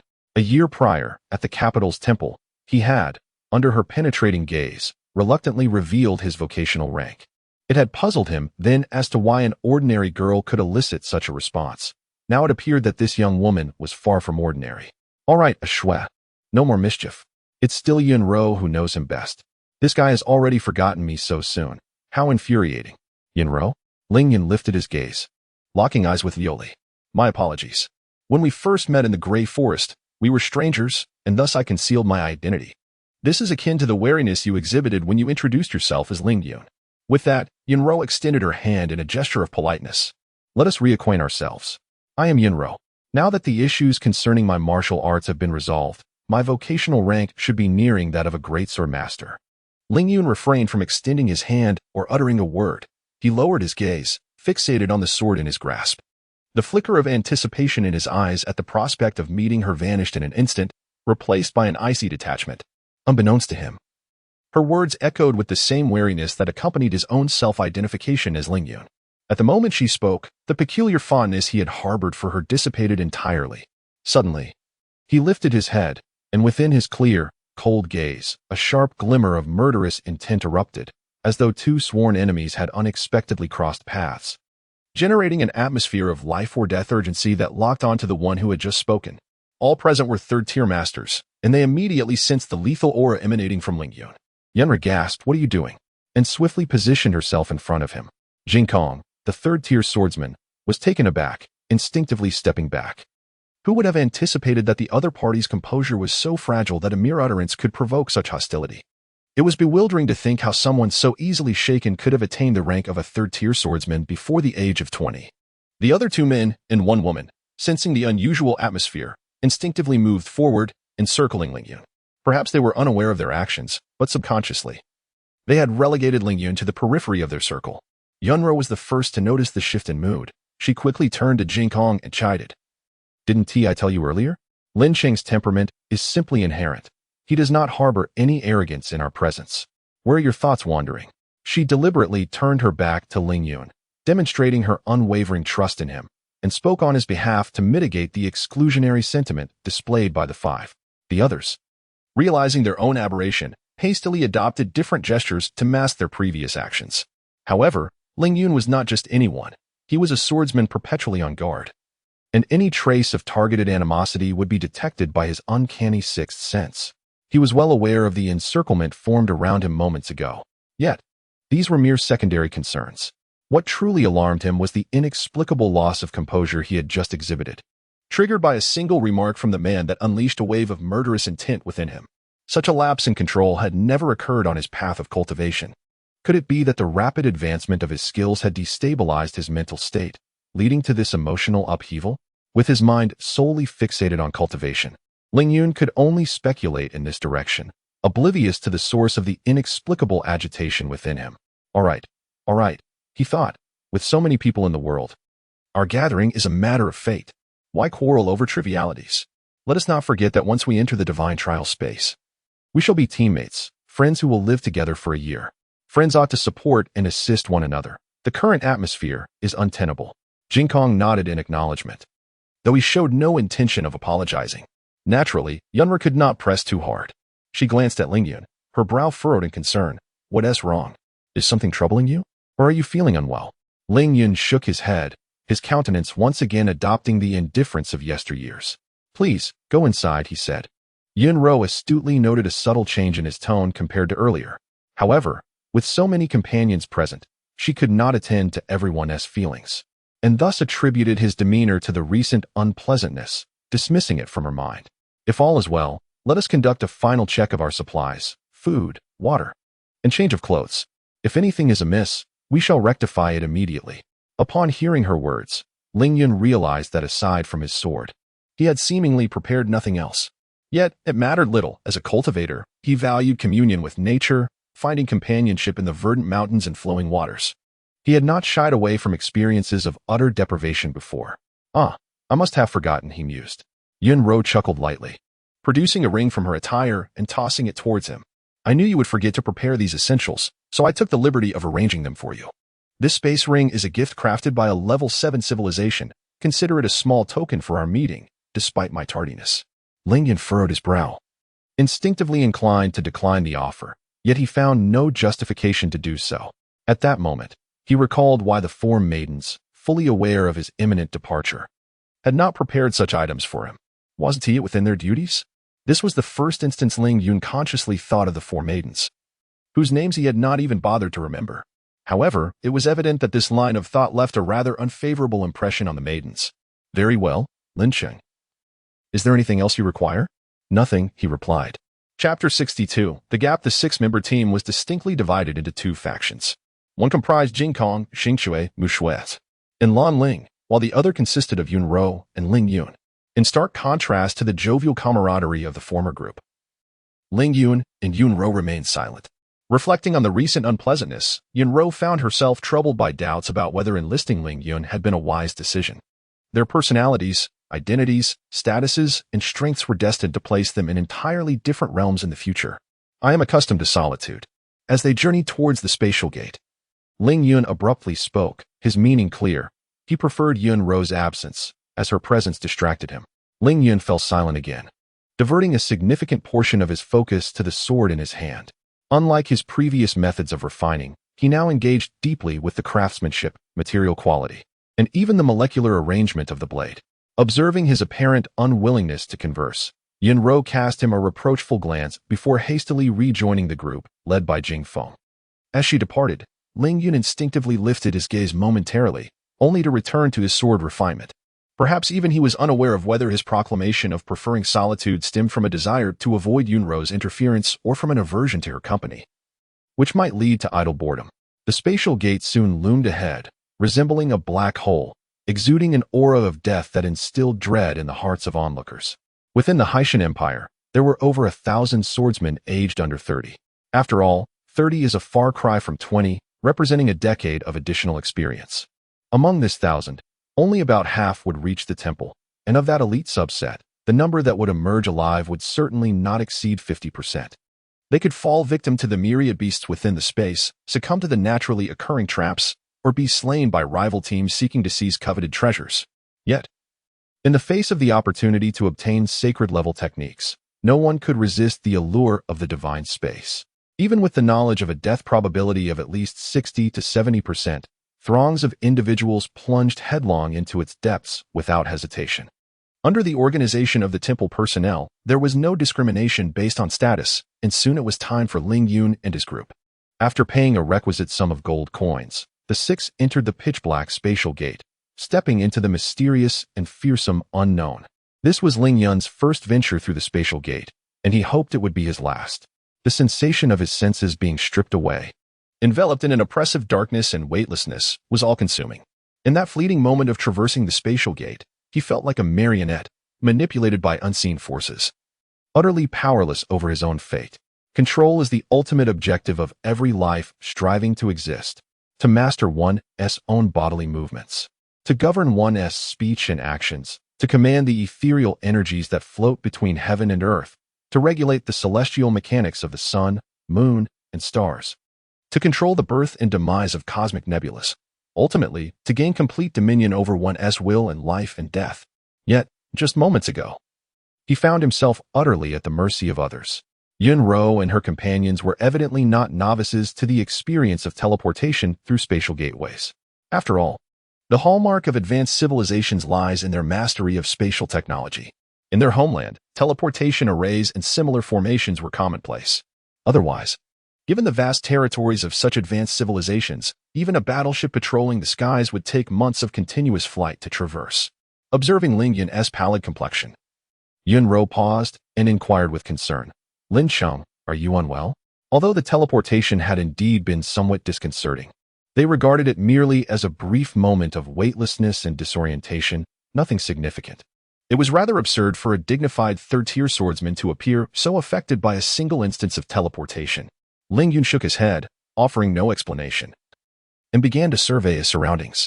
This area posed no danger. The location of the teleportation point was historically quite secure. After all, the Lord of Swords has always been nurturing towards us young individuals, and it would be inconceivable that he would wish us harm.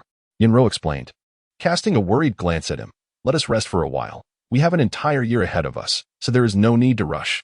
Beside them, Xing Chui clearly disapproved of Yunro's kindness towards him, remarking coolly, "That is not necessarily the case. In this realm, opportunities are of utmost importance." Perhaps due to this delay, he might miss the chance to acquire a remarkable artifact. Xing Chui, Blue Zero interjected, unable to contain himself.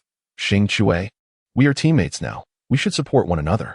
It is only natural that Lin Qing, possibly experiencing teleportation for the first time, might feel a bit unwell. Allowing him a moment to rest is hardly an inconvenience. After all, as you mentioned, this space is rife with opportunities. What lies ahead could be a magnificent artifact or a high-tier beast capable of annihilating our entire team." Ling Yun was not one to seek bravado. At present, his combat prowess was likely inferior to that of a first-tier swordsman, and remaining in this safe zone was undoubtedly the wisest choice. Thus, without consulting his companions, he selected a spot nearby and sat cross-legged.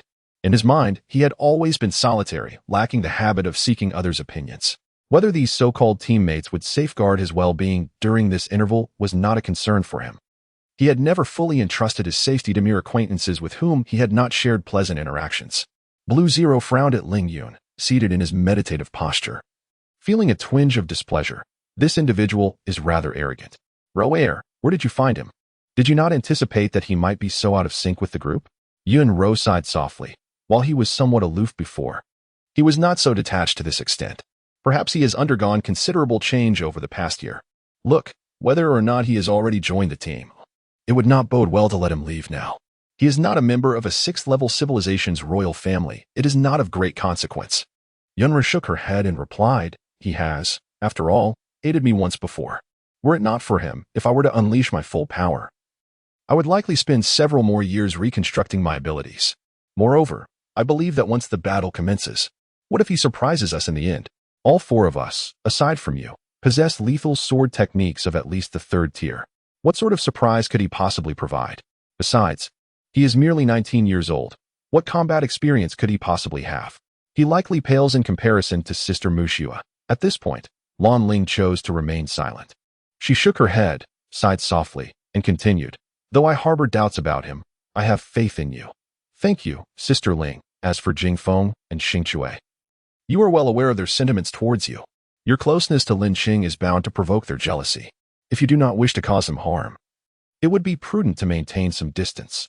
These two fellows, I regard them as I do Shuer, like younger brothers. Oh, and what of Lin Cheng? Yunru chuckled lightly. Dismissing the notion, Sister Ling, you truly have a knack for jesting. Are you certain that you hold no feelings for him? Furthermore, you must understand that Lin Cheng's sudden hostility towards Jingkong may very well be a result of you. Thus, it is imperative that you handle your relationship with him with caution, if you truly have no intentions in that regard. It would be wise to minimize your interactions with him in the future. Because of me? Yunru exclaimed, slightly taken aback. How could that be? We have merely met a few times. Lan Ling chuckled teasingly. You little enchantress, you know well the allure your demeanor holds for these young men. Were I a man, I would likely find myself drawn to you as well. With that, she shook her head. Even you seem unaware of your own feelings. Perhaps, never mind. Take care of yourself. Chapter 63. Silent. The trial space of the divine resembles a realm akin to the natural world, yet it amalgamates every conceivable terrain known to humanity: deserts, lakes, hills, jungles, and grasslands. All geographical formations observed in the world manifest within this space, including some that defy the very principles of geography. For instance, the area surrounding the teleportation array is a desolate expanse, curiously devoid of any river's trace. It appears as if fragments of continents have been forcibly assembled from various corners of the world. In the span of half a day, nearly all the denizens of the Haitian Empire traversed through the spatial gateway into this realm. Since most were subjects of the Haitian Empire, their interactions brimmed with camaraderie, and the presence of their group beside the teleportation array did not incite any disturbances. During this time, a late-arriving contingent of Lin family disciples emerged from the teleportation array. Upon recognizing the illustrious talent Ling Yun engaged in meditation nearby, they promptly offered to act as his protectors, ensuring his safety during his cultivation. Although they were courteously dismissed by Yun Ro, this incident exemplified the unity within the Lin family. After more than an hour, Ling Yun rose and nodded to Yun Ro, signaling that the group could continue their journey. However, this hour of delay seemed to widen the rift among the six. Even Yun Ro joined the circle of Lan Ling and others, leaving Ling Yun to walk silently at the rear, embodying not a team, but rather a team alongside an individual. The group proceeded with a defined purpose, encountering magical beasts along their path, all swiftly dispatched by the eager third-tier swordsmen, Jing Kong and Xing Chui. Any natural traps they encountered were deftly discerned by the seasoned Yun Ro and Lan Ling. For 2 continuous months, the group advanced without significant peril, during which Ling Yun found no opportunity to draw his sword. Nevertheless, he found satisfaction in this, as foregoing the act of drawing his weapon aligned with his own desires. In the trial space of the divine, no one dared to fly, for such an act would render them a target for the high-tier magical beasts or aerial creatures. Consequently, they traversed only over 4,000 kilometers in 2 months. After 2 months, the 6 halted before a mountainous region replete with innumerable sheer cliffs. Lan Ling retrieved a map from her spatial ring and pointed to a specific area, stating, "The last location we searched was within this vicinity." Upon entering the forest, they were immediately besieged by a horde of magical beasts, including several formidable 4th-tier beasts. Ultimately, although they were forced to retreat, even facing total annihilation, they discerned the silhouette of a grand and magnificent palace nestled amidst the towering mountains. It is well understood that in the trial space of the divine, danger accompanies opportunity. Our objective, therefore, is to breach the blockade of forest-dwelling beasts and reach that palace. With that, she surveyed the faces of the group, inquiring, "Does anyone have any objections?" The others shook their heads, and Lan Ling's gaze lingered on Ling Yun. "Lin Cheng, do you have anything to add?" "Regardless of what I might contribute, you must all enter," he replied. "This is the very reason for our presence here. Certainly, if there are compelling reasons that prevent us from reaching that palace, we shall choose to act within our capabilities." Ling Yun nodded. "Just now, you mentioned that those individuals, after entering the forest, faintly discovered a grand and magnificent palace amidst the towering mountains. I am curious to know from which vantage point they beheld that palace. How many mountains does the term towering mountains refer to? And what is the approximate distance by sight? Lan Ling raised his gaze towards the endless cliffs before him, uncertainly stating, to observe the towering mountains, one must at least ascend to the summit of this range. Very well, from the perspective of a swordsman. Standing atop that peak and gazing far into the distance, the palace they observed would be at least 60 miles away. Moreover, at the summit, they encountered a horde of fourth-tier magical beasts. What are the odds of encountering fifth-tier magical beasts if we venture another 60 miles inward? Upon hearing this, the expressions of the group shifted slightly. The divine trial space is unlike the wilderness. It does not adhere to common logic, and magical beasts hardly possess a sense of territory. It is not merely the possibility of fifth-tier beasts beyond 60 miles. Even sixth-tier beasts cannot be ruled out. Furthermore, the mountains before them are perilously treacherous, filled with sheer cliffs that are difficult to scale, necessitating detours in most areas. Consequently, one cannot help but wonder how much precious time would be squandered.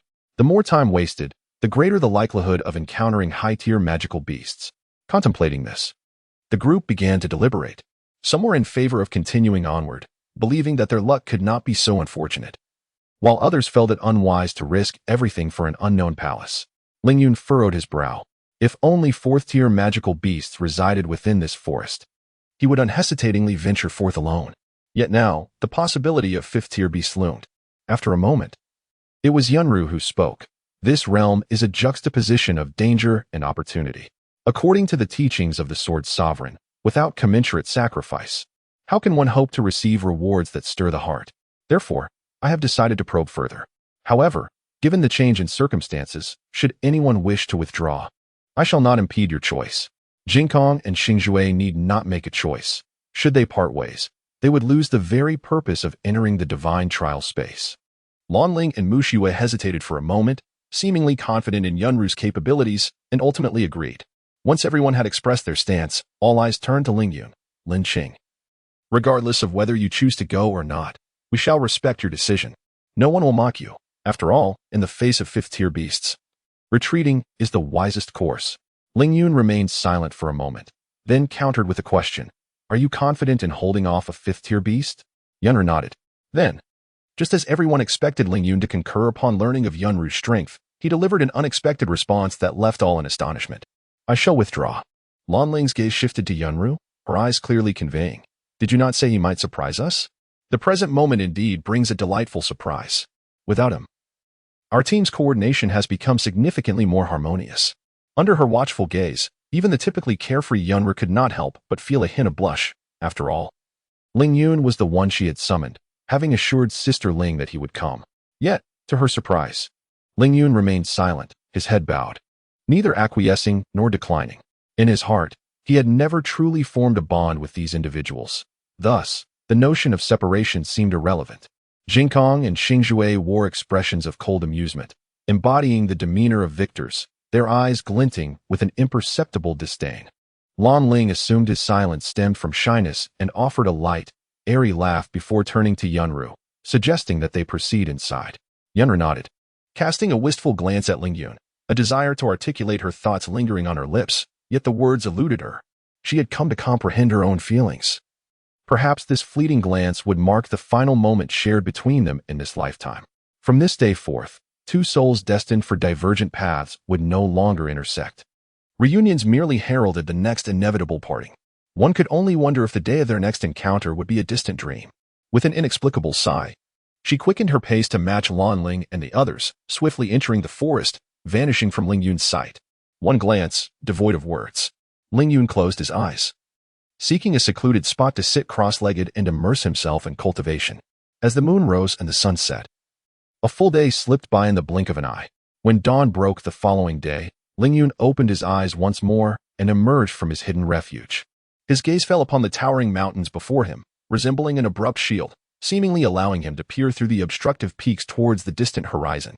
The vast expanse felt particularly serene, with only the gentle rustle of the breeze breaking the tranquil silence, the world enveloped in harmony. It appears that I am not suited for teamwork, for, with a light leap, he effortlessly soared forward, navigating through the steep forest with grace. There was no need for it. Chapter 64. The Fourth Order Beast. The steepness of the mountains before me far exceeded Ling Yun's wildest imagination.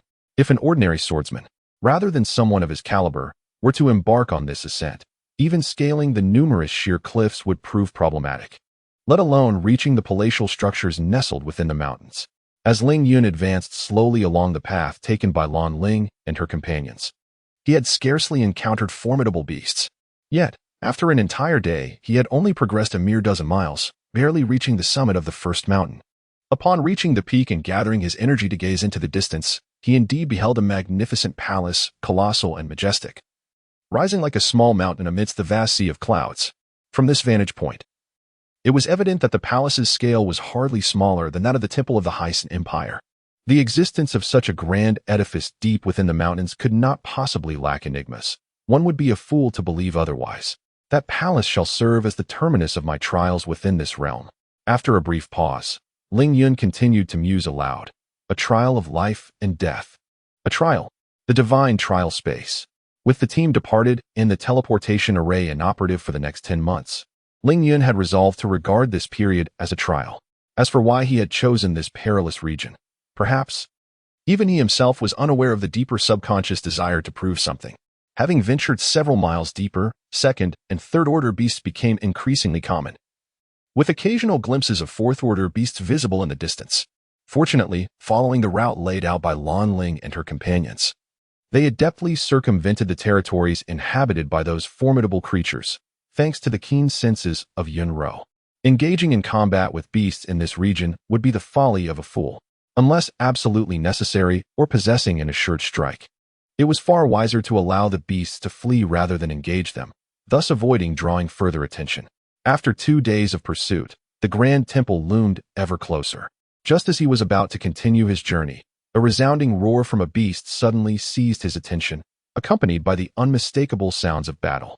This roar, filled with vitality and thunderous resonance, rivaled the might of the colossal entity that had once destroyed the skyship of the Empire. It was evident that this beast was at least of the fourth order, possibly even a fifth-order ruler of this realm. With the echo of the beast's roar, the previously silent forest sprang to life. A cacophony of rustling and rushing sounds surged from all directions, converging upon the site of the conflict. Without a doubt, Ling Yun recognized who was engaging in battle with that beast. At this moment, the nearby beasts, drawn by the fourth-order creature's roar, were irresistibly attracted, rendering the path to the temple significantly safer, at least for the time being. Such an opportunity was not one to be squandered. Without hesitation, Ling Yun accelerated towards the direction of the temple. Assist them? Why should he extend a helping hand to mere strangers? They were but fleeting figures in his journey. As Ling Yun raced through the forest with remarkable speed, his senses were nearly stretched to their limits, allowing him to perceive even the slightest rustle of leaves or whisper of wind, enabling him to react with utmost stealth. It was only amidst the collective uproar of the magical beasts in the mountains that he truly recognized the sheer abundance of high-tier monsters within. Beasts of the third tier were ubiquitous, and even the formidable fourth-tier creatures were present in numbers, with 6 encountered thus far. Faced with this immense threat from the beasts, Ling Yun dared not let his guard down. Every fiber of his being was heightened under the duress of life and death, subtly aligning him with a mystical state of unity between heaven and earth. In this ultimate synthesis with the cosmos, his senses seemed to extend beyond the confines of his body, reaching outwards to encompass the energies around him, governing every movement of the surrounding elemental forces. Although merely a fleeting sensation, it invigorated Ling Yun immensely. He understood that should his consciousness transcend the corporeal confines of his flesh and venture forth to explore this world, it would signify the nascent formation of his spiritual awareness. With such awareness, he could harness the powers of the universe, and once he grasped this strength, the path to ascending as a grand swordsman would no longer be distant. The mountain paths were treacherous, and while the majority of magical beasts were lured away by the skirmishes involving Yunru and her companions as he neared the palace, Ling Yun found himself fixated upon by a fourth-tier beast guarding the entrance. Recognizing the creature's superior strength, Ling Yun's sword energy surged within him, and a formidable pressure emanated, forcing the fourth-tier beast aside. He then leapt into the air, exerting himself once more to soar over the beast's head, executing a technique only accessible to those of innate mastery, the ethereal passage. In a flicker, he dashed forward, gliding over 100 meters, evading the beast and fleeing. 4. Ling Yun's heart raced as he pushed his speed to the utmost limits. The fourth-tier beast was swift, appearing on the precipice ahead in the blink of an eye. With a powerful thrust of its muscular limbs, it defied the 30-meter drop and the 100-meter distance, lunging directly at him. Long before its form reached him, the overwhelming pressure of the beast, imbued with a ferocious and bloodthirsty aura, firmly suppressed Ling Yun's own presence as a third-tier swordsman. Ling Yun's expression shifted slightly. The beast descended with an unstoppable force. Should he succumb to this pressure, flanked by another fourth-tier beast and followed by two more, his defeat would be nearly assured. In the face of life and death, hesitation was not an option. Confronted by the bloodthirsty aura, Ling Yun suddenly unleashed a piercing howl from the depths of his being, resonating with the heavens. Riding the wave of this cry, the previously suppressed 9-9 upper Xian sword chi surged upward at an utterly inconceivable speed, breaking through the limits of his meridians. The razor-sharp sword energy cleaved through everything in its path, shattering his meridians in the process. 9-9 upper Xian, 4th tier. Sword strikes the void. Legendary equipment, 4th tier profound sword technique. It was a matter of life or death. With a surge of determination, Ling Yun not only traversed a distance of over 100 meters, but also leapt onto a precipice exceeding 30 meters in height. Upon landing, the internal injuries inflicted by the reverse sword aura erupted violently, causing him to spew forth a torrent of blood, mingled with viscera, from his mouth. His footing faltered, and he collapsed onto the ground. Despite the grievous wounds to his body, he seemed to be impervious to the pain. Following his fall, he utilized the momentum to roll on the ground, propping himself up with one hand, and staggered forward with unsteady steps. The precariousness of his gait made onlookers apprehensive that a mere gust of wind might topple him, leaving him forever lost to consciousness. This was the price of employing the 4th sword of the 9 supreme mysteries beyond his current level. The two other 4th-tier magical beasts, drawn by the scent of blood, unleashed ferocious roars that resonated with primal fury, a rage palpable even to humans. Ling Yun's thoughts remained undisturbed by the beast's wrath.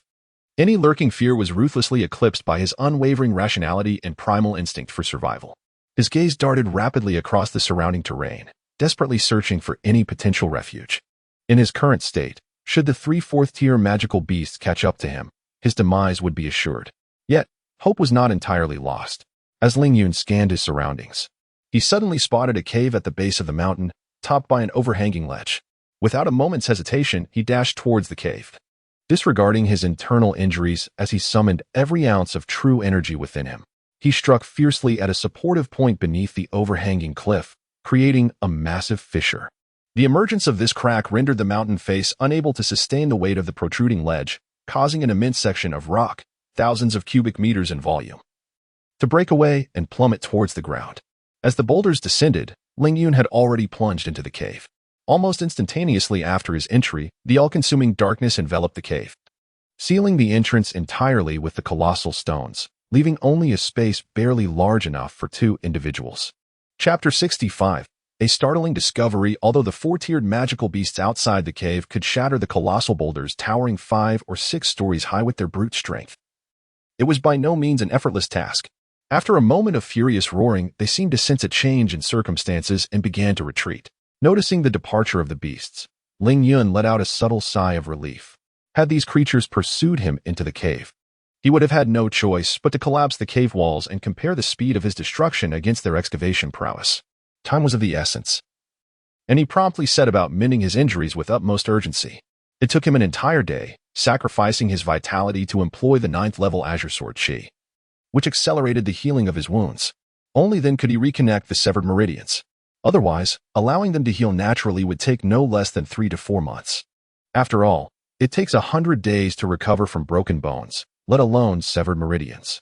Once his injuries were attended to, Ling Yun replenished the consumed true energy within him and retrieved his legendary sword, intent on penetrating the boulder. However, as he prepared to strike, he keenly observed a faint crack appearing on the blade. This was evidently a result of the formidable power unleashed by the 4th sword of the 9th-level Azure Sword Chi, which he could only wield after ascending in rank. The might of that strike was such that it could cleave even a 4-tiered magical beast in 2. And the energy contained within was far beyond what a mere legendary 3rd-tier weapon could endure. It seemed that prior to condensing the sword soul, possessing a good sword remained exceedingly crucial. Moreover, in the initial stages of forming the sword soul, the sword spirit was exceedingly fragile. Should the sword itself be shattered, the hard-won essence would dissipate along with it. Contemplating this, Ling Yun felt a surge of anticipation for the encounters awaiting him within the palace, wondering if he might discover a more suitable weapon there. Though the legendary sword could not withstand the might of the 9th-level Azure Sword Qi, it was still remarkably efficient in excavating stone. One must weigh gains against losses. After more than 3 hours, Ling Yun finally breached the boulder, aided significantly by the fact that the beasts outside had already excavated nearly 2/5 of it. Otherwise, he would have required even more time. Upon exiting the cave, Ling Yun felled a large tree to symbolically seal the entrance. As for whether it would go unnoticed, that was beyond his concern. Adjusting his direction, he pressed onward toward the palace. However, after traveling 4 or 5 miles, he stumbled upon a significant pool of human blood and the carcasses of 2 third-tier magical beasts. There was no need to guess. It was evident who had slain these creatures. Standing atop the remains of the beasts, Ling Yun surveyed the palace for a moment before instinctively identifying a path they had taken and continued forward. After all, the palace was vast, and he had little doubt that he would ultimately avoid an encounter with them, even if such an encounter were to occur. A glimmer of determination flashed in Ling Yun's eyes as he disregarded the presence of Xing Chue, Jing Feng, Lan Ling, and Mu Shui, the third-tier swordsman. No matter how skilled, even those who mastered lethal sword techniques could never hope to ensnare him. Within less than 3 miles of the palace, Ling Yun once again discovered traces of a recent battle. However, this time, the combatants were evidently not Yun Ro and her companions, and their numbers were significantly greater than the 5 of them. The scene bore the remnants of 17 or 18 second and third-tier magical beasts, as well as 2 fourth-tier ones, including the very beast that had pursued him a day prior. Correspondingly, their team had suffered grievous losses. With a total of 13 young corpses, indicative of the battle's brutality, it appeared that another group had ventured into this area, and they were not few in number. Following the trail of blood, Ling Yun hastily entered the palace. The magical beasts clearly harbored a mysterious fear of this palace, as they did not pursue him inside. The opposing team must have regrouped here, as evidenced by the bloodstained bandages and medical supplies discarded on the ground. The main hall of the palace was vast, resembling a grand plaza, exuding an eerie chill. What intrigued Ling Yun was the striking similarity between this palace's layout and that of the capital's temple of the 6th-level civilization, the Hyson Empire, with the exception of the absence of a large populace. Otherwise, they were remarkably alike. The only notable difference lay in the colossal statue at the center of the palace. This palace was evidently not the temple of the Lord of the Divine Sword, Jilia Guang. It belonged to a woman of exquisite beauty. Though merely a statue, the contours depicted therein encapsulated the beauty from all corners of the world: fragile, gentle, graceful, serene, an array of artistic beauty coalescing to present this woman as if she were the most divine being from the heavens. Despite her being a deity herself, the aura emanating from this statue imparted upon Ling Yun, who had previously been indifferent to beauty, an understanding of the essence of beauty and grace. It was a beauty that transcended language, race, and boundaries, reaching deep into the soul, previously unaware. He now grasped this truth intuitively upon beholding the woman. In addition to this beauty, a faint, mysterious energy coalesced around the statue, reminiscent of the divine grace he had prayed for in the temple of the Ziyun Empire. Yet this energy felt more subtle, delicate, and natural than that experienced before. Divine power? The force of belief? Ling Yun silently attuned himself to this energy, furrowing his brow in contemplation. Suddenly, a thought struck him, and he boldly stepped into the realm of this energy, sitting down to meditate, wishing to absorb this mysterious power into his being. However, before he could establish a connection with this enigmatic force, a surge of energy, one he was exceedingly familiar with, erupted within him, instantaneously extending his consciousness beyond his physical form, enshrouding all the mysterious energy within reach, and almost in a predatory manner, absorbing it into his body. This is Ling Yun, who had always remained unperturbed, suddenly changed countenance. His astonishment stemmed not from his consciousness breaking free of the confines of his corporeal form, nor from the sudden influx of that mysterious energy into his being. What truly astonished him was not merely the overwhelming familiarity of this energy, but rather the realization that this very essence was none other than the source of his past engulfment on Earth, the very catalyst that had led to his reincarnation upon this planet, the force of merit and fortune. Chapter 66. The Elven Temple having endured life and death trials, Ling Yun swiftly compelled himself to regain his composure. However, upon pursuing the source of energy, he was astounded to discover that it had vanished right before his eyes. Within his entire being, aside from the 9-9 upper mystical sword chi he had cultivated, there was no trace of that auspicious energy. Even the mysterious force it had consumed had seemingly dissipated without a trace, as if everything that had transpired was merely an illusion, never truly occurring. Leaving an energy that had once nearly led to his demise within him would make anyone feel profoundly uneasy, and Ling Yun was no exception. Disregarding the circumstances, he once again seated himself in meditation, hoping to draw upon the mysterious power of the statue to extract the energy within him, ideally expelling it to prevent any lingering threats. Uncertain if it was due to his deliberate cultivation, no matter how hard he tried this time. The auspicious energy remained obstinately contained, showing no inclination to break free or consume the mysterious energy. Instead, he felt a strong urge from his mental strength to extend outward. In the past, the prospect of forming the nascent shape of spiritual awareness would have thrilled Ling Yun.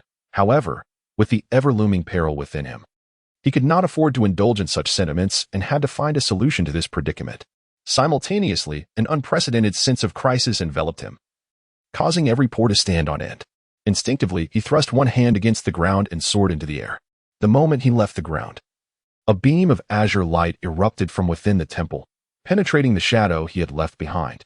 The energy contained within that azure light was as formidable as a full-force strike from a third-tier swordsman.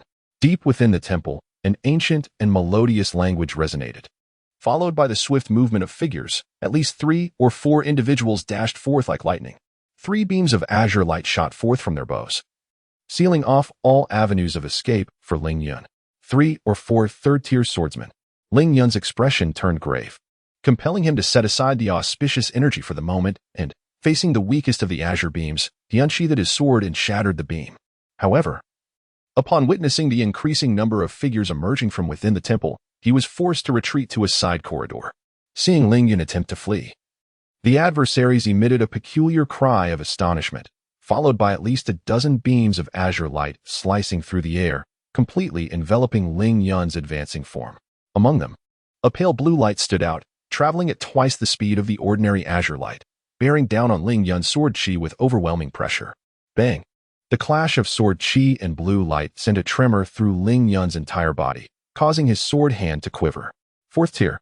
Utilizing this recoil, his speed surged, allowing him to swiftly escape the confines of the azure light and vanish into the corridor, racing forward with utmost urgency, seeking a complex terrain to elude the pursuers hot on his heels. As he ran, his thoughts raced as well. From the remote assault methods employed by the individuals before him, it was evident that they did not wield the sword master's aura slash. Rather, it bore a resemblance to the arrows of an archer. However, what they unleashed were not true arrows but rather energy projectiles solidified from a form of aura. These projectiles would only unleash their power upon contact, dissipating into energy and vanishing into the air should the attack fail. What an enigmatic technique this is. Ling Yun, in his haste, suddenly halted as he dashed past a fork in the path, swiftly darting into a vast chamber. This room spanned over 1,000 square meters. Its furnishings and artworks utterly shattered, deep and shallow sword marks etched into the walls, while the floor bore the grim evidence of a fierce battle, marked by a human corpse and a pool of blood, indicating that a violent confrontation had recently transpired here. What compelled Ling Yun to stop was not merely the remnants of the battle or the bloodshed that stained the ground, but rather the lifeless body. Having shared 2 months together, Ling Yun could not so easily forget the owner of this corpse. It was none other than Xing Chue, the third-tier swordsman who commanded the lethal sword technique. Judging by the numerous gory holes in his chest and head, it was clear he had been struck by a beam of light, akin to azure or cerulean hues, before a final, fatal blow pierced his skull. Beside him lay a shattered sword, fragmented into dozens of pieces, evidently broken by a tremendous force. From the remnants, it could be surmised that this was the weapon of the woman named Lan Lang. Even with the prowess of the Grand Swordmaster Yunru, casualties had occurred. In the inability to carry away, even a fallen comrade spoke of a hasty retreat. As for the perpetrator of this carnage, Ling Yun needed no further contemplation to deduce their identity. Fortunately, he had retreated in time, otherwise with this thought. Ling Yun estimated that the enemy was rapidly closing in and immediately dashed through the shattered window. However, he chose not to follow the same path as Yunru and the others. For who could guarantee that the pursuers included a formidable foe who could thwart even a 4th-tier Grand Swordmaster and 3 third-tier swordsmen skilled in lethal techniques? Ling Yun dashed through the temple, desperate to distance himself from his pursuers. Yet, he was wholly unfamiliar with the layout of the temple, with its myriad courtyards, gardens, corridors, and rooms all resembling one another. After a frantic few turns, he found himself disoriented, unable to recall the entrance he had come through. Despicable invaders. The arrows of the goddess's judgment shall cast you into the abyss of eternal hell. Ling Yun suddenly pivoted, a deep blue light streaking through the air with dazzling brilliance, hurtling towards him from behind. The terrifying speed sent chills down his spine, and without a moment's hesitation, he rolled to the side. In that fleeting moment of evasion, Ling Yun finally caught a glimpse of the true form of his assailant.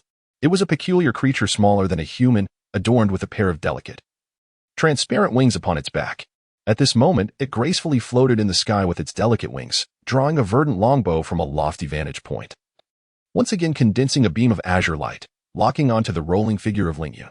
A few months prior, Ling Yun would not have recognized such a creature. But after 2 months of intense study at the Qianlong Pavilion, he had acquired a vague understanding of the continent, able to discern most species to some extent. And the being before him fell well within that knowledge. This is an elf?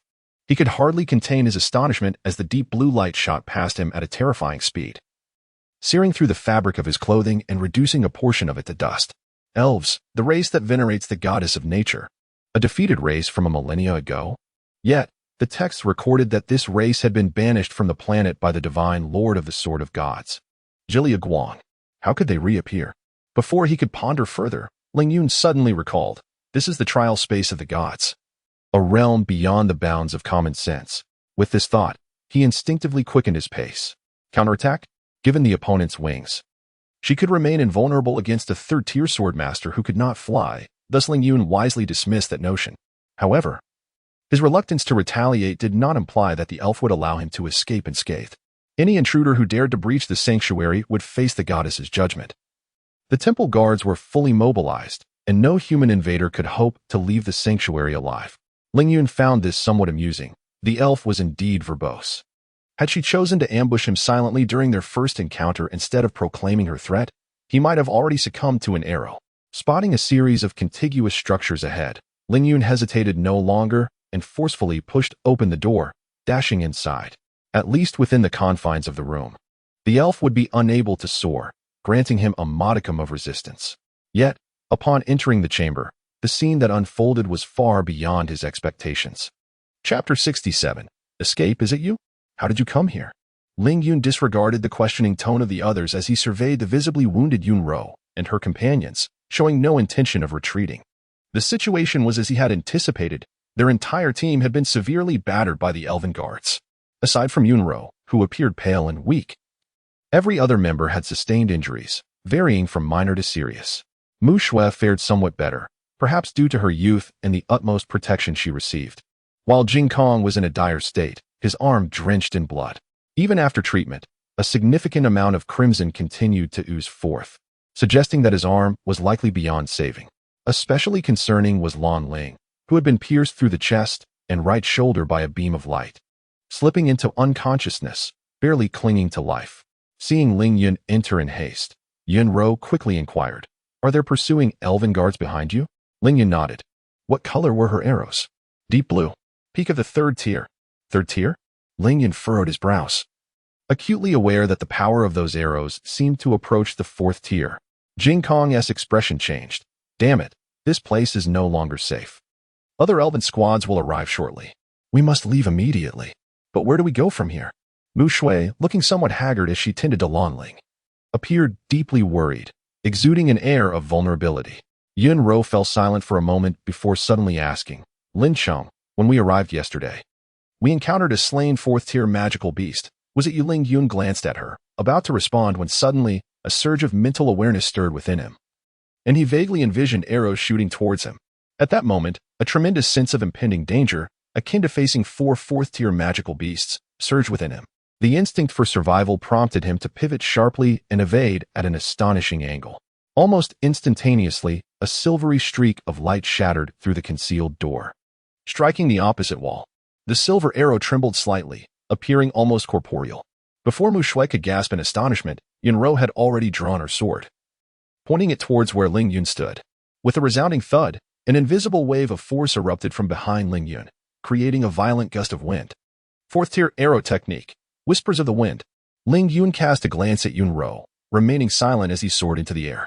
He propelled himself off the wall with a sudden kick, using the rebound force to launch himself through the window, shooting outward like an arrow released from its bow.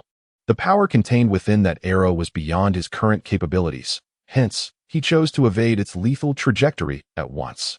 The others finally reacted. It was clear that the enemies pursuing them were beyond their ability to contend with. Yunro unleashed her sword again, channeling her energy to create a shockwave that momentarily halted the incoming elven guards. In that precious moment, she hurriedly lifted Lan Ling onto her back and dashed out, with Mu Shui and Jing Kong following closely behind. Damn it, this Lin city has brought us such immense trouble. A fourth-tier elven guardian. The elven race, blessed by the goddess of nature, possesses formidable strength. And the attack power of a fourth-tier elf is certainly not inferior to that of a fourth-tier great sword master who wields lethal sword techniques. A surge of anger welled up within Jing Kong. Had he not witnessed Lin Qing slay a fourth-tier magical beast earlier, he would have been unable to refrain from cursing. Sister Yunro, what shall we do now? Following him. He will only bring us endless trouble. Yunro cast him a fleeting glance. At least if we follow him, he will help us resolve the troubles we encounter in advance. Humph, does he possess such goodwill? Yunro was uncertain. Had it been the previous Ling Yun, she would have had some confidence, but in recent days, Ling Yun had clearly grown distant and unfamiliar with her. She could not ascertain whether he would still pave the way for her. Nevertheless, they had been teammates for 2 months, and she had just saved him once more.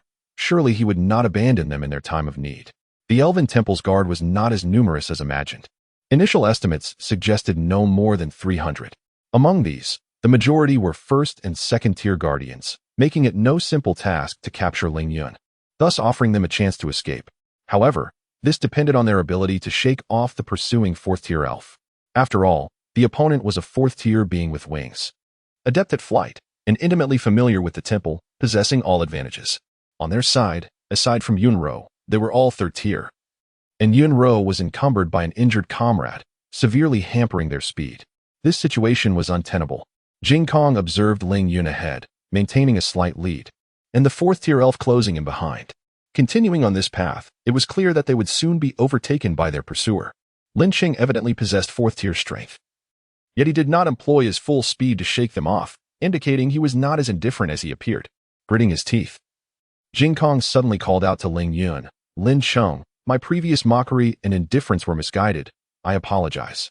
Now, I implore you to safely escort Sister Yun, Shui, and Sister Ling away from the temple. With your fourth-tier prowess, this should be no daunting task." Jing Kong, you. Jing Kong forced a bitter smile.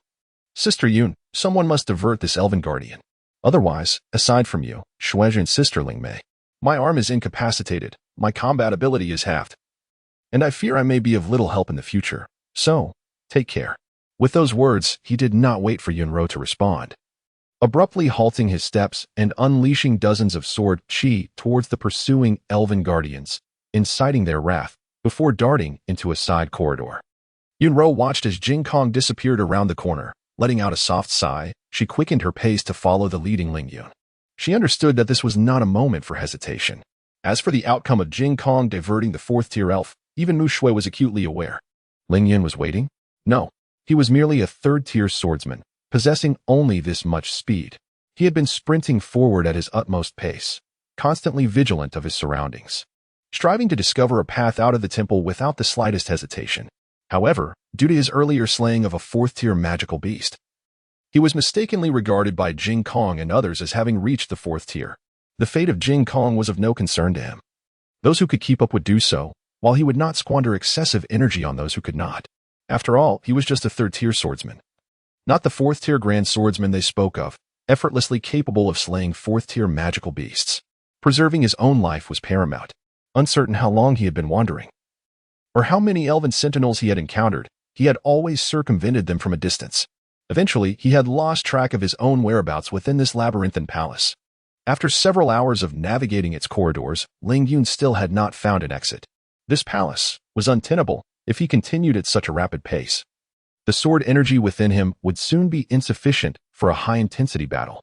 Lin Cheng, wait a moment. Sister Ling's injuries must be treated promptly. We can no longer afford to rush, Yunro said gratefully, glancing at him before gently placing Lan Ling down for Mu Shui to tend to. She then addressed Ling Yun. You cannot find the way out. Ling Yun nodded in acknowledgement. She pondered for a moment, casting a glance at the unconscious Lan Ling and the worried Mu Shui. After a brief internal struggle, it seemed she had made a decision. I can guide you out of the temple, but you must promise to ensure the safe escape of Lan Ling and Mu Shui. Between leading them out and leaving alone, I believe my chances of survival would be greater if I acted independently. What if I also lured the nearby fourth-tier elves away for you? Mu Shui, seemingly struck by a thought, quickly interjected. Sister Yunro, what are you planning?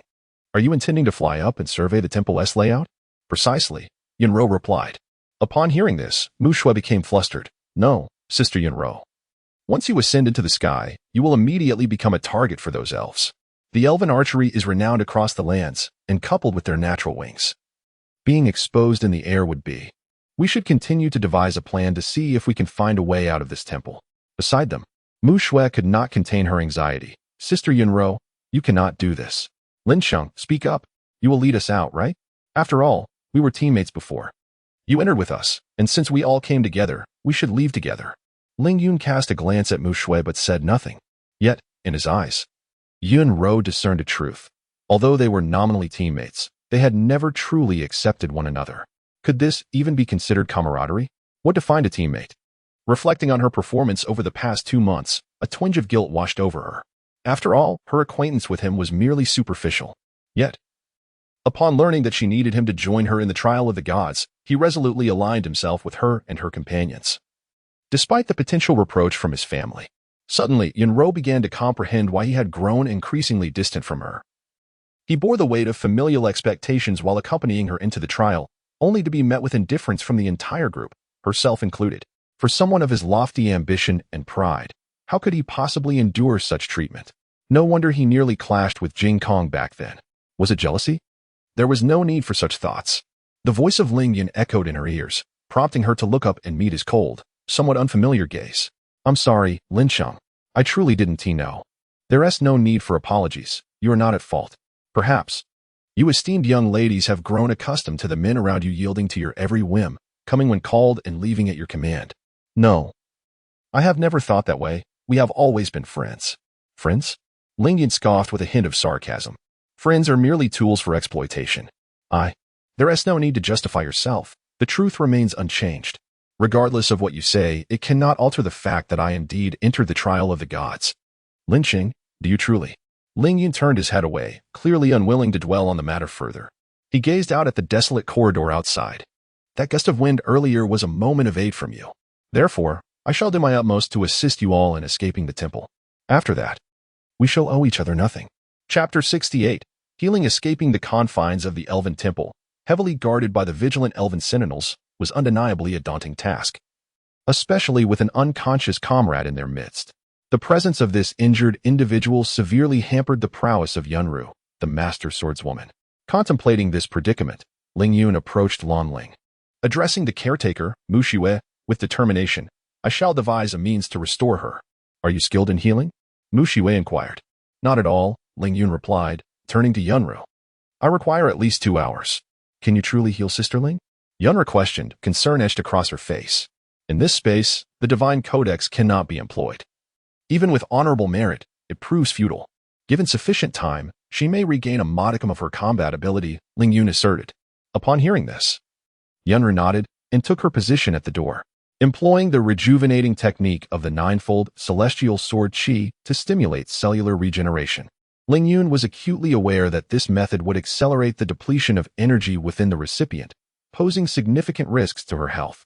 Nevertheless, under the dire circumstances, ensuring their escape took precedence over the minor loss of vitality. After all, it was not his own life force at stake. He merely needed to ensure the safe passage of both Lan Ling and himself out of the Elven Temple. With that thought, he reached for Lan Ling's garments, intending to remove her bloodstained attire. At this moment, both Yunru and Mu Shui gasped in unison. What are you doing? Stop. My healing method necessitates direct contact with the target's body. Any obstruction by external materials will drastically increase the energy expenditure, potentially leaving Lan Ling unable to fight after her treatment. But Sister Ling's injury is on her chest. Must you remove her clothing? It is necessary, he replied, and a glimmer of relief crossed Yunru's and Mu Shui's faces. Provided that I do not proceed with the treatment, Without waiting for further objections from the two women, he swiftly stripped Lanling of her garments. Even if Yunru and Mushui opposed his intentions, he would have acted thus, for an additional injured party would only serve as a further burden. Yunru scrutinized Ling Yun for a moment, but ultimately chose silence, understanding that in their current predicament, an additional combatant could tip the scales. In this life-or-death scenario, there was little room for hesitation. Her only recourse was to remain vigilant, ready to intervene should he overstep any boundaries. Fortune seemed to smile upon them, as no elven patrol intruded upon their sanctuary during the hour-long treatment, granting them a brief reprieve. Healing required unwavering focus, although the softness of the contact felt somewhat peculiar. Ling Yun, fully engrossed in channeling the ninefold celestial sword chi, had no leisure to indulge in such sensations. In the unpredictable realm of the Elven Temple, each passing minute could spell doom for their entire party. Once the treatment concluded, Ling Yun announced, "She shall awaken within the hour. I require a period of recuperation." At least an hour. Yunro could discern that the treatment seemed to be particularly taxing on him, and she sincerely expressed her gratitude. In less than half an hour, Lanling awoke from her unconscious state. Mushui promptly recounted the events that transpired during her unconsciousness, including how Ling Yun had employed that method to heal himself. Surprisingly, Lanling took this matter more lightly than either Mushui or Yunro. Although there was undoubtedly some resentment in her heart, she refrained from voicing it. Alas, if only he had utilized this treatment method sooner to aid Jing Kong, perhaps he would not have perished. Casting a glance at Ling Yun, who was meditating to restore himself, Lanling gently shook her head. If Jing Kong and Xing Chui were still here, whether he would have chosen to treat me remains uncertain. Though still young, Mu Shui understood the implications of her words and could not help but complain. How petty can he be, a grown man? Jing Kong was willing to sacrifice himself for Sister Yunro, yet he cannot even overlook such trivial matters. Lanling chuckled softly, choosing not to engage in debate on this topic. Mu Shui, being young, naturally harbored some innocent and naive notions. However, the world indeed operated on such principles. Ling Yun's actions merely reflected a certain reality of this realm. If there were a means to strike at an adversary, she would undoubtedly spare no effort to pursue it. To rescue one's enemy? To redeem him through kindness? Such acts are reserved for sages. Not only does she have no obligation to do so, but even if she were to succeed, could she guarantee absolute transformation? The very individual she saved might one day become her lethal adversary. No one could justly criticize Ling Yun's choices as right or wrong. Suddenly, Yunro, who was peering outside, uttered a soft exclamation, "Someone is coming. Everyone be cautious." Lanling immediately retrieved a sword from her spatial ring, clearly of legendary caliber, gripping it firmly and standing guard, while inquiring, "Humans? Not elves?" Yunro nodded. "Damn it. He clearly stated that the map was only to be sold to our side. Such a lack of integrity. We should have silenced them earlier to avoid." At this point, Lanling noticed Mu Shui, still in the greenhouse, and hastily ceased her words. Perhaps those individuals had found their way here on their own. After all, it was quite easy to spot this temple from the summit of the outermost peak. Lanling remained silent. At that moment, the intruders seemed to recognize that this house served as a strategic stronghold, and they approached with intent to wrest. "How many?" Lanling inquired. 9 in total. 2 at the third tier, and 7 at the second tier. 6 of them are injured, their combat ability halved. Lanling nodded and glanced at Mu Shui. "You protect Linqing." With that, she swiftly moved to the door, gathering her full energy, prepared to unleash the lethal assault of a third-tier swordsman and a fourth-tier great swordsman the moment they breached the threshold. As the 9 approached, their hushed conversations reached the ears of those with keen senses. "Your Highness, if we continue to meander like this, our numbers will dwindle further.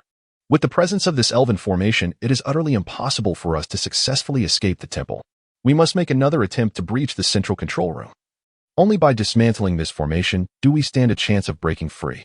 The prince shook his head resolutely, stating no. The central control room is guarded by a 4th-tier elf and 8 third-tier elves. With our current strength, charging in would lead to our demise. We need to devise a strategy and conduct several more experiments. We will eventually discover the exit of the formation, suggested another. But continuing in this manner is not a viable solution. If our information is accurate, there are undoubtedly other elven temples. Should this temple seek assistance from them, a multitude of elven guards will undoubtedly arrive. At that point, even attempting to assault the control room will be futile. Regardless, there must be a solution. How could a mere elven formation thwart us? I refuse to believe we will perish here.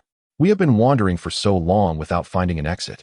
and our numbers have dwindled from 26 to a mere 9. We can no longer afford to linger." The prince merely shook his head, stating, "Only a 4th-tier great swordsman can contend with a 4th-tier elf. Our previous attempts would have been nothing but a death sentence." In the room, Yunro, Lan Ling, and the others exchanged glances, a profound realization dawning upon them. No wonder they had been unable to find their way out of the temple. An elven formation was at play. Furthermore, as they surmised, unless the central control room of the elven temple was breached, the formation would continue to operate, and they would be trapped here until discovered and slain by the elven guards. Yunro and Lan Ling shared a brief exchange of glances, quickly reaching a consensus. They took a few steps back, abandoning their initial plan to eliminate those who entered. Chapter 69. Elemental Spirits. Given that they too are ensnared within the confines of the elven temple, we can assert that we share a common objective. Thus collaboration should be feasible. The prowess of the 9 swordsmen is certainly not to be underestimated. Lan Ling nodded in agreement.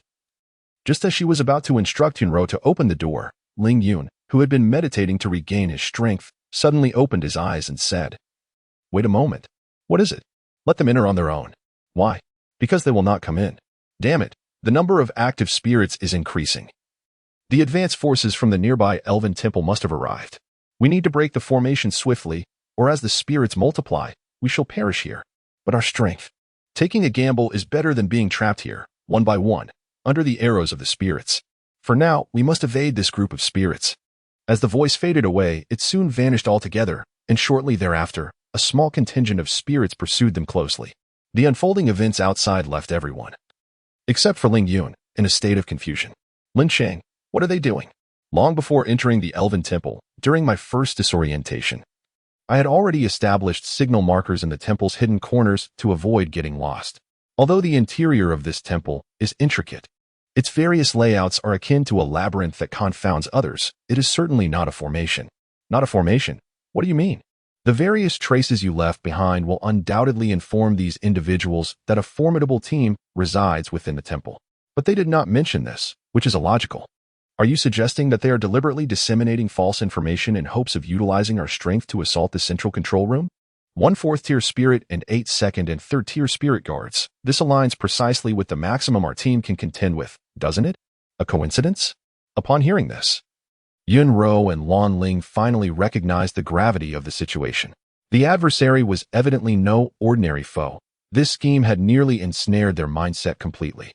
The feelings of helplessness from being lost in the temple, the sorrow from losing comrades, and the urgency of the approaching elven army all tugged at their nerves.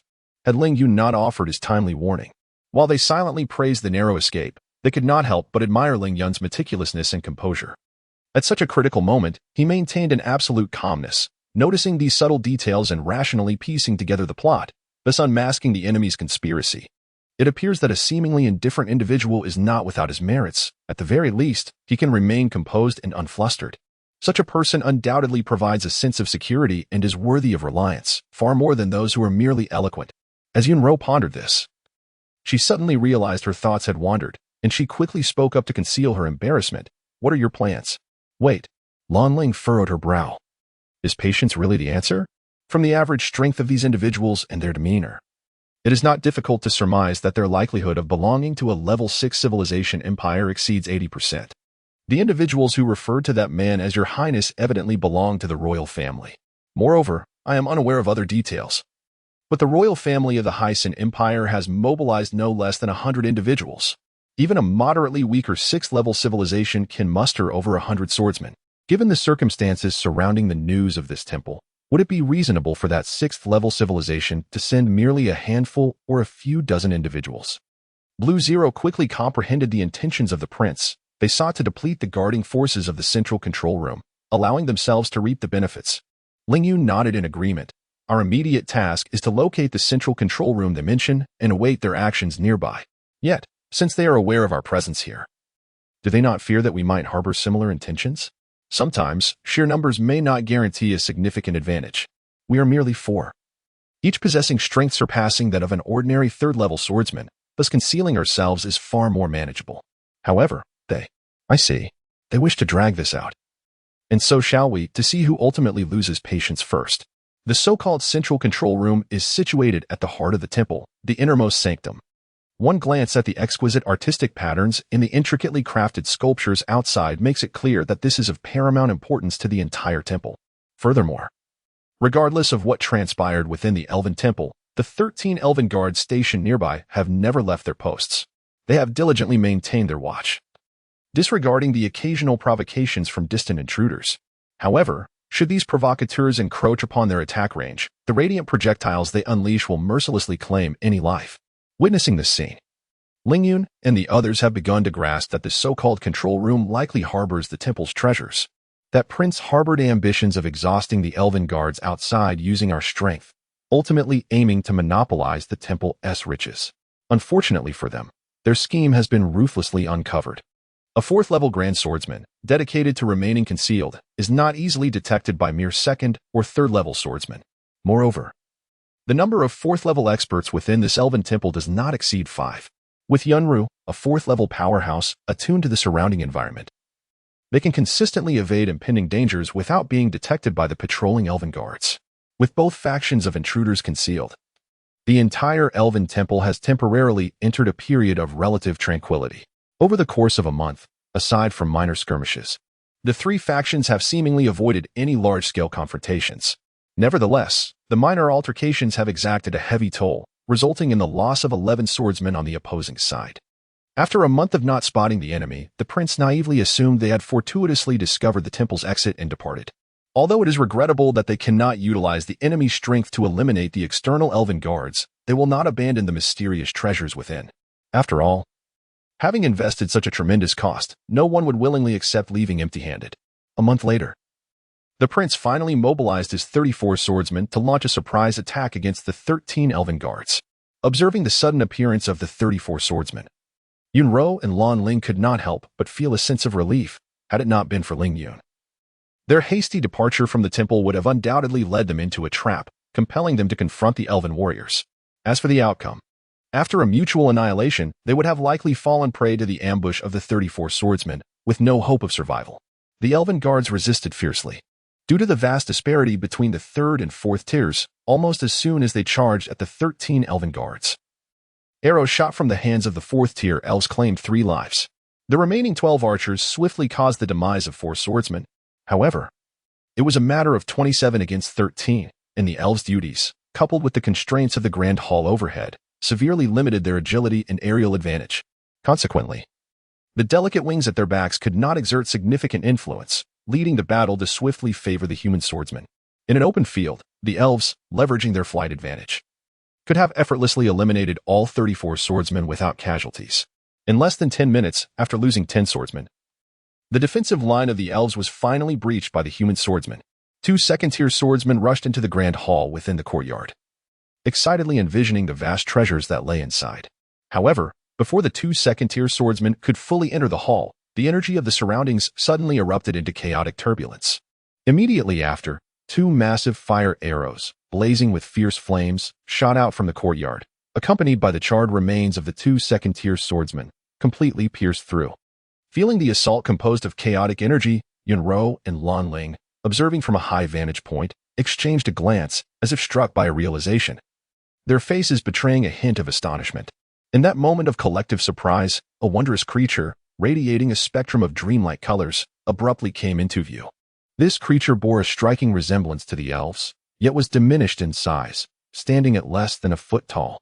Nevertheless, its delicate wings unfurled to nearly half a meter in length, effortlessly supporting its petite and exquisite form in the air. A mesmerizing, rainbow-hued glow continuously emanated from within it, akin to the most beautiful and resplendent colors of the world, captivating all who beheld it. The favored child of the gods, the elemental sprite. As the crowd recognized this mythical being, they could not help but collectively gasp in astonishment. Chapter 70, The Precious Elemental Spirit. It is indeed an elemental spirit. The prince gazed at the ethereal, mythical creature, his entire being trembling with anticipation. This was not fear, but an exhilarating thrill, a fervent excitement that coursed through him. The elemental spirit, a royal member of the elven lineage and the favored child of the nature goddess, possessed the transcendent ability to manipulate earth, water, fire, and wind.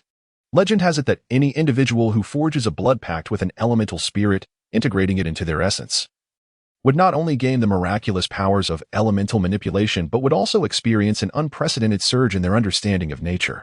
One could assert that possessing an elemental spirit would propel one's cultivation journey forward at an enviable, frenzied pace. With sufficient talent, breaking through the bottleneck from a 6th tier to a 7th tier Holy Sword Master would be achievable, with ascending to the 8th tier becoming a mere formality. After all, the standard for an 8th tier Holy Sword Master is the ability to derive natural forces akin to those of the elemental spirit, earth, water, fire, and wind to annihilate foes. Considering the myriad advantages that accompany an elemental spirit, the prince was nearly driven to madness. Initially, he had envisioned that the sacrifice of so many sword masters would yield at least one epic-grade artifact or a profound archery technique. Yet, before him stood an elemental spirit, a being whose mere existence signified the potential emergence of at least one 6th tier sword master. How could he not be overwhelmed with joy? Without a moment's hesitation, the prince issued an unwavering command with resolute authority: capture it at all costs. However, how could the elven guards, tasked with protecting a member of their royal family, acquiesce to such a demand? A barrage of merciless energy bolts surged into the crowd, instantaneously claiming the lives of 2 young souls. Nevertheless, driven by insatiable desire, the sword masters, consumed by madness, disregarded the onslaught of energy bolts, desperately charging towards the elemental spirits, launching a fierce counterattack without regard for their own safety. In this reckless battle, amidst the chaos, only a 4th tier spirit managed to take flight in time. All 2nd and 3rd tier spirits perished. The elemental spirit, born of the life-giving essence of the earth and sky, had only recently gained consciousness, lacking the agility of a fully aware being. Despite its nascent state, it could discern its kin being slain in an effort to protect it, clearly identifying friend from foe. As it unleashed its earth-shattering attack, a fierce howl echoed from the skies above, as if a tempest were gathering. Before long, a multitude of wind blades descended like the most formidable weapons, raining down upon the advancing humans. All, regardless of their tier or whether they bore the protective armor of fighting spirit, were rendered vulnerable, cleaved in twain by the sharpness of the wind blades. Some sword masters, struck by multiple blades, were brutally severed into several pieces, their fates a grim sight to behold.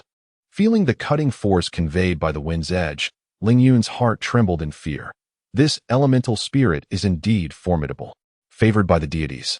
The elemental spirit wields powers akin to that of the goddess of nature, capable of commanding the cosmos, though it possesses only a fraction of such power. If we were to classify it according to our human swordsmanship levels, its might would surely rival that of the divine. Divine technique. Yunra nodded. Yet, you need not be overly concerned. This is merely a theoretical divine technique. In truth, the elemental spirit's greatest vulnerability lies in its connection to the natural world. Once ensnared within a closed space, unable to summon nature's forces, it becomes even more fragile than an ordinary spirit. A closed space? Yunra refrained from further elaboration, as spatial technology is unique to 7th-level civilizations, and she could not articulate it clearly at the moment. Observing that the swordsmen under the prince were being decimated by the elemental spirit, she immediately turned to the nearby Lan Ling and said, "Since elemental spirits reside here, this must be the heart of the temple. Surely, there will be a complete map of the temple within. Sisterling, please assist Shuer in locating the map. Lin Cheng, I request your help in restraining those swordsmen." Ling Yun cast a glance at her and said, "I will find the map." Without heeding the opinions of the 3 women, he charged ahead, leaving the dissatisfied Mu Shui beside him. What on earth? This fellow has no regard for the delicate nature of women. Finding the map merely requires time and is evidently much safer, making it more suitable for us 2 weaker girls. This guy, instead of utilizing his 4th tier great swordsman prowess, has entrusted the heavy responsibility to us. Yunru sighed lightly. We cannot fault him. Perhaps his primary objective is to lead us out of the temple. If that is the case, the map in his mind may be even more vital than the elemental spirit. Moreover, he has no reason to involve himself in the elemental spirit's affairs. The map is more important than the elemental spirit? How could that be? This guy must have just come from a 3rd-level civilization and lacks experience. Lan Ling quickly interjected. Shuer, do not speak recklessly. He is aiding us. Besides, we still rely on him. Yunra nodded and swiftly redirected the conversation. Let us act quickly. You will assist me in holding off the enemies while I approach the elemental spirit with utmost speed to confine it.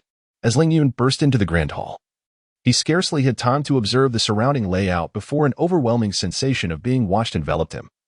as if every part of him were scrutinized by piercing eyes that could see through the world, leaving him completely exposed to the gaze of another statue. Gradually growing accustomed to this feeling, Ling Yun immediately noticed the statue of the goddess in the center of the hall. This statue, identical to the one he encountered upon entering, was merely smaller in size, yet the aura emanating from it was undeniably more potent than that of the colossal statue outside. Realizing that this belonged to the temple of the elven race, Ling Yun understood that this statue represented their revered deity, the goddess of nature.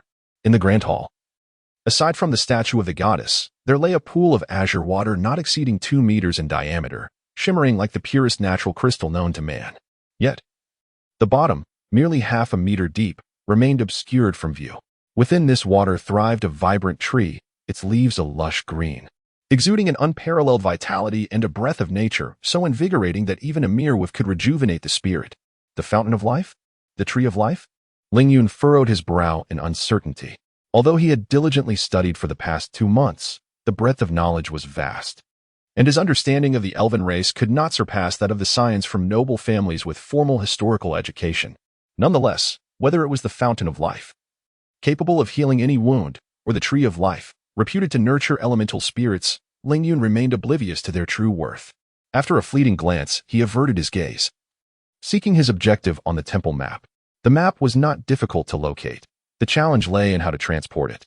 On the wall behind the statue, a colossal mural depicted the layout of the entire elven temple in an artistic manner, presenting a refreshing novelty. Upon seeing this grand map, Ling Yun could not help but frown. Such an expansive mural was impossible to carry. Thankfully, the human brain is the most enigmatic vessel in existence. Having spent over a month in the elven temple, Ling Yun had gained a faint understanding of its layout. By combining this knowledge with the map, he managed to commit the general pathways of the elven temple to memory. After completing his task, Ling Yun harbored no intention of plundering the temple's treasures. Even the fountain of life and the tree of life, which could make 7th and 8th tier civilizations envious, garnered little more than a passing glance from him as he turned to exit the hall. If the experts from those advanced civilizations were to learn of his demeanor, they would surely be incensed. Not to mention the fountain of life's ability to heal any injury. The tree of life, after absorbing sufficient nutrients, could almost every 100 years give rise to an elemental spirit. This meant that the tree of life could produce a 6th tier grand swordsman every century. Should this grand swordsman possess adequate talent to transcend the barriers of the holy swordsman, advancing to the 8th tier holy swordsman would be well within reach. An 8th tier holy swordsman. Such an exalted being was found only among a select few powerful 7th tier civilizations and the 3 8th tier civilizations. For a 6th tier civilization, the emergence of even one 8th tier holy swordsman would almost guarantee an ascension to 7th tier status, regardless of their current national strength. The aspirations of the Emperor of the Hyson Empire revolved around attaining 7th tier civilization status. Regrettably, as Ling Yun turned away, this golden opportunity slipped through his fingers. Chapter 71. Divine Might. At the very moment Ling Yun turned around, he was suddenly enveloped by a peculiar mental awareness. This was a nascent consciousness, not yet fully formed into life or soul, merely the embryonic essence of existence. Ling Yun abruptly halted, his gaze fixed upon a small tree in the center of the pool. Resembling a flawless emerald, the source of this mental awareness emanated from that very tree. A tree's consciousness? Ling Yun attuned himself carefully, and with his formidable mental prowess, he finally discerned a faint and elusive consciousness emanating from the tree.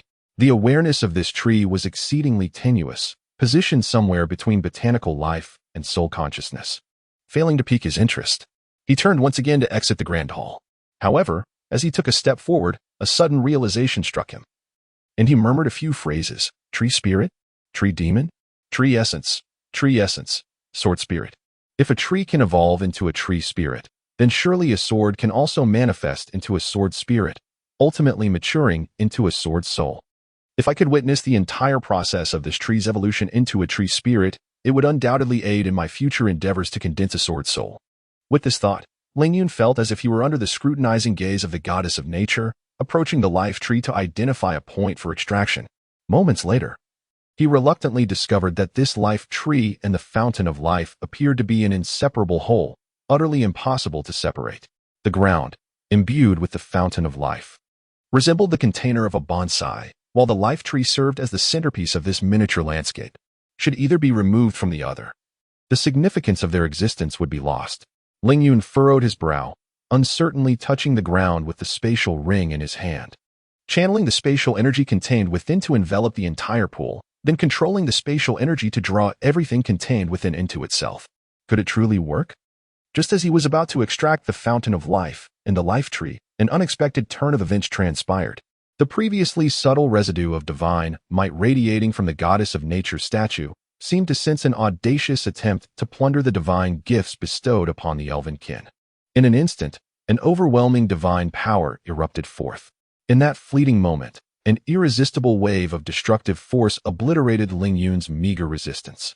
He felt akin to an ant beneath the foot of a giant, as the oppressive force obscured his entire vision. The heavens and the universe, all celestial bodies, crumbled simultaneously under the weight of his mental awareness, leading to an inevitable descent into eternal slumber within the void. In that instant, Ling Yun experienced an uncanny sensation. Akin to being devoured by the very essence of merit and fortune on earth, the breath of death looming perilously close. Merit and fortune.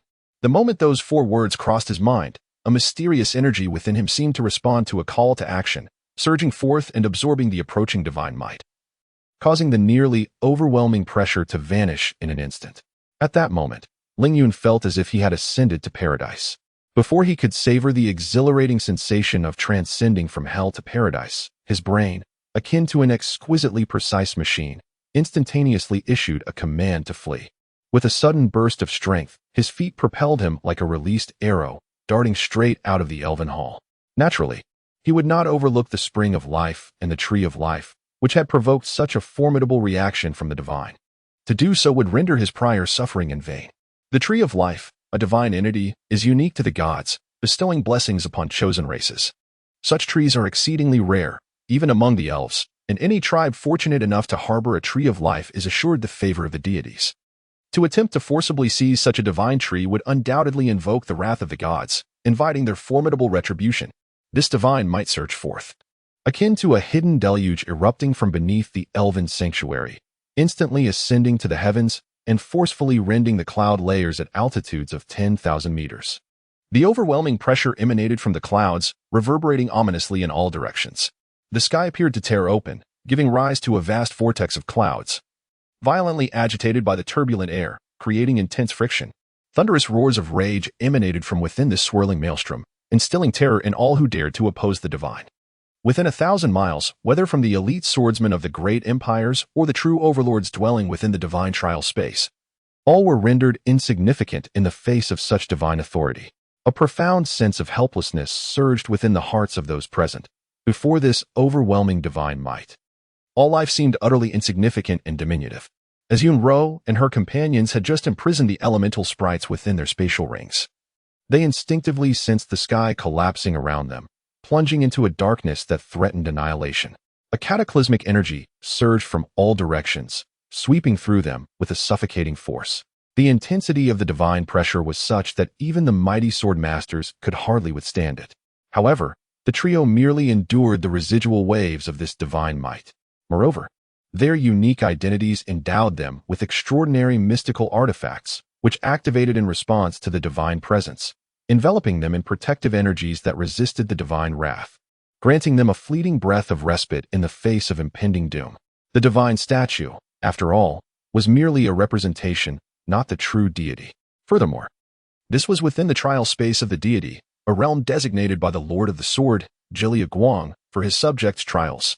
The true sovereign was the Lord of the Sword, not the natural goddess, who, even if she wished to demonstrate her power, must consider the circumstances. Consequently, the divine pressure persisted for less than 3 seconds before dissipating entirely. Yet, the devastation wrought in that brief interval was sufficient to crush all the swordmasters accompanying the prince, their lives extinguished under the unbearable weight of divine oppression. The might of the gods surpassed their limits, and without any protective artifacts, survival was a mere impossibility. Even that prince faced the shattering fate of defensive artifacts, barely managing to withstand the residual might of the divine presence.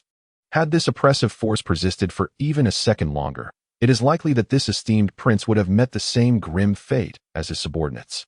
The once formidable swordsman, a paragon among humans, appeared utterly insignificant and vulnerable before the divine, easily crushed under its weight. Suddenly, a figure soared above the crowd. Go!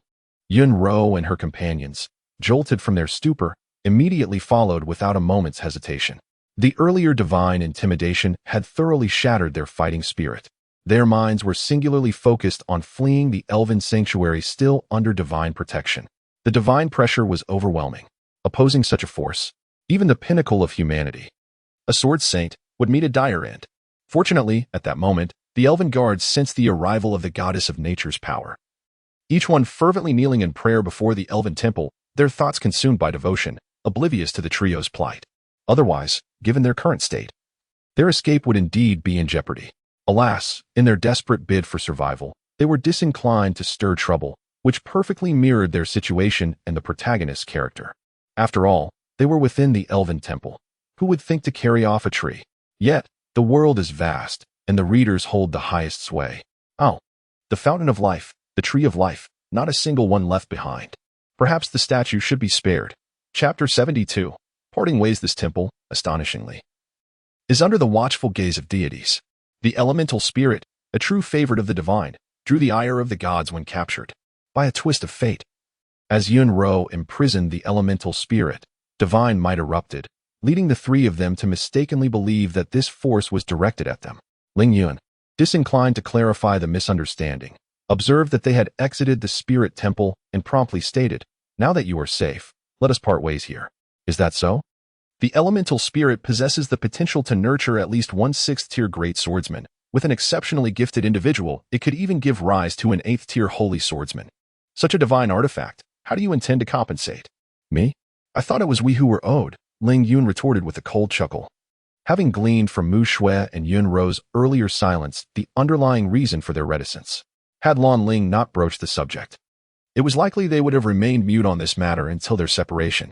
Yun-Ro detected the sarcasm in Ling Yun's tone and felt a pang of guilt as she replied, "I apologize. The elemental spirit is indeed of great significance to us. An 8th-tier holy swordsman would be invaluable to both our family and our empire, I understand.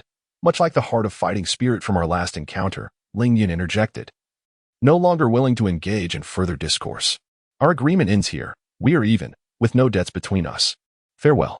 Although he was indifferent to the ownership of the elemental spirit, he harbored dissatisfaction with their intent to quietly appropriate it for themselves. The object was secondary. What he valued was an attitude, a sentiment. Lan Ling stepped forward, eager to speak, but Yun-Ro was quicker, pursuing him with urgency. "Lin Cheng, I will find a way to compensate you. Please, let me finish." No need for further words, Yun-Ro sighed softly, her expression faltering momentarily before her tone turned hopeful. "Lin Cheng, will we meet again?" "Lin Cheng, you say?" Ling Yun scoffed lightly. "If fate allows, we shall meet again. If not, it may be until the end of our days that we remain apart. Why must you speak so ambiguously? Can you not offer me a promise?" "Ling Yun, may I call you that? A promise? Do you truly believe in such things?"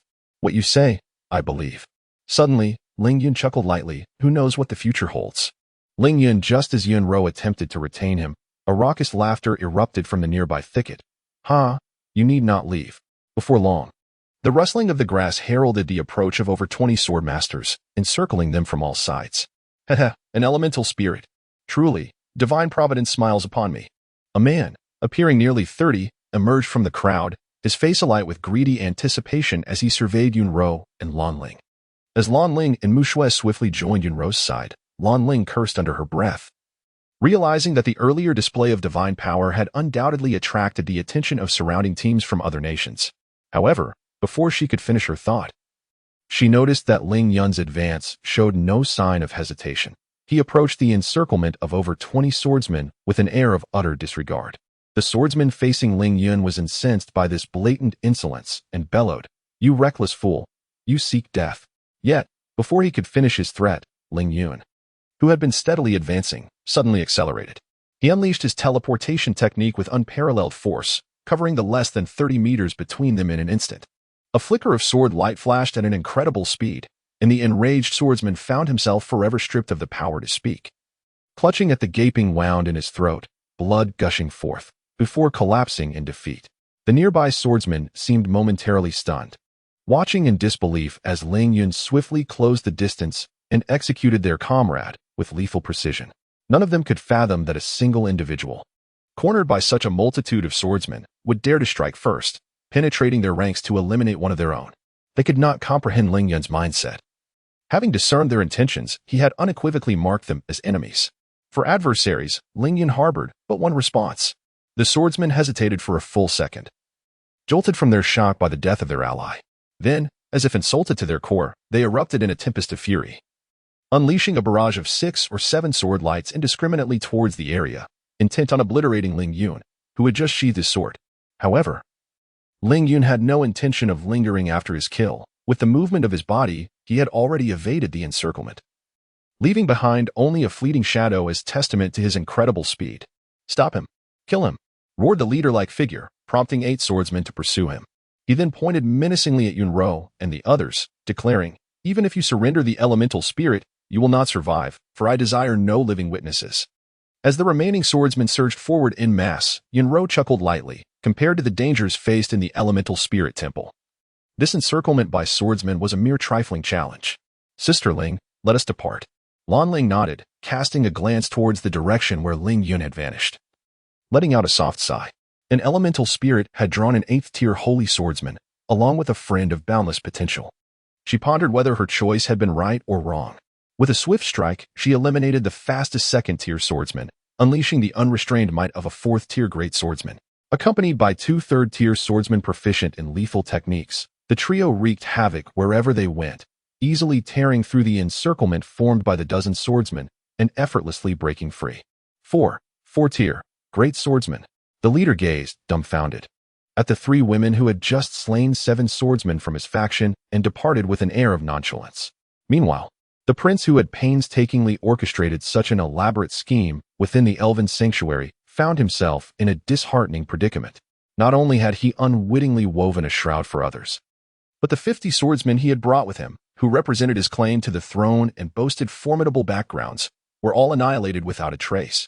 This catastrophic loss, devoid of any achievement, would inevitably incite profound doubts regarding his capabilities from the emperor and the families that supported him. The repercussions of such skepticism meant that he would forfeit his right to ascend the throne. "If I cannot possess it, neither shall you," he mused, reflecting on the elemental elves and the 4 individuals who had brought about his downfall.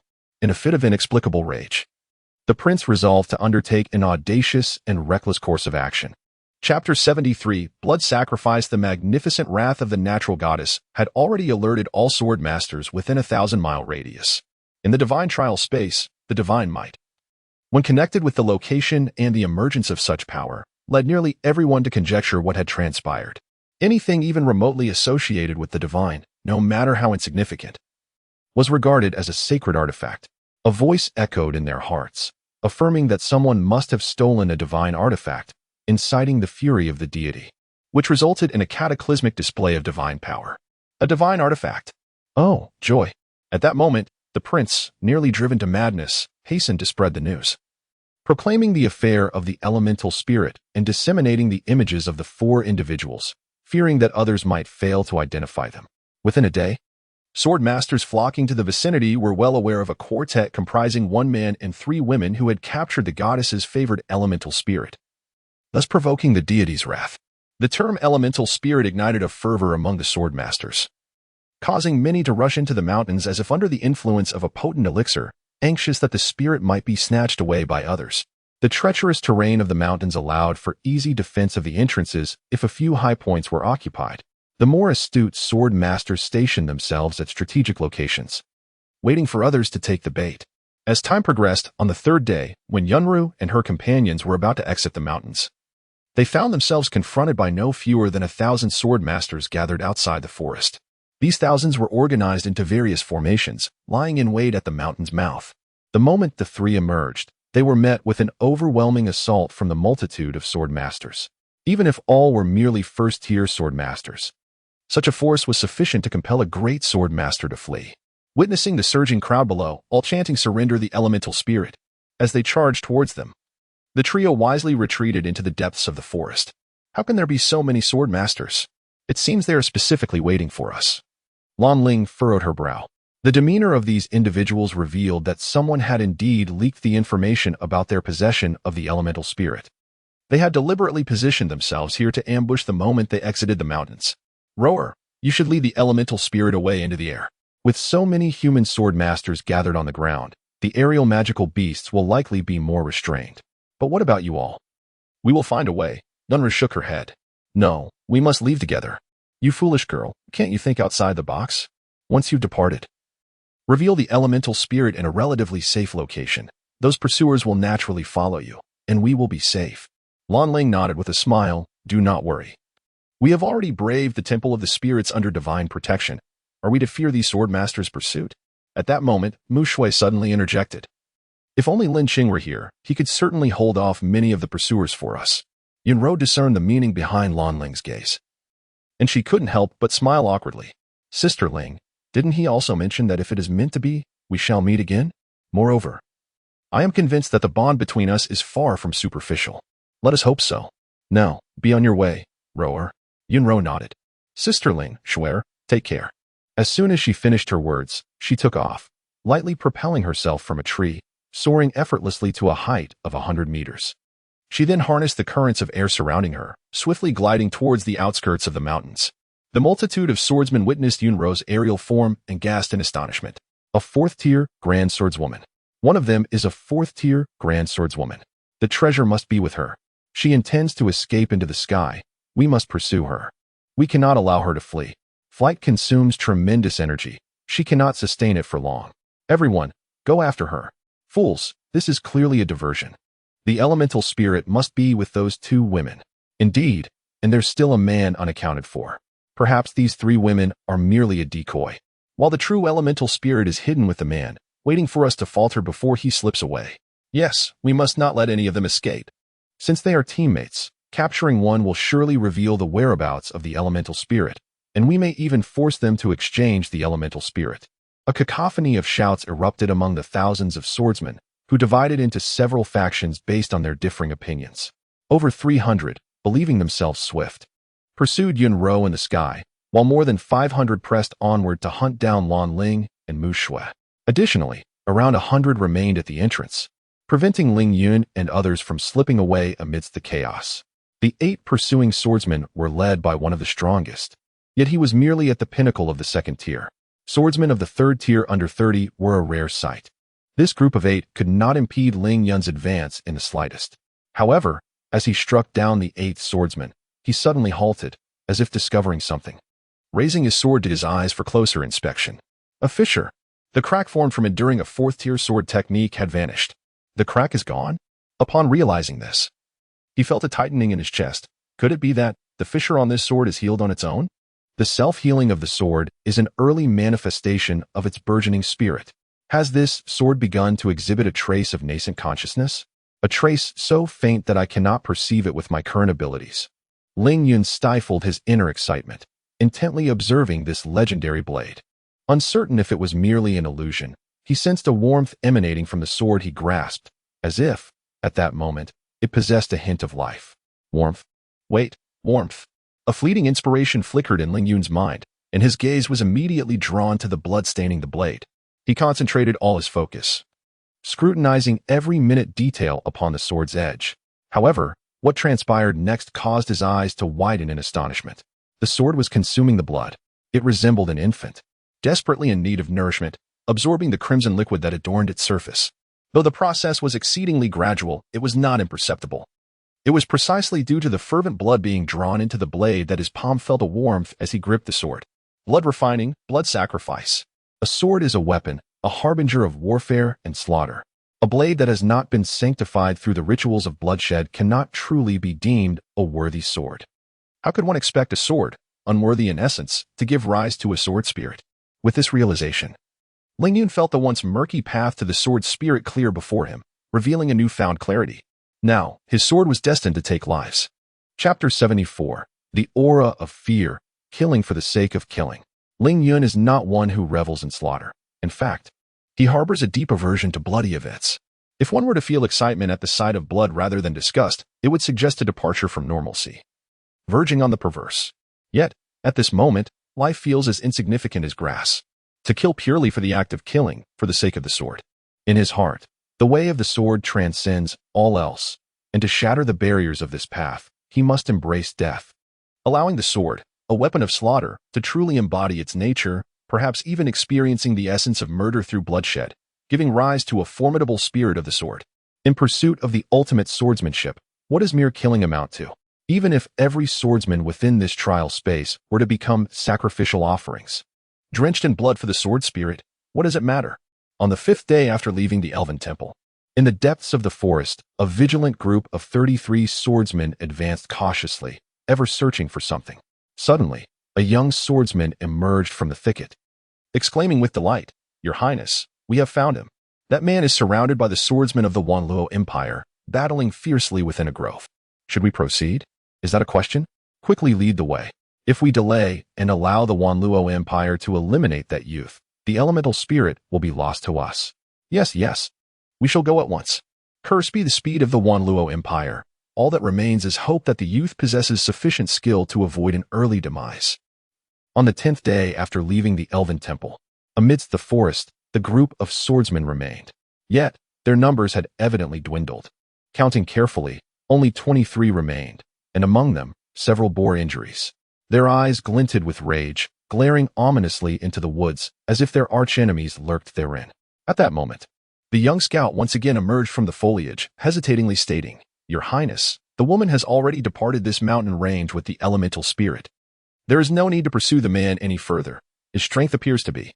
"Yes, yes, let us go." On the 15th day after leaving the Elven Temple, 13 swordsmen, clad in tattered garments, sat beneath a great tree, weary and slumped against its trunk, their gazes vacant as they stared into the sky, revealing a sense of confusion and anxiety about the future, a far cry from the ambitions they had held upon entering this domain. The underbrush rustled softly, producing a faint sound, causing the swordsmen to leap to their feet as startled as mice, their anxiety tinged with fear as they shouted towards the source of the noise. "Who goes there? Show yourself. Do not skulk about. Otherwise, we shall not be merciful. Your Highness, do not act rashly. It is I, it is I." All the swordsmen, previously gripping their swords tightly, breathed a sigh of relief. The one addressed as Your Highness stifled the tremor in his voice and inquired, "What news? Is that scoundrel not nearby?" "No, no, we must hasten to leave this accursed forest. It has been 20 days since we departed from the Elven Sanctuary." The 3 swordsmen, emaciated and gaunt, leaned against one another, listlessly guarding their surroundings in 3 directions, too weary to lift their heads at the faintest sound of rustling leaves. In that moment, one swordsman, standing before the prince, suddenly appeared as if confronted by the most terrifying sight imaginable, his eyes bulging in horror. He pointed behind the prince, mouth agape. Struggling to utter a word, yet paralyzed by sheer terror, he could not speak. The prince, sensing the dread in his expression, felt his complexion drain of color, leaving him ashen. Trembling, he turned his body, laboriously twisting his neck to peer behind him.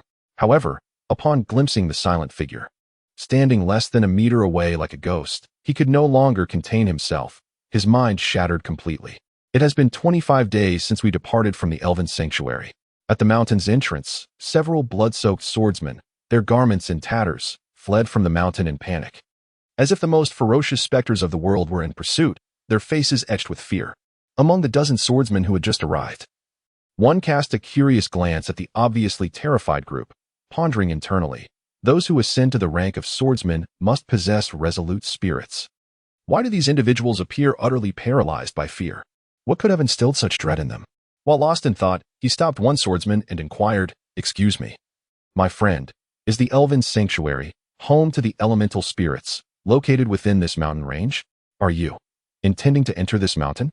Upon hearing of the elemental spirit within, he expressed a desire to test his fortune. The swordsman regarded him as if he were a ghost. "Do you know what lies within?" Surely there are no ghosts." "Ghosts? Ha, ha, ha. What are ghosts compared to what is here? Let me tell you, there is a 3rd-tier swordsman inside." And, at this, the swordsman seemed to recall something terrifying, screamed, and fled, vanishing from the sight of the others in the blink of an eye, clearly on the verge of a mental breakdown. The other swordsman scoffed dismissively. "A 3rd-tier swordsman has frightened him so? He must be one of those sheltered blossoms from affluent families, unaccustomed to the tempests of the world." With that, he smiled at the group of swordsmen behind him. "All right, everyone, let us proceed.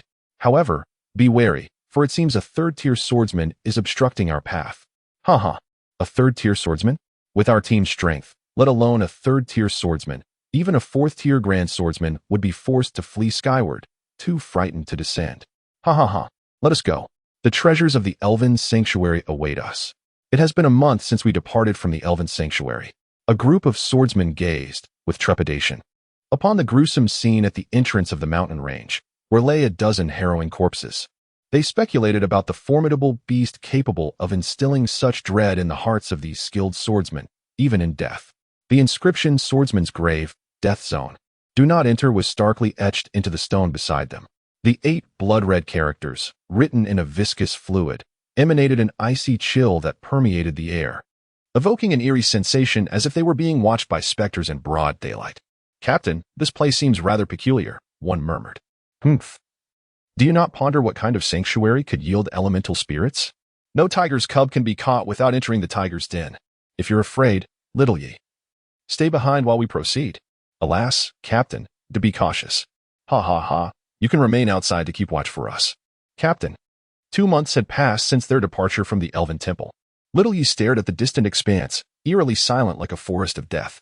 Beneath his calm facade, an overwhelming dread surged within him, spreading like a malevolent force throughout his being, paralyzing him with fear. Just a single glance, merely a glance, had utterly shattered the resolve of this formal swordsman. Could mere eye contact truly extinguish the spirit of a seasoned swordsman? Even a grandmaster would likely not possess such terrifying authority. Yet that man had achieved it effortlessly. Recalling the look in that man's eyes as he pursued the swordsman to the mountain's edge, Little Yi felt his heart tremble anew, an icy chill enveloping him. His face turning pale as death. It was an eerie dominion over all, a sense that the entire expanse of creation lay beneath his feet, moaning in agony, as he annihilated without a hint of disturbance. To him, the slain were not esteemed swordsmen of various nations, but rather insignificant ants, no, perhaps even less than ants. To him, slaughter was an ordinary occurrence, as if those swordsmen were merely presented to him for execution. The strength and confidence amassed by the formal swordsman over decades of diligent training crumbled entirely in the face of that single gaze. In that instant, Little Yi truly believed he had met his demise. A surge of energy, inexplicable in origin, coursed through him, awakening his senses. He had to convey to everyone that there was no elven temple, no elemental spirits, only a demon, a relentless reaper of lives. A malevolent force that killed for the sake of killing. He battled against the fear welling up inside him, trembling as he attempted to retreat, determined to share this grave news with all within the trial space, urging them not to seek their fortune at that cursed elven temple, lest they jeopardize their precious young lives. However, as he lowered his head to turn away, he suddenly noticed a pair of feet that had inexplicably entered his line of sight. Accompanying this was a terrifying atmosphere so intense that even sleep was disrupted by nightmares. In an instant, Xiaoya felt the blood in her veins freeze. 3 months had passed since leaving the Elven Temple. Another group of young swordsmen cast a puzzled glance at the 8 blood-red characters engraved upon the massive stone, their hearts tinged with an inexplicable fear. As they proceeded towards the Elven Temple, rumored to be filled with vast treasures. Chapter 75. Bloodletting. It has been 10 months since departing from the Elven Temple. The realm of divine trials, each time it opens, claims no fewer than 100,000 young swordsmen, in comparison to the over 1,000 swordsmen who vanished from the Elven Temple. This figure is overwhelmingly vast, so immense that few pay heed to the ultimate fates of those 1,000 swordsmen. Ling Yun traverses a dense forest, his gaze penetrating the endless mountains, surveying the direction of the spatial teleportation array from afar. In his hand, he holds a legendary sword, impeccably polished, exuding an air of solemn indifference as it silently scrutinizes the world around it. Wherever he treads, a chilling aura envelopes the surroundings, instilling a primal fear in all magical beasts that approach him, as if they were confronted by a natural predator, eager only to flee. This includes even the 4th-tier magical beasts, rulers of their domains. It is not Ling Yun himself who emanates this murderous intent, rather, it is the sword he wields. The legendary blade, known as bloodletting. A man who slaughters for the sake of the sword, perceiving no malice in his acts, is seldom tainted by the essence of killing, regardless of the lives he claims. It is akin to a soldier, whose bloodlust is far more palpable than that of a person who has merely crushed countless ants beneath their feet. However, this sword, at this moment, it resembles a cold, unyielding judge, mercilessly seizing one young life after another. With each life extinguished, Ling Yun can discern a wave of pleasure emanating from the blade. A sentiment that has gradually intensified over the 10 months, forming a nascent consciousness of the sword spirit. As he continues on his path, Ling Yun suddenly halts, casting his gaze towards the thicket by the roadside. Amidst the foliage, a figure emerges, warily observing him. Upon recognizing the silent figure of Ling Yun, the individual's heart skips a beat, soon transforming into a visage of exuberance. You are Lin Cheng. I have seen you at the Qianlong Pavilion. Yet, it is evident that Ling Yun does not recall him. Upon identifying Lin Cheng, the man heaves a sigh of relief, producing a jade identity token and jesting. It seems I truly failed to capture anyone's attention. Haha. Allow me to introduce myself. I am Lin Qi, a second-tier swordsman. Haha. Not to be confused with Ling Qi. He then gestured towards the thicket behind him. Come out, everyone. They are from my family. Shortly, 6 more individuals emerge from the thicket. Yet their condition is far from favorable. They appear weary and wounded, akin to defeated soldiers returning from a lost battle. Lin Qi gazes at Ling Yun, who stands alone in the divine trial space, and inquires with curiosity, what brings you here on your own? They are the very group that, a year prior, upon witnessing Ling Yun training during their emergence from the teleportation array, had volunteered to protect him, thus knowing he had several companions. Lost, Ling Yun replies. Yun Ro and the others had departed, taking with them the map of the divine trial space. Despite having vanquished numerous swordsmen and acquired several maps, he has yet to find one that marks the location of the teleportation array to the Heisen Empire. Thus, he can only proceed based on the vague direction he initially followed. What is your strength? Lin Qi smiled wryly as he glanced back at the 6 members of his family. Eliminating all 7 of us is undoubtedly a trivial task. The others nodded in agreement and swiftly followed Lin Qi and his companions. Hence, Ling Yun could trust that should danger arise, Lin Kaixuan would certainly perish in his stead. However, he was rather indifferent to such foolish loyalty. The designated protector of Ling Yun, Lin Kaixuan, cast him a glance filled with reverence, a hint of pride shimmering in his eyes for having such a brilliant talent within their family. Lin Qing, let us depart swiftly. Tell me about those individuals' ranks. There are 2 third-tier swordsmen, 17 second-tier swordsmen, and 31 first-tier swordsmen. Direction? Upon hearing this, Lin Kaixuan suddenly recalled his intentions and exclaimed, Lin Sheng, you know, I will not allow you to go. It is too perilous. This is not an adventure. With so few adversaries, I am confident I can eliminate them. The mountains of the Elven Shrine had already claimed the lives of thousands of swordsmen. What difficulty could there be in dispatching just a few dozen more? I understand your desire to assist them.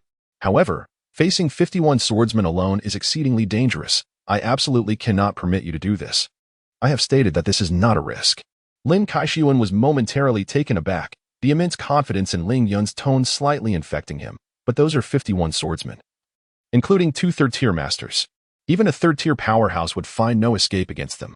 He seemed to grasp something incredible, joy flashing across his face uncontrollably.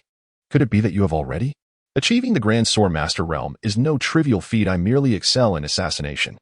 Although he felt a tinge of disappointment for not having reached the Grand Sword Master level, it remained within reason. After all, who would believe that a 20-year-old could attain such a rank? With so many swordsmen on the opposing side, including third-tier powerhouses, even through assassination, it would be as a fellow third-tier, I shall strike and retreat in one blow. None shall impede me. Despite the elder's prior assertions, upon hearing this news, Lin Kaixuan still found it hard to process. Third tier? You have reached the 3rd tier so swiftly. Ling Yun had already birthed the initial form of his sword spirit, and his mental prowess was on the verge of forming spiritual awareness. Even breaking through to the Grand Sword Master rank seemed plausible within these 3 years. Thus, the 3rd tier was no longer a matter of astonishment. However, upon revealing his strength, Lin Kaixuan did not divulge the location of those individuals. Instead, he became even more resolute. Reaching the 3rd tier at the age of 20, the family shall take pride in you. With your talent, your future achievements shall likely surpass that of a 4th-tier Grand Sword Master, perhaps even beyond. Therefore, I am even less inclined to allow you to take such risks. Humph. Will you merely stand by and watch Lin Qi and the others perish? Lin Kaixuan clenched his teeth, shaking his head once more, his voice unwavering. If they were to learn that you perished in an attempt to save them, they would never forgive themselves. They might even choose to take their own lives due to the immense loss to the family. I would feel the same. Ling Yun fell silent, realizing that saving them had cost his family a future Grand Sword Master. Lin Kai-sun and the others might indeed succumb to a sense of guilt and take their own lives. Therefore, he did not press the matter. Since those individuals were pursuing from behind, he would bide his time, waiting for the opportune moment. At that instant, a sharp glimmer ignited in Ling Yun's eyes, and the blood-drinking sword in his grasp instinctively sensed its master's intent, soaring through the air with a life of its own, piercing deep into the heart of the dense forest. Chapter 76. Collapse. Daring to resist, they were courting death. They're just ahead. Be cautious, everyone. Hasten to pursue. He cast a glance at Lin Kaixuan, still in a state of confusion, and uttered 2 words, conceal. As soon as the words left his mouth, he plunged into the thicket. Capture him. Don't. Ah, you little brat. Don't run. Confront us head on. What are you doing here? Ah. Ling Yun's figure never faltered, swiftly darting through the foliage. Listening to the howling wind around him and the shouts of the swordsman behind, he gently closed his eyes, exerting all his mental energy to perceive and sense the movement of any air currents surrounding his body, no matter how minute. For nothing could escape his mental awareness.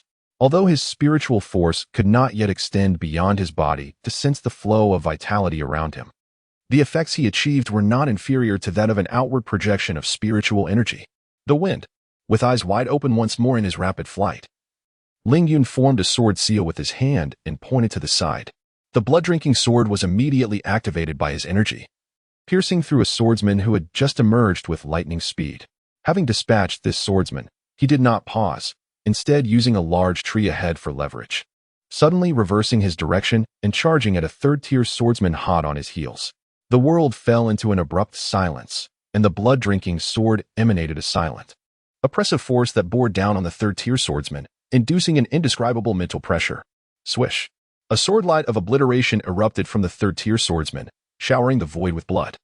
Ling Yun soared into the air, grasping the blood-drinking sword that had shot forth, channeling all his internal sword energy to resonate with the energies of heaven and earth. In that fleeting moment, he achieved a subtle harmony with the cosmos, akin to a gentle breeze, propelled aloft by the thrust of the blood-drinking sword, momentarily attaining an effect akin to that of a master swordsman capable of sword flight. Soaring through the skies. A grand sword master? He is a grand sword master. Witnessing the figure darting across the sky, all the surviving swordsmen were struck with inexplicable awe. In that brief moment, the ethereal silhouette had, with an uncanny speed, dispatched 7 swordsmen from their ranks, including the vice-captain, a third-tier swordsman. This combat, which could only be met with passive defense, left many swordsmen in a state of disarray. Upon realizing that their opponent could soar through the air like a grand sword master, their panic reached a fever pitch. Ling Yun, of course, had not yet mastered true sword flight. At best, he could be said to be riding the sword. Moreover, his method of flight did not constitute true flight but could only be considered a long-distance glide. Taking advantage of his aerial position, Ling Yun's gaze swiftly locked onto several isolated swordsmen, and abruptly, his gliding speed came to a halt. Uniting man and sword, he descended with the force of 1,000 pounds upon those lone swordsmen. Lin Shi and the others had not ventured far and naturally heard the furious roars and anguished cries of the pursuers. Lin Shi understood that this was not the time for hesitation.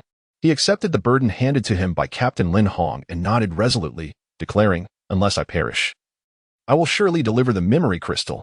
Lin Hong patted Lin Shi's shoulder, about to speak, when suddenly He pointed at the sky, his expression one of utter astonishment, as if he had witnessed the most extraordinary sight in the world. He gasped, unable to articulate his surprise. One by one, the others began to notice, staring in awe at the figure soaring through the heavens, momentarily rendered speechless. Could it be Lin Sheng? How is this possible? Flying? The very symbol of a grand sword master.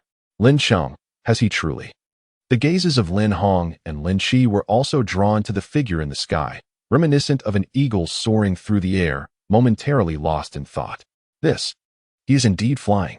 Lin Sheng has truly taken flight. Wait, how old is he now? 20 years old, just 20.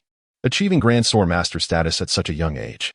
Could it be that he encountered some fortuitous event in the trial of the gods, breaking through 2 levels to ascend to Grand Sword Master? It must be so.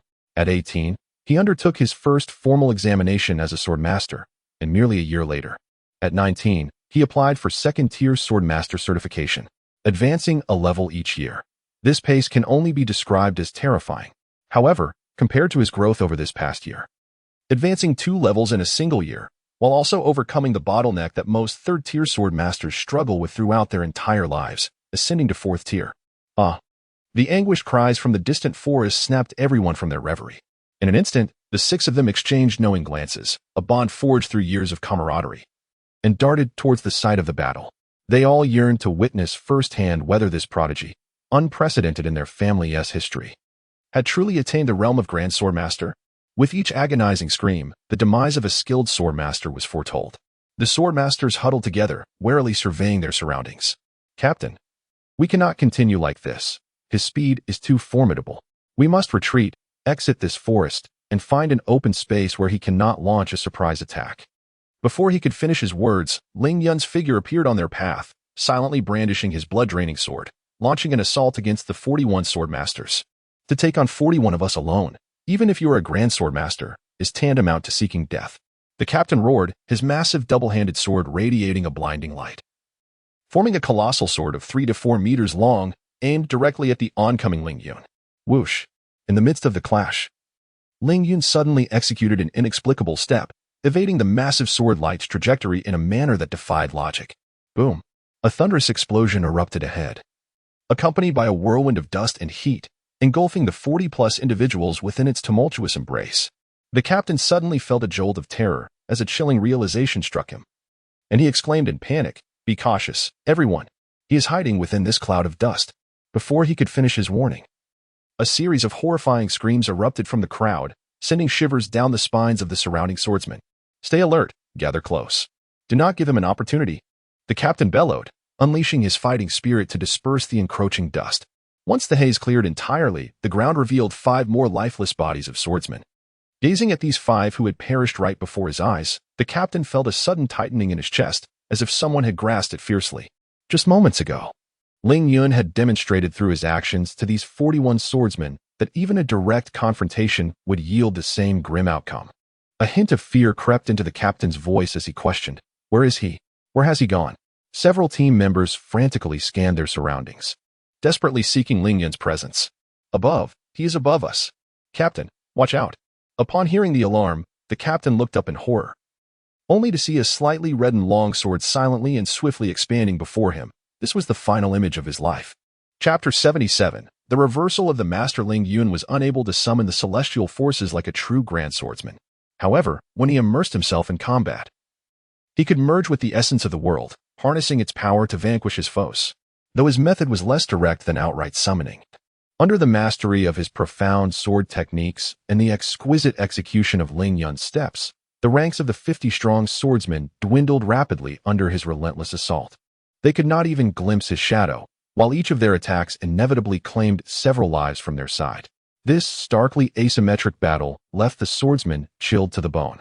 Especially now, with both of their captains having perished, the formidable reputation of the opposing grand swordsmen loomed over them like an insurmountable mountain, instilling a profound dread that could not be alleviated. All that awaited them was inevitable defeat. Witnessing their comrades fall one by one, they found themselves powerless, forced to watch this brutal scene unfold before their very eyes. At last, one among them could no longer contain his terror and cried out, "What manner of being is this? How can we fight? We are no match for him. Retreat. Quickly retreat. We must flee this forest." The others immediately obeyed, scrambling to escape. Soon, someone realized that if they continued in this manner, they might well be annihilated before they even exited the woods. With this thought, he shouted, "Flee. Split up. He is but one man and cannot cover all directions. Anyone who escapes is fortunate." 51 swordsmen, reduced to this plight by a single individual, and the truth of the opponent's strength was merely that of a third-tier swordsman. Should this information leak, it would undoubtedly elevate Ling Yun's name to legendary status across the continent.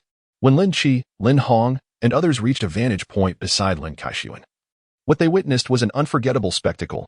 Ling Yun, wielding his sword, relentlessly pursued and dispatched over 20 swordsmen, his blade radiating a faint crimson glow as it coldly reaped life after life. Behind him, those 20 swordsmen lay forever in eternal slumber amidst the lush greenery, unable to open their eyes and behold the sun of tomorrow. This was the 31st casualty. Lin Kaixuan stared in disbelief at the unfolding scene, his mind struggling to comprehend the reality. From the expressions of terror on the faces of the remaining swordsmen, Lin Qi discerned their complete loss of will to fight. Even if Ling Yun were merely gasping for breath, they would still hasten to distance themselves from this spectral presence. One man had shattered the morale of 51 swordsmen. If they had harbored any doubt about Ling Yun's status as a grand swordsman upon witnessing his aerial techniques, the events transpiring before them dispelled all uncertainty. For how could a mere third-tier swordsman force an entire cohort of 51 swordsmen into retreat? It was crucial to acknowledge that the collective might of 51 swordsmen was infinitely more formidable than the mere sum of their individual strengths. Even a master swordsman, when confronted by a formation of 51 swordsmen, can only maneuver through the air to contend with them. To drive back such a multitude of swordsmen head-on would be exceedingly arduous. A single misstep could very well cost him his life. At last, the family has gained another master swordsman. A master swordsman at the tender age of 20. If this news were to reach the family, it would undoubtedly be a cause for celebration. Moreover, a master swordsman of such youth has never graced the annals of our esteemed Hyson Empire. Should His Majesty learn of this revelation, the entire nation would surely rejoice. All the citizens would cheer for the emergence of such a talent from our family. Lin Kaishuan and the others gazed fervently at Ling Yun, who effortlessly pursued those swordsmen, their eyes glimmering with pride and adoration. Were it not for today's unforeseen events, Lin Cheng's character would likely have kept him hidden away indefinitely. Hard work yields rewards. While we admire Lin Cheng's accomplishments today, we must not forget the immense effort he has invested to achieve them. Upon reflection, the crowd nodded in agreement. It is worth noting that Lin Cheng has been with the family for an entire year. Aside from the day he arrived and paid his respects to the clan leader, he has scarcely exchanged words with anyone else in the family. He has devoted all his time to diligent training, constantly urging and reminding himself to strive for improvement. It seems as though his very existence is solely for the purpose of cultivation. The perseverance and determination he displays are qualities that none present could truly emulate. To remain in one place and train relentlessly for an entire year would drive them to madness. If not to madness, it would at least alter their personalities significantly. Reflecting on Ling Yun's aloof demeanor, the crowd suddenly comprehended the depth of his coldness. They no longer felt repulsed, but rather a sense of guilt. After all, his indifference can be seen as a byproduct of his relentless training, and for what purpose does he train? Ultimately, the entire family reaps the benefits. He has devoted his life and everything he possesses for the sake of the family. If they continue to regard him with indifference due to his aloofness, what does that make them? The deeper they pondered, the more they felt an acute sense of shame. As for the last 8 who managed to escape, Ling Yun chose not to pursue them further, setting aside the question of whether he could catch up. The time required for such a chase was not something he was willing to endure. Furthermore, there was a more pressing concern. Glancing at the blood-dripping, bloodthirsty sword in his hand, Ling Yun swiftly sheathed it. Recently, as the killings continued, the sword's sentience had grown increasingly intense. Particularly in the heat of battle, even the slightest notion of wanting to slay an enemy would cause it to leap from its sheath and strike down the target. On one occasion, when he intended to spare a life for guidance, he was met with a backlash from the sword. It defied his command and killed the captive instead. Just moments ago, this phenomenon reoccurred. Once it happens once, it is bound to happen again. With the second occurrence, how far off could the third, fourth, or fifth be? Gazing at the sword in his hand, a glimmer of cold light flickered in Ling Yun's eyes. No one shall define my path of the sword, standing apart from oneself. Since you were born for my swordsmanship, you must shoulder your own responsibilities. The way of the sword is not a path of slaughter. Should you persist in your obstinacy, this frail flicker of sentience within you shall be ruthlessly suppressed and shattered by me. The sword within its sheath seemed to comprehend Ling Yun's words, a tremor coursing through it, hinting at an intention to break free from its master and soar into the void. Humph! Ling Yun's expression changed abruptly.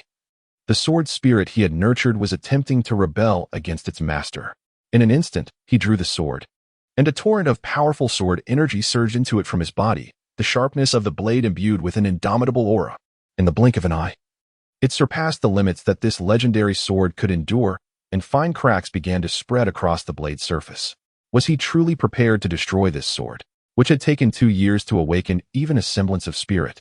A sword is a fearsome entity, and the birth of a malevolent spirit within it is but a natural occurrence. However, if the spirit is not harnessed for one's own purposes, no matter how swiftly or perfectly it develops, what use is it? Ultimately, it would only invite calamity. A wave of fearful pleading emanated from the sword, followed by a faint red glow emanating from the blood-drinking blade.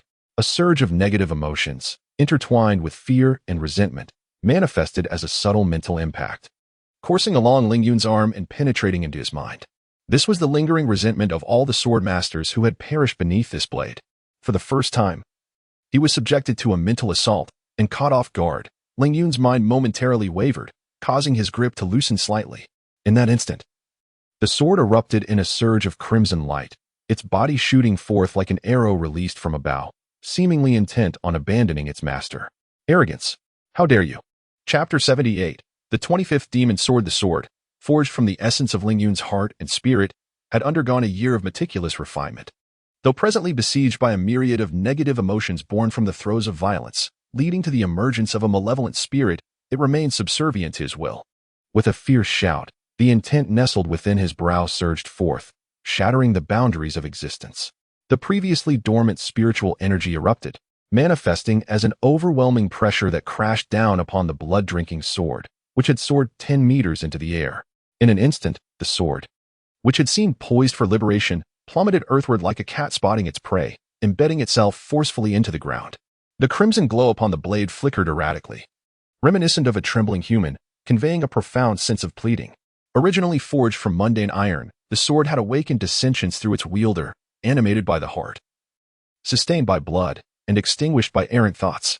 The sword was imbued with the 7 emotions of joy, anger, sorrow, fear, love, hatred, and desire, thus granting it spirituality. By offering blood as a sacrificial rite, he had awakened the spirit within the sword. Previously, through mental cultivation, he had imparted life to this blade. However, the rampant bloodshed in the chasm outside the elven temple had served as a macabre offering, awakening the sword's spirit but also allowing the vengeful remnants of the fallen swordsmith to be absorbed by the nascent spirit, gradually corrupting it into a demonic sword. To cultivate a sword spirit imbued with both ferocity and demonic essence could lead his path of swordsmanship astray. Indeed, the task of solidifying the sword spirit proved to be a formidable challenge. Any misstep could result in irreversible consequences. Ling Yun sighed softly, casting a contemplative glance at the sword in his grasp. He understood that his next endeavor was to expel the myriad negative emotions from the blood-drinking sword. Within its entirety, there could exist but a singular consciousness, his own. Only with a sword spirit of this nature could he confidently nurture it into a sword soul, ultimately integrating it within himself to become the central system governing the 9-9 upper profound sword chi. Consider the ramifications. If the cultivated sword soul were to harbor a second intention when he summoned the 9-9 upper profound sword chi to vanquish his foes, an opposing consciousness might falter, causing his decisive strike to fail. Such a scenario, occurring amidst a life-and-death battle, would invariably lead to his demise. While bloodshed had hastened the sword's evolution into sentience, it had also sown the seeds of peril. The principles of the heavens dictate a balance. To gain, one must sacrifice. Ling Yun remained blissfully unaware of the blood-drinking sword's autonomous flight or the implications of his command for it to halt, particularly regarding those nearby. A sword capable of independent flight undeniably possessed a spirit. Beyond sacred and divine artifacts, only sentient instruments could achieve such a feat. What purpose do these sentient artifacts serve? Surely, the elite of families educated in advanced 6th-level civilization would not be oblivious to their potential for transcending to the status of a holy sword master. Most were aware that the sword in Ling Yun's hand was of legendary caliber. This was indisputable. However, the current revelation that this legendary sword had attained sentience, developed an autonomous will, and submitted to Ling Yun's commands, could only lead to one conclusion. Its master had awakened the essence of the sword and earned its recognition. In the mainland, nearly all descendants of civilizations of intermediate rank and above are aware of the one who possesses the ability to awaken the spirit of the sword, and whose acknowledgement by the spirit is tantamount to acquiring a ticket for promotion to the revered status of a holy sword master. At merely 20 years of age, a great sword master is already a remarkable feat. Yet, this individual not only broke through to the rank of great sword master at such a young age, but also gained the recognition of the sword spirit, thereby securing an unencumbered ascent to the rank of holy sword master. Could he be a reincarnation of a deity? A holy sword master, a 7th-tier powerhouse, has never graced the Haitian Empire since its founding. Should such a figure truly emerge within the empire, it would bestow upon Haitian the means to elevate itself to a 7th-tier civilization. All that would remain is the enhancement of national strength. After a moment, Lin Hong, the leader, was the first to regain his composure, his entire being trembling with exhilaration and excitement, struggling to contain his emotions. Who could maintain an ordinary demeanor upon learning that their family would soon harbor a holy sword master? Remain calm, Lin Hong. You must stay composed. Do not act inappropriately. Lin Hong incessantly reassured himself. However, upon witnessing Ling Yun approach, an overwhelming wave of unparalleled reverence surged within him, igniting a fervent gaze that even the typically aloof Ling Yun found somewhat burdensome. He glanced at the 7 individuals, whose demeanor had become rather erratic, and for the first time, inexplicably halted his advance. You all. Ling Yun understood that they had likely misconstrued his earlier furious exclamation directed at the blood-drinking sword as a communication with the weapon, thus leading them to believe he had attained the qualification for promotion to Holy Sword Master. In the realm of the gifted, the winds of envy will surely blow. Until he possessed satisfactory strength, he did not wish to draw undue attention. The title of Holy Sword Master felt distant with his current prowess. He was hardly worthy of mention. Therefore, it was imperative that they diligently safeguard this secret. Why? One queried. Setting aside the obligatory niceties I would need to navigate if my strength were revealed, the stance of rival nations would significantly affect me. Would the age-old enmity of the Haitian Empire permit the rise of a Holy Sword Master within its borders? If they were unwilling, extinguishing the threat in its infancy would be the most prudent course. Thus, endless assassination attempts would become an inevitable challenge I must confront in the future. When would I have the luxury of time to cultivate then? Upon reflection, the group comprehended the gravity of the situation, awakening from their previous fervor. Hence, for the sake of myself, my family, and the Empire, I implore you to keep this secret until I have become a Holy Sword Master. What if the clan leader inquires? When the conditions are ripe, I shall explain to the clan leader myself. The others exchanged glances, and seeing Ling Yun's resolute demeanor, they recognized that spreading this news recklessly would likely provoke the ire of this future Holy Sword Master. After a moment's contemplation, the 7 ultimately nodded in agreement. In truth, revealing his talent as a Holy Sword Master was not such a grave matter. Assassination? Ling Yun harbored no fear. In the enmity-ridden realm of the Haitian Empire, there exist but a handful of 5th and 6th tier swordsmen, individuals whose significance could ripple through the entire fabric of society. As for the 4th tier Grand Swordsman, with Ling Yun's current prowess, should he assimilate into this world, he could momentarily harness the forces of nature. Even if he were to encounter a genuine Grand Swordsman, defeat would not be a certainty. What he truly wishes to evade is the endless flattery and complications that accompany fame. Chapter 79. Return. Ling Yun once again suppressed the overwhelming sensation of losing control as he was transported to the Haitian Empire. Drawing from his previous experience, he was somewhat mentally prepared, yet the feeling of his body being almost foreign to him remained quite discomforting. Lin Hong noticed the pallor of his face and promptly expressed concern. Ling Yun merely shook his head and, alongside them, exited the teleportation altar. As Ling Yun and his companions were among the first to arrive at the spatial teleportation array, they emerged as the inaugural group to be welcomed by the crowd. The patriarch of the Lin family, Lin Shen, was slightly taken aback upon seeing the diminished party, now reduced to just 7 individuals. His astonishment deepened upon spotting Lin Cheng, for he was well aware that Lin Cheng had declined the elder's proposal to enter the trial of the god's space.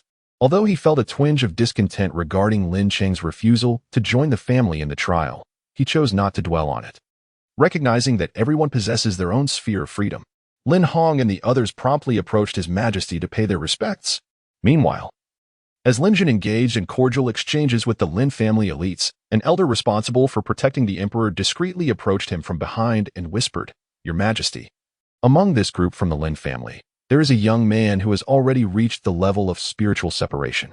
If this trend continues, it is believed that within 5 years, this young man will ascend to the status of a Grand Sword Master." Haiyu, the towering figure, trembled slightly, his eyes betraying a well-concealed astonishment. "You mean to say, this group has just returned from the trial of the gods? The age limit for entering that realm is under 30. Could it be that the Lin family has produced a prodigy capable of attaining Grand Sword Master status before the age of 30? The elder nodded, casting a brief glance at Ling Yun. "Indeed, it is that young man." Haiyu's gaze immediately fixed upon Ling Yun. Although the Lin family was the foremost clan in the Haitian Empire, the emperor, burdened with immense responsibilities, could not possibly be acquainted with every gifted member of their family. Apart from a handful of elders, several 6th-level stewards, and the exceptionally talented youths from the patriarch's lineage, he had little familiarity with the rest. For instance, among the 8 individuals before him, he could not name a single one. When had the Lin family given rise to such a genius? "Your Majesty, should I investigate further?" "Ha ha ha, why complicate matters?" Haiyu chuckled heartily. Observing that their conversation had reached a natural conclusion, He stepped forward and, with deep significance, regarded Lin Jun. Lin Aiqing, your family has indeed produced a number of talents over the years, particularly this one. He nodded kindly at Ling Yun and continued.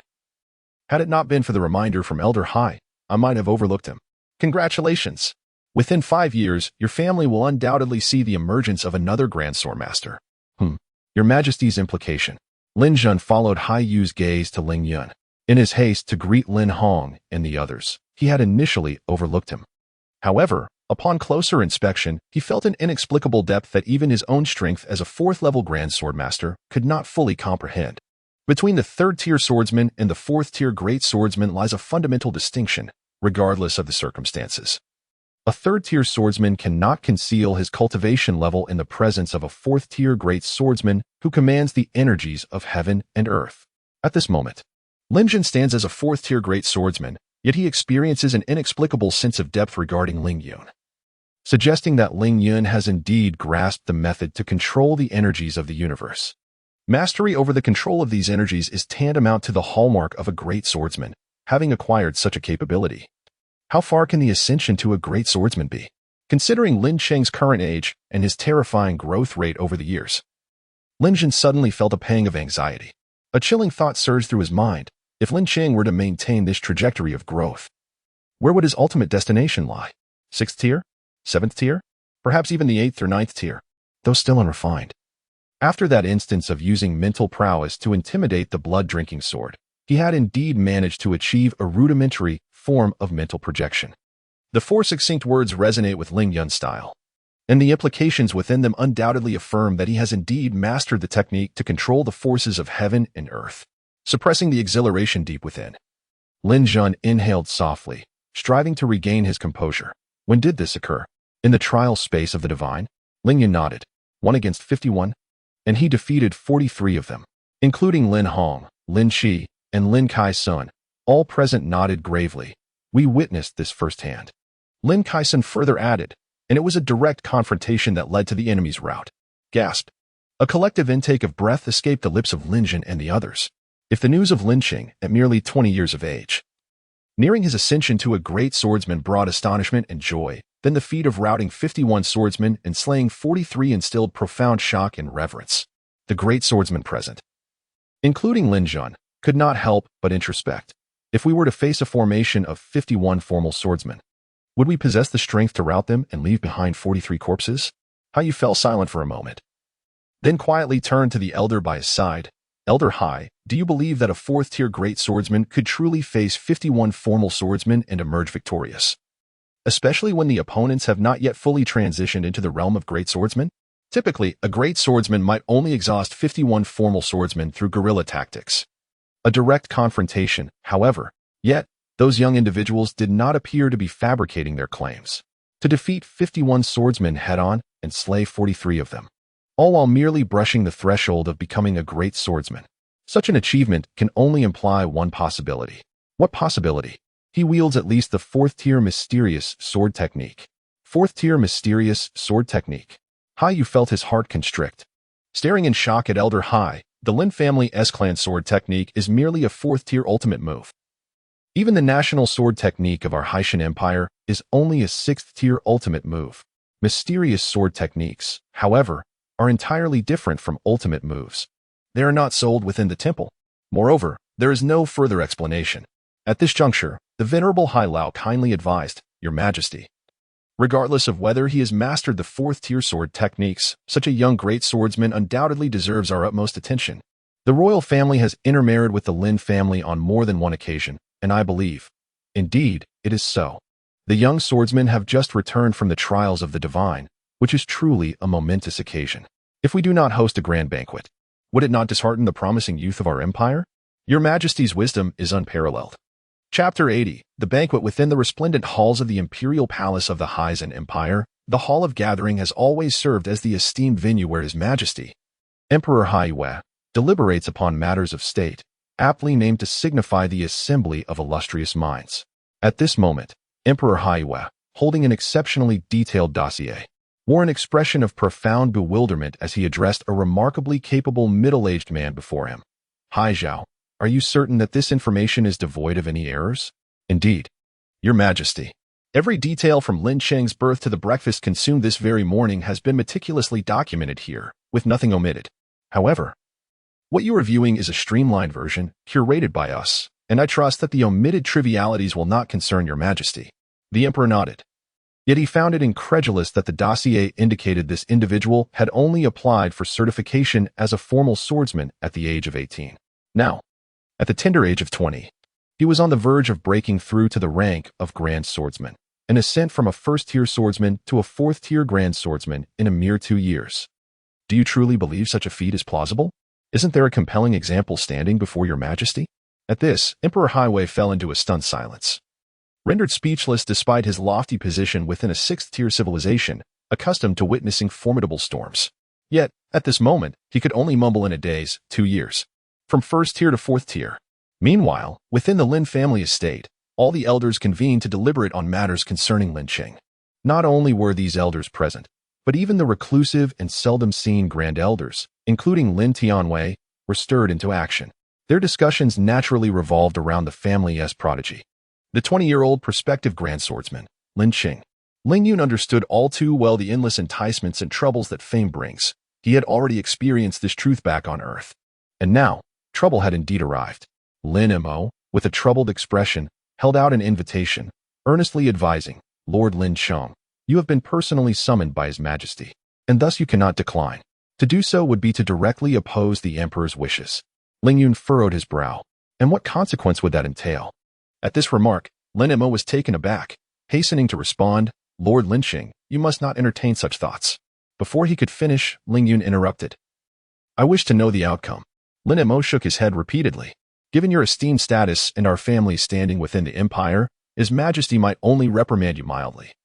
However, the implications for future rewards could be. Is that all? Ling Yun chuckled softly. Do you truly believe I would concern myself with such rewards? Lin Mo, I take my leave.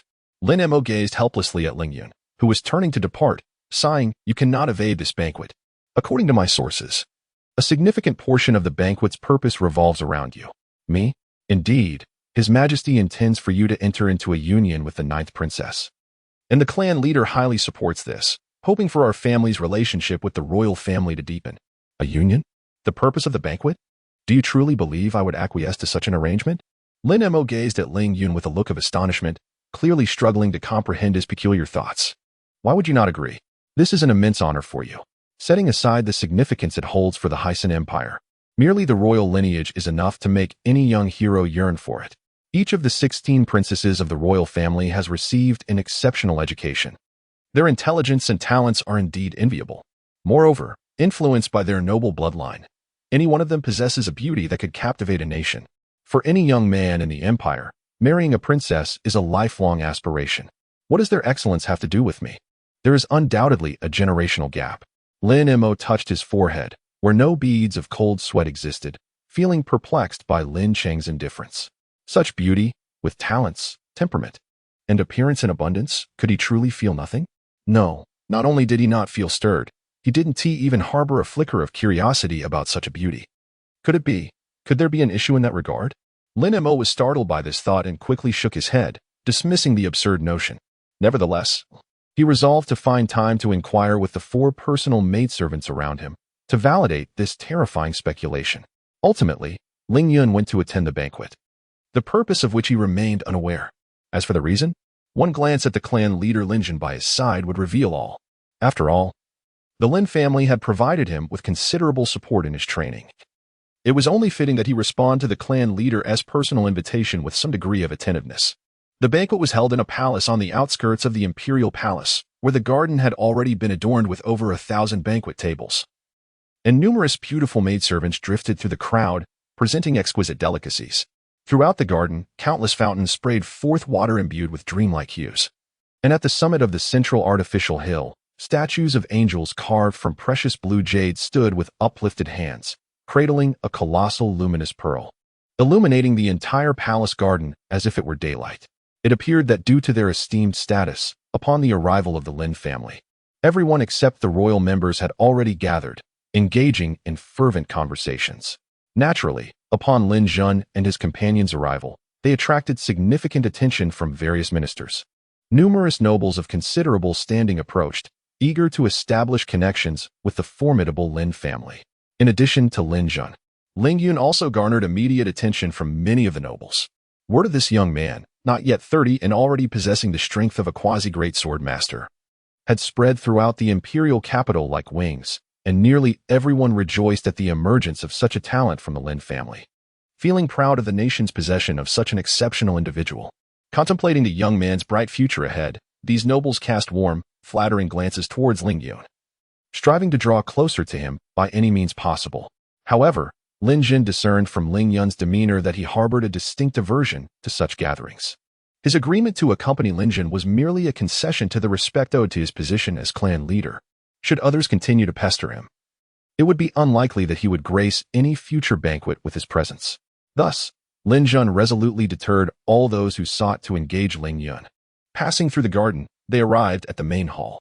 Only the true aristocrats of the empire could dine within its esteemed confines. Upon entering, Lin Jun was greeted by the warm smile of Yi Kaiyu, the head of the Yi family. Although the Yi family and the Lin family were both significant pillars of the Haitian Empire, with the Yi family positioned behind the Lin family, their relationship had always been amicable, devoid of the rivalry that Ling Yun had assumed. After all, as compatriots within the Haitian Empire, their genuine adversaries were the age-old enemies of the empire and competing neighboring states. Under such circumstances, it was imprudent to squander strength on infighting. Moreover, the power of the Haitian royal family far surpassed that of the Lin family, the foremost clan of the empire, by several magnitudes should malignant competition arise. It would undoubtedly be swiftly quelled by the royal authority. After exchanging pleasantries for a moment, Yi Kaiyu deftly steered the conversation towards Ling Yun. With an appreciative glimmer in his eye, he remarked, "Lin Jun, your Lin family has truly produced an extraordinary individual this time. Young Lin Cheng's future achievements are boundless. Haha. If he were to succeed and serve the empire, it would indeed be a privilege for all its citizens. Indeed, this time, your Lin family is experiencing a double blessing." Double blessing? Lin Jun inquired, noting Yi Kaiyu's envious glance at Ling Yun, who appeared to carry the weight of countless debts. In a hushed tone, Yi Kaiyu continued, "With Lin Cheng's unparalleled talent, he stands alone within the empire. Such a gifted lineage, how could His Majesty treat him lightly? Are you aware of which princess the emperor intends to bestow upon him?" Which princess? Lin Jun suddenly recalled something, an expression of delight illuminating his face. You mean to say gifted lineage? Could it be that His Majesty intends to? Chapter 81. Her Highness Hylan, your Majesty has truly made this decision? Yi Kai inquired, nodding slightly with a gentle smile. Isn't this quite fortuitous? The finest bloodlines united will surely yield the most exceptional progeny. I am almost impatient to witness the marvels their descendants will bring us in 20 years. Although Lin Jun wore a smile of surprise, there was a hint of concern etched on his brow. While your Majesty's actions have indeed favored Lin Cheng, they have also sown the seeds of countless future perils. As far as I know, among the 3 major 6th-level empires surrounding us, for princes have sworn to wed no one but Princess Hylan. The Wanluo Empire, for instance, is willing to offer an entire province and 108 cities as a dowry to secure the hand of the princess, which underscores their resolve. Furthermore, the Xinguang Empire came to our aid 23 years ago when our sworn enemy, the Ice River Empire, launched a surprise attack on the northern territories. If Chief Lin, since His Majesty has taken this course, he must have considered these factors and devised a strategy in response. We must not let this opportunity slip away. Lin Jun nodded, yet remained silent. It was not that he deemed Lin Cheng unworthy of Princess Hylan. Indeed, with his talent, having reached the great sword master realm before the age of 25, he certainly surpassed her in that regard. The crux of the matter lay in Princess Hylan's capabilities and the formidable suitors who stood behind her. These individuals were not merely princes of empires, but scions of powerful 6th-level civilizations, wielding influence that could rival that of the imperial family of Haitian. Although the Lin family was the most prestigious in the empire, on a global scale, they were hardly significant. In fact, those at the pinnacle of the 6th-level civilizations might not even be aware of the existence of the Lin family. Lin Jun gazed at Ling Yun, who sat alone, sword in hand, lost in thought, and sighed inwardly. While it was indeed a privilege to align with royal kin, if the opposing party proved excessively dominant, it could lead to an imbalance that would ultimately be detrimental. Should he suffer any grievances at the royal court, Lin Jun feared he would be powerless to advocate for him. After all, His Majesty had decisively disregarded the sentiments of surrounding nations, bestowing Princess Hylin upon him. Should Lin Qing express discontent, the entire empire might perceive the Lin family as overly ambitious. His Majesty's actions appeared to aim at using Princess Hylin to firmly grasp Lin Qing's fate. Observing this rare prodigy arise within his family, Lin Jun felt a twinge of reluctance. Yet, what could he do? They were, after all, subjects of the Haitian Empire. When the sovereign commands, subjects must comply. Shaking his head, Lin Jun murmured to himself for solace, "Lin Qing, I believe you will not be overshadowed by Princess Hylin. In this world, no one can truly control you. Do not let me down." As His Majesty Highway, with a benevolent smile, stepped forward from behind, everyone, except for the head of the Lin family, the head of the Yi family, and Ling Yun, knelt upon the ground. Even a few esteemed sword masters, who were exempt from kneeling before the emperor, half kneeled, bowing their heads slightly to pay their highest respects. "My dear ministers, please rise," the emperor chuckled. "Today's banquet is to honor those heroes who have returned safely from the trial of the gods. They are the true protagonists of this gathering." With a graceful gesture, Highway indicated the 40 young sword masters standing nearby. Among these sword masters, over 20 hailed from the royal family, either as royal guards or as personal attendants to the princes, having accompanied them since childhood. This group even included 3 lesser-favored princes seeking to seize an opportunity to showcase their skills. Aside from these 20-odd individuals, a dozen were representatives from various esteemed families, while a few others were independent sword masters. The emperor approached these individuals with remarkable warmth, calling each of them by name and recounting some of their notable achievements with great familiarity. The unassuming young sword masters were utterly astonished that the busy emperor would even acknowledge their modest existence. As excitement surged within them, their resolve to serve the empire intensified. Among them, 3 independent sword masters were promptly invited to join the royal guard, eliciting envy from the heads of numerous families nearby. These independent sword masters had undoubtedly faced considerable bloodshed and battles to return from the trial of the gods, possessing immense experience, and being under 30. They each held great potential for future development. It was uncertain whether 1 or 2 of these independent sword masters might rise to become great sword masters in the future. While the emperor introduced these individuals, Lin Jun was simultaneously introducing the 2 princesses accompanying him to Ling Yun. Ling Yun responded with a nonchalant acknowledgement, displaying a demeanor of indifference. Had it not been for the presence of the Lin family head, he likely would have dismissed even that response. As for the princess who might one day become his wife, he did not cast a glance in her direction. Lin Cheng, concerning this marriage, he had initially intended to inquire about Ling Yun's opinion, considering that if Ling Yun vehemently opposed it, he would seek to negotiate with the emperor. However, to his surprise, Ling Yun bluntly stated, "You said that even if we marry, she shall not disturb me. As long as she does not interrupt my meditation, I shall not mind whom I marry." Had she been an ordinary princess, he might have had the audacity to impose a life of solitude upon her. After all, Ling Yun's talent was evident, and the emperor would likely not hold a grudge against such a genius because of her. Yet now, he was to wed the empire's cherished jewel, the dream of countless young heroes, and a future great sword master, Princess Hylin. Therefore, he found himself hesitant to guarantee such an arrangement. If Princess Hylin were to be left in solitude, disregarding the emperor's stance, he could only imagine the wrath of her many aggrieved suitors. The thought made Lin Jun reluctant to pursue it any further. Just as he was about to speak, a fresh fragrance wafted from nearby. Lin Jun looked up to behold the enchanting Princess Hylin gracefully approaching. Wherever she roamed, be it among the youthful prodigies or the esteemed nobles, none were impervious to her enchanting allure. Even Lin Jun, the patriarch of the Lin family, found himself momentarily entranced, silently lamenting the existence of such a captivating beauty in the world. Only Ling Yun, engrossed in the ethereal essence of the Sword of Oblivion, remained oblivious to the arrival of Her Highness. Patriarch Lin Hylin inclined her head slightly towards Lin Jun as a gesture of respect.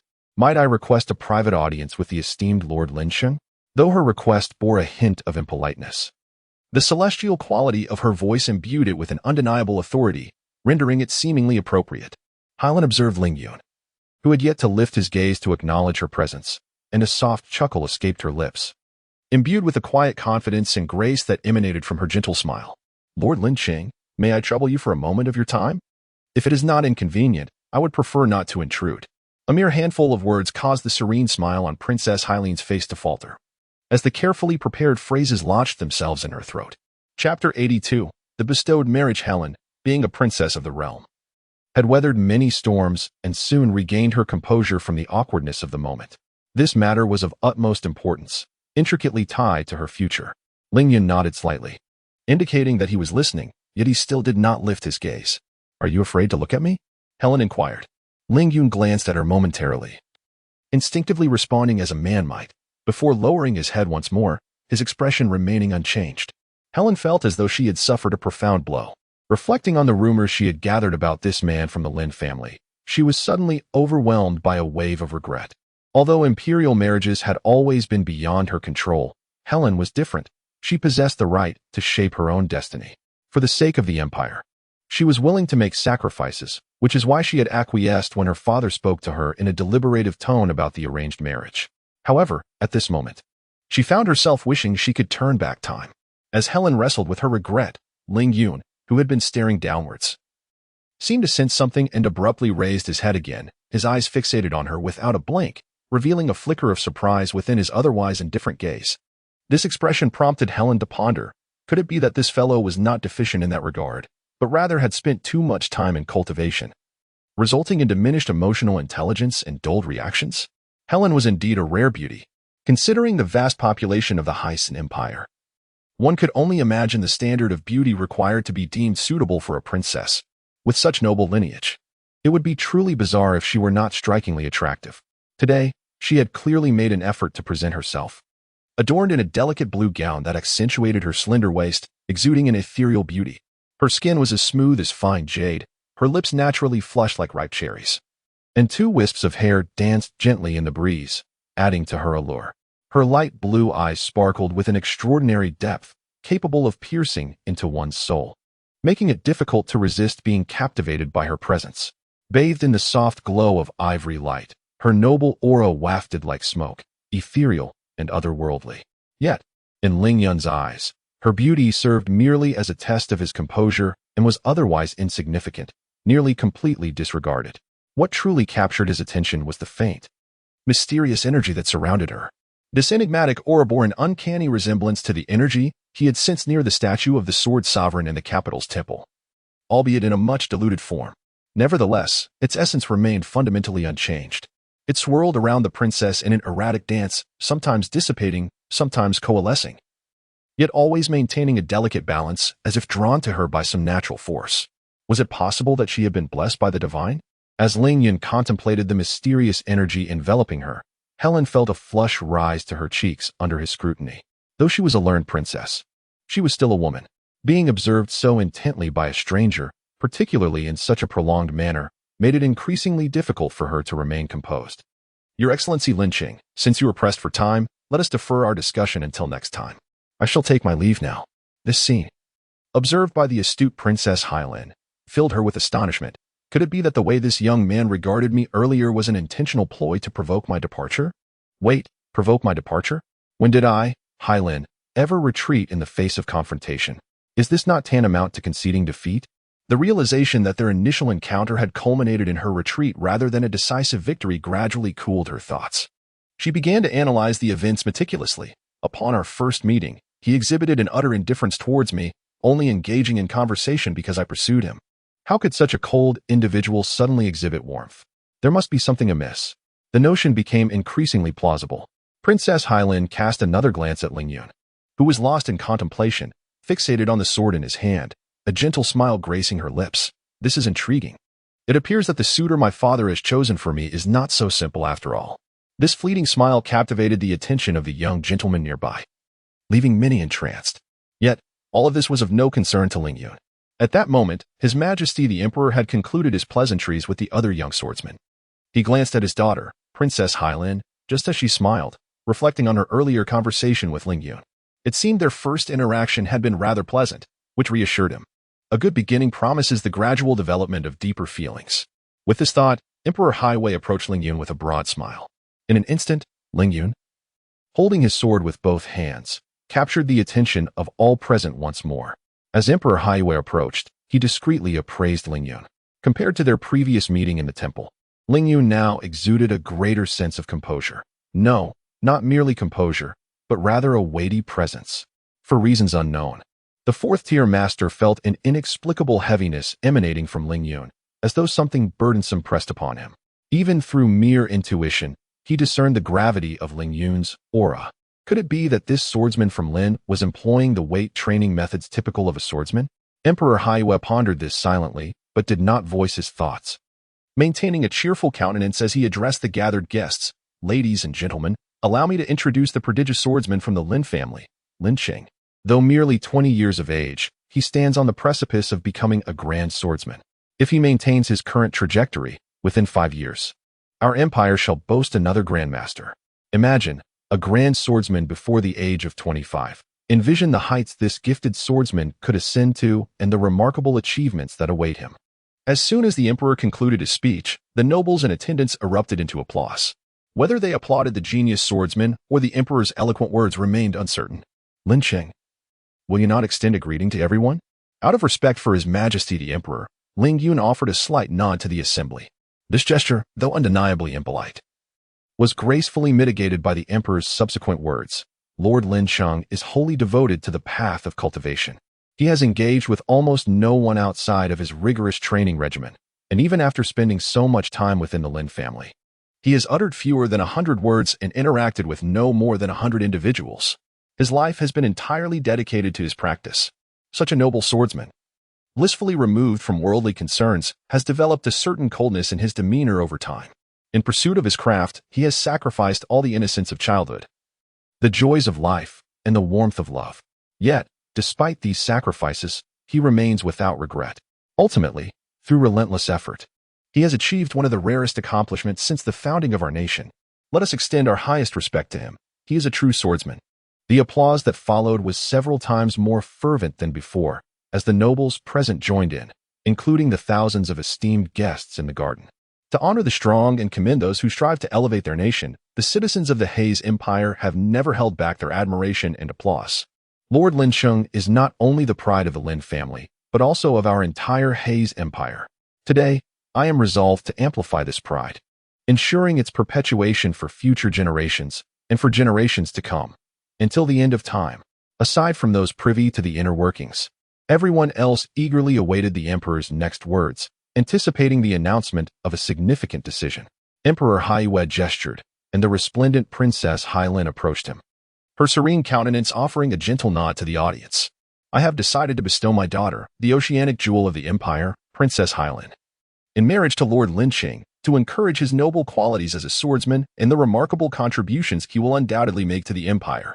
Upon the emperor's declaration, an eerie silence enveloped the banquet hall, as if a spell had rendered everyone mute. The oceanic jewel of the empire, a key to balancing relations with neighboring nations and fostering friendships with other empires. The warmth and enthusiasm with which these neighboring empires support the Hei's Empire is, after all, due in no small part to the suitors vying for Princess Hailin's affection. Their presence fortifies the Hei's Empire's strength. Yet now, the emperor intends to arrange a marriage for Princess Hailin. What chaos might ensue if the princes of surrounding nations were to learn of this? Is the emperor out of his mind? For the sake of a 25-year-old swordsman, he dares to. "Your Majesty, please reconsider." "Indeed, Your Majesty, this matter requires careful deliberation. Princess Hailin is the cherished jewel of our entire empire. Her lifelong happiness must not be decided in haste." In an instant, a cacophony of dissuasive voices erupted from the mouths of the ministers. Almost none of the nobles present endorsed this union, and even the head of the Lin family, Lin Jin, remained silent. Chapter 83. The future sword master. Voices of dissent echoed incessantly. Yet the underlying concern was not for Princess Hailin's happiness, but rather for the potential oppression and retaliation the empire might face from neighboring nations. The consequences of prioritizing the empire's safety were vividly laid bare, while their worries were not unfounded in the name of national interest. Princess Hailin was engulfed by an inexplicable sorrow. Perhaps she had long foreseen her fate, yet when the harsh reality of her destiny was thrust before her, she found it exceedingly burdensome to bear. It seemed that His Majesty, Emperor Haiyue, sensed the shift in his daughter's emotions. He promptly waved his hand, signaling everyone to cease their discussions, while covertly scrutinizing Ling Yun, who had hardly stirred from his place. In that moment, Ling Yun appeared as a transcendent being, detached from worldly concerns, standing in quiet solitude. The aura around him, along with the stillness enveloping him, created an independent realm. Though he stood there, he seemed entirely isolated from the world. Lingyun, if this continued, would undoubtedly evolve into an unparalleled swordsman. This thought, coupled with intelligence obtained through clandestine channels, fortified Emperor Hiwei's resolve. Although the empire basked in peace and prosperity, devoid of internal strife, such tranquility was not absolute. Take, for instance, the Lin family and the Yi family. Emperor Hiwei had deployed numerous agents to infiltrate the Lin family quietly. Under his astute manipulation, the Lin family, whose overall strength was scarcely 1/10 of the royal family, remained oblivious to these covert operations. Even if they sensed something amiss, the Lin family could hardly voice their concerns when the sovereign demands a subject's demise. The subject is left with no choice but to comply. Such shocking revelations swiftly stirred all the power holders within the imperial court. An emergency meeting of the Elder Council, composed of 2 6th-tier Grand Masters and 16 5th-tier Grand Masters, was convened immediately. Half a day later, Emperor Hiwei received the Council's notification. At any cost, they must win over Lin Sheng. For the first time, the Elder Council was united in purpose, unanimously endorsing a single decision. There was no dissent, no abstentions. Not a single elder dared to voice any contrary opinions. Every member embraced the prospect of aligning themselves with this future swordmaster with immense enthusiasm. Furthermore, the decision to betroth his daughter Hylan to Lin Qing was also unanimously approved by the council. A future swordmaster. If the empire could produce such a figure, it would be an extraordinary opportunity for the Hyson Empire, which had languished in 6th-tier civilization for over 8,000 years, a chance to ascend to 7th-tier civilization. If they could successfully achieve this advancement, even if it meant becoming the weakest of the 7th-tier civilizations, they would no longer fear the mightiest empire within the 6th tier. Aviation technology and spatial technology represented a monumental divide, incomparable in any measure. Contemplating this, Emperor Hiwei boldly interjected against the tide of opposition. Hylan is our empire's jewel of the ocean, blessed by the deities. Her happiness should not be swayed by us. We must grant her the autonomy to make her own choice. But your majesty, some sought to voice their objections, only to be interrupted by Emperor Hiwei's commanding gesture. What is it, my minister? Should we not honor Hylan's own decision? The minister shook his head and deeply bowed to Her Highness Princess Hylan, saying, Your Highness, for the future of the empire, please consider this carefully. The other ministers also bowed in unison, urging her to prioritize the greater good.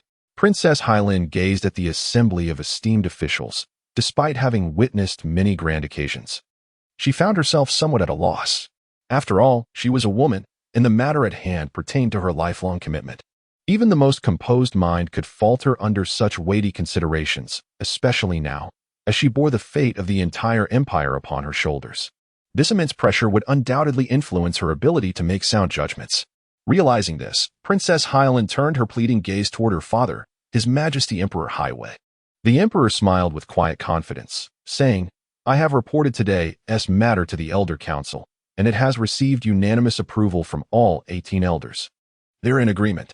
His nod assured her that this news would aid Hylan in making her decision. The elders, undoubtedly, would have taken into account the implications for other realms. Yet, their support for this proposal indicated that the worth of lynching surpassed that of any imperial prince.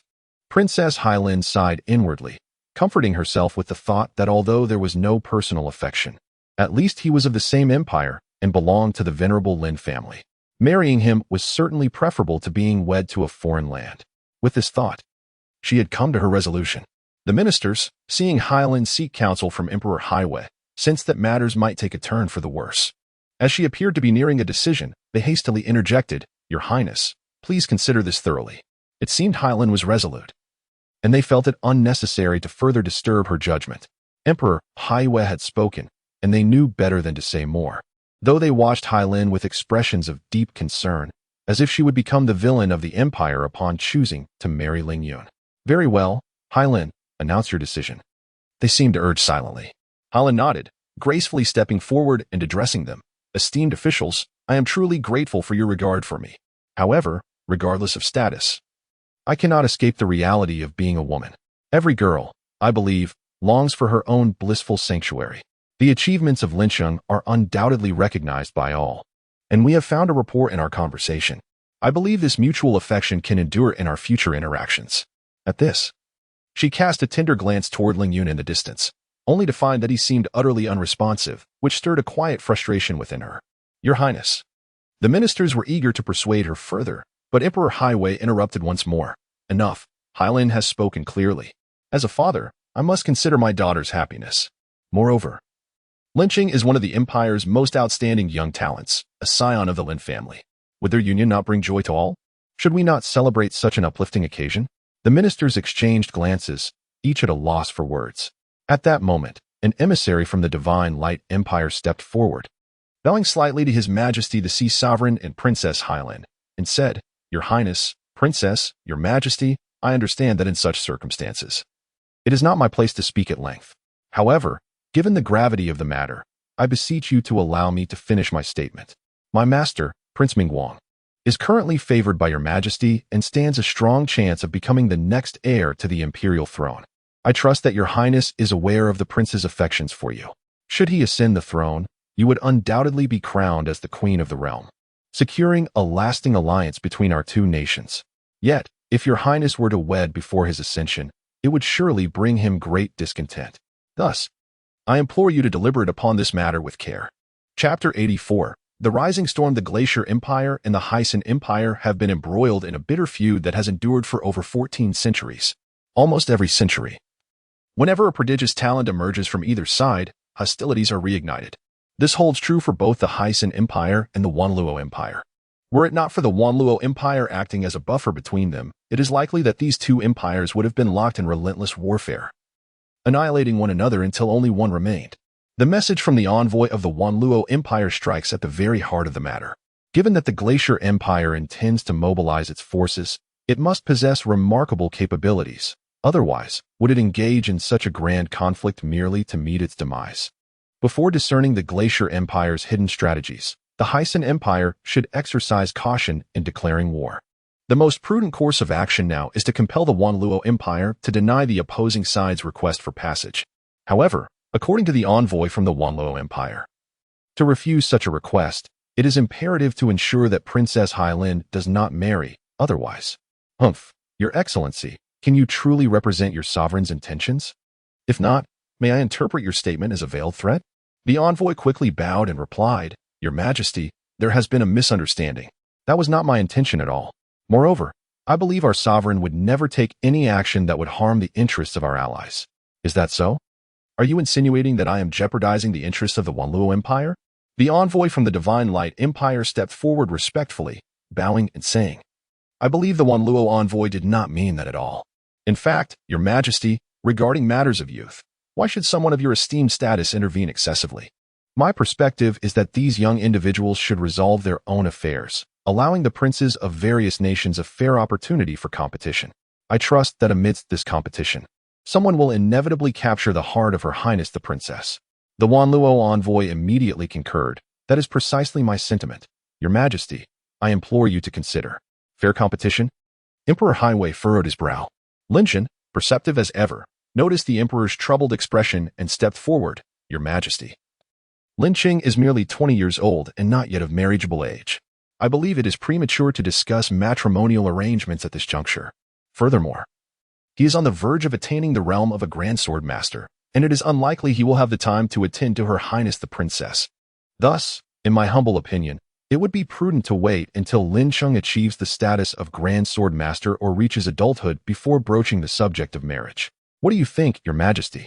Other ministers, recognizing Lin Zhen's tact, quickly echoed his sentiments. Indeed, the leader of the Lin family speaks wisely. Yes, Master Lin should prioritize his cultivation. Matters of romance can be addressed once he reaches an appropriate age. In light of these developments, Emperor Highway felt compelled to consult the Elder Council and seek their counsel before making any decisions, although he was determined to court Lin Cheng at all costs. The primary motivation behind this endeavor was Lin Cheng's potential ascendance to the status of a holy sword master, which could elevate the empire's level of civilization. After all, if the empire were to be lost, what value would it hold, even with the loyalty of a holy sword master? Thus, he cast a furtive glance at Helen and, adopting a strategy of retreating to advance, inquired, My daughter, do you mean? At that moment, Ling Yun maintained an air of indifference.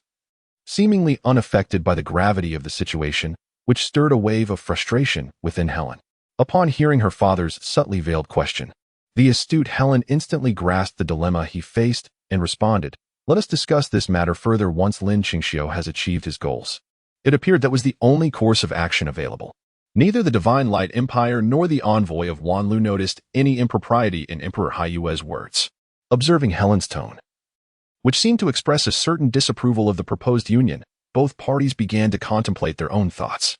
Yet, they echoed the sentiments of the ministers from the Haitian Empire, exclaiming, "Your Majesty is wise."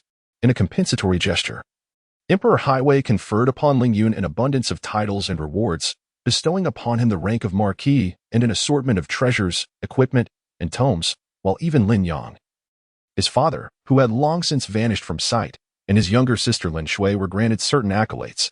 Such a young individual, with no prior contributions, receiving the title of Marquis seemed somewhat irregular. However, the ministers, considering Ling Yun's impending advancement to the rank of Grand Swordmaster in 5 years and their previous impediments to the marriage, ultimately refrained from further comment. The banquet continued for a short while before dispersing. Above the imperial capital, an imperceptible storm was brewing, as princes from various nations arrived at the Haitian Empire, accompanied by their loyal retinues, eager to showcase their abilities and demonstrate to His Majesty the Emperor that they were, without a doubt, far superior to the so-called Lin Qing. Meanwhile, Ling Yun, situated at the eye of the storm, remained oblivious, preoccupied with gazing at his bloodthirsty sword, often lost in contemplation for an entire day, utterly indifferent to the myriad crises encroaching upon him. After another fortnight of rigorous training, the spiritual energy he projected beyond his body began to metamorphose towards a higher state of spiritual awareness. This awareness is intrinsically linked to the natural energies of the universe. Compared to the mental control exhibited by Grand Sword Masters, mastering the manipulation of spiritual energies proved far more effortless and intuitive. In terms of energy control, he may not yet rival the formal Grand Sword Masters, but given sufficient time to hone his spiritual awareness, he would soon leave them far behind. The extensive malice contained within the bloodthirsty sword would require time to eradicate, but after 6 months, once the malevolent forces had been purged, he could devote himself fully to nurturing it with his essence and spirit, allowing it to flourish within a year, ultimately forming a sword soul, which he would then integrate into his being. Only 2 years later, upon achieving the unity of his sword soul with the 9-9 upper profound sword chi, would he truly step into the realm of sword soul mastery. 2 years, that was the time frame Ling Yun required. After this period, once the sword soul was fully realized, the explosive potential of the 9-9 upper profound sword chi, imbued with the power of the sword soul, would reach an unfathomable magnitude, the extent of which even he could not fathom. However, one thing was certain, it would be far beyond mere 4th-tier capabilities. After such extensive training, the protagonist was indeed ready to test his skills. How delightful!